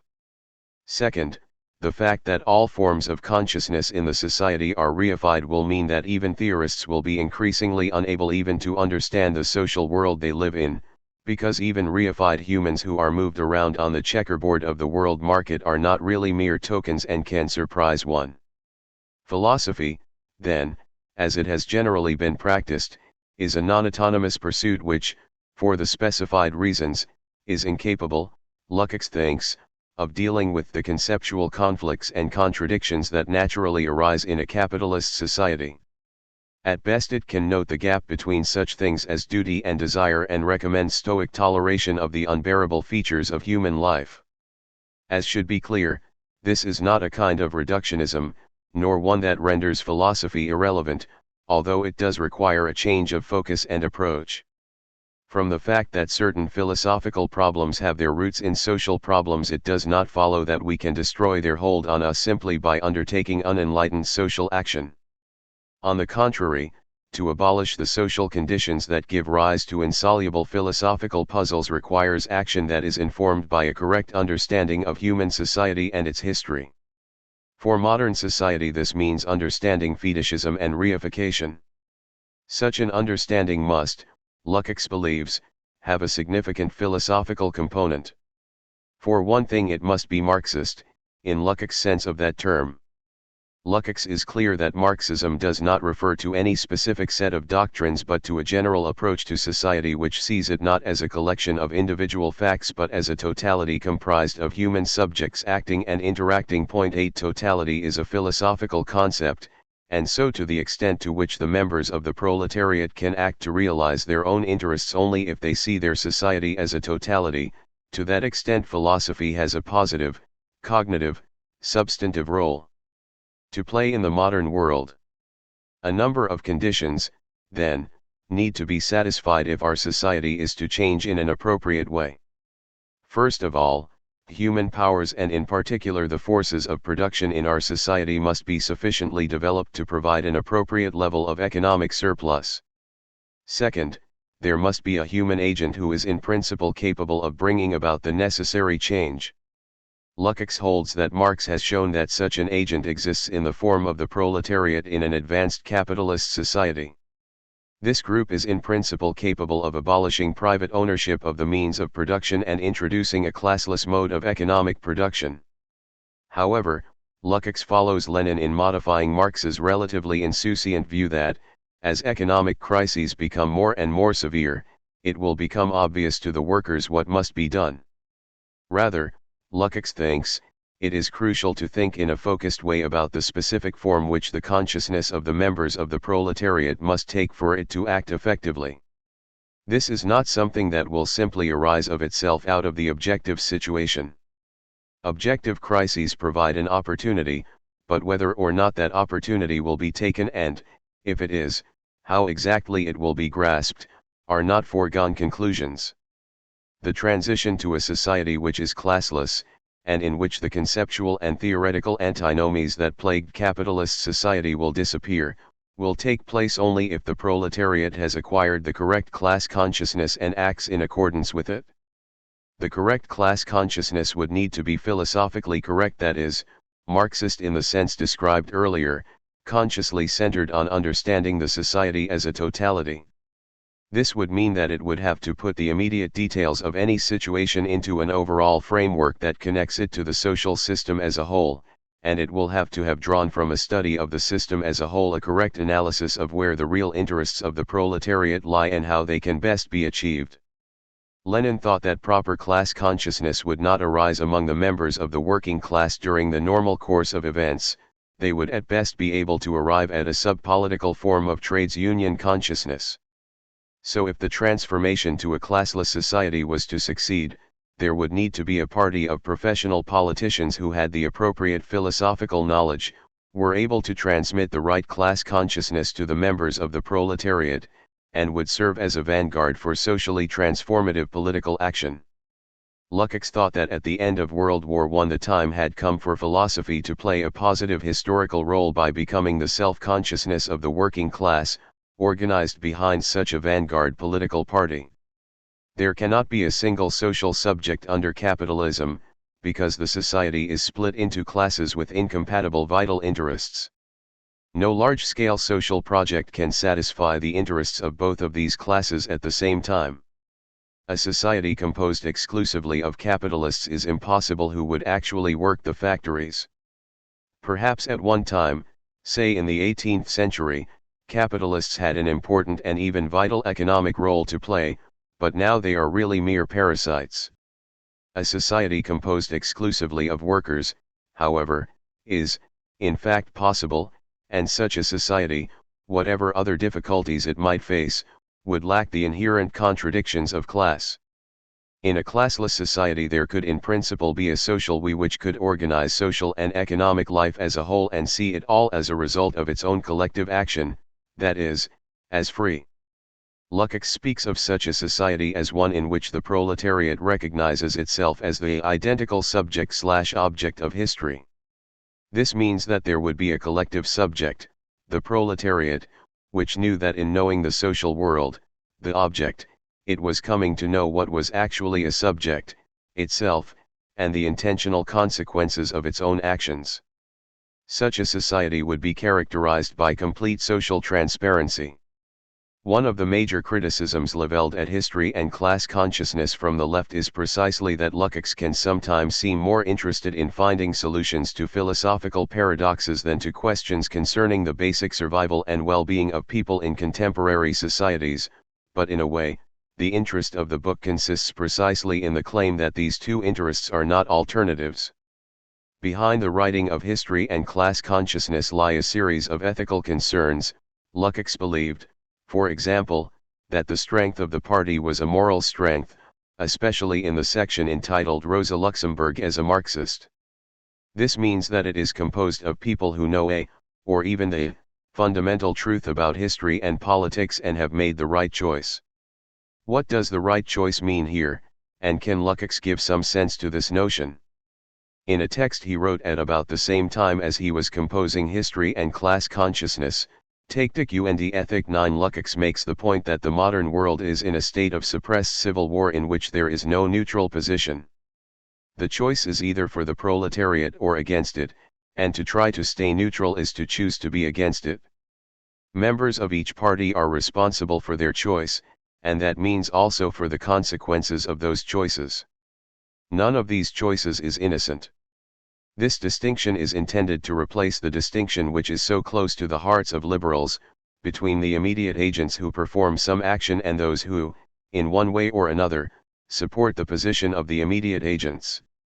This need not mean that no relevant moral distinction can be drawn between the person who actually places the bomb, the person who plans the attack, and those who in various other ways support the project in general, or even after the fact, but it means that these distinctions need not be the starting point and are certainly not the definitive endpoints of ethical thought. If the world is in a state of active civil war, one must choose sides, and no one should expect either side to be without guilt. It is an ethical demand that one realize this clearly and choose without trying to cover up one's complicity or hide it, even from oneself. The National Socialist view, of course, was not that each European society was, already, at least tacitly, in a state of civil war which pitted the workers against the capitalists, or, if it was, this situation was a creation of Marxists and other socialists who brought it about for their own purposes by propagating it. Rather, workers should see themselves as part of a national and racial community inherently at war, whether they knew it or not, with all other such communities for survival. In a situation like this, how can one orient oneself? Lukács argues that if life in the proletarian vanguard party is the only form of life in which fully coherent social thought and action are at all possible because the standpoint of the proletariat is the only one from which the society as a whole can even be seen, then it makes sense to try to stay in the party even if this requires heroic sacrifice, not least the sacrifice of a comfortable individual conscience. If there is in fact no party which proleptically embodies, even if in a highly fallible way, the consciousness of the proletariat, then coherency is not possible, and the human fate is a fully tragic one. More or less any choice is as good as any other. We are, then, mere isolated, moral atoms swirling in a void, and each individual will simply be forced to make choices between incommensurate and contradictory goods and courses of action with no standards apart from shifting individual judgment. Suppose, then, I am confronted with a choice between A and B. If I choose A, I choose to live in a world in which nothing finally will ever make sense, action will be self-defeating and pointless, reason will be more or less useless, and people will lurch from one form of misery to another without hope of escape or improvement. If I choose B, I take a chance on constructing a world which has enough order in it for it to be a possible object of human cognition and foresight and in which human beings have at least a chance of improving their situation through rational collective action. To call a decision to take a chance on B the choice in favor of the proletariat and its party irrational or even irrational would be, Lukács thought, ludicrous. Of course, as an individual, one could always try to opt out of history.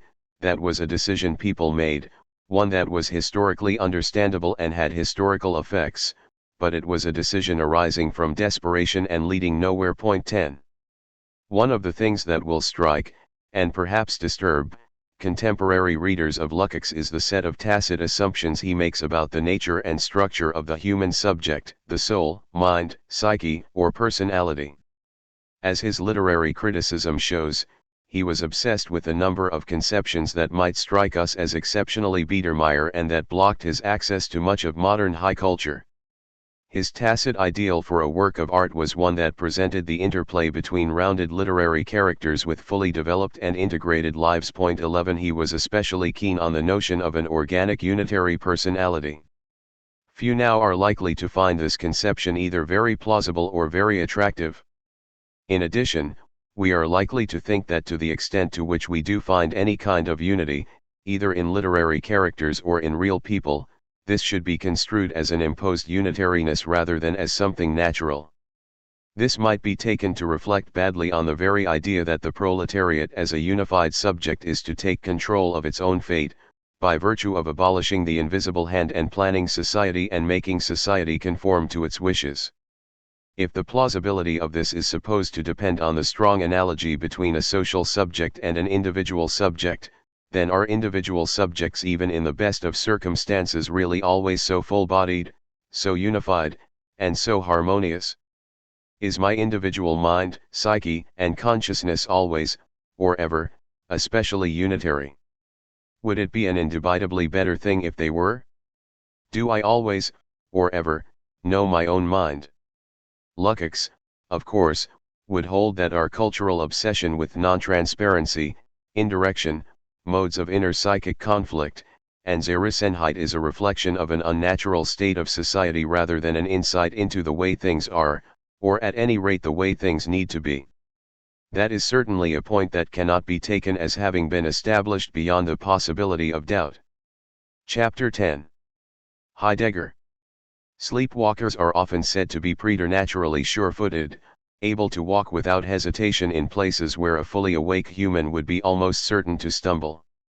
In a reversal of this commonplace, Heidegger thought that all the readers of his first major work, Being and Time, 1927, had, with the self-assurance of sleepwalkers, completely missed the main point of the book. One, it was actually intended to be a metaphysics of the most austere kind.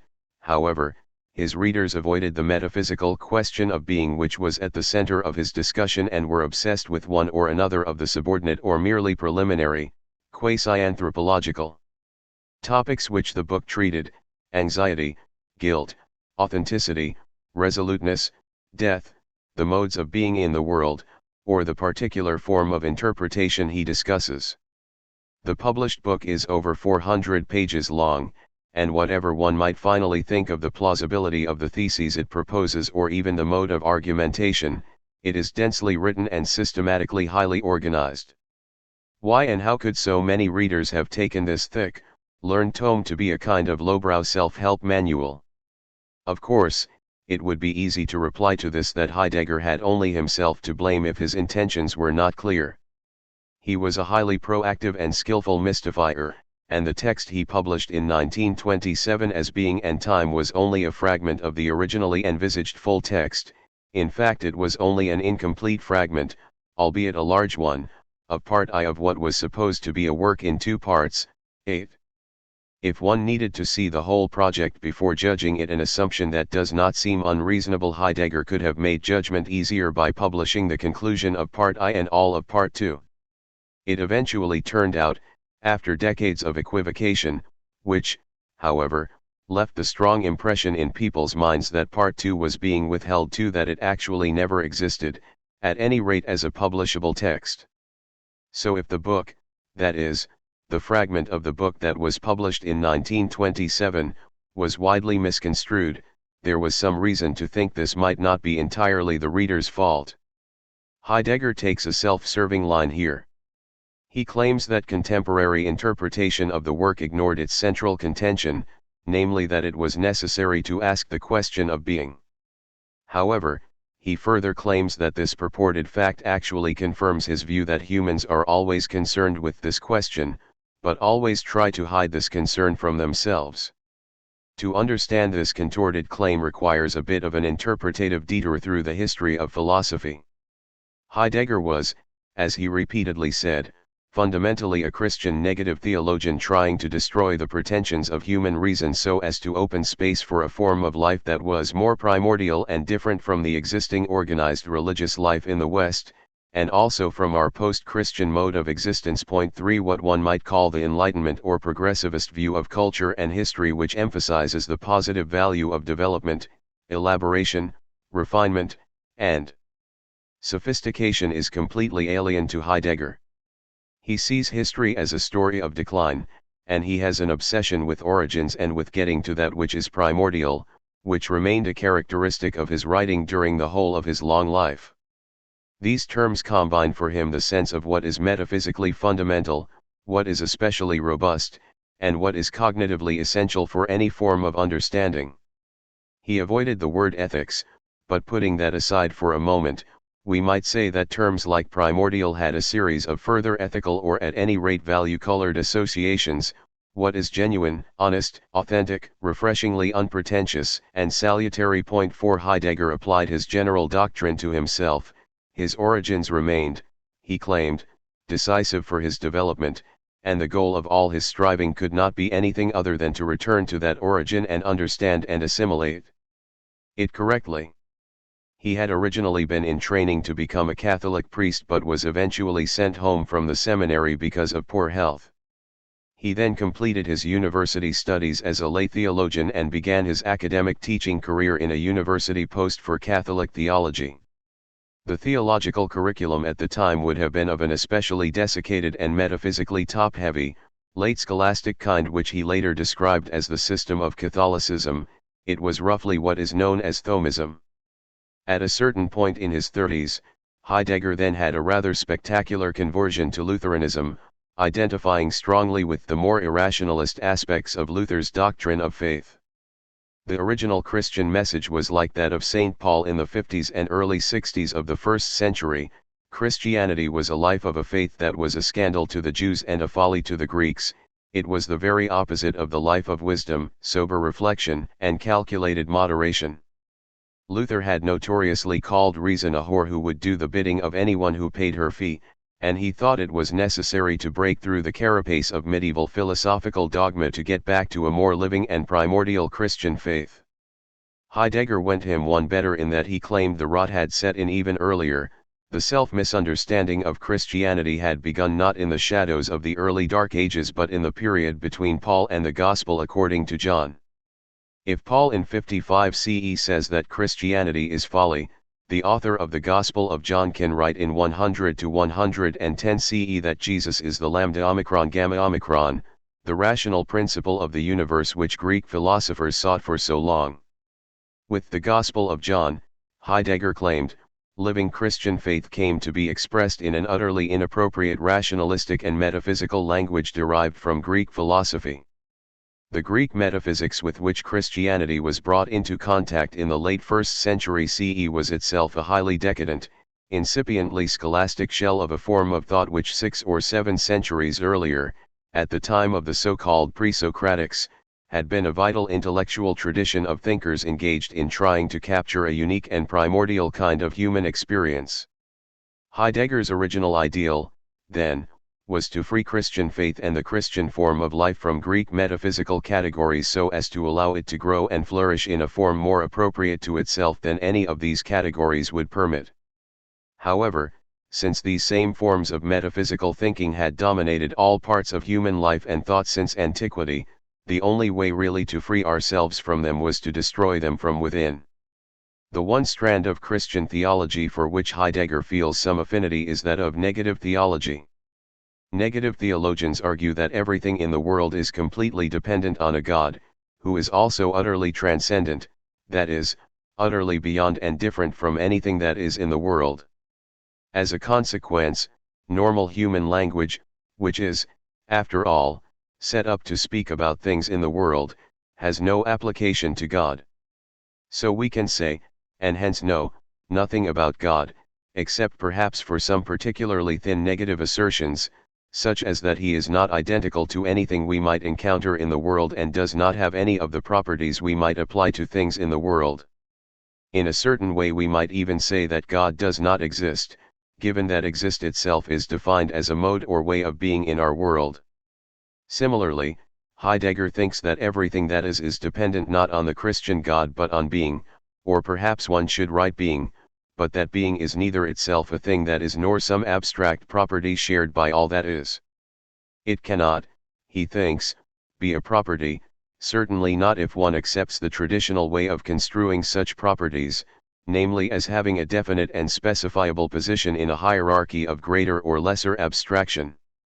Red is a property because it can be located under the more general property of color.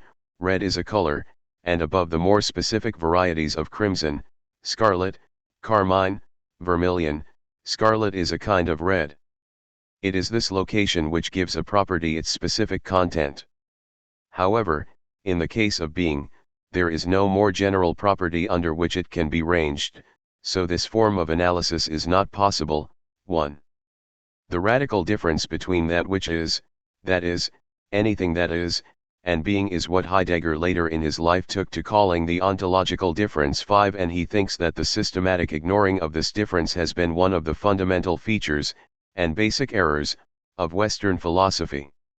So normal human language, which refers in the first instance to things that are or events in our world, is inappropriate if extended to being. This means that from the very beginning questions of language are central to Heidegger's project. His own retrospective assessment was that in his early work, including being and time, he thought he could break out of our usual ways of speaking and of disciplining speech into philosophical concepts and yet find another kind of potentially conceptual language that would be amenable to speaking of being. So he tried to invent a whole new and, it must be admitted, completely outlandish set of concepts to make possible modes of expression that might allow us to ask and answer the question of being more appropriately. There is a certain unclarity that comes to light here. is the thesis that no normal, everyday language can apply to being, that none of the existing philosophical vocabularies applies, or that no language at all could apply. In Being and Time, Heidegger held that both everyday language and the received philosophical vocabulary that arises out of it needed to be discarded and replaced, but what he replaced it with was another, very different set of concepts and terms. They were different: being in the world, running forward to death, authenticity, resoluteness, but they were still concepts, of a kind. Later he came to see this whole project in Being and Time as flawed and thought it was not possible to find a different form of conceptual language. He tried much later in his life to explore some forms of what he called poetic speaking as a way of getting access to being, but without any noticeable success. Point 6. Why should we be at all interested in this question of being? Why isn't complete indifference and a hearty yawn the right reaction to this whole discussion? No one likes to see a pet research interest ignored, but it is a part of Heidegger's philosophical position that such claims to indifference are to be construed as merely feigned, and also, it turns out, as a kind of quasi-moral failing. What Heidegger calls forgetfulness of being is not mere inattention but an active power of willfully enforced, purported disinterest. 7. It is only the exercise of this active power which makes it possible for us continually to ignore and overlook the ontological difference. If Heideggerian metaphysics is, as I am suggesting, a proposed successor discipline to the now defunct Christian theology, one can perhaps find some indication of the reason for this initially rather odd view in the history of religion. For the monotheist, indifference to theological and religious beliefs tends to be construed as just another form of atheism, because it is even more threatening to a monotheist that people could genuinely not care about religion than that they could have deviant beliefs. The monotheist at least has a category for proper, articulate atheists and can appeal to notions like willful error, sin, and human obstinacy to account for them, so it would be convenient if indifference, too, could be brought under one of these categories. If I have sufficiently forceful theological beliefs, I can even maintain that there is and can be no innocent lack of interest in religious questions. I can, for instance, claim that God has created humans with an inherent and ineluctable concern to know Him and, therefore, to take an interest in religion. Christians of a certain kind, especially followers of Augustine, have a clear line on this: God made humans to know and love Him, but Adam rebelled against this, and his sinful disposition has been inherited by all humans ever since. So claims of lack of interest are really especially dishonest and malicious forms of atheism and a rejection of God's manifest will. Feigned indifference is merely one partially camouflaged active decision to refuse to engage appropriately with God. Similarly, Heidegger is of the opinion that humans cannot fail to be interested in the question of being, what it is and how it is different from beings, because in one way or another, humans must be construed to have given, at least tacitly, an answer to this question through their very mode of living. No human beings, Heidegger claims, can really be completely disinterested in how they are living, in their own mode of being. We cannot even imagine what a human life of true indifference to all aspects of the way it was led would look like. I am not indifferent if I make any, even the most minimal attempt to live in one way rather than another, and thus any way I do live can be seen as a way in which I am answering the question of being. Purportedly, then, parallel to the religious case, claimed indifference is really a kind of willful denial of the truth that one has an interest in the question of being and has asked and answered the question. One would expect the discussion then to shift to whether or not it is appropriate to construe every form of human living as a way of, tacitly, answering the question of being. Heidegger's thesis would be exceedingly implausible if asking and answering the question of being was anything like giving a formal and explicit theory of being. Virtually no one has or has had such a theory, and if normal human language is supposed not to apply to being, as the negative theologian thinks it does not apply to God, then this is what one would expect. What about the claim that merely by living in a certain way, without necessarily saying anything, one can be seen, tacitly, to be giving an answer to theological questions, or then, in a parallel way, to the question of being? 8. There is an important distinction here. On the one hand, One can try to resolve a life problem by giving an analysis, developing a theory, or proposing a set of concepts that will purportedly give one an understanding of the problem and provide a way of dealing with it. On the other hand, one can, sometimes, resolve a problem in life simply by living in a certain way. So if someone has a problem with, say, anxiety, to take an example that is close to Heidegger, I can present a theory about anxiety couched in a set of specifically psychological categories, and in various ways I can try to see how that could help to overcome the anxiety. However, I might also show that I actually understand how to live without anxiety simply by exercising that ability, by doing it. I simply live, or even learn to live, in a way that reduces my anxiety without having a theory. Heidegger tends to express this distinction as a difference between forms of understanding. Some people simply know or understand how to live without anxiety. This is an understanding that expresses itself simply in its effective and successful exercise. It is different and distinct from any form of conceptual or theoretical understanding that one may or may not have in the relevant domain. Obviously, these two forms of understanding are not exactly the same thing, but equally they are not completely unconnected, and there will be complex relations between them. People who live servile and insecure lives will tend, when and if they come to try to speak about their lives, to employ concepts like command, obedience, certain. On the other hand, the suggestion made a few years ago that all school pupils be required to take instruction in neoclassical economics was intended to have the effect of changing the way they acted, making them more calculating, and thus also easier to predict.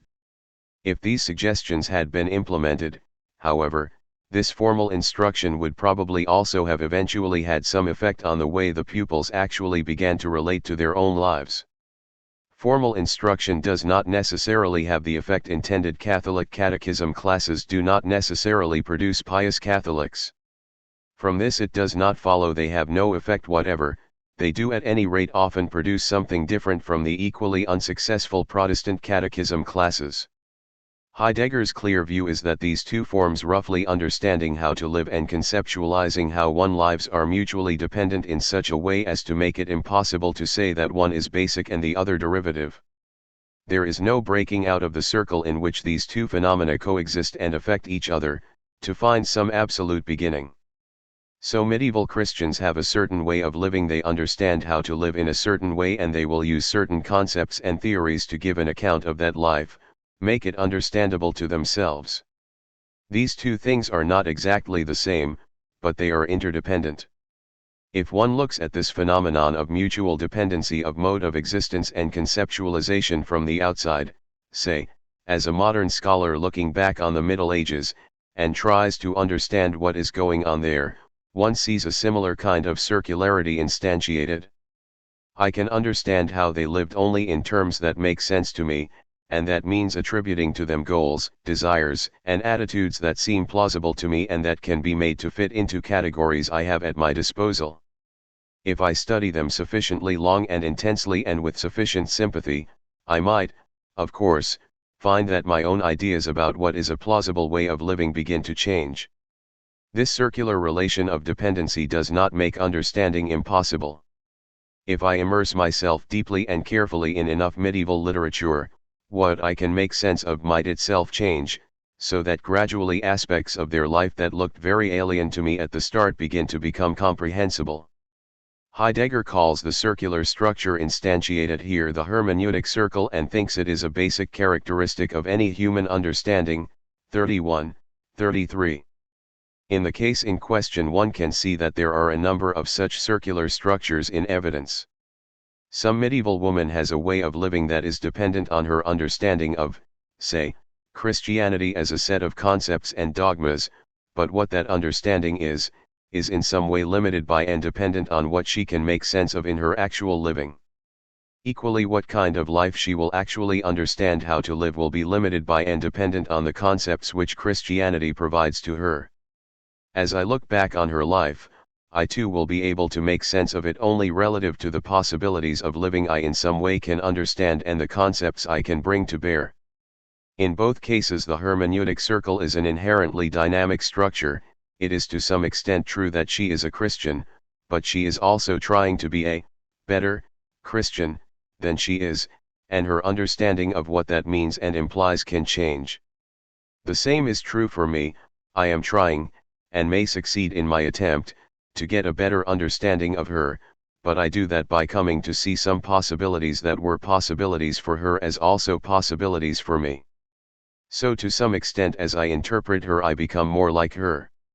If per impossibile I were to understand her fully, it would be because I had become indistinguishable from her, and so no interpretation would be needed. However, the circular motion has no absolute beginning and also, of course, no absolute end. There is no such thing as complete and perfect understanding of Christianity, available to her or to me, nor complete and total understanding of her, available to her or to me, nor, finally, some complete understanding I might ideally have of myself. Nevertheless, understanding is not so unstructured as to make it impossible to speak of a fuller or a less full understanding or a better or a worse understanding. It is just that the criteria for better or worse are highly contextual. To be sure, I might want sometimes to speak, for instance, of a preconceptual or pre-theoretical understanding that people have about how to treat those in need, but concepts like pre-theoretical will apply only contextually. That is, if I am speaking of nurses before the professionalization of this activity, I may say that they had a pre-theoretical understanding of how to do what needed to be done, but this simply means that they knew how to act before they were taught some specific doctrine that I consider to be appropriate in guiding action. This does not imply they had no thoughts before or were guided by no concepts at all in treating the sick. Heidegger's emphasis here is precisely the reverse of that which one finds in Socrates. Socrates was keen to try to show the limitations of any form of human skill that was merely a theoretically unarticulated knack.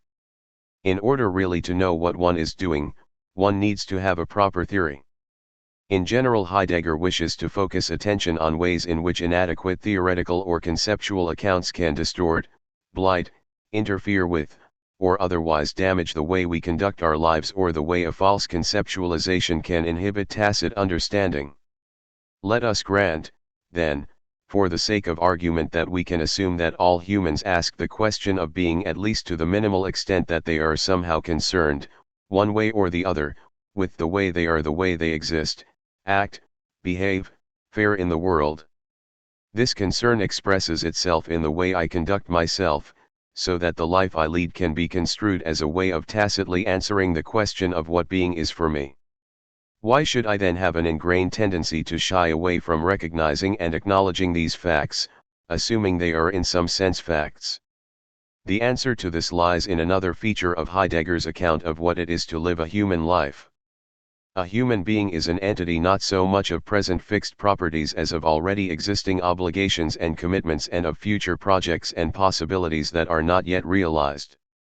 When Heidegger speaks of possibilities as central constituents of what it is to be human, he does not mean by that positions in an abstract logical space. That is, he does not mean by possibility, say, the fact that it is possible that the cat is in the loft, as opposed to the possibility that she is in the kitchen, the garden, the sitting room, etc. He, almost, always uses possibility to mean specifically human possible ways of existing, acting, living, or being in the world. So a possibility is not that the cat be in the loft, but that I pick her up in order to get the book she is sleeping on, or that I go into the garden to watch her sniffing the air and chasing birds.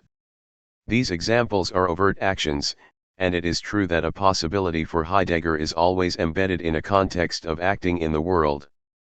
However, Heidegger uses the world in a sense derived from Christian theology, seculum, and so it does not designate an actual space external to me. To say that some people live in the world, in this Christian sense, is to say that they do not devote their life, for instance, to contemplation, but, as we would also say, to mundane concerns and interaction with other people who are equally engaged in everyday activities of various kinds. So the world in the phrase "my possibilities of acting or being in the world" does not refer to a topographic location, the loft, the garden, the kitchen, but rather to my existing set of everyday concerns and projects. As a human being, I am always already enmeshed in life, engaged in half-completed projects, bound by obligations I did not enter into with anything like full knowledge and to which I have never given full consent. There is an irreducible contingency and ungroundedness about most of my projects. I don't choose my relatives or place of birth, yet by the very fact of growing up within a situation basically structured by my social surroundings, I have acquired many of the projects that are most constitutive of me. I might like to imagine myself as a disembodied enlightenment subject, completely freely and knowledgeably making a choice among the full field of possibilities and giving a convincing reason for every choice, but that is just a fantasy. To imagine myself not thus enmeshed is a profitless exercise of my imagination. The relation to my past is important, but in the context of the present discussion it is not as significant as the inherent human orientation toward future possible modes of action and experience. As a human being, I am always ahead of myself, pursuing projects in the world which have not yet been fully accomplished. I can, of course, look back at completed projects in the past, but as long as I am alive at all, I will also have projects still in the course of realization and whose conclusion is outstanding. Even on my deathbed I shall presumably be trying one final time to look around the room or listen to the whispers of the prospective chief mourners assembled around my bed. To have no outstanding projects is to have no future, that is, to be dead. In addition, my projects are not simply a mass of disjointed different things I am trying to do, but form connected strands. I take the train to get to the airport, in order to be able to catch the flight to Berlin, in order to buy the computer at Saturn on Alexanderplatz, so that I shall be able to finish the writing project, and so on. Of course, various forms of the exercise of the imagination form an essential part of human life. I can imagine that I exist without any particular one of my projects, but if I try to imagine what it would be like for me to exist without any project at all, that is tantamount to imagining a me without me. Actually, to believe that I could exist without any project is a form of imaginative self-delusion. Finally, and this is an important Heideggerian claim, all my projects are structured together into at least a tacit and aspirational unity or a single totality, some project about my life as a whole. This is presumably Heidegger's version of the subordination of everything to the singular idea of the good in Plato. What this means, though, is that human life is necessarily incomplete. One could almost invert Socrates' message. He claims that while we are still here, still alive, death is not, whereas when death is, we are no longer here, therefore it makes no sense to fear death. Heidegger claims that our life is essentially care, and a kind of care that can at the slightest provocation turn to anxiety, precisely because when death arrives it will always arrive at the wrong time, to thwart some project or at least render it incomplete. 39:41. All our projects therefore are inherently fragile, which means all our living is fragile. To the extent to which they are all interconnected and eventually interrupted by death, they are all by their very nature incomplete and a failure. This is what causes our desire to suppress the question of being. Radical nothingness is the opposite of being, and we encounter such nothingness in certain experiences such as anxiety. Our own death, of course, is the final radical cancellation of all that we are, and facing our death is thus also facing our own possible nothingness. Concern about death thus is not mere concern about one or another of my possible individual ways of being but about my world as a whole, that is, about being as a whole and as such. We always deal with anxiety and possible eventual death in one way or another, even if that way of dealing with them consists in trying to stop thinking about them. In dealing in one way or another with radical nothingness, anxiety, and death, we are also showing that we have some understanding of the opposite of nothingness, being in itself and as a whole. In this sense we are asking and answering the question of being as long as we continue to exist. Even to raise explicitly the question of being is at the same time to raise the question of my own death, because it is to confront the fact that I am my projects for future possible ways of living. But becoming clearly aware of that unavoidably also focuses my attention on my death as the ultimate reason why those projects will remain unfulfilled. In a sense, then, all of Western philosophy is a reaction to anxiety in the face of death, although it is a reaction that tries to cover up the phenomenon. The form this reaction takes is what Heidegger calls the falling, or perhaps the great decadence, das Verfallen 38. Given my motivation to get away from thinking explicitly about being, myself, and my possibilities, that is, finally, my death, I am tempted to understand myself in terms that bypass and short-circuit this whole complex and focus on something else which, purportedly, will not induce such conceptual and existential vertigo. That is, what I really am is a continual spiraling of possibilities, possible ways of being in the world, oriented toward my death. But how reassuring it would be if I were not that, but just one more thing with fixed and immutable properties, like the things I encounter in the world.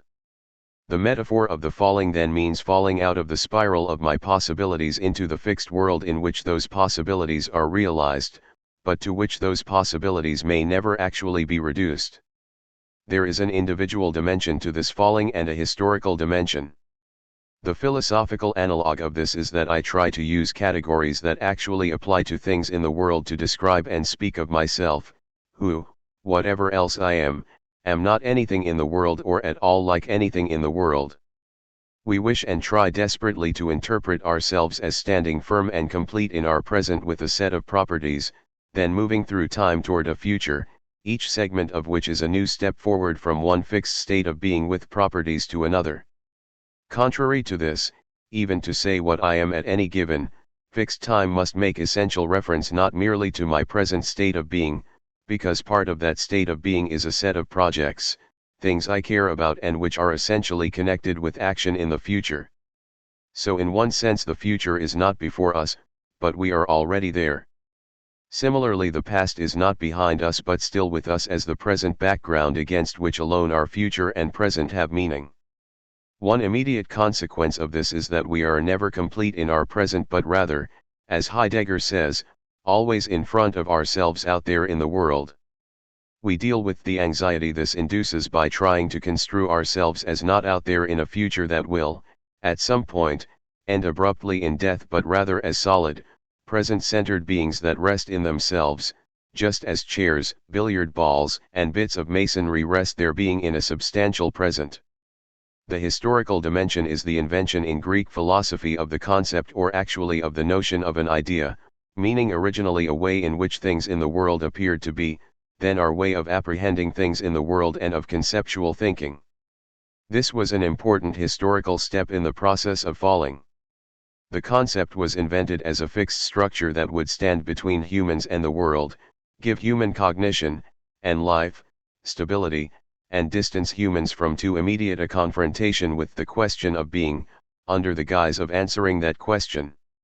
Rather than face directly, that is, the sheer brutal contingency of the world, which at any moment can cease to exist, with my death, the concept gives me a soothing way of moderating that contingency and focusing on some individual trait of the world, some object. There is no anxiety-producing confusion assaulting me, being which can transform itself into non-being/death, but rather an ordered structure of experience, that is a mountain, that is a river, that is thunder. Each concept, and each object, is potentially in its predictable place, safe. Unfortunately, this strategy did not work, nor, given the nature of the human condition, could it ever have worked completely. The repression of the anxiety which is a constituent of human life is not ever fully successful, but what Greek philosophy did was to initiate a long historical process which has a certain internal logic that can be traced. This is a process of gradual and cumulative degeneration in which the more philosophy develops, the more complex the conceptual schemes it elaborates, and the more elaborate the schemes, the further away they take us from and occlude being, and also my death. These philosophical schemes eventually seep in even to everyday language, so that now we speak without any special reflection about substances, subjects, essences, and causes, terms that originate in earlier philosophical speculation. So by the 20th century we were caught in a web of concepts which are the latest and most calcified residue of a project of understanding everything in the world in terms derived from, and at best appropriate to, objects, and which maximally cover up and make invisible the question of being. This conceptual apparatus is one of the things that makes it difficult to come to an understanding of how to live which takes proper account of the question of being. So how can we get out of this situation? Eventually Heidegger thought that we could not do so by our own efforts. In an interview with Spiegel published after his death, he famously claimed that our situation was hopeless and that only a God could save us. Nine Senuendizeit was, however, written at a time when he still indulged in what he would later think were youthful fantasies of escape.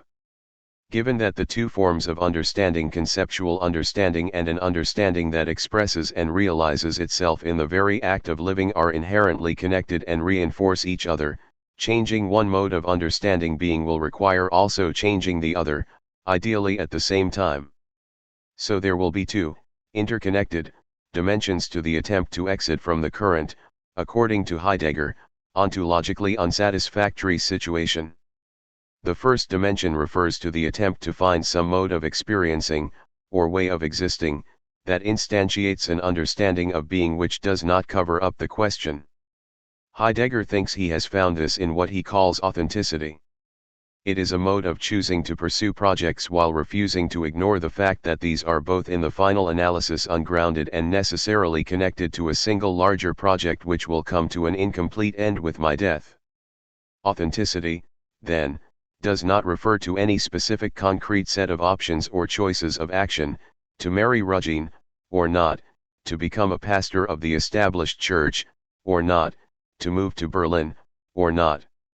Rather it refers to the way the choice is made, my own attitude toward myself and my projects as I choose to pursue them. This is a way of living which does not make these choices and projects dependent on the illusion of being fully grounded or part of some larger project that could ever be fully completed. The second dimension is the historical one, a destruction, in the original Latinate sense, an unbuilding or taking apart of the history of philosophy, showing how, at each stage, the basic philosophical vocabulary has moved further and further away from one that would allow us to ask the question of being. The first of these two dimensions was treated in the published, if incomplete, Part I of Being and Time. The second was to have been done in the unwritten Part II, so we don't know exactly how Heidegger would have proceeded concretely, unless we try to reconstruct what his treatment would have been by appealing to his many later writings on the history of philosophy. The title of Heidegger's book Being and Time means philosophers have tried to resist recognizing that being is dependent on time because being is revealed only to someone who will die. Being is nothing for us save to the extent to which we have access to it, understand it, and deal with it, that is, have already tacitly dealt with it in one way or another. For humans that way is always one that is mediated by our essential nature as temporal beings. We are constituted through our projects, and these always extend into an open future which will, we know, eventually come to an end in death. In a backhanded kind of way even Western philosophy recognizes the role of time in being, in that one of the most usual traditional criteria for being is that which always is. Heidegger's response in a way is that there is nothing which always is. Heidegger doesn't seem to have had any particularly distinct political views at the time he wrote Being and Time, although, obviously, his violent rejection of the Enlightenment and all its works, and his origin as the son of a small-town artisan in a very rural region of southern Germany, made it unlikely that he would become a supporter of the radical left. His politicization seems to have taken place in the early 1930s. After a brief but highly visible period of political involvement as an active and publicly vocal National Socialist immediately after Hitler came to power, when he reveled in the title first Nazi rector of a German university, Heidegger found himself politically sidelined. Point 10 On reflection, he decided by the end of the 1930s that the official party ideology was just an instance of the same kind of Western rationalism he had always opposed. He particularly objected to the attempt to base ethics and politics on science, namely the version of Darwinist biology which was used to justify racialist doctrines. According to one Gestapo report, made by a spy sent to observe his lectures, Heidegger had withdrawn into a private National Socialism of his own creation, a position, to judge by an interview he gave late in his life, he seems to have continued to hold until his death in 1976. In any case, after about 1939 or 1940, his philosophical views underwent a shift. At any rate, there seems to have been at least a significant change of emphasis. The shift is from an early position which puts great emphasis on individual decisions to one focused on millennial historical shifts about which humans can do nothing. Although in some sense care or concern is at the center of both the earlier and the later view, the kind of care in question has changed. Individual engaged action is at the core of philosophy in the early period. The care repeatedly invoked seems to be a matter of taking charge and forging ahead. The later philosophy devalues this and connects the appropriate human kind of care with the virtue of a Zen-like letting go. Gelassenheit, point 11. For the later Heidegger, humans must remain open and receptive to the calls which being may make on us, and learn to take care of being as a shepherd does his sheep. We need to become diehard and descends. Point 12. If the early model is activist and anarchic, the later position emphasizes the need for humans to cultivate, take care of, and foster what is around them. Often there seems to be almost a proto-environmentalist tone to some of the later works. Being and Time itself is written in a style that is very strongly exhortatory, but it doesn't seem to be advocating or denigrating any particular form of life or set of choices. Heidegger was often asked whether being and time was or implied an ethics, and he gave one of his usual slippery answers, that it was not an ethics, but that this did not imply that its content was ethically irrelevant. The best way to take this, I think, is as meaning something like the following: ethics is not a purely disinterested and speculative enterprise, but it is always addressed to someone. You, child of God, do not do this. As a rational agent you should avoid doing that. Proletarians of the world, unite. So before giving ethical advice, you should investigate who, if anyone, it was to whom you were proposing to give that advice. One of the strands of argument in Being and Time concerns whether or not a human being is an individual, a specific who. Humans are born not as individuals but as anonymous members of crowds or groups, who all, we assume, have the possibility of becoming individuals. One becomes an individual by adopting an individuated attitude of care toward one's own life, and that means toward one's own life as a configuration of projects leading to death. To be authentic is just to adopt such an attitude, and being authentic is a precondition to being a subject who is at all a potential addressee of moral discourse. So Being and Time describes one of the preconditions of ethics, namely the potential genesis and constitution of the ethical subject. Given the understandable revulsion which National Socialism generates and Heidegger's close association with this movement, it is natural to look in Being and Time for the germs of what would motivate him, or at any rate permit him, 6 years after the publication of the book, to become an active Nazi. Lukács, in one of his later works, Die Zerstörung der Vernunft, takes the standard vulgar Marxist line that Heidegger's radical rejection of reason meant that a move to the political right was, eventually, almost inevitable. Point 13. Logical positivists, to the extent to which they bothered to take a position at all, tended to take a similar tack, although their notion of reason was more tied to an interpretation of contemporary natural science than Lukács was. Adorno wrote a small book about the authoritarianism and the aesthetic failings of Heidegger's style, Jargon der Eigentlichkeit, and he also pointed out that although there was a lot of discussion of time and history in Heidegger's work, the only real topic is the passage of time in my own life and my relation to that. Point 14. There was no real history in Being and Time, that is, no study of social, political, and economic configurations of the past and how they changed, but it was a highly ideated history of being, a succession of studies of past philosophies. Finally, various people pointed out that Heidegger's persistent obsession with origins could easily mutate into justification for a primitivism that was deeply unattractive. I think it fair to say that this discussion, although by no means useless, remains highly speculative, and often it comes close to making the mistake of looking for something like a single philosophical virus that caused fascism. This would be incorrect on two counts. First, because fascism was not caused by a philosophical mistake, and second, because there is no single philosophical view, as far as I can see, that all fascists held. It is true that National Socialism was overwhelmingly attractive to followers of the 18th century philosopher Immanuel Kant and to devotees of Nietzsche, and that it was anathema to Hegelians and logical positivists. 15. But what characteristic is it that Kantians and Nietzscheans have in common that they do not share with Hegelians and positivists? Although Heidegger later claimed that Being and Time was a failure, he never repudiated it but continued to think it a necessary step on the road to philosophy. Or rather, to use one of his own favorite metaphors, he thought that philosophy itself was a path or way and that Being and Time was a set of steps along that way.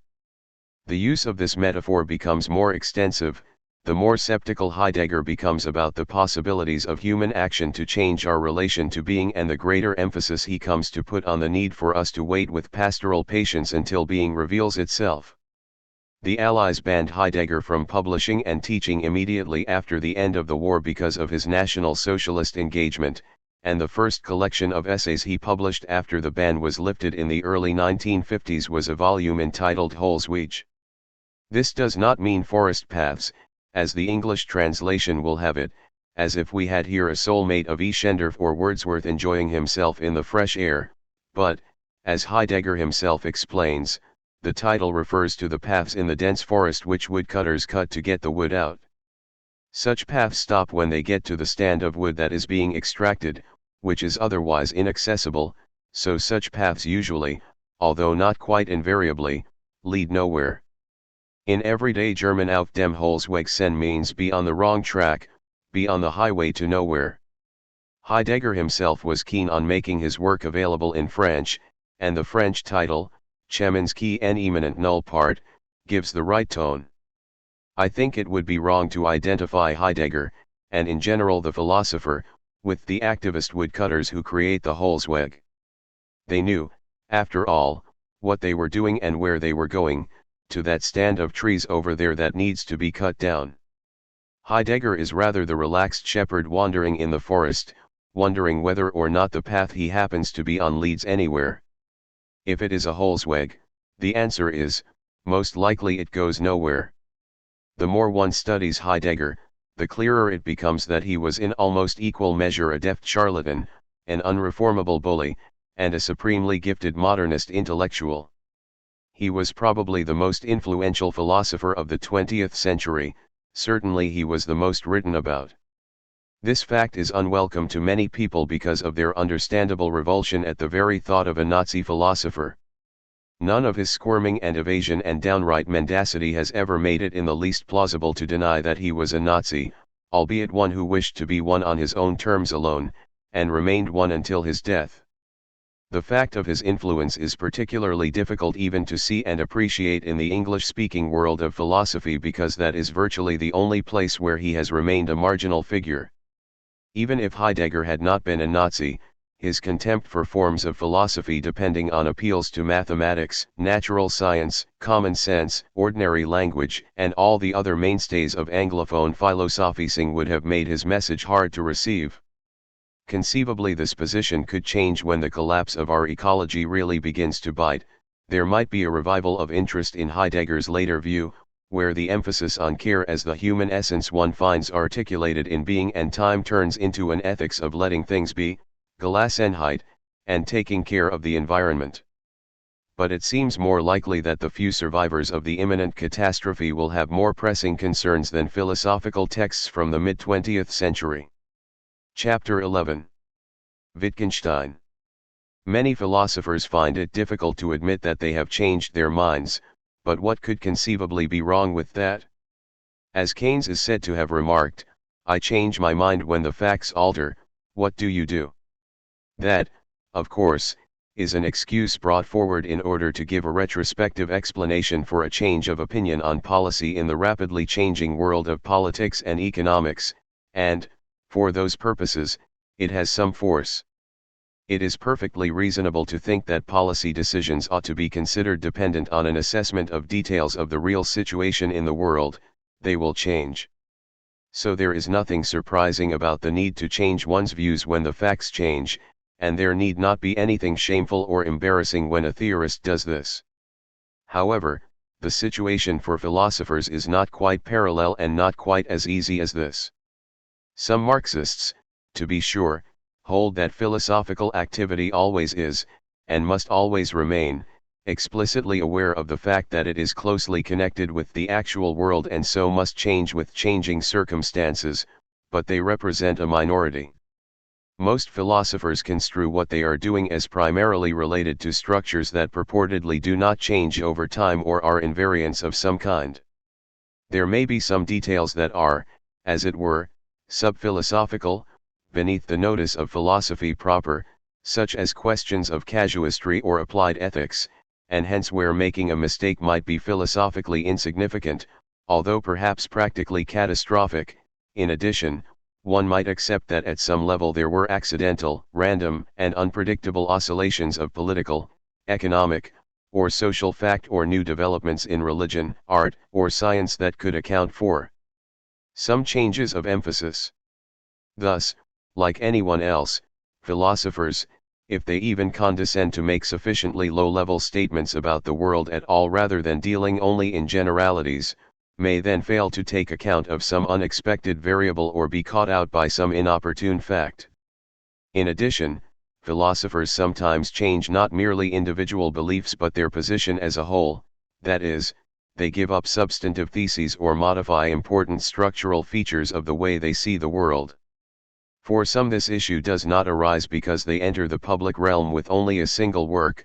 Socrates did not even do that, publishing nothing during his own lifetime and leaving his unfinished poem to be edited, as the ancients would say, i.e., published, after his death. If he had second thoughts, or if there were drafts containing other positions, they never came to anyone's attention, not even, it would seem, in antiquity. The work itself might contain contradictions, tensions between different elements, undeveloped passages that could be taken one or another way, but these do not necessarily represent changes of position. Some philosophers' work, to be sure, is inherently or even intentionally internally fluid and open-ended. Montaigne and Nietzsche are examples that come to mind, and in some cases, such as in the dialogues of Plato, the presentation is so dialectical and so deeply structured by irony that the question of fixity of belief does not arise in exactly the same form in which it does for some later and more strictly dogmatic philosophers. Recall, nevertheless, how keen even Socrates is to emphasize that his hopes for the future are fixed and firm. Still, by and large philosophers are widely assumed to be required to take relatively firm, considered, and unchanging positions on things. And if they do change that position, this raises the possibility that they have been merely accommodating to a present, either a philosophical present or a political present, that is now past, or that they have failed to be appropriately serious in their work, or horrible dicta that they have made a mistake in an area that was supposed to be adequately policed. This can be a position of potentially great embarrassment. A philosopher who has written work that instantiates publicly what seem to be two clearly different positions, can, when confronted by someone who points out the change, take any one of a number of different tacks in trying to explain what has happened.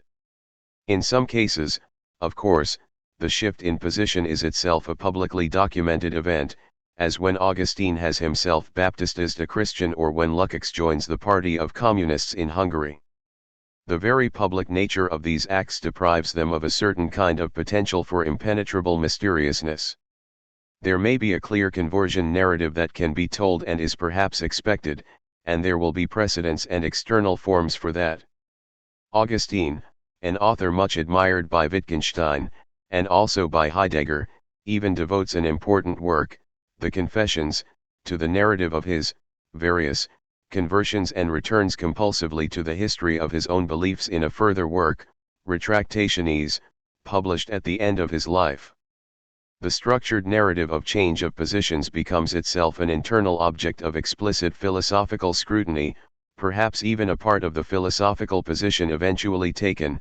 No one can be born an Anabaptist, one must have been something else and have been converted, and the conversion story is integral to the position itself.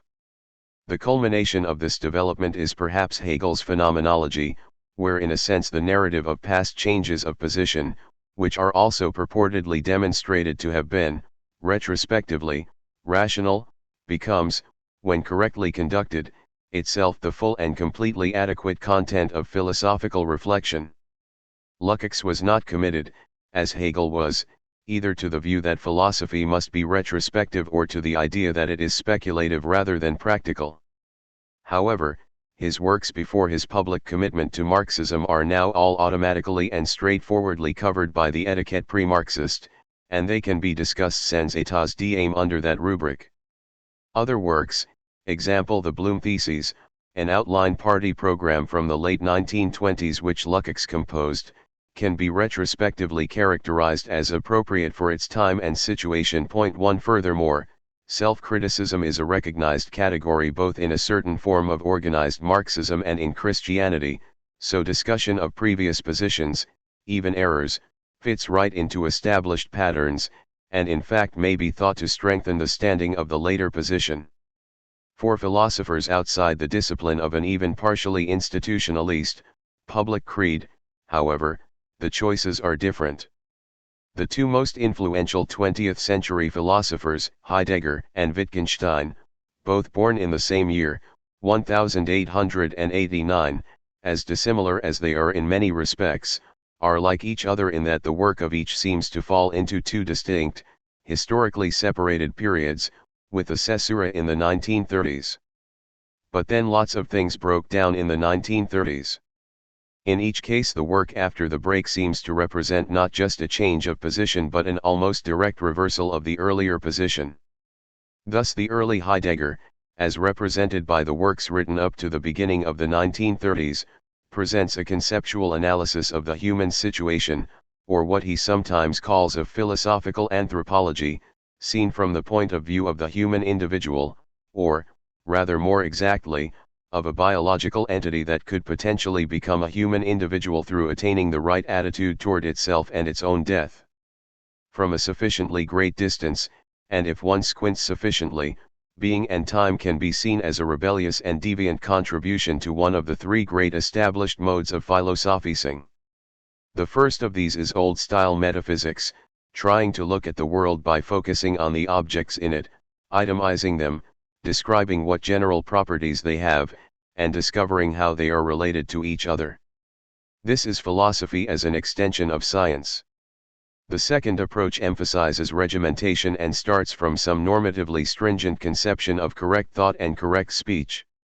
In one way or another, the world has to be viewed through the lens of these patterns and structures, and, if that is done correctly, it will be seen to conform, except for certain accidental human deviancies, called errors, which can relatively easily be corrected with enough intelligence and application. Philosophy is to be continuous with mathematics and logic. The third form of philosophy puts human cognitive access to the world in the center. Not what is there, or what would it be consistent to say, but how could/can/do we know. For all its savage criticism of some earlier versions of this third mode and particularly of the assumption that human knowledge is always primarily propositional knowledge and that one can sensibly speak of a human cognitive subject as a distinct and basic entity which is congenital in the work of practitioners of this kind of philosophy, being and time is still discernibly a successor of works of this third type. Whatever the difficulties, obscurities, and perhaps even incoherences of Heidegger's later, post-1940 work, it does not belong to this third mode of philosophizing at all. It distances itself from the conceptual analysis of propositional knowledge altogether and looks to hermetic forms of poetry for a basic orientation. It also seems not to treat individual human experience or any form of human cognitive processing as a privileged framework of any kind, but tries to locate all human undertakings increasingly in the much wider context of what Heidegger calls the history of being, and to see being itself as the basic agent in history. Wittgenstein's work also falls into two periods. His Tractatus, 1921, which is an instance of the second rather than the third of the three modes of philosophizing I described, presents a view of language as an image or picture of a world of independent facts, all of which can be expressed in a relatively simple propositional form. The meaning of a proposition is its reference to one of these hard-edged facts. Whatever is not such a fact, important as it might nevertheless be, is not a possible object of discussion. Wittgenstein published virtually nothing else during his lifetime, but by the 1930s he had established a cult following among a large group of students and young philosophers. Shortly after his death, in 1951, some of his students published the Philosophical Investigations, a text he had been working on for several years. In this text Wittgenstein clearly and explicitly rejects as completely wrong his own earlier view that the essential nature of language is to be a picture or model of a world. He also rejects the metaphysics of facts which, according to the Tractatus, constitutes the structure of the world. Instead, he construes language use not as the holding up of a mirror to the world but as a collection of different forms of social action. It is not impossible for us to represent the world, to try to give a picture of it, but that function is a special and peculiar one which requires certain highly distinctive conditions to be satisfied for it to be possible. The descriptive proposition is not the paradigm of linguistic meaning. Meaning is neither a purely formal or logical property of propositions, nor is it some kind of associated psychological phenomenon that has its locus in the privacy of the individual's mind. Meaning depends on and can only be understood by reference to a set of complicated social practices that are much more than merely linguistic. So far, so Hegelian, one might think, but this aspect of the Hegelian philosophy had been more or less completely lost after 1848, except among some Marxists. So the fact is that Wittgenstein is to some extent reinventing the wheel, but that is not an argument either for or against the correctness of this view. The Tractatus was in intention a highly conventional, purportedly apodictic philosophical treatise. In its preface Wittgenstein claimed that the truth of the statements which the book contained was unantastbar and definitive, untouchable and definitive. In the preface to the Philosophical Investigations he then asserts with deeply refreshing honesty that the position he proposed in the previous work was wrong. How, though, was the Tractatus wrong?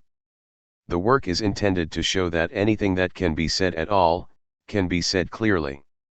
The Philosophical Investigations, however, are an investigation of the unbounded multiplicity of ways in which one can say things that cannot be said clearly.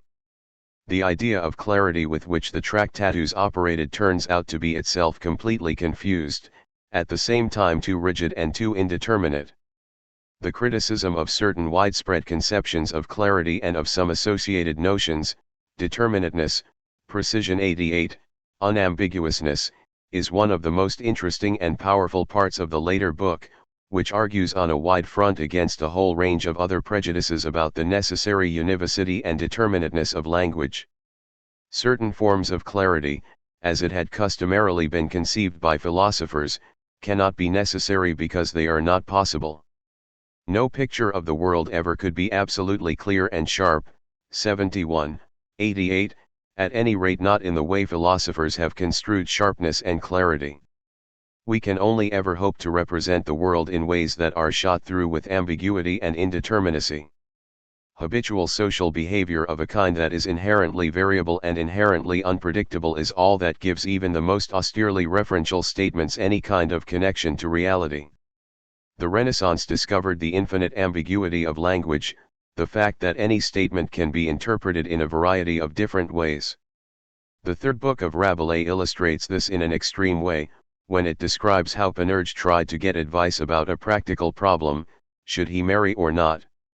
He consults all the authorities he can find but is shown to be sufficiently quick-witted and clever to turn any advice he receives which does not conform to his antecedent desires into something that is grist for his mill.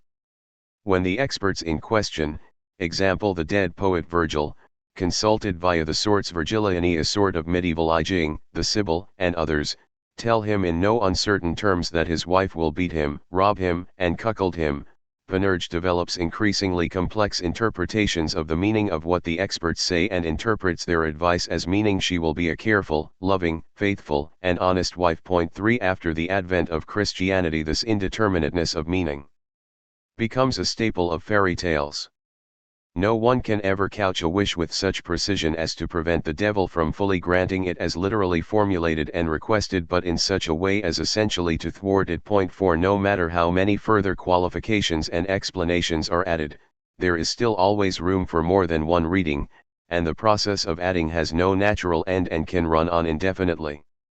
As epiclecles of interpretation become more elaborate, perhaps they become less plausible. This may be correct, but then meaning would come to depend on the plausibility of a certain reading or interpretation. Plausibility, however, was thought to belong to a totally different domain of discourse from the strict analysis of cognitive meaning. It was a matter for rhetoric rather than for semantics, at least that was the view most philosophers took. So although the meaning of the cat is on the mat, this solution has turned blue or it is raining seems to be so simple that the statement itself wears its meaning on its sleeve, not requiring any further interpretation. That would not be the case. The basic paradigm and also the point of departure for further thinking about meaning, about all meaning, is the situation of Panurge confronted with a verse from Virgil which he must interpret, a situation in which, obviously, one would be tempted to say, a number of different interpretations are perfectly possible and no one interpretation is absolutely mandated with unmistakable clarity by the text itself. Hobbes recognized the problem here, that of the openness and potential indeterminacy of all linguistic meaning and the potential variability of the ways in which humans might interpret any sign.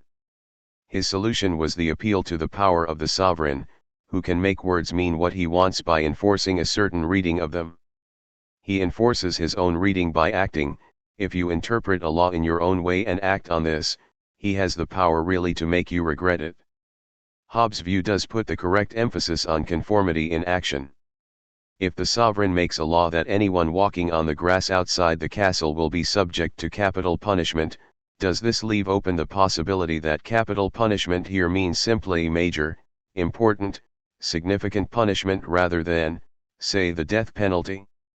Or does it mean specifically decapitation, rather than hanging, impalement, smothering in thick blankets, lethal injection, lapidation, electrocution? Hobbes holds that the sovereign could prevent any interpretation but one from establishing itself by himself acting in a certain way. If he wished it to be clear that capital punishment meant specifically decapitation, rather than merely any old form of execution, then he could have the head of any executioner removed who hanged the criminal rather than decapitating him or her. Now, of course, sovereigns will not generally do this job themselves but will have someone else, such as another executioner, do it for them. How exactly does the sovereign instruct these other executioners in the precise nature of their duties? Do they need further instruction through coercive punishment? There are presumably also an indefinite number of further potential executioners at the sovereign's disposal, and they are, ex hypothesi, completely overawing, but what use are they in a concrete case if the sovereign cannot make his or her wishes precisely clear? Brexit means Brexit, as we have all recently seen, is a foolish thing to say if one is genuinely trying to make any progress at all in understanding or indeed trying to explain something, although it can have some effect as a rhetorical club to brandish in order to rally support among the faithful or to bellabore the heads of opponents. At a certain point explanation, and its enforcement with club or scimitar, must stop. This will be at the point at which people simply respond or react with what they take to be spontaneous or routinized or unreflective forms of behavior, that is, they react, as we say, without thinking.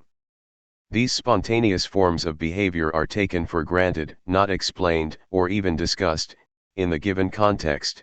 They are not created ex nihilo by the sovereign, but presupposed and taken for granted as natural and not requiring, or perhaps even admitting, discursive comment. These routines can and do change.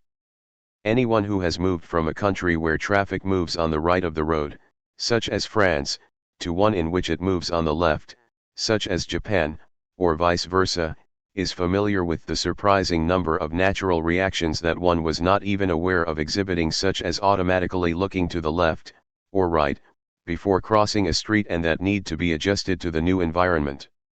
Of course, one gradually changes them once one has even become aware of them, and even changes them so much that if a French driver returns to continental Europe after living for a decade in Japan, it may take a day or so to re-establish the old habits.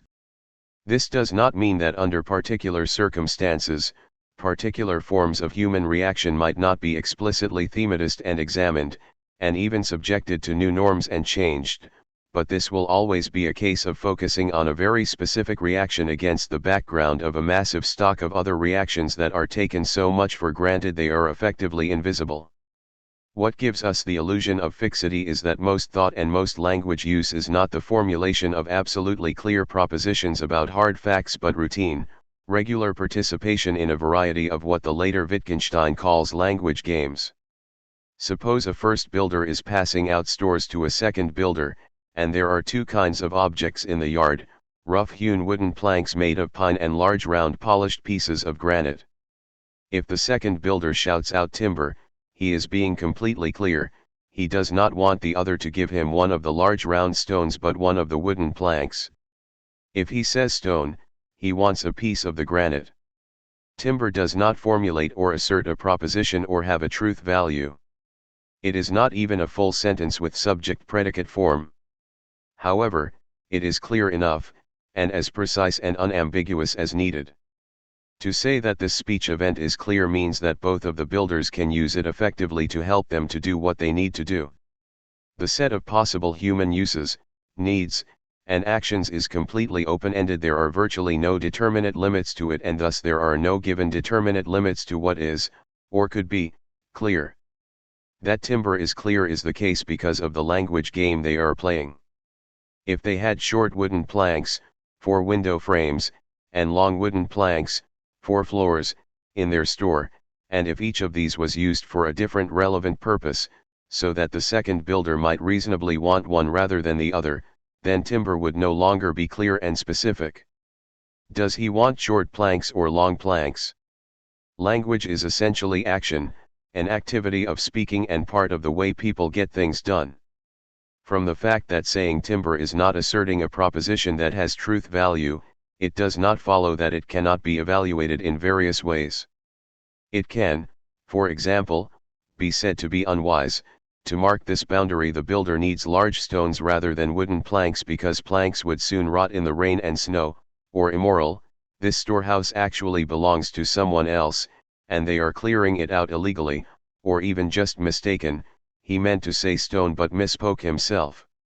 In making all these judgments I am, of course, adopting a position outside that of the language game they are playing, but, if Wittgenstein is correct, inside one or another other, more extensive language game. There can be games that consist in evaluating other games.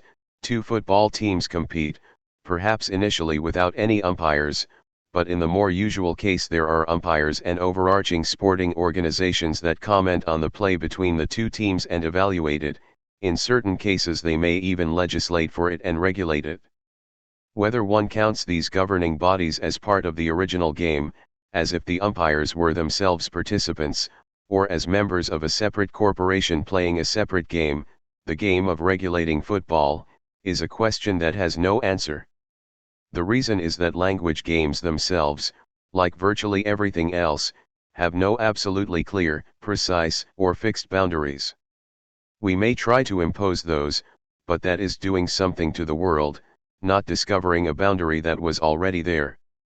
Whether or not the interaction takes place correctly is a sociological fact, that is, it is something that in the first instance the participants in the action and then the wider community will determine according to whatever evaluative processes they decide to use. There is no way to specify either what the limits of that wider community are or what they will decide to allow or disallow. If human life in society is, among other things, a matter of participating in various language games, and if some of these games may have the observation and regulation of other games as their content and goal, the question immediately arises about the relations of the various language games in a society. Platonically inclined philosophers will look for the possibility of organizing these in a hierarchy under a single language game, which may be, say, logic or philosophy or, for some older style theorists, theology, but this seems precisely what Wittgenstein wants to deny. He thinks this is impossible and in any case would be inadvisable because it would impose fixity where flexibility is a virtue. To some extent he seems to claim that all language games are embedded in something he calls our form of life, but he is completely unclear about what this is. It seems most likely that a form of life consists of a certain number of natural and social features that are the preconditions for language games. One is tempted to say if our form of life is a precondition for language games, there must be limits to it, and therefore we must be able to study them and learn about the limits of possible language games, but there is no evidence that Wittgenstein would have accepted this. Form of life, too, seems to be characterized by a highly fruitful indeterminacy. Who is the we presupposed in speaking of our? Which we, under what circumstances? What does could recognize as a part of our form of life mean? A form of life in any case is not itself a separate and distinct object of study, or if it is an indirect and highly empirical study, and it is certainly not possible to deduce anything significant from purported knowledge of our form of life about how our language games must be constituted. And whatever a form of life turns out to be, the whole point of introducing it is to deny the existence of a language game. A form of life, whatever it is certainly not itself a language game. It is perfectly natural for us, after 2,000 years of post-Platonic indoctrination, to assume that every word we use has a meaning and that this meaning is like a set of invisible railway tracks extending into the future which guides how the word can be used. 218. But there are no such railway tracks, there are only social habits and social decisions. If they change, and they can change without any difficulty and need no one's warrant to do so, the meaning changes. This does not mean that every change is completely irrational or unmotivated, but the reasons may well be social or psychological and not, as it were, strictly cognitive, and they are certainly not necessarily connected to some inherent meaning the word has by itself. Even when the reasons are in some sense cognitive, it does not seem that the inherent meaning of some word determines future usage. We have good reasons to deny that a whale is a fish. One might even say these were good cognitive reasons in that they were connected with what our biology tells us is most important. But the decision to call a whale a fish, or to deny that it is a fish, is not a merely semantic decision, not one mandated by the very meaning of the terms used. It would also be wrong to think this means that the meaning of our words is now completely fixed and clear but could change. That meanings change is true, but trivial. Of course we could begin to use the word rabbit to refer to a certain species of bird, but so what? The point seems rather to be this: if we did begin to use a certain word differently or in a differently constituted language game, this would retrospectively show that the meaning never was as clear as we thought it was. Timber in its appropriate context is clear enough, but, even then, how do we know that it refers to the material wood rather than to the shape of a plank, rather than the round shape of the stone, or to rough-hewn thing rather than polished thing? If suddenly we add to our stock of rough pine planks a quantity of well-planed oak planks, there is nothing in the antecedent usage which requires us to call the oak planks timber, because they are made of wood, rather than stone, because they are polished rather than rough-hewn. There is no fact of meaning apart from social usage, and even such usage is incapable of giving the distinctness, precision, and lack of ambiguity we all crave and which philosophers in the past purported to analyze. The implications of this, Wittgenstein realized, were tremendous. For one thing, if there is no final precision and clarity, there can be no final justification for actions or beliefs. If I don't know what a belief really means in the final analysis, any justification of it must be local, relative, and deeply praxis-dependent. If words don't have inherent sharp and clear definition, and if the appearance of sharpness is no more than an appearance, then to the extent to which clarity, precision, and determinateness exist, which is less than we assume, they are always artifacts brought into being by highly structured social institutions, dictionaries, law courts, school systems, and these institutions and practices which exert a palpable constrictive force on language users, and their actions are fragile and variable, and could never in principle engender absolute precision.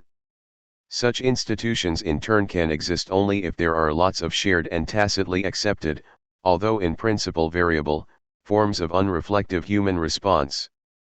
Whether or not, then, the world is composed of hard, sharply defined propositions, we couldn't ever formulate them in a way that was absolutely unambiguous because it will always depend on a relation of human reactions which may change in unpredictable ways, and we cannot theoretically factor these out because they, if we consider all of them at the same time, are necessarily beyond formulation. Not that any one by itself could not be tied down, but they form an unsurveyable and indefinitely extended mass that cannot be grasped at one go. It is not insignificant that the Tractatus was a series of numbered and subnumbered propositions, according to a complicated system that purportedly indicated the relative logical weight of each one. This external structuration modeled on that of a mathematics textbook seemed appropriate for the view of the world that was presented in the book, a unified world of facts expressed in a highly formalist language. There is to be a single system. Philosophical Investigations, on the other hand, is closer in literary form to Montaigne or to Nietzsche in that it is composed of a series of texts of various kinds, including short essays that stand by themselves, short discussions that seem to represent a continuation of the discussions being conducted in the sections around them, small interludes of apparent monologue inter, quasi-dramatic encounters between, imaginary, interlocutors who raise objections, lists, aphorisms, discussions of diagrams or figures, and more. Most of the components of the Philosophical Investigations are, at under 2 pages each, generally significantly shorter than essays by Montaigne, although longer than the aphorism, which was an established literary genre in German in the 18th, 19th, and early 20th centuries. Wittgenstein calls them remarks, Bemerkungen, and says they represent his characteristic way of thinking. We might wonder whether the structure, so different from the obsessively organized Tractatus, was intended to reflect the new flexibility and freedom of Wittgenstein's views about philosophy as analyzing the variety of human ways of sense-making and understanding meaning. Just as there can be an open and changing set of different language games with no antecedently fixed limit, 23, so the form which philosophic reflection takes can be more open and fluid and need not be some fixed propositional form. However, as Wittgenstein himself makes clear in the preface, this fluidity and fragmentariness turn out not to have been intentional and part of a conscious program. He states that he continued to want to produce a finished book as a unitary structure of the conventional sort. He thinks, that is, that his inability to transform his texts into a whole where one thought flows from another was a failure rather than a discovery of a different way of thinking about things and viewing the world, or success in a different enterprise. He floats the idea that the disparate nature of the remarks that make up the book might be connected not just with what he was able to accomplish but with the nature of the project itself, dies hing mit der Natur der Untersuchung selbst zusammen, Vorwort, but rather than pursuing that thought in any way, he immediately lets it drop and falls back into what looks like the more conventional view. In the Philosophical Investigations, Wittgenstein presents at least 2 slightly different, although perhaps not incompatible conceptions of the task of philosophy. The first is that philosophy is a voyage through a conceptual domain, a domain of thoughts, Gedankengebiet, during which the philosopher makes a number of different sketches of the landscape, which he then modifies, revises, cuts back, and puts together to form an image/picture, build, of this landscape. This makes it seem as if Wittgenstein thought that the landscape was already out there, just waiting to be crisscrossed by an explorer eager to map it out. Presumably, though, he does not mean that all the various landscape sketches, the accounts of different language games which the book contains, are, or even could be seamlessly integrated into a single unified picture, because he then writes that the book is really just an album. An album, however, is not in general something with unified representational content but rather is more like a scrapbook held together by one or more external purposes.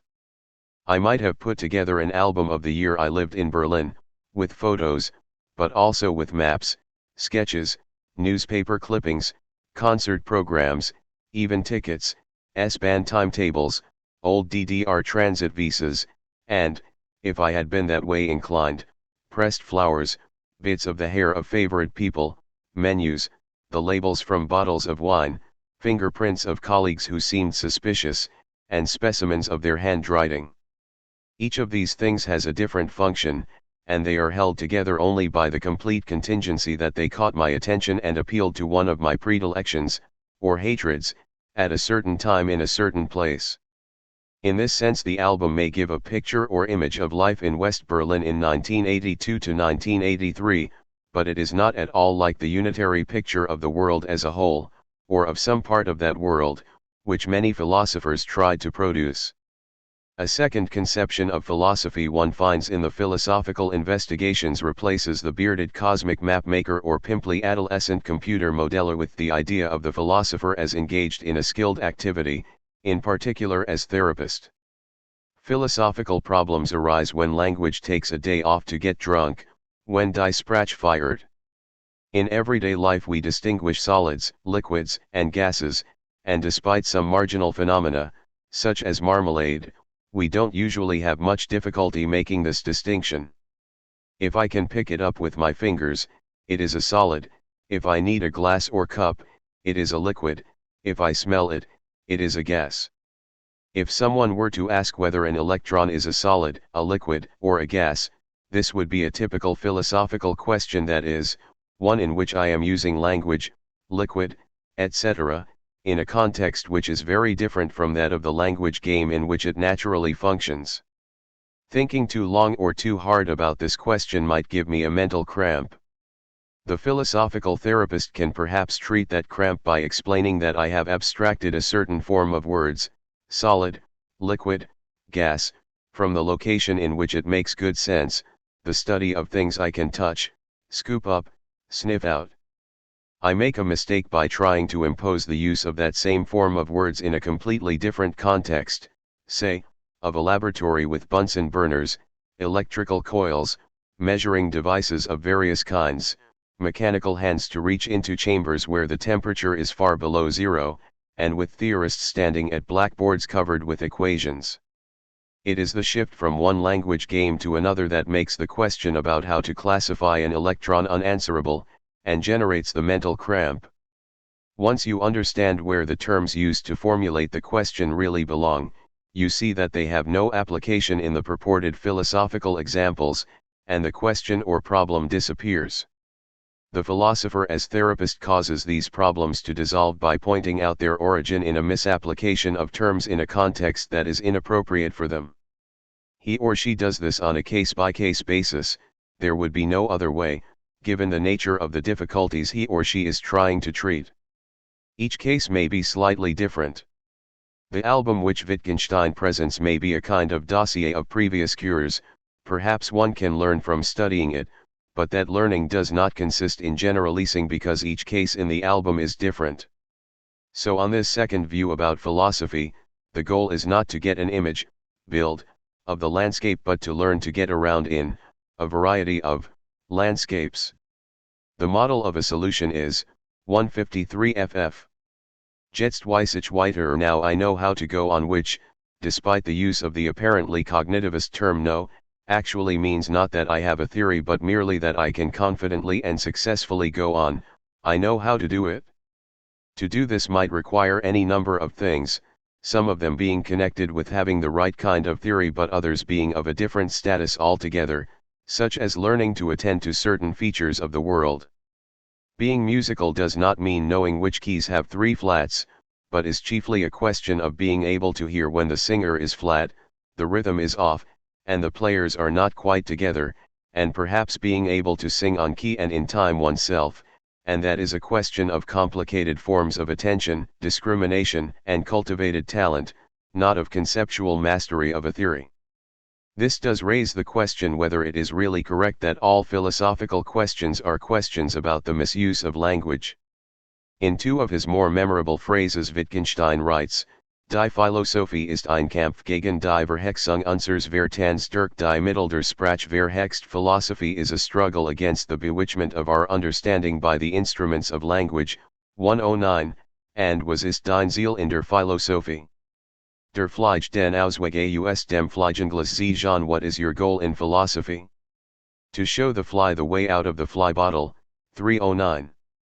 Does this attribute to language an independence or autonomy from society that Wittgenstein himself in other places is at pains to deny? To be sure, perhaps we are bewitched by language, but language is not necessarily a locus of some independent confusion. Will all, really, all, be well if we get our language correctly policed? Will even all that philosophers can treat be well? Is Lukács wrong to think there could be some problems that were better understood not as linguistic misapprehensions but as structural difficulties or contradictions in our social practices, including our language games, themselves? If there were such, would one be able to get out of the bewitchment by means of linguistic therapy alone? Wittgenstein's later way of trying to write philosophy attaches it to and focuses it on a kind of dismal everydayness.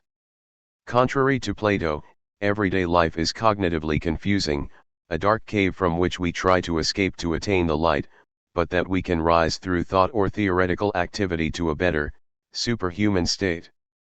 It is also not the case, say, that rural simplicity was healthy and regenerative. The small Austrian village where Wittgenstein worked as a teacher was a breeding ground of exquisite sadism, as he soon realized and admitted. Nor did nature provide access to an organic order which was destroyed by abstraction and would re-emerge if those abstractions were undone. Everyday speech and life were not particularly wholesome. There is nothing redemptive or even salubrious about being in the builder's yard shouting for timber. Trying to escape from it, though, through traditional philosophical activity will only add to our own confusion. Earlier I mentioned the strange phenomenon that Wittgenstein seems to think there is a conceptual territory that is simply given and can be crisscrossed and explored without considering the possibility that it could be changed, internally restructured, expanded, or constricted. At one point Wittgenstein makes the remark about his friend and colleague Frank Ramsey that Ramsey is a bourgeois thinker. 5 This, I think, means that Ramsey thought all conceptual space was like that. But in saying this, Wittgenstein is clearly intending to distinguish his own attitude from that of Ramsey. Wittgenstein was not a bourgeois but a religious thinker, or rather one kind of religious thinker. There was only the order there was to that extent the bourgeois thinkers were right and philosophy left everything as it is. But there was another side to reality, which was mysterious, transcendental, beyond our world. This other side was not part of the order, but still it was there. God was not part of the world but was universally present, although in no way visible. The question, then, is whether bourgeois and religious are the only possibilities. Is it really out of the question to think that a philosopher might be an inventor or a constructor of something new, perhaps a conceptual inventor like Hobbes, the state, or the inventor of a new language, as Heidegger sometimes aspired to be? The dichotomy bourgeois/religious would also exclude thinking of the philosopher as revolutionary, Lukács, or as a utopian speculator, Plato. To return to the issue with which this chapter began, it is striking that the basic change in philosophical orientation between the Tractatus and the philosophical investigations was not accompanied by any other important change in Wittgenstein's form of life. He was a highly sensitive and aesthetically gifted man with wide cultural interests, but the complete and radical transformation of his philosophical position did not cause him to change his mind about music, architecture, ethics, literature, politics, or, for that matter, anything else. He also had continuing religious and spiritual interests, although not of a denominational kind, but his attitude toward his own life, or his own spiritual concerns, does not seem in any way to have changed. Partly this is just the detachment which is a result of construing philosophy as a relatively self-contained technical subject. In Wittgenstein's own terms, in his early Tractatus, ethics and aesthetics are transcendent, 6.421, there is nothing you can say about them. The later view in the philosophical investigations maintains that philosophy leaves everything as it is, 124. This may be one of the reasons it was relatively easy for Wittgenstein to change his mind and admit that he had been wrong. Being wrong in matters of philosophy doesn't really change anything in ethics, politics, or matters of the spirit. If Augustine was wrong, he would, after death, find himself down in hell with the Donatists. Being on the wrong side for Lukács wouldn't just mean ending up in the Gulag but would entail losing his connection, via the party, to any form of meaning at all. Could Nietzsche have lived his life as a satisfied, if not exactly happy rentier if he had believed he had a duty to obey the commands of his creator, as expressed in scripture? In contrast, for Wittgenstein philosophy has become an entirely academic affair. Or, in fact, even less than that, if Max Weber is right and the proper academic is someone who thinks the salvation of his soul depends on making this conjecture in this place of a corrupt manuscript, or on the correctness of this equation as a solution to this problem. 6 Wittgenstein was concerned with the salvation of his soul. He had a deep cultural commitment to the continuance of the 18th and 19th century Viennese musical tradition, and he had lots of interesting things to say about these topics, but, as far as one can tell, he did not think they had anything to do with his philosophical work. Even in the preface to the Tractatus he writes, we see that the problems of philosophy are solved in this work, but that just shows how little the solution of those problems signifies. Forward. Perhaps this is a sign that he has taken the notion of a philosophical problem too narrowly, as he certainly has in the early work, but even later he never seems to give up this view. One can, of course, turn this around and wonder whether the thick patina of depression that hangs over Wittgenstein's work is not itself partly an expression of the loss he suffered when he came to the opinion that philosophy has no alternative but to become just an academic subject, and one of even less significance than physics or philology. This perhaps underestimates a certain existentialist strand that can also be found in Wittgenstein's work. Philosophy can become a kind of life obsession, and then one can make the salvation of one's soul depend on getting the philosophically correct answer, or at least avoiding clear philosophical error. For certain people, having this obsession may not even be a choice in any interesting sense, but a fate. Philosophy in this sense would seem to lose its claim to universal human relevance. Chapter 12. Adorno. The world inhabited by post-Hegelian philosophers is full of reversals, inversions, and metatheses, of various kinds. Hegel says of philosophy itself that it is common sense turned upside down, and that the French Revolution exhibited the spectacle of a world trying to walk on its own head, trying to organize politics and society according to reason, not the conjunction of mere accident and might. 1 Marx, in turn, says of Hegel's dialectic that it is illuminating, but it is standing on its head and needs to be put back on its feet right side up. 2 One of the weirder chapters of the Phenomenology concerns a world view in which people are unclear as to what is positive and what is negative, what is a force and what is the thing propelled along by that force. 3 Loss of control can lead to vertigo and madness. We first encounter Buchner's deranged poet Lenz walking through the mountains in the rain and mist. He had not a care in the world, he was just sorry he could not walk on his head. However, for those on earth who try to walk on their heads, the heavens are an abyss under their feet. 5 Whichever way was right side up by the 1940s, there was a politically established social formation that presented itself, correctly or not, as the polar opposite of Hegel's bourgeois state, the Soviet Union.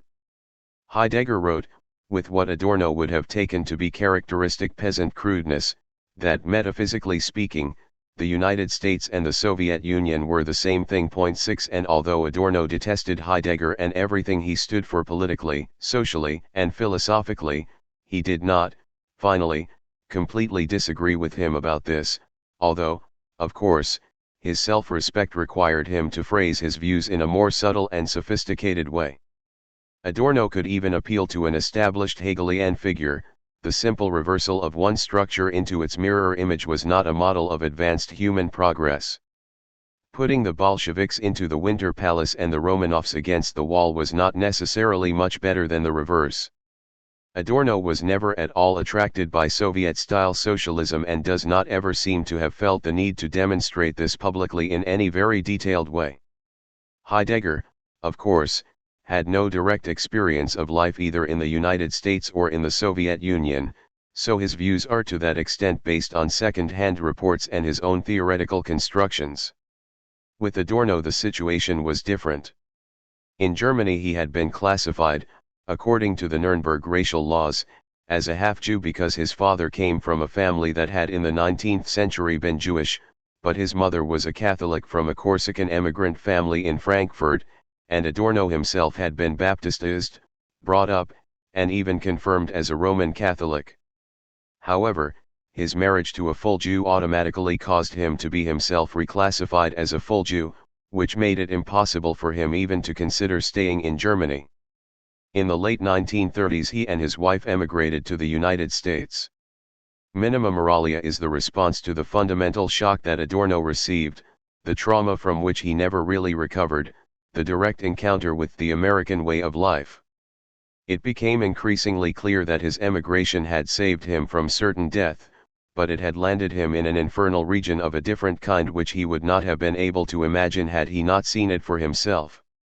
War, massacre, political and economic collapse, even genocide was, after all, the stuff of history. Adorno knew this, but the utter spiritlessness of life in the New World and the complete absence there of anything he could recognize as culture was something else, and he became keen not to let his great and justifiable relief about his escape from Hitler dull his aesthetic, moral, and intellectual sensibilities or blind him to the horrors of life in Southern California.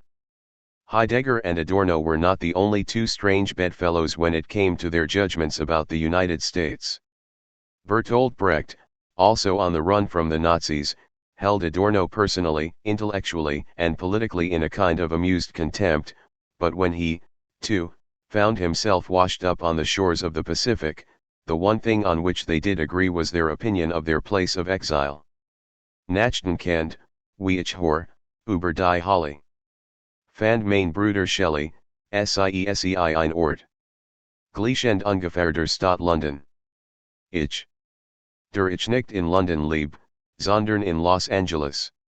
Finde, Nachdenken über die Halle, sie muss. Noch mehr Los Angeles Gleischen. 7. Thinking about hell, I'm told, my brother Shelley, decided that it was a place rather like the city of London. I, who don't live in London but in Los Angeles, have decided, when I think about hell, that it has a greater resemblance to Los Angeles. Brecht had been to some extent imaginatively prepared for what he encountered, in that America had played some role in his imaginative life before his arrival there, but that was not true of Adorno. Minima moralia is a kind of prose version of Brecht's poem, motivated by initial disbelief, then by the same shock and horror. How could a human population have turned what might have been a moderately attractive natural environment into such an abomination and built a society so wholly devoted to deceit, corruption, and human self-degradation, a huge mortuary of the human spirit? Minima moralia is the beginning of Adorno's attempt to keep equidistant from both behemoths, Hollywood and Magnitogorsk, and to try to resist their respective subtle or clumsy embraces in the only way he felt he could, by engaging in social criticism. Since he was not living in Magnitogorsk and had never even visited the Soviet Union, direct critical analysis of Soviet society of the kind he could give of American society, based on immediate experience, was not possible. The appeal to immediate, individual, subjective experience might seem slightly unusual in a philosopher who, like Hegel and Marx, put so much emphasis on institutions, large-scale structures, and historical developments. The reason is, partly, I think, that Adorno sees that simply reversing Hegel seems to have done little good in the medium term. Whatever increases in freedom and release of cultural energies there might have been in the Soviet Union in the 1920s, and Adorno was in fact never at all impressed by these, they had certainly disappeared by the late 1930s. So perhaps the answer was not standing Hegel upside down but turning him inside out. Hegel's phenomenology is a kind of Bildungsweg, describing a path by which an individual can, as it were, move forward by looking back. By understanding my, and that means also our, past, and fully and consciously assimilating it, I move ever closer to being able to embrace it, and our present, warmly, be reconciled to it. Becoming more me means being reconciled increasingly to us and affirming the rationality of our institutional life. To be sure, from another point of view the Bildungsweg is a perpetual Leidensweg, a way of the cross, each stage of which is a process of bitter disappointment. Stoicism doesn't work, scepticism doesn't work, the Enlightenment doesn't work, the French Revolution ends in the Terror. Anyone who reads Hegel's Rijks philosophy learns that the generation of a disillusioned, impoverished class, what Marx will call the proletariat, is a great unsolved problem of modern times. 9 One can think of Adorno as objecting that he has followed the whole of Hegel's argument but missed the last step, that rational comprehension of universal disappointment implies warm affirmation of everything, or, perhaps of everything as depicted in Hegel's system. 10 Hegel is clear about this. He claims that his system has exhaustively developed and deployed all forms of rationality and meaningfulness.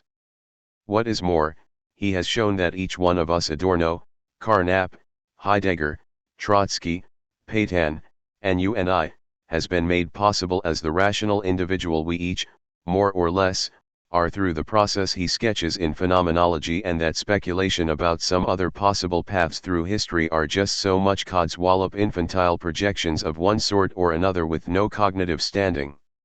If that is the case, Hegel claims, and you run through the path to absolute knowledge correctly, you will see that you can have no rational grounds for rejecting the whole process. The only alternative to embracing and affirming the whole thing, including oneself as one of the results of the process, is radical scepticism. 11 Of course, he admits, you can step out of the realm of rationality altogether, sit down by yourself in sceptical silence, and not say anything, and in that case you become an irrelevancy. But not saying anything was never an option for the voluble Adorno.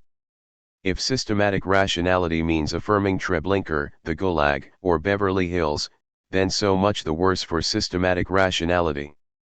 The ideal Hegelian individuals at the end of their Bildungsprozess find all contradictions resolved in affirming themselves, our history and our present. But what if there is a contradiction, which the system itself cannot resolve? What if, having the past I find I cannot make the required step to affirmation? Hegel would have had to claim that this was a sign that one had not understood the system. But suppose one gives every indication of having understood, and furthermore never stops talking in a way that clearly instantiates the kind of rationality a Hegelian would have to recognize, and yet does this in such a way as systematically to read what Hegel sees as an elevation of the individual to universality as oppression of the individual by the universal? Humans can bite the hand that feeds them, there is nothing irrational about that, although it may be unattractive. I can acknowledge that what, in one way, was a great benefit or cultural achievement was, at the same time, based on the unbridled oppression of others, and also required of all of us significant amounts of self-oppression. All who now live in Britain, not to mention the United States, are still benefiting from the horrors of the Atlantic slave trade. It produced profits that helped build the cities, hospitals, concert halls, libraries which we all enjoy, and thus it is part of what made us who we are. Understanding that in no way dispars me from rejecting the slave trade. Furthermore, to live effectively in a society that profited from the slave trade also required increased forms of self-oppression even from the white, free population, who would be subject to various restrictions on their ability to act spontaneously. This oppression was nothing compared with what was inflicted on the slaves, but it was not non-existent. In fairness, Hegel himself did not think the fact that we are who we are because of past slavery in any way precluded us from rejecting the slave trade absolutely and practically combating it in the present. I could reject it effectively in the present because it belonged to a past which we had historically overcome in the process of becoming who we, now, are. But what if we think we were mistaken to think that we had fully overcome this past, or if it arises again to haunt us? What Adorno does is, roughly, to construe himself as the culmination of the Bildungsweg of Western culture. Rather than allowing himself to be talked out of his reactions, perceptions, and subjective experiences by the Hegelian who tries to denigrate and relativize them by putting them in the context of the big picture of systematic rationality, Adorno stands by them and develops them, rationally, thereby, he hopes, throwing doubt on the universality of Hegel's final affirmative stance toward the world. This turned Hegel inside out because it accepted that his holistic analysis of the larger facts of our world, the social institutions, legal systems, economic order, religious formations, was appropriate for understanding them. However, rather than affirming that individual reactions, desires, and perceptions were to be subsumed under or sublated in a dialectical understanding of these larger structures, it was denied that this larger understanding in any way caused me to revise or relativize my negative reactions to oppressive institutions or to make my peace with these institutions. Minima moralia illustrates the way in which the reactions of highly educated individuals do not conform, as Hegel would have to argue they would, to the structural demands made by present social institutions and do not incline them to embrace these institutions. In his later work Negative Dialectic, Adorno goes further and writes a whole treatise on the non-identity of particular and concept. To show that my immediate experience gives the lie to the claim that I should be reconciled with my social world is not to claim that my immediate perceptions and reactions, or indeed any individuals, are pure, absolute, or in any sense stand independently of the social context in which they are generated. Of course, if you wish to grasp life in its immediacy, you need to look at the experience of the individual in the context of the external powers that influence and structure it. Society, and history, constitute, if one wishes to speak in that way, the conditions of possibility of the experience which any individual has. Seeing the conditions that are necessary for my reactions, however, does not invalidate them but is the only thing that will really permit me to understand them and to cultivate and deploy them correctly. There does at first glance seem to be something slightly repellent about Adorno's stance, as the representative of the highest aspirations and vocation of spirit in partibus infidelium. Both Brecht and Lukács, for their own differing reasons, thought that Adorno was a deeply unserious character and philosopher. Lukács, whose father was a very wealthy Budapest banker and who therefore came from a background as privileged as Adorno's own, spent the war in extreme poverty, and great political danger, as a foreign communist in Moscow. He once described Adorno as residing in the five-star Grand Hotel Abyss, enjoying the luxury of a comfortable seat on the balcony, where the view of the poor starving outside was just one more aesthetic spectacle that added an extra frisson to the experience. Minima Moralia would be the book in which Adorno complained about the poor service in this hotel. Brecht wanted to write a satirical novel about a group of people he called the THIRD, intellectuals who got everything backward. Chief among these were the members of the so-called Frankfurt School to which Adorno himself belonged. The facts, Brecht thought, were simple.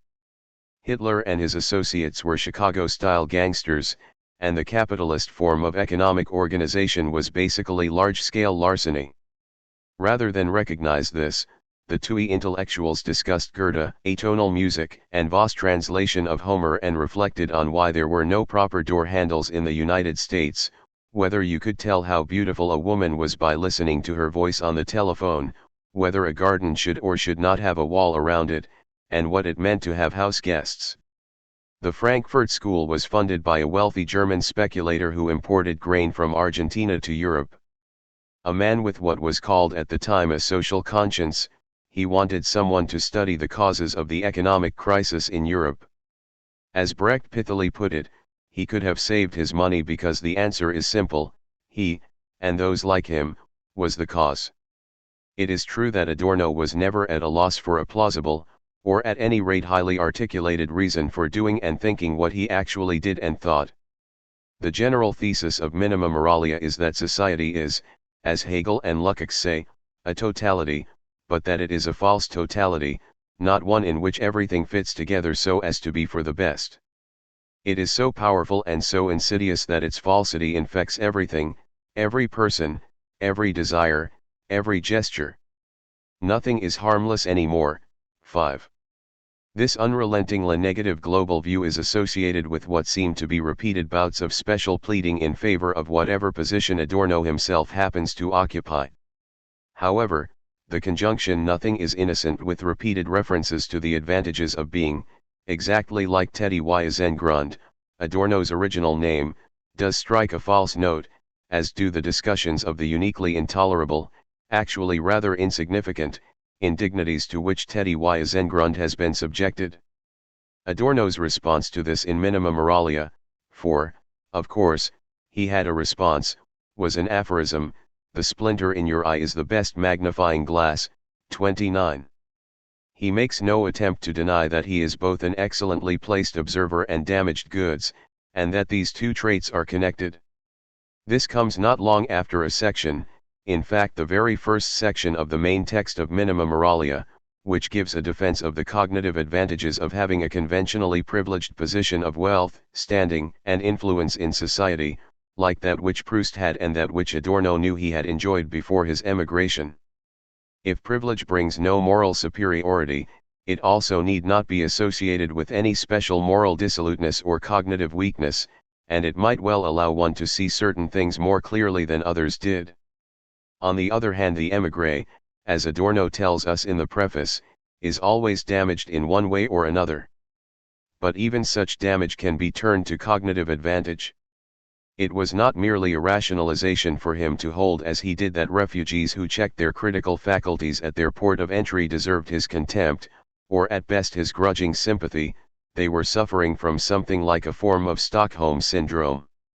Just as the capos in concentration camps mimicked as best they could the uniforms of the SS guards, so emigrants who assimilated to the American cults of boosterism, positive thinking, and success and tried to adapt to the prevailing iron and curiosity about anything outside the narrow American form of life, were giving up a part of themselves that might well be valuable, blinding themselves deliberately, and proleptically over-identifying with potential aggressors in order to forestall actual aggression. Like Augustine, who believed that human salvation made its appearance in the world at a certain historical time and that everything was different thereafter, Adorno thinks that truth itself has a temporal index or a temporal kernel. If one wants truth to have any serious relation to ethics, political philosophy, or human action, one needs to accept this. Positivist conceptions of truth, as Adorno called them, construe truth as finally a matter of observable fact, and they depend on the idea that the methods employed by the natural sciences have some kind of distinct priority in determining what truth is, although various positivists disagreed radically on what exactly these methods were and how exactly the application of them was connected with the pursuit of truth. Adorno thinks that if one takes this tack, and makes the employment of the methods of the natural science the only canon of truth, one must abandon ethics, politics, history, society, religion, the human soul, and art to the outer darkness of irrationality and thus open the doors to superstitions, like astrology and forms of the occult. 151, and even to the most disreputable politics, because then no political position is allothetically worse than any other, they are all equally outside the domain in which true positions can be distinguished from false ones. What one needs is a more encompassing notion of truth, like Hegel's. Truth, for Hegel, is in the first instance a structural property of a world, when all its parts fit together rationally and harmoniously, although the harmony was sometimes of an exceptionally astringent kind, and then, derivatively, a property of corresponding human attitudes towards such a world which properly engage with it and satisfy the fullest possible criteria of internal rationality. Truth is a matter of degree, not a categorical property, because things can fit together more or less rationally and harmoniously. Another way to put the same thing is that something can be said to be true to the extent to which it cannot be, rationally, criticized. This doesn't mean the mere correctness of individual empirical propositions can be ignored as irrelevant, quite the reverse, because if they are not correct, they clearly do not satisfy rational standards and can be criticized. But it does mean that being compatible with the existing facts is not a sufficient requirement for truth. One must always ask oneself whether what one has to deal with in a given situation is really a matter that can at all be properly formatted as a question of fact at all. Many things that look like matters of simple fact are really much more complex. In addition, many things which can be rationally discussed and about which it makes good sense to try to be discriminating cannot be reduced to questions of empirical correctness. If truth has a temporal index, then it might well be that there was a time when it was appropriate for philosophers to make positive constructive suggestions for social change, that is, when certain progressive theories were true, but that time is past. In the late 18th century, the philosophers of the emerging bourgeoisie had an actual historical chance to realize some of their projects. It made sense for them to make positive proposals. Now, however, that is, in the period after World War I, society is so corrupt and has developed such a capacity, an almost infinite capacity for turning what are intended as positive and constructive suggestions to its own benefit, and the possibilities of successful constructive engagement are so limited that relentless negativism is the only reasonable attitude for a person of sense and discernment. This does not so much mean negative action, throwing bombs, as detaching oneself as completely as possible from the realm of direct action and analyzing the weaknesses current society reveals. In the contemporary period, philosophy can only be social criticism, and that criticism can only be negative, not constructive. It would be a major mistake to try to work out any positive suggestions for reform or to present any positive ideals. Adorno later connects this central claim with the old Hebraic prohibition of graven images. Point 12. Just as the ancient children of Israel after their return from exile in Babylon were prohibited from sculpting an image of their God and had to learn to deal with a visual empty space. 13. So we should avoid any positive specification of some good state to which we are enjoined to aspire. We should particularly avoid positive utopias. The reason for this is a danger which Adorno articulates and takes to be the main danger that confronts us at this moment, namely the totalitarian realization of what are, in their origin, utopian projects. We live in a social system that is virtually all-encompassing, all-powerful, and also all-flexible. Such a social system can take over and adapt to its own purposes any positive proposal that one might make. We have special experience of the way such systems can turn even highly critical proposals for reform, to the extent to which they have even minimal positive content, into ways of strengthening its hold on populations. Utopian projects in fact end up making the society more closed and oppressive. Philosophy then must be relentlessly negative, formulate no positive ideals, and avoid making proposals for active social transformation. Adorno announces the subject of minima moralia as the attempt to reconnect philosophy with what used to be its central and most important topic: what is the right life for a human being to live, Dedication? This topic, he says, has come to be neglected or ignored, or is radically privatized and construed as a matter merely of individual lifestyle, private passion, or mere consumer choice. In contrast to the complex dialectical fireworks that accompany or even constitute the essential part of many of his discussions, Adorno does give a clear, if to many disappointing answer to this question: there is no right life that can be led at the moment because society is false and so organized as to make leading such a life impossible. 18. Minima moralia tries to show that our world is a constant catastrophe. 65. And that the basic reason for this is the discrepancy between what is and what could be. 14. In the past, humans had limited resources and powers, so suffering was simply an expected part of human life, perhaps to be railed or struggled against, perhaps to be accepted. This might be sad, but there was nothing toxic about this situation. The old philosophical story about desire and the satisfaction of desire, fulfillment, arose in such a world of necessary suffering. I would like to live on indefinitely, but I cannot satisfy this desire because I shall die one day soon. I am hungry and desire to eat, but I cannot fulfill this desire because the harvest was poor, our rudimentary transport system has broken down, or the masters are consuming all the grain. I may grow angry and band together with my fellows to burn down the master's house, but a jacquerie is not necessarily a general solution to the problem of poverty. Now, Adorno claims, this old story should receive a new twist, or rather two new twists. First, to the abstract discussion of desire and fulfillment we must add a discussion of real collective human powers and their relation to the use which is actually being made of those powers.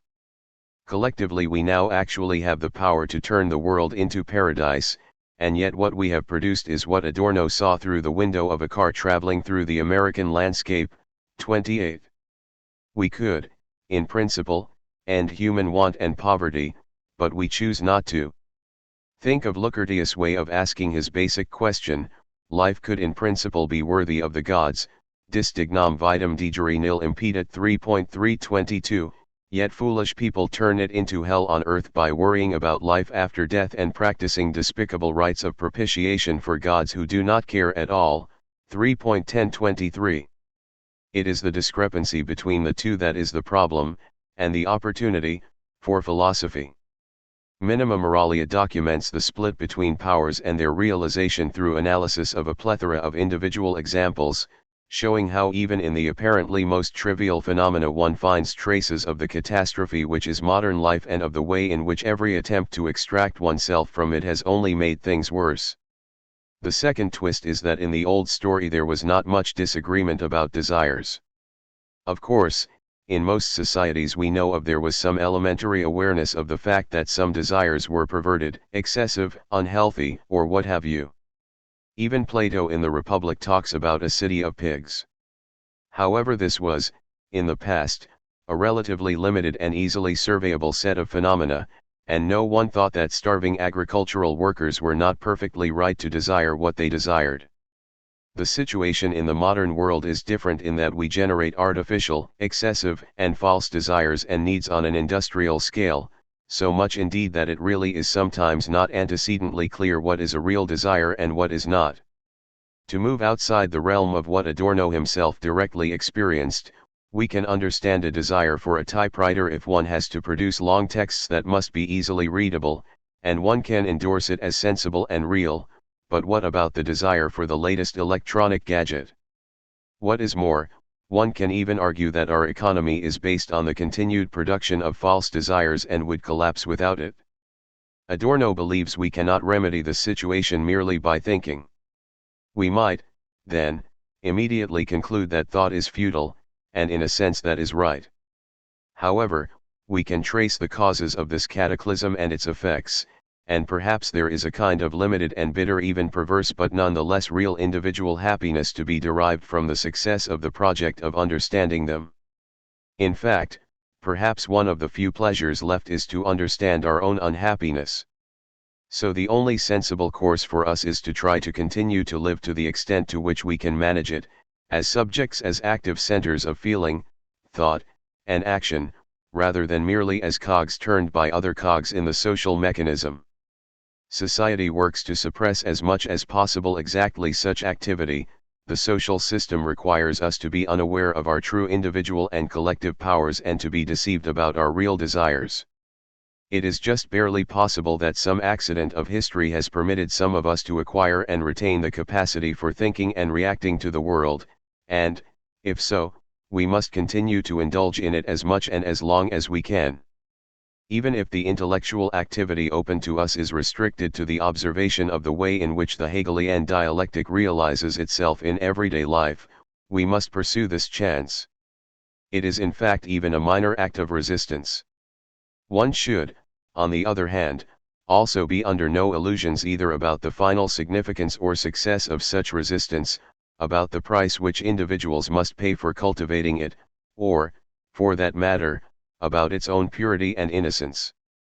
This is minimal, if not nil. There are a number of objections that immediately come to mind here. The first is perhaps about the very idea of thoroughgoing universal negativism. It is tempting to think that negative criticism is somehow parasitic on some positive conception of how things could be for the better. This can seem plausible, if one focuses on antecedently highly structured decision situations in which failure to act in a particular way is tantamount to acting, positively, in some determinate other way. If someone explains to me that they have planted a bomb on a certain airplane which will explode unless I perform some action, such as flipping a switch, then it makes some sense to say that my failing to flip that switch has killed the people who die when the airplane crashes. Of course, I need to know about the connection between the switch and the bomb for this to be the case, but in the example I am assumed to know reliably about this connection. We will be perhaps especially tempted to say I have done something positive here if the action I must perform to prevent catastrophe is itself trivial, easy to do, and without serious cost to me. However, this argument from negative, failure to act, to positive, mass murder, seems plausible, to the extent to which it does, only because of the highly determinate framework conditions that have been imposed on the example artificially. The bomber sets up the situation so that I have morally no choice. Without that framework, or if I am permitted to envisage another framework having the power to inform the captain of the flight and tell him to neutralize the bomb, my failure to throw the switch is not necessarily equivalent to the act of killing all the passengers. It is one of Adorno's contentions that society always tries to make an indeterminate world determinate. That is part of what societies do, and it is not in itself a bad thing. However, our society is set up so as to reduce uncertainty and indeterminateness by ruthlessly suppressing alternatives, and that means even the human capacity to envisage alternatives. Another aspect of this is that our societies try to ensure that nothing new ever happens in them, that no novelty can emerge. The best way to do this turns out to be by the constant generation of pseudo-novelty. There is always a new film in the cinemas, but the plot, characters, and style always follow one of a small group of existing recognizable patterns. The future is supposed to be an infinite repetition of the present, just as the past cannot be construed as genuinely different but is a mere stage on the way to a present that is destined always to stay the same. 150. The transformation of high industrial productivity and great intellectual effort into a massive attempt to allow nothing to change, except to let existing things get bigger, was the ultimate perversion of the human spirit. Intelligence disconnected from ethics, one might say, intelligence turned into an anti-ethics. Still, the idea that this could be a potentially stable state is nothing more than a nightmare. Our prospects would be an unlimited continuation of the present based on manic and rigid reproduction of pseudo-change. Fascism is the final mobilization of fear of indeterminacy. That is why people who have an obsession with absolute clarity, mistrust ambiguity, insist on a clear separation between races, have no sense of humor, or dislike atonal music, have what Adorno called an authoritarian personality which predisposes them to support right-wing political movements. 15. To engage in strictly negative criticism is to deny the present while also rejecting the temptation to appeal to one of the preg-even sets of pseudo-alternatives which the society permits. There is nothing inherently irrational about claiming to know that this is false or wrong without being able to say what would be right. We don't know what the possibilities are. Let us not be too quick to close anything off or to alight on some completely determinate course of action. Our power to do this is limited, for various reasons, including because the society makes it difficult for us, but what else do we have? This brings us to the second objection: can one really isolate oneself completely from the realm of action? And then, if this were to be possible, would it be a good idea? The answer to the first question is obviously no. Of course one cannot live a life of complete isolation. That is why Adorno says that nothing is harmless anymore. 5. As far as the second question is concerned, Adorno maintains that we do not know a priori that action, any action, is always better than failure to act. Sometimes simply not doing anything is, by far, the best one can do. When Franz Kafka said Mexico is everywhere, this was not a remark expressing a Trump-like prejudice against a certain place in North America or its inhabitants. Mexico is being used here as a metonym for a place of random oppression and inconceivable cruelty, and he meant that no place had a monopoly on perversion, oppression, and degeneracy. What particular place plays this symbolic role changes historically. Thus, in the Christian apocalypse, Babylon does not refer in the first instance to a city in Mesopotamia, and the whore of Babylon is not an Iraqi sex worker, but is used to mean a place of maximal and infamous impiety and decadence, and when Protestants speak of Rome, they are not always strictly referring to the city on the Tiber. In the early modern period, Constantinople, i.e., Islam, sometimes played a similar role. Hobbes probably did not know much about it, but he thought he knew a priori that it must be the most despotic place he could think of. So for Kafka, who lived for the last part of his life in one of the successor states to the Habsburg Empire, Mexico, land of the culturally inscrutable but bloodthirsty Aztecs, played the role of Babylon, Rome, or Constantinople. When he says everywhere is Mexico, he certainly did not mean that human sacrifice by priests wielding obsidian knives, with subsequent cannibalism, was rife in the suburbs of Prague in the early part of the 20th century. Nor did he necessarily mean that his fellow citizens were well on the path to dedicating their own version of the Great Pyramid of Tenochtitlan on the Hradčany. Rather, it meant that we have little reason to congratulate ourselves on not being Babylon, Rome, or Constantinople. The Christians who railed against Babylon themselves constructed the Church of Rome, whose record of tender toleration of schismatics, doctrinal deviants, and unbelievers was nothing to be proud of. The men of the Reformation burned as many heretics as Catholics did and were deeply implicated in the construction of a disenchanted worldview which encouraged us to treat our environment simply as material to be exploited, one of the consequences of which is the ecological catastrophe we now face. Hobbes at least knew that the vaunted libertas of the city of Lucca was no greater than what one could enjoy under the Great Turk, as Hobbes calls him. Point 16. Look at Prague closely and, if you can, with the detached and unprejudiced eyes with which you look at Mexico, and you will see the horror beneath the veneer of familiarity. This might be thought to take us back close to our original question at the very beginning of the book: is it better to be satisfied in Santa Barbara, or Palos Verdes, Malibu, San Francisco, or Orange County, or to be dissatisfied in Limoges, Colchester, Benevento, Zwolle, Zagreb, or Leipzig? It will come as no surprise to the reader that Adorno would reject this question as ill-formed, not merely because it is Eurocentric, something that would not actually have been of concern to him but which might bother us rather, because he would hold, adopting, mutatis mutandis, Kafka's remark to our own changed circumstances, that in the modern world, although you may not realize it yet, there is no cure and no escape, everywhere is California. Conclusion. The End and the Future. In his lectures on the philosophy of fine art, Hegel states that there was a period in human history before art.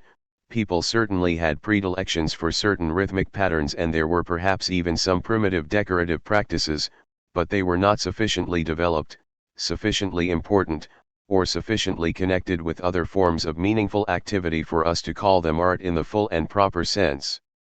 Similarly, Hegel claims, we now, i.e., in the early 19th century, live in a period after art. 1. This does not mean, he hastens to add, that art does not exist anymore. Past art is still admired and important, and contemporary art is still produced and appreciated. It may even develop further and become more perfect than the art of the past. It may occupy a dignified niche in human society and human life. However, it has lost what once was its highest vocation.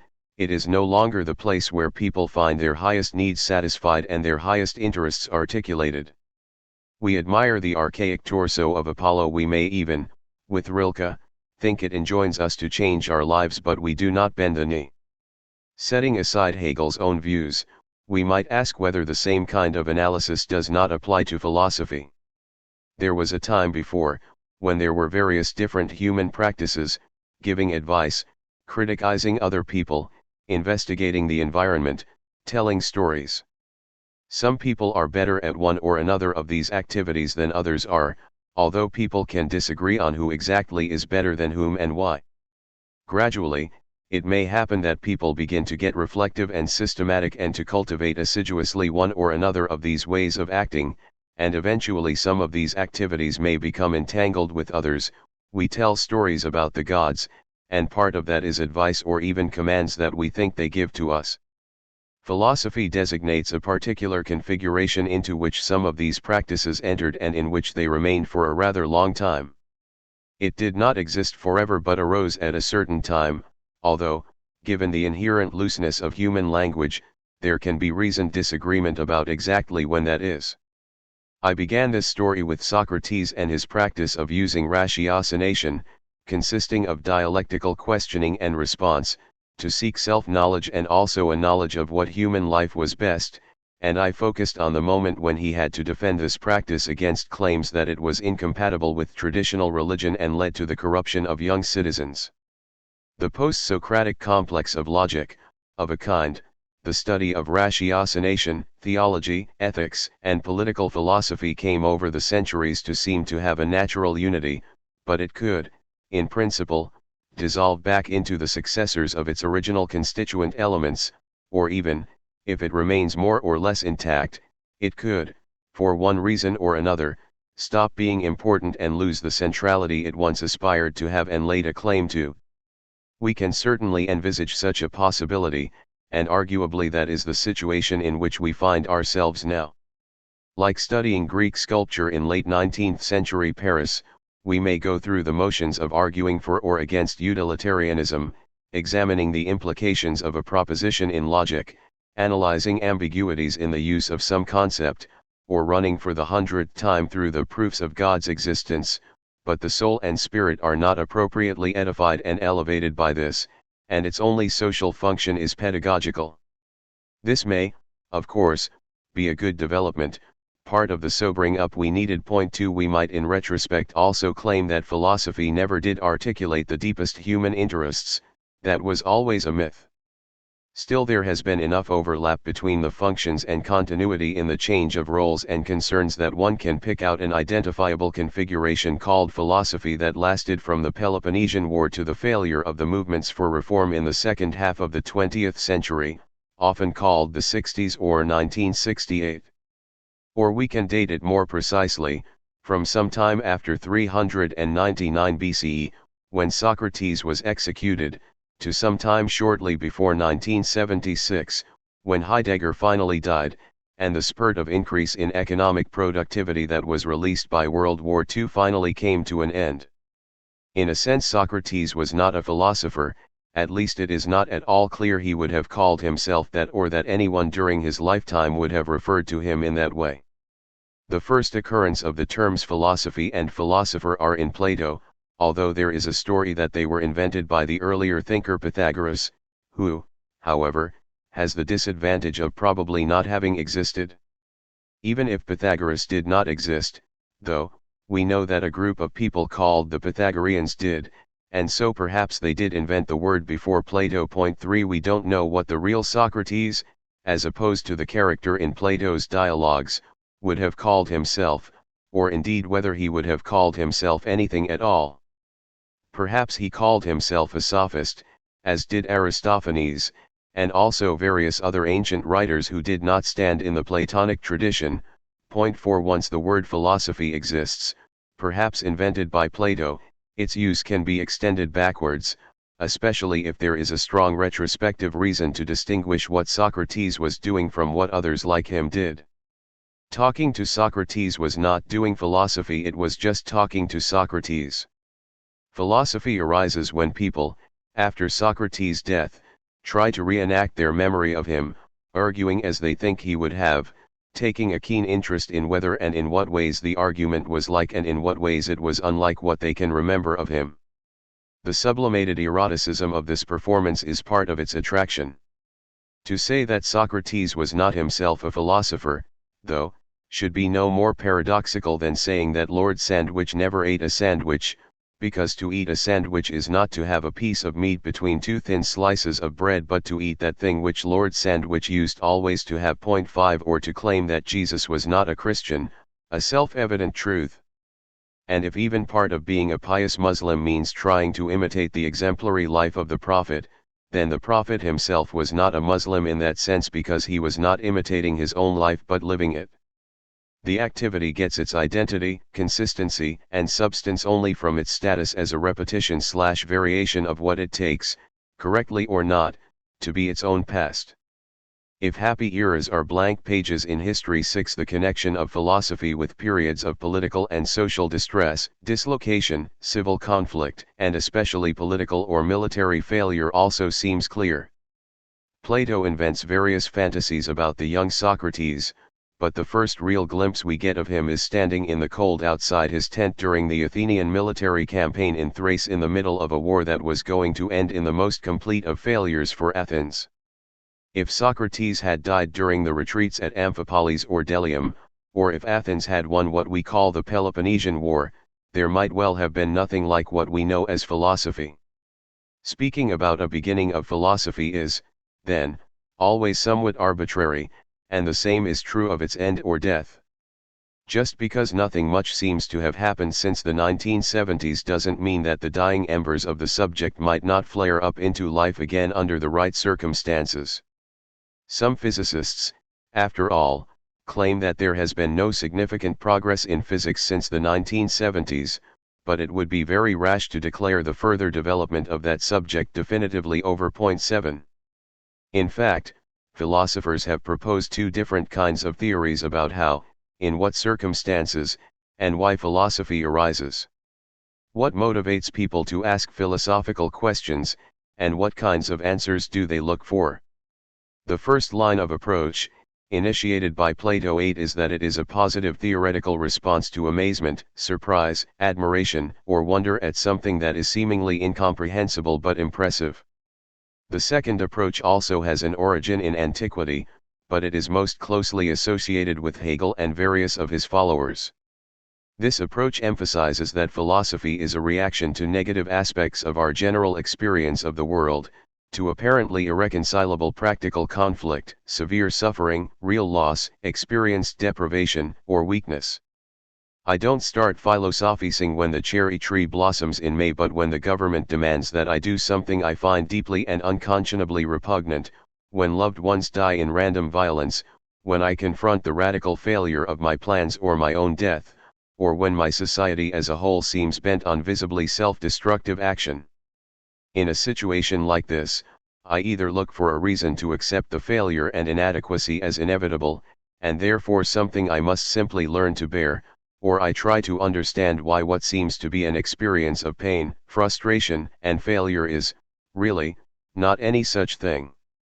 Then there might be a kind of division of labor in which philosophy provides the reason for accepting failure, limitation, and deprivation, and religion, especially monotheistic religion, provides a compensatory and fantastic consolation. There is in principle a third approach, historically a minority view common only among some followers of Hegel, including Marx and John Dewey, which emphasizes not the unchanging nature of the universe and the world we live in as an object of wonder or something we must learn to tolerate, but as an inherently humanly malleable domain, and which construes philosophy as a way of seeking to change the world so as to make it more satisfactory. One implication of adopting the second or the third approach is that in a fully satisfactory society, one in which even my death has become not a complete and unmitigated trauma but, say, a positively integrated culmination of life, philosophy would be superfluous and would thus not exist.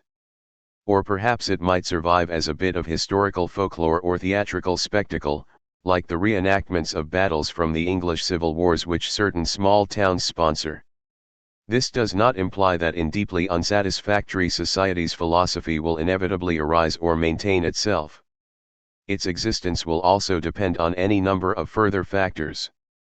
In particular, for philosophy to exist, deeply rooted dissatisfaction with the state of our world must be experienced by some people who are living a life in which their basic physical needs are satisfied, are capable of focusing developed intellectual and cognitive powers on their situation, and do not think the situation is so self-evidently hopeless that there is no point in thinking about it.